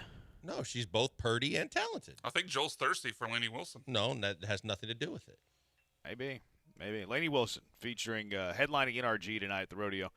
2568, the consistency of peanut butter is totally different than syrup. I would think that once you put the peanut butter upside down that nothing would come out. That's a great point. Yeah, you would have to actually like scoop it out and spread it. That's an excellent point. Like That's a really good point. As soon as you start to turn it over and nothing comes out, wouldn't you think, okay, I didn't grab syrup? So someone texted in what actually happened. It says it was the opposite. He took the syrup instead of peanut butter. Then he spilled it, stepped in it, and it all came up because Granado could hear a sink running in the background and could tell he was in the bathroom. Lance was trying to clean it off all while still on the show. You know those commercials for like the as seen on TV products was like, has this ever happened to you? And it's some idiot stumbling around in the garden hose trying to wash his car. That feels like that's Lance walking around in his everyday life. Then Dell followed it up, as I recall, because I was taking Taylor to school, and said that Lance intentionally, because he was afraid they were going to talk about him more, took his headset with him and actually used the toilet, and he could hear it flushing during the next segment. Yeah. I think he denied that, but he tried to, yes. Who knows? Okay. Yeah, that's still a weird thing to make. Like, where did he get the pancake? Where did he get the syrup? Like, it was in his room? Like, did he have both? Maybe room service. For the other? I mean, the room service could be delivered. Yeah, I know, but you still have to see it. Yeah, and if it was room service delivered, they wouldn't have given you peanut butter with your waffles. Unless you asked for it. But here's the thing, as the text is written, he took the syrup instead of peanut butter. Like, unless it's those little individual, like, ketchup packet type things, or those. Yeah. It could have been the little squarish things. That's what I'm saying. That's what I'm saying. Not like a packet, but those little like mini plastic with the little cups. Yeah. Yeah. That's the only way it could have been.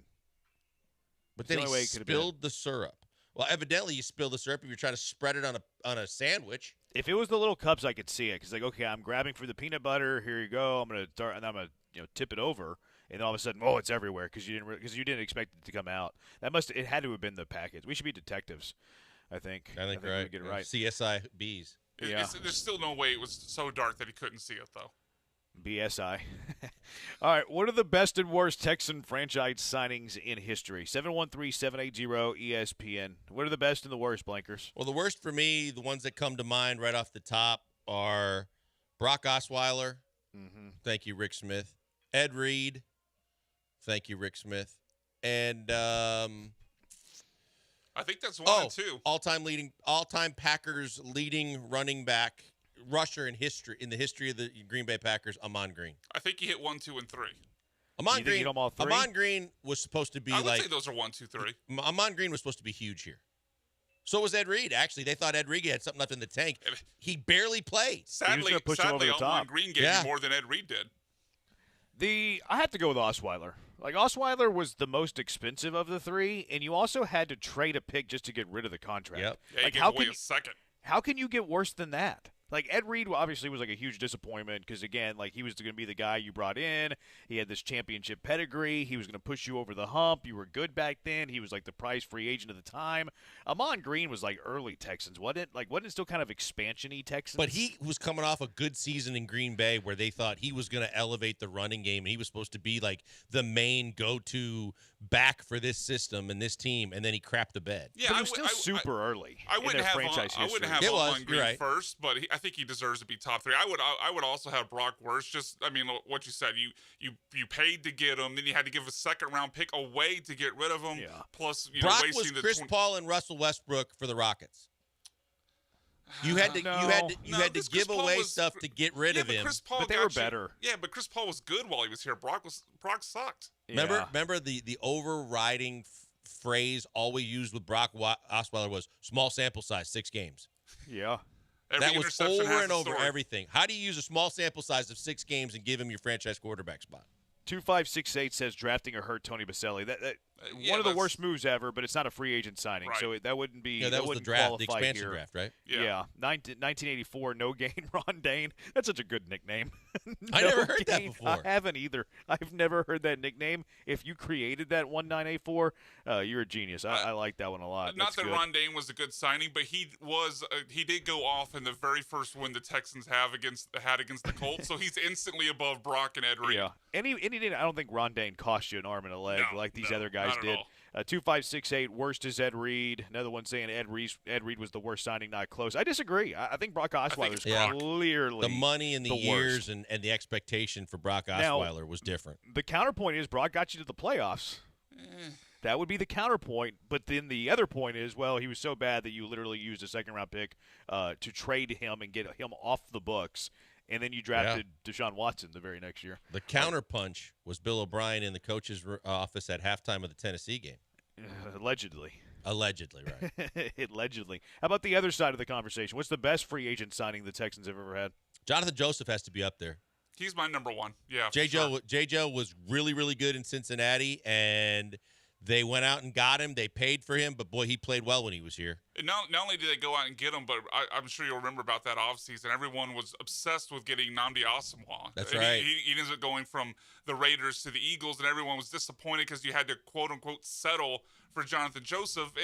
Jonathan Joseph obviously outplayed Nnamdi Asomugha the rest of his career, and he's one of the guys, I don't think he gets in the Ring of Honor for the Texans, but he's certainly on the short list of players, and you got him in free agency. I think he's got to be He's top still of the in list. town, highly regarded. I think he's one of those Texans ambassadors, too. I'm sure he has been, He was great here on and off the field.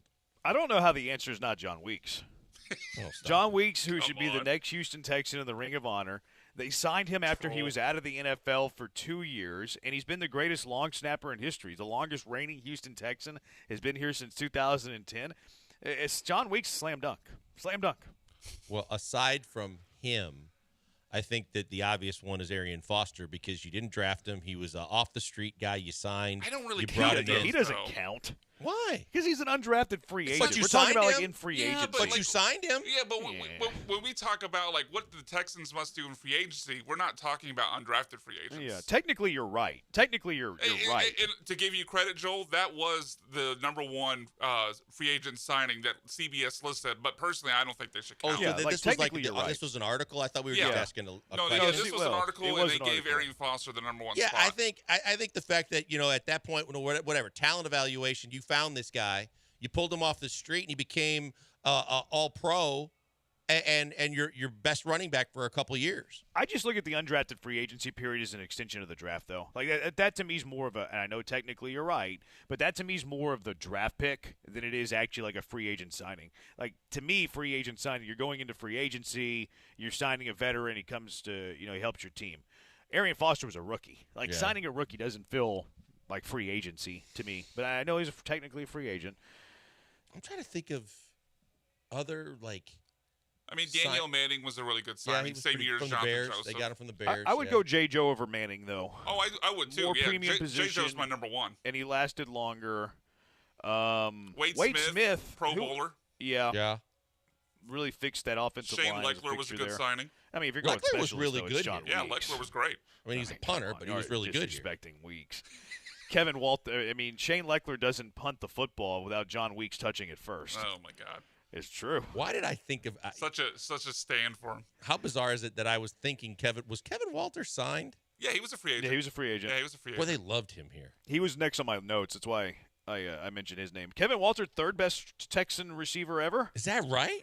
He's he's got the third most receptions, I believe. That's what I was going to say. Statistically, he never had a 1,000-yard season here, though. Cooks had 2 of those. It's Andre and you D-Hop, going Brandon right? Cooks over Kevin Walter? I'm just saying he produced more on a season by season basis than Kevin Walter. Kevin Walter had bigger moments. He had bigger Texas moments. Obviously, he was on the receiving end of the touchdown against Cincinnati that put him in the playoffs. But I thought you were going to say first touchdown ever. Kevin Walter that has was Billy. Yeah, it was Billy Miller. Walter has the 4th most catches in franchise history. 4th? Third most for a receiver. So Dre, D-Hop, and who? Well, I just gave you a big hint. Owen Daniels. There you go. Third most for a receiver. He had 900. He has 900 more yards than Will Fuller. That was he's fourth in yards. Well, Will Fuller didn't catch much, but when he did, it was for a big chunk of yards. And Walter's third in receptions, third in yards, third in touchdowns for a receiver. That's pretty good. Franchise history. I don't think that you can go. He's tied with Fuller. I don't think you can put anybody above Kevin Walter for third. Nico Collins might be third as soon as the end of next year. I'm not saying he wasn't good, but Kevin Walter, as you're Nico rattling Collins off wasn't those numbers. No. I'm talking about just third best receiver now. Receiver. Yeah, kind of a segue to a different conversation. Yeah, definitely not signed. But Nico could be the third best Texans receiver relatively soon. Yeah, they were saying. I saw. I mean, he has 150 catches. Walter had 326. Like maybe he's 2 not years halfway away. there. Yeah, it might be 2 years away. Yeah, he's got to put some more skins on the wall, but. If Nico repeated his season that That's he had more of a last year, credit- I would put him ahead of Kevin Walter. That's more of a credit to what Kevin Walter did because people didn't notice. He was just kind of super solid. He was a stat accumulator. I mean, he never had the huge I thought you blow called him up season. static for a second. That's a weird thing to call a receiver, a static.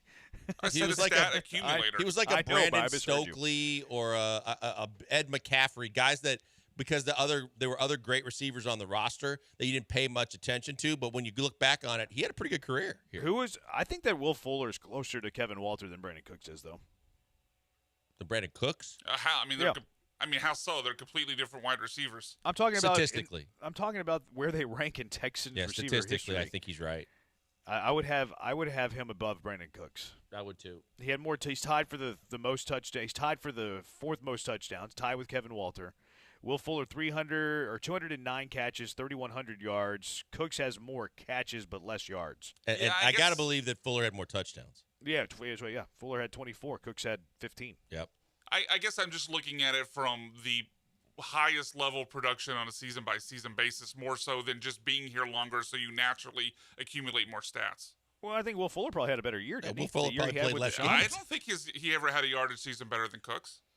He probably had a touchdown season better than Cooks, though. Well, you would be right on that, I'm sure. But I also believe that Will Fuller played like a quarter of a season total. He just caught everything for long touchdowns. The one season he was actually going to have like a monster, not an all-pro season, but a monster season was the season when he got towards the end. He got popped with PEDs and he had to miss, the last 4 or 5 games. Well, because what I was going to say is I would be interested if Will Fuller played more games than Brandon Cooks in a Texans uniform because Will Fuller just didn't play that many games. He just had big games when he played.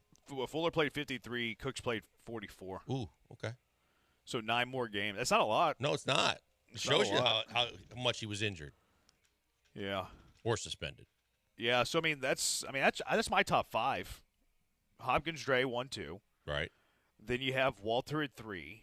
I would have Fuller at 4 and Cooks at 5. It's sad that Cooks makes your top 5. It is, but Nico should at least erase some of that next year. For the record, I said that backwards. I was just saying that Andre and DeAndre are my top 2. But I said I don't want anybody to get twisted that I have DeAndre ahead of Andre. I do not. I have Andre ahead of DeAndre. Would that be an alphabetical order sort of thing? I said my top tier, and then I realized I just said DeAndre first. I didn't mean that. Was Antonio Smith the free agent? DeAndre. Yeah, he was. Because Antonio Smith and Vince Wilfork for a short period of time, the texters brought up. Those are honorable mentions. Yeah, Antonio Smith was on my list. I didn't put Vince Wilfork there, but he was certainly fun. But yeah, Antonio Smith definitely deserves a mention. Mm-hmm. Someone said Rex Burkhead was bad. I'm glad that Rex Burkhead was a Texan. We can say sexy Rexies, the fighting Rex Burkheads. No, you can say the fighting Rex Burkheads. That's yours. Yeah, I said both. I know, but a lot of people like to say sexy created. Rexies too. But yeah, the fighting Rex Burkheads. Like, how do you not like that Rex Burkhead was a Houston Texan? Well, because he came from New England, and then we were Patriots South, and that was actually a negative. 2239. So did Vince Wilfork. This list of all-time Texans receivers is really depressing. It is. I cannot stand that Brandon Cooks is 5th. But you want true depression? I saw on ESPN today. True. Because they were talking about Fields, and they were talking about the Bears, and they were saying that he still ranks statistically pretty high up in Bears passing yardage because Jay Cutler's the all-time leader of all the Bears quarterbacks. And they said, and Matt Schaub has the same stats as Jay Cutler, and the Texans organization has been around like a quarter to a third of the time that the Bears have, and the Bears have been so awful at quarterback for all these years that Cutler's their best quarterback of all time. Cutler's a good quarterback. Lamont says Will Fork in that D lineman we got from the Cardinals. I can't remember that. Who were the D linemen from the Cardinals? Wasn't that Antonio Smith? Wasn't it Smith? I think he was. I think it was. I think he did come from. Yeah, I think it was. Okay, yeah. Antonio Smith was good. He was opposite of JJ for a while. Yep. Really solid. All right, who are your best, or who are the best and the worst free agent signings the Texans ever made? 713-780-3776. Speaking of contracts and things of that ilk, the Texans re-signed Dalton Schultz. I really like this contract. I'll tell you why. Also, John Grenard, is he going to break the bank? And what qualifies as breaking the bank? 713-780-3776. Killer Bees, ESPN 97.5 and ESPN 92.5.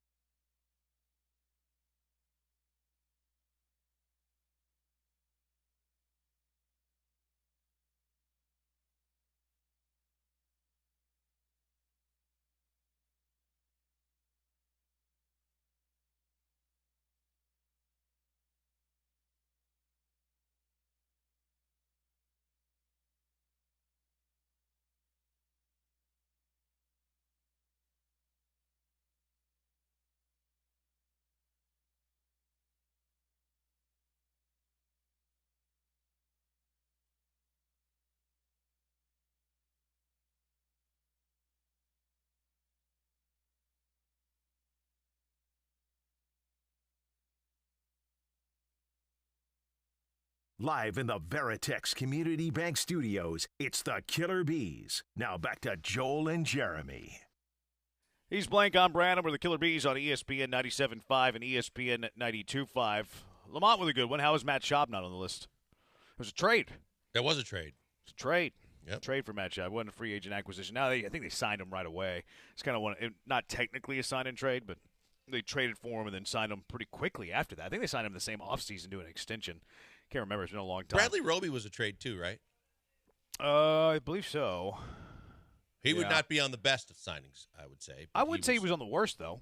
Like he just turned out to be kind of a turd at the end, where he didn't want to be there, and there was a whole bunch of issues in the locker room. Sure, yeah, but I mean, he played like he was pretty good. Like I wouldn't put him on either list. He's just kind of like in that purgatory of He had a solid year, kind of was turned like, but was he the problem though? Because like we look back, that was the O'Brien Easterby era. That's true, but because of who was running the show and how Jack was holier than thou and looking for all these different quirky things, that then there was the whole he didn't want to practice, he didn't want to travel. There was a travel, then all of a sudden they just dumped out on him. Like I look at that entire period, like Zach Cunningham. Was Zach Cunningham an issue? Right. Or was Jack Easterby the issue? Bradley Roby, was he the issue or was Jack Easterby the issue?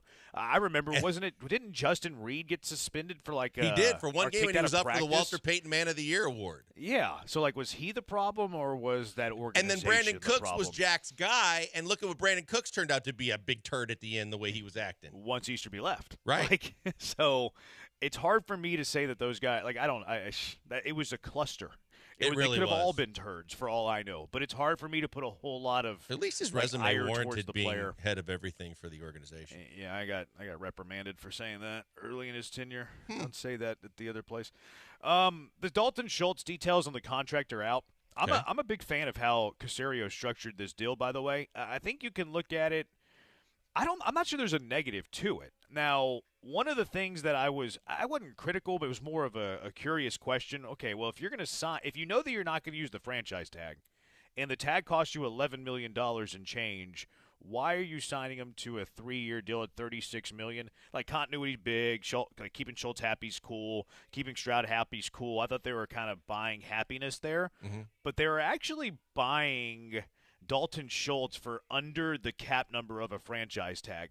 The first year for the contract for Dalton Schultz is going to pay him a little bit under $8 million. Oh, it's beautiful. So they actually save about $3 million ish, a little bit more than $3 million, by giving him a 7.9 cap number instead of that franchise tag of whatever it was, like 11.2, 11.3. So they structured it to where they actually saved money in year one. Pretty brilliant by Nick Caserio.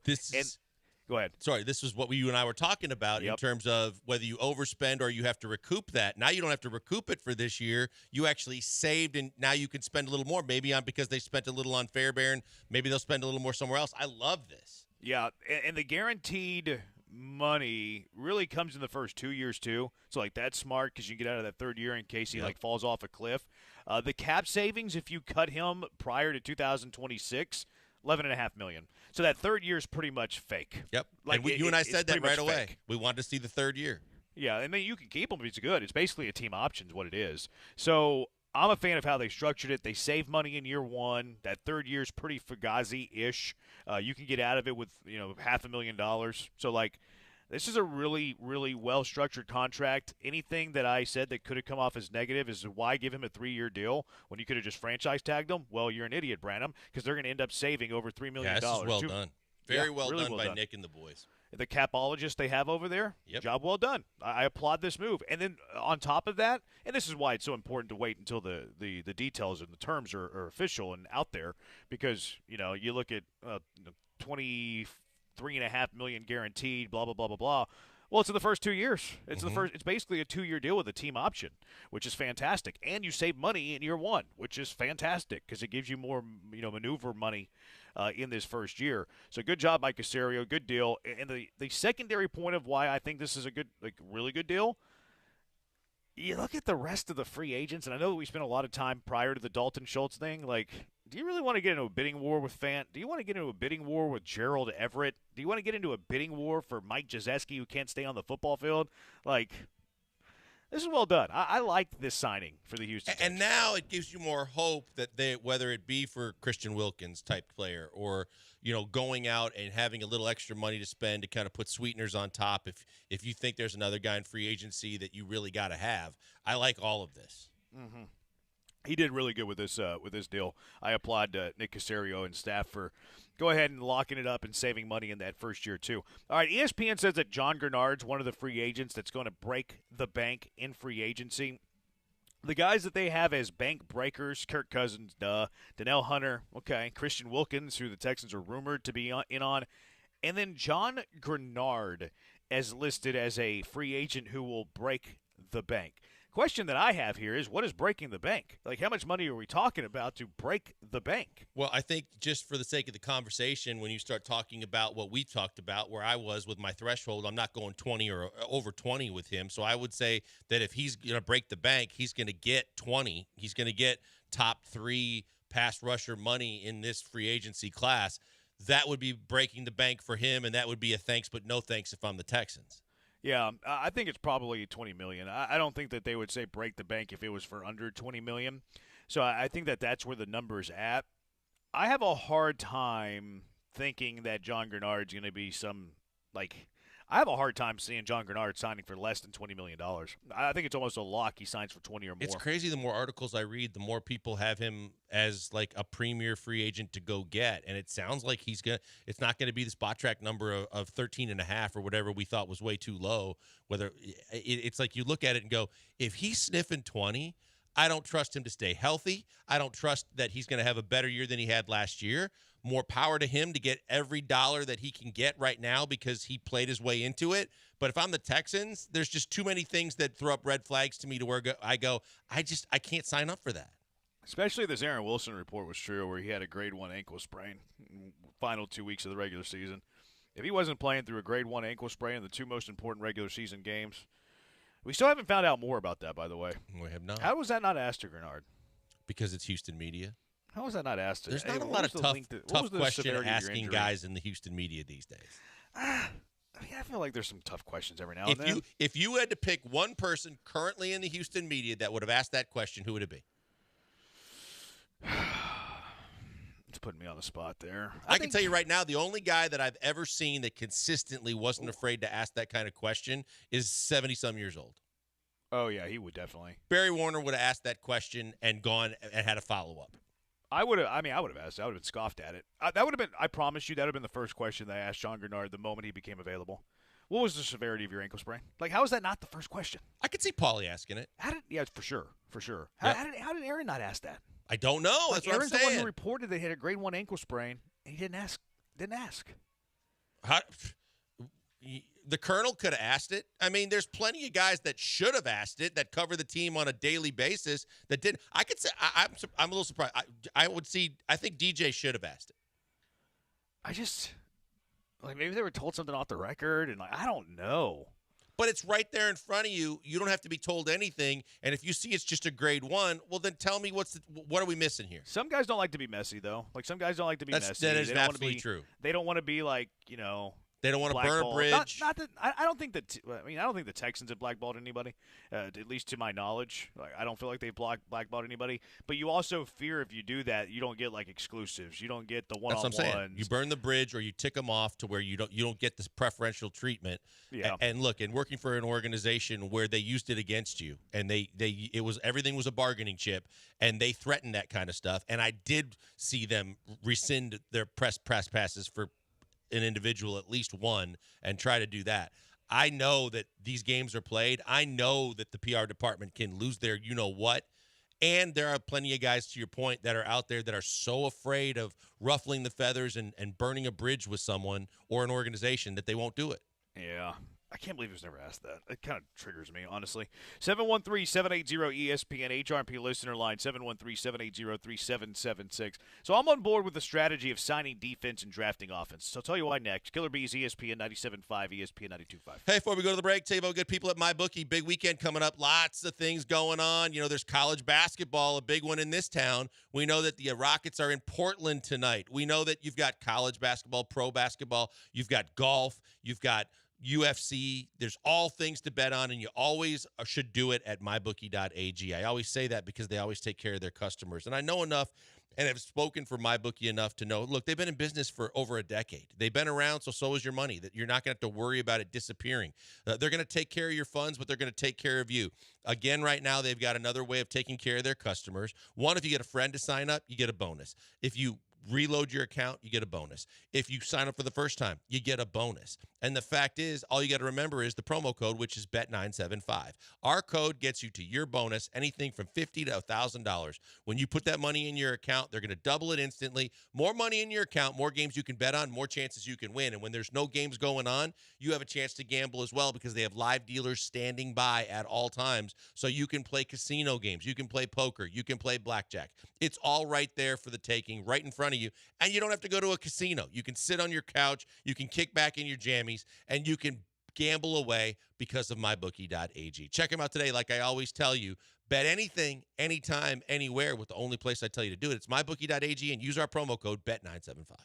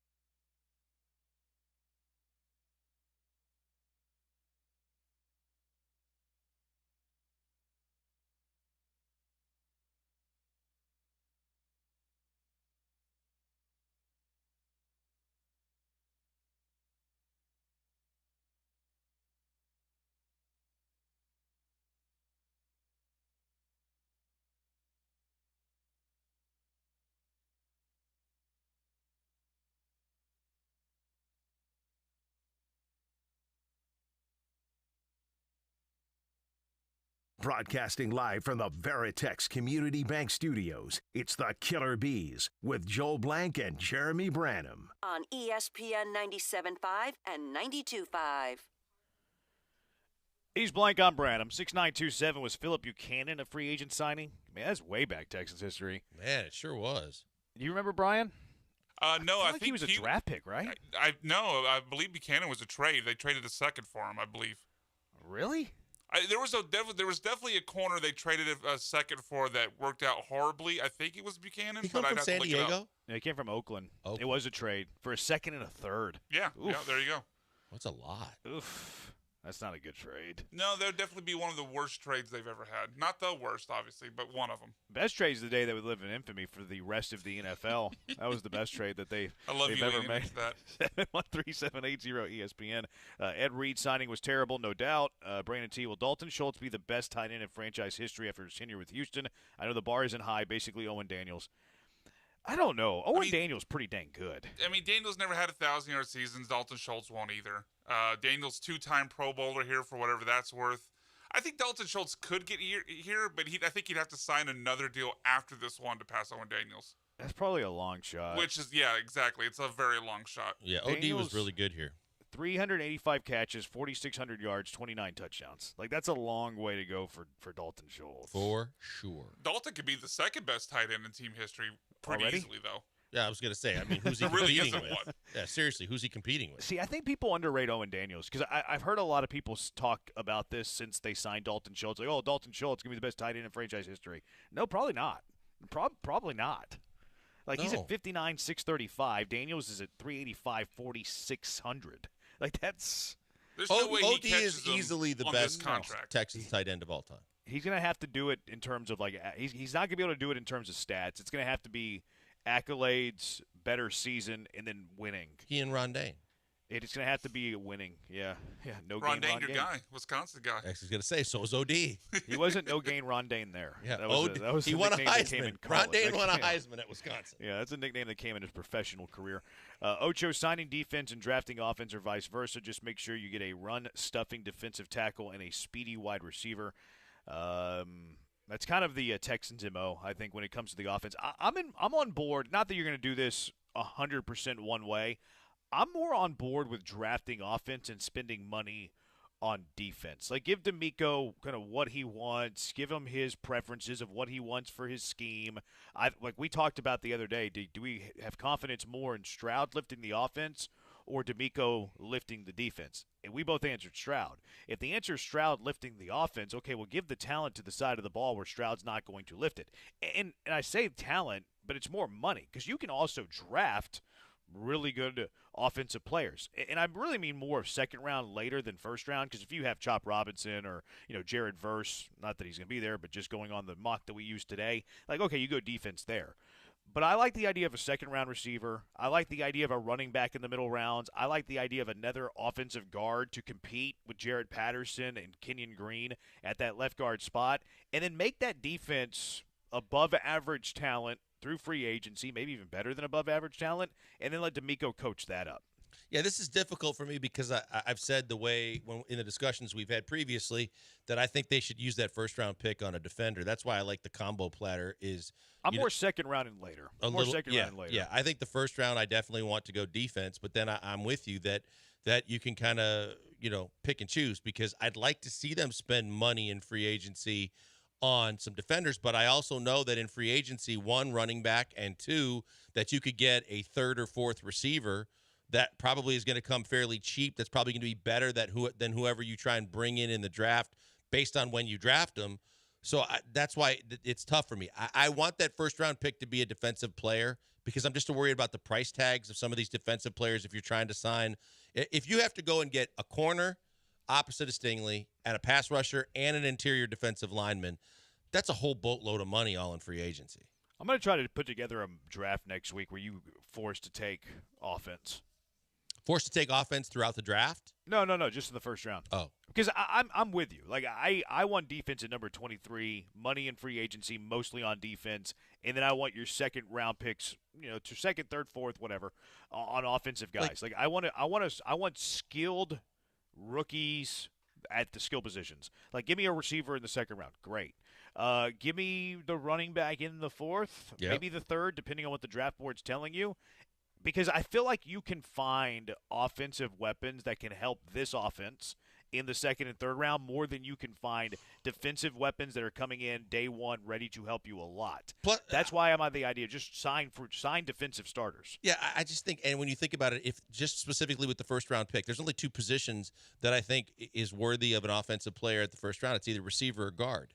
Other than that, I'm surprised you gave me guard. Yeah, well, but I'm just saying if you would use your first round pick on an offensive player, I have a question for you. Okay, Bowers slides to 23. Yeah, but with the money you just tied up in Schultz, even if he's available there, I just can't see them doing that. I understand that the conversation we had yesterday was that you just play a 2 tight end set, and you have 2 really good pass catching tight ends, and that's a possibility. I just think with the holes they're trying to fill and all the starters they have to replace, instead of taking to me it's just too redundant to take another tight end. I would say it's just limited to guard and receiver. Now, it would be more of a long-term move if you take the tight end. Sure. Like, it would be okay, well, Bowers is my starter in 3 years. Like that Dalton Schultz contract we just talked about, where it's the third year is basically fake. It's a team option, really. Right. Okay, well, Dalton Schultz is going to be our starting tight end for this year and next year. Bowers is going to be our second tight end. We're going to play a lot of 12 personnel, and then in year 3 in Bowers' rookie deal, he becomes our starting tight end. Now, the chances they just of have so sliding many to 23 starting are very, spots very to low. fill, too. I get you. I get you, Yeah. but it's best player available type of philosophy. Like, if you're going this route, I'm just throwing it out there for the sake of the conversation. Not that I would do it because I don't know who's on the board at 23. But for the sake of the conversation, your best player available type of guy, I'm okay with long-term draft picks. Like, I don't look – and this goes back to what we were talking about the other day.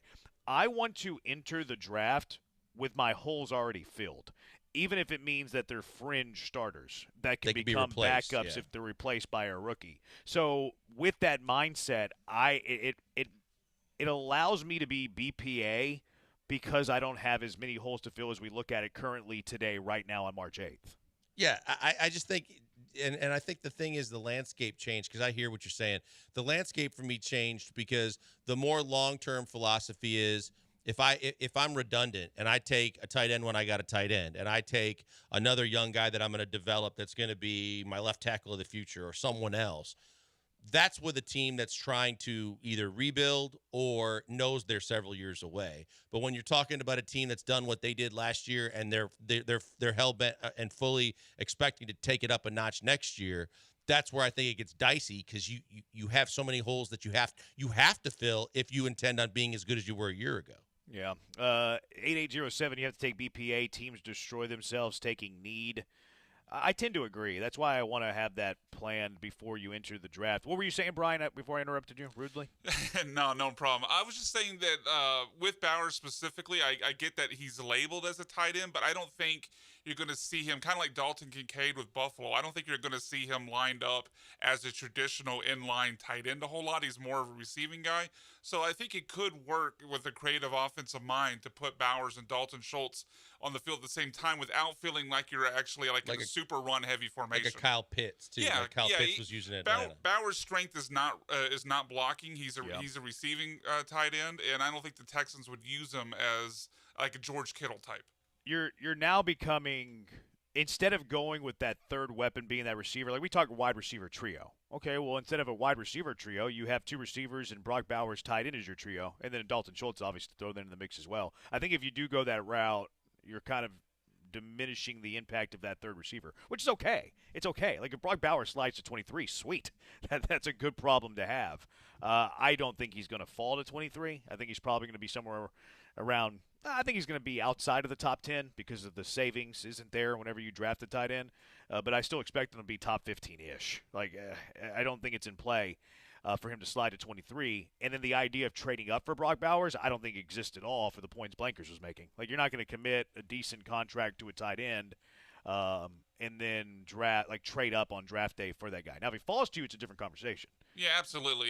There's the only way I could possibly see them taking Bowers would be in a scenario where, oh crap, there's a run on everything we want, but Brock Bowers, because of that run, has now slipped to 23, and you find a way to make it work. And I think it could actually be a bonus to them with the added versatility, or at least kind of if you have two tight ends, but one of them, well, actually both of them would be really good receiving options. I think it adds more deception to what you put out there on the field because you don't know who's staying in the block, you don't know who's going out on a route, and it might make their play action passing game even more potent. Maybe it'd be a nice weapon. Like, we talk about the idea of an A.D. Mitchell, a Ladd. We talk about Xavier Worthy a little bit, Brian Thomas. Like, okay, Brock Bowers would be pretty cool too. But again, not very realistic. 713-780-ESPN. When we come back, Will of Bits. You never know what you're going to get with the Will of Bits, but it's always fun. What kind of fun are we having today? It's the Killer Bees on ESPN 97.5 and ESPN 92.5. Before we go to the break, a word from my friend Doc Linville. Doc Linville, best in the business at the NeoGraft procedure. Look, with a lot of different things coming up, you guys might want to be looking for a birthday gift or something special for your significant other. Don't let me discount the fact that Doc Linville is awesome and fantastic at spa treatments, plastic surgery, and a whole lot of things that he does well. But I love talking about the NeoGraft procedure because I personally went through and did the procedure, could not be happier with it, and I got my hair back. And that's the main thing. People that are losing their hair, have pattern baldness, thinning, or just don't have any hair in certain spots and think there's nothing they can do about it except for sprays and creams and foams that just mask the problem but don't solve it.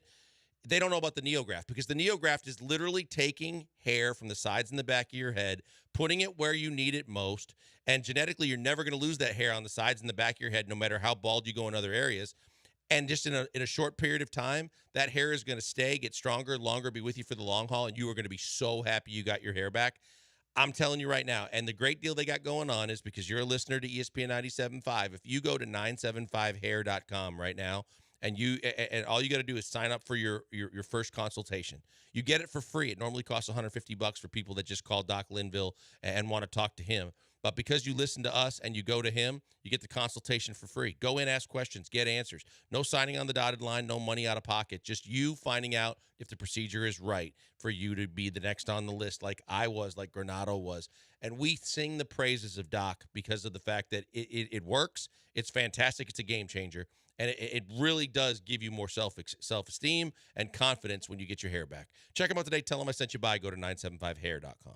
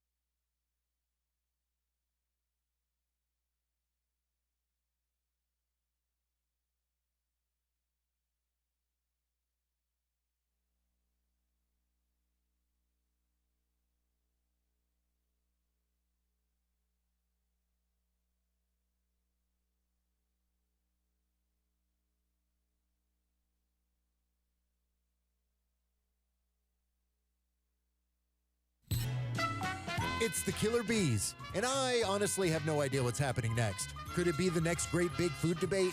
The biggest Joel rant of all time? Jeremy trolling someone to the point of crying? Or just some actual bees making some honey? Well, let's find out. It's time for the Wheel of Bits. Oh my goodness, would you look at this? What an enormous spin. Let's play big deal, little deal, no deal. Big what? Same thing when I heard it. Wait, what did she say? Big deal, little deal, or no deal. Oh, big deal energy. Almost sounded dill, not deal. Yeah, I've heard that Joe took this to his show. I've heard Joe talk Wait, about. he's stealing gimmicks? I've heard Joe steal this bit. Wow. Not the Will of I think Bits. he stole our actual rundown. Gimmick too. infringement. But I have heard him. I've heard him on the Killer G's. Ask Paul. Big deal, little deal, no deal. Bush League or not? 713-780-3776. 713-780-ESPN. HRMP listener line. Yeah, I think he stole our rundown too. You think so? Why do you think that? Just kind of something things I've heard. Oh. You don't want to give any No, details? I don't want, it's Friday. I don't want to dump anybody under the bus. Well, I mean, mean texts are coming up, so I can't wait. Yeah. So we can. You want to do it? You want to save it for then, or no? I'm good. You can be mean to Joe next segment. Yeah, 10 minutes to get your mean text in. 713-780 ESPN HRMP listener line. 713-780-3776. All right, what do we got today, B-Mac? What is the what's the Will of Bits? The enormous little deal, no deal. Oh, that's right. She said that, didn't she? Yeah. All right, so yeah, it's big deal, little deal, no deal, and I'm sure you guys have heard of it. Obviously, it was brought up during Who Said It. Paulie G was talking about it, but Jake Paul has agreed to fight Mike Tyson on Netflix. This is a fight going down at the Cowboys Stadium in July. I mean, Jake Paul. I mean, he's got a winning record, but he's basically fighting guys he knows he can beat. Mike Tyson's almost 60 years old, but I don't know. I see the guy trained. I see the videos. He still looks like some one of the baddest, videos recently. He's still quick, and he still looks like he can punch. He still looks like one of the baddest men on the planet, and he looks like if he connects once flush, the fight is over. I know Mike Tyson is old. I know Jake Paul is a YouTuber who really shouldn't be in a ring with Mike Tyson, but big deal, little deal, no deal. Are you going to watch this fight on Netflix? I'm going to go little deal because of the fact that I'm skeptical about how much of a fight this is really going to be, and that I'm skeptical because money talks and they get the name and the draw of Tyson, but they dance around a lot, and it's kind of like some of these other ones we've seen where it wasn't really the kind of brawl that we were looking for. But I'm hopeful. I'm hopeful that Mike Tyson still has something left in the tank. And I hope, because he is a trained professional fighter that has been doing this his whole life, that he can do something to kind of right the world with the Paul brothers. I don't mind the Paul brothers. I appreciate the hustle. Now, Logan Paul is the superior of the Paul brothers. He's the United States champion. What title does Jake Paul hold? Now, what Jake Paul's doing with Mike Tyson is just as fake as what Logan Paul's doing. There's a lot of ways to take this. Scripted, not fake. Okay, well, so is this Mike Tyson versus Jake Paul fight. Mike Tyson versus Jake Paul is also scripted, not fake. Very much scripted. You see what Jake Paul and who was the big fight that he had? Was it did he fight Mayweather? And that was his brother Logan Paul. That was Logan. Which was like a huge scripted ordeal. Yes, it was. Conor McGregor, Floyd Mayweather, a huge scripted ordeal. Hey, Conor, we're going to make you look strong and last a few rounds, and then Floyd Mayweather's going to put you to bed in the middle rounds. Okay, that was scripted. All of these things that you're falling for are all scripted. Like these little boxing things, they're scripted. So from a boxing purist point of view, this is a no deal because you have Mike Tyson at nearly 60. How's his back, by the way? I hope it's not broken spinal. Fighting a YouTuber. So it's no deal in terms of you actually wanting to watch a good boxing fight. It's a big deal when you're talking about the state of where the sweet science is at. Where boxing is at right now is you have a scripted, not fake, bout between Mike Tyson and Jake Paul going on Netflix, and it's going to be the biggest quote-unquote boxing match of the year. So it's a big deal on the sad state of affairs of where boxing is at. In terms of their fighting prowess and how this fight's going to be, Jake Paul has never put on an entertaining fight that I would pay real money to watch. Good thing it's on Netflix because I'll probably watch it if it is on Netflix just to see the circus. And then Mike Tyson, looks quick, cool. Like Mike Tyson, the last time he was in this exhibition, he fought Roy Jones Jr., and it was another one of these scripted, not fake things where Mike Tyson didn't even throw one hard punch. They just coasted until, I think, the finish, and we went to the cards. Like, it's not going to be quality. It shows you that boxing is in a terrible state in 2024. Will it be mildly entertaining to see the former baddest man on the planet? Don't tell that to Evander Holyfield. I mean, he used to be the most entertaining athlete in the world. I loved watching the antics of Mike Tyson. So, yes, I'm going to watch it for nostalgia. I'm not expecting much. I think that this is a big deal because it shows that boxing sucks. I think it's a no deal if you actually want to watch a good boxing match. And I think it's a little deal if you want to get your entertainment needle moved a little bit for one evening. Like I said, I'd love to see Tyson throw a couple of big punches and connect. If he does that, big deal, because that would be awesome to see Mike Tyson. Isn't everyone in America rooting for Mike Tyson in this fight? I think so. But it's also the beauty of like the hustle and like the marketing, which again shows you how sucky it is for boxing right now. That you have a dude on YouTube who's made everybody hate him, who's not actually a fighter, not actually a boxer, is going to fight a 60-year-old Mike Tyson who never really beat anybody. And what was the way last past big his prime pure boxing fight? Tyson Fury? You're talking, yeah, probably Fury.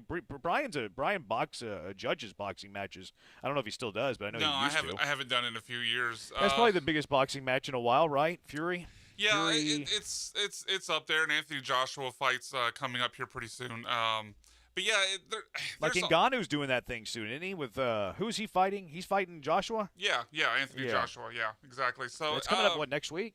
Yes, I can't remember if it's tomorrow or if it's next weekend, but there's always some big welterweight fights, middleweight fights. I mean, Canelo fights twice a year that people get into, but you're right. It just doesn't, like Errol Spence and Terrence Crawford had a big mega fight. I guess it was about a year ago. But then Spence got in a car wreck. Yeah, it's just and Terrence Crawford won the fight. I mean, I think he's probably the pound-for-pound best fighter in the world, maybe argument to Canelo, but it's just not, other than Canelo and these, and I think Canelo loves golf more than he loves boxing now. Yeah, I mean, he's still a big draw, though. But that's the problem, though, as Jeremy points out. The only real draws as far as mainstream, sports fans are Canelo and these media stunts. I hate it. I hate boxing because I grew up on boxing, man. Oh my God! I grew up watching Tyson. I grew up watching Julio Cesar Chavez. I loved boxing growing up, and now we get this. This is the boxing match of the year. 60-year-old Mike Tyson, YouTuber Jake Paul, who couldn't beat a decent boxer ever, on Netflix, and it's the biggest. It makes me sick. Yeah, it makes me want to throw up a little bit. Jake Paul's first fight was on the undercard of Tyson and Roy Jones Jr. and he fought Nate Robinson, the ex-NBA player. That's right.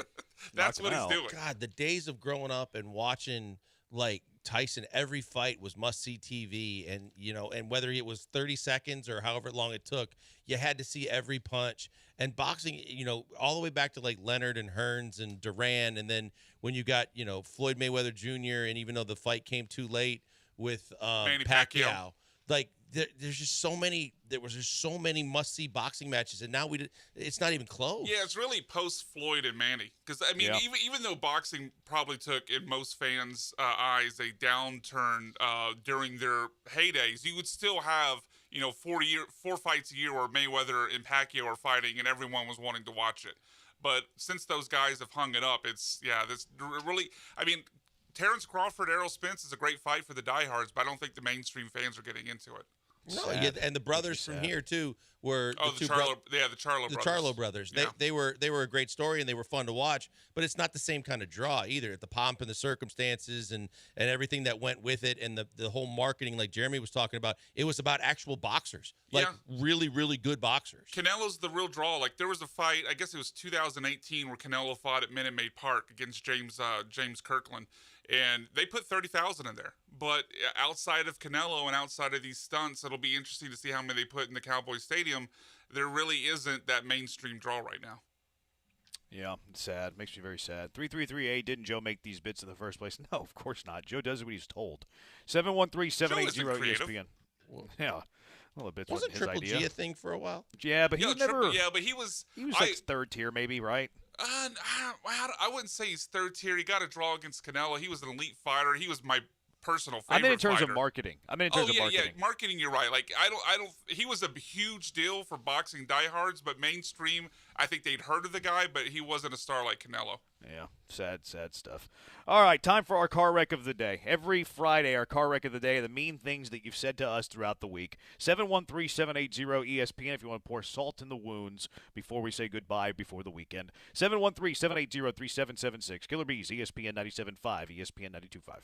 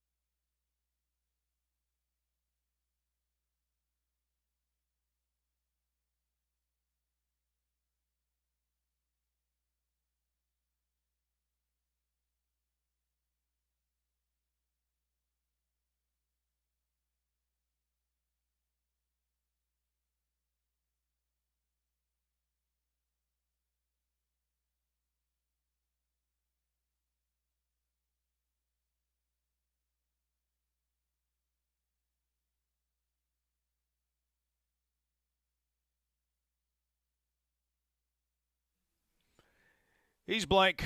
I'm Branham. It's time for all the mean things that you said to us throughout the week. 713-780-3776 if you want to throw one last jab in before you say goodbye for the weekend. A few Joes here. Spud, I know that Brian tries, but there's no way he can match Joe for bad takes. Oh, I like the setup there. Well done. Poor Joe. 0015, Joe would steal from the church offerings while the basket is being passed around. It's a bit harsh. That is, even as much as we play about Joe, I don't think Joe would do that. It's called Joe he'd only steal our bits. He wouldn't steal the money from church offerings. Unless times were tough, then, I mean, might be. To be fair, have any of us gone to church with Joe? We don't know. No, I don't think Joe does church anymore. I think you're right. Like I think he married out of church. I think that's correct. I'm not being funny. No, I'm being 100%. Now that you say that, real you're with right. you. You're right. That's why he doesn't eat pork. That's as well. right. Yeah. It was very nice of you to call Jason Statham an actor. He's in movies. That much is true. I don't like that I one knew at all. I could see I don't like that one B-Mac's at all. head going, oh, no. I don't like that one at all. I don't like where this is going. That was a funny one. He didn't think that Jason Statham's much of an actor. Like, is he just like a big bad dude that doesn't act very well? He's not. I wouldn't say he's huge. Has He's he won just- an Oscar? No, I doubt it. Oh, so he's Who's just a better guy who's in actor, movies, then. him, The Rock, or Vin Diesel? The Rock. The Rock's in The Rock like the second highest grossing actor of all time. I didn't say grossing. I just said a better actor. I think he's the leading grosser of all time. No, it's a different question. You're right, Blankers. It's just miraculous that because he's not DiCaprio. There's a lot of He's not actors that are Denzel. like the discussion we just had about boxers. There's a lot of actors that make a whole lot of money that aren't exactly in the sweet science of acting anymore. You know what The Rock does though? The Rock doesn't say no. Like The Rock will be Moana. You know what I mean? Yeah, and sing a hell of a song my daughters love. He'll do what? Yes. Are you paying me a good amount of money? Yes. Would you bring me back to wrestling? Okay. How much? Yes. Like he just, And then he sings "You're he doesn't say Welcome." no. Yeah. He doesn't say no. The Rock. That is the Doesn't say name of the no. song that rattles in my brain. What's it because called my- again? You're welcome. You're welcome. Oh yeah, that's the one where they're on the boat or whatever. Yeah. I actually kind of like that movie. Of Disney movies, that one's up there. I kind of like that one. Matt Miller was joining us earlier this week. Really good draft guy. Cell phone sucks. Matt Miller using a cricket. Matt Miller lands on mean text this week. We had a couple of bad cell phones this week. Kelly Eco's wasn't very good either. Was it not? No. No, it wasn't. There's a good. lot of Rice Krispies, a lot of Snap Crackle Pop. What's up with the Athletic? You're not paying guys enough to have a good cell phone these days? Look at who do they have a Texans beat writer? No. Well, there you go. Poor guy. Has to use a cricket. Another one on Jason Statham. I think Jason Statham can take AARP card carrying member. It's actually about us. I think Jason Statham can take an AARP card carrying member blank and a Hobbit Branham in a 2-on-1. That's from our friend Tyler in Conroe. Tyler's a smart man. So he called blank old and he called me a Hobbit. Not on that. I think Statham could take you guys 2-on-1. 2-on-1? I would take. We had this debate whenever it was, but yes, I would. Like take at the Statham. same time or handicap If I'm on match? my bookie and they gave me odds, I would take Statham. If we're both in the ring at the same time, we could high-low his ass, and he's out. I'd take Statham. We're not losing. You're an idiot. Handicap match, we're losing. Like we have to tag in and out. Right. Like we're That could losing be a problem. Tornado But if tag, both tornado. Yeah, tornado tag. We're winning. Straight up tag. Handicap match. We're out. Over under on how many times Blankers says perspective every show. Do I?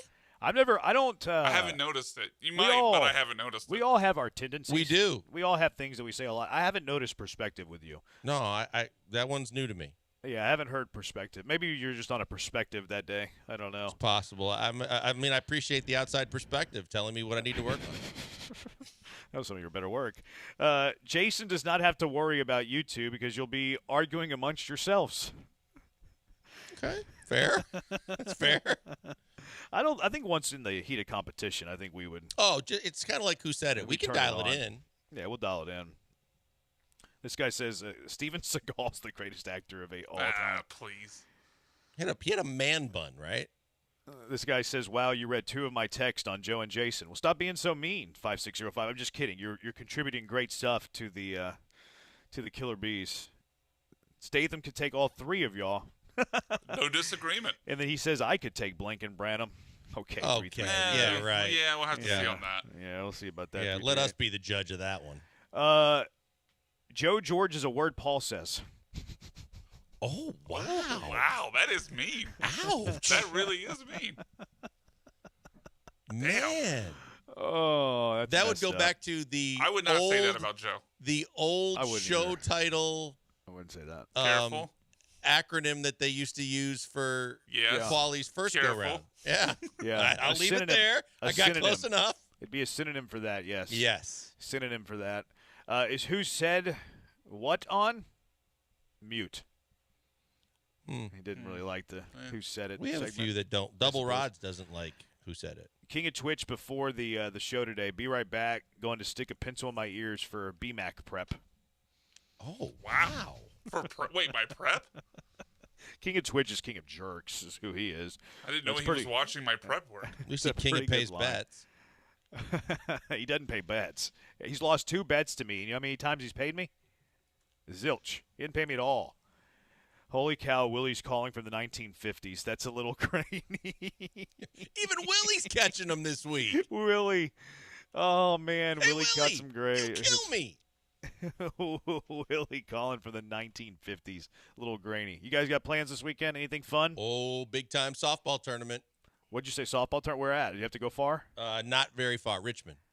Okay. That's in your wheelhouse. You have to go that far. Brian, going to go judge some boxing? Or? No, boring weekend. But I'm actually not working tomorrow because Aggies basketball is on, so I'm going to enjoy an actual 2-day weekend. There you go. Sports for me. All right, does it for us. Thanks, you got everybody. a little tilt to deal with tomorrow. Sports for me. A great week, everybody, especially you mean text people. You are very, very good. Kiss great my work ass. as always. Thanks to Brian for doing all the hard work. He's Blank. I'm Branham. We'll talk to you next week, Houston. Have a great weekend, everybody.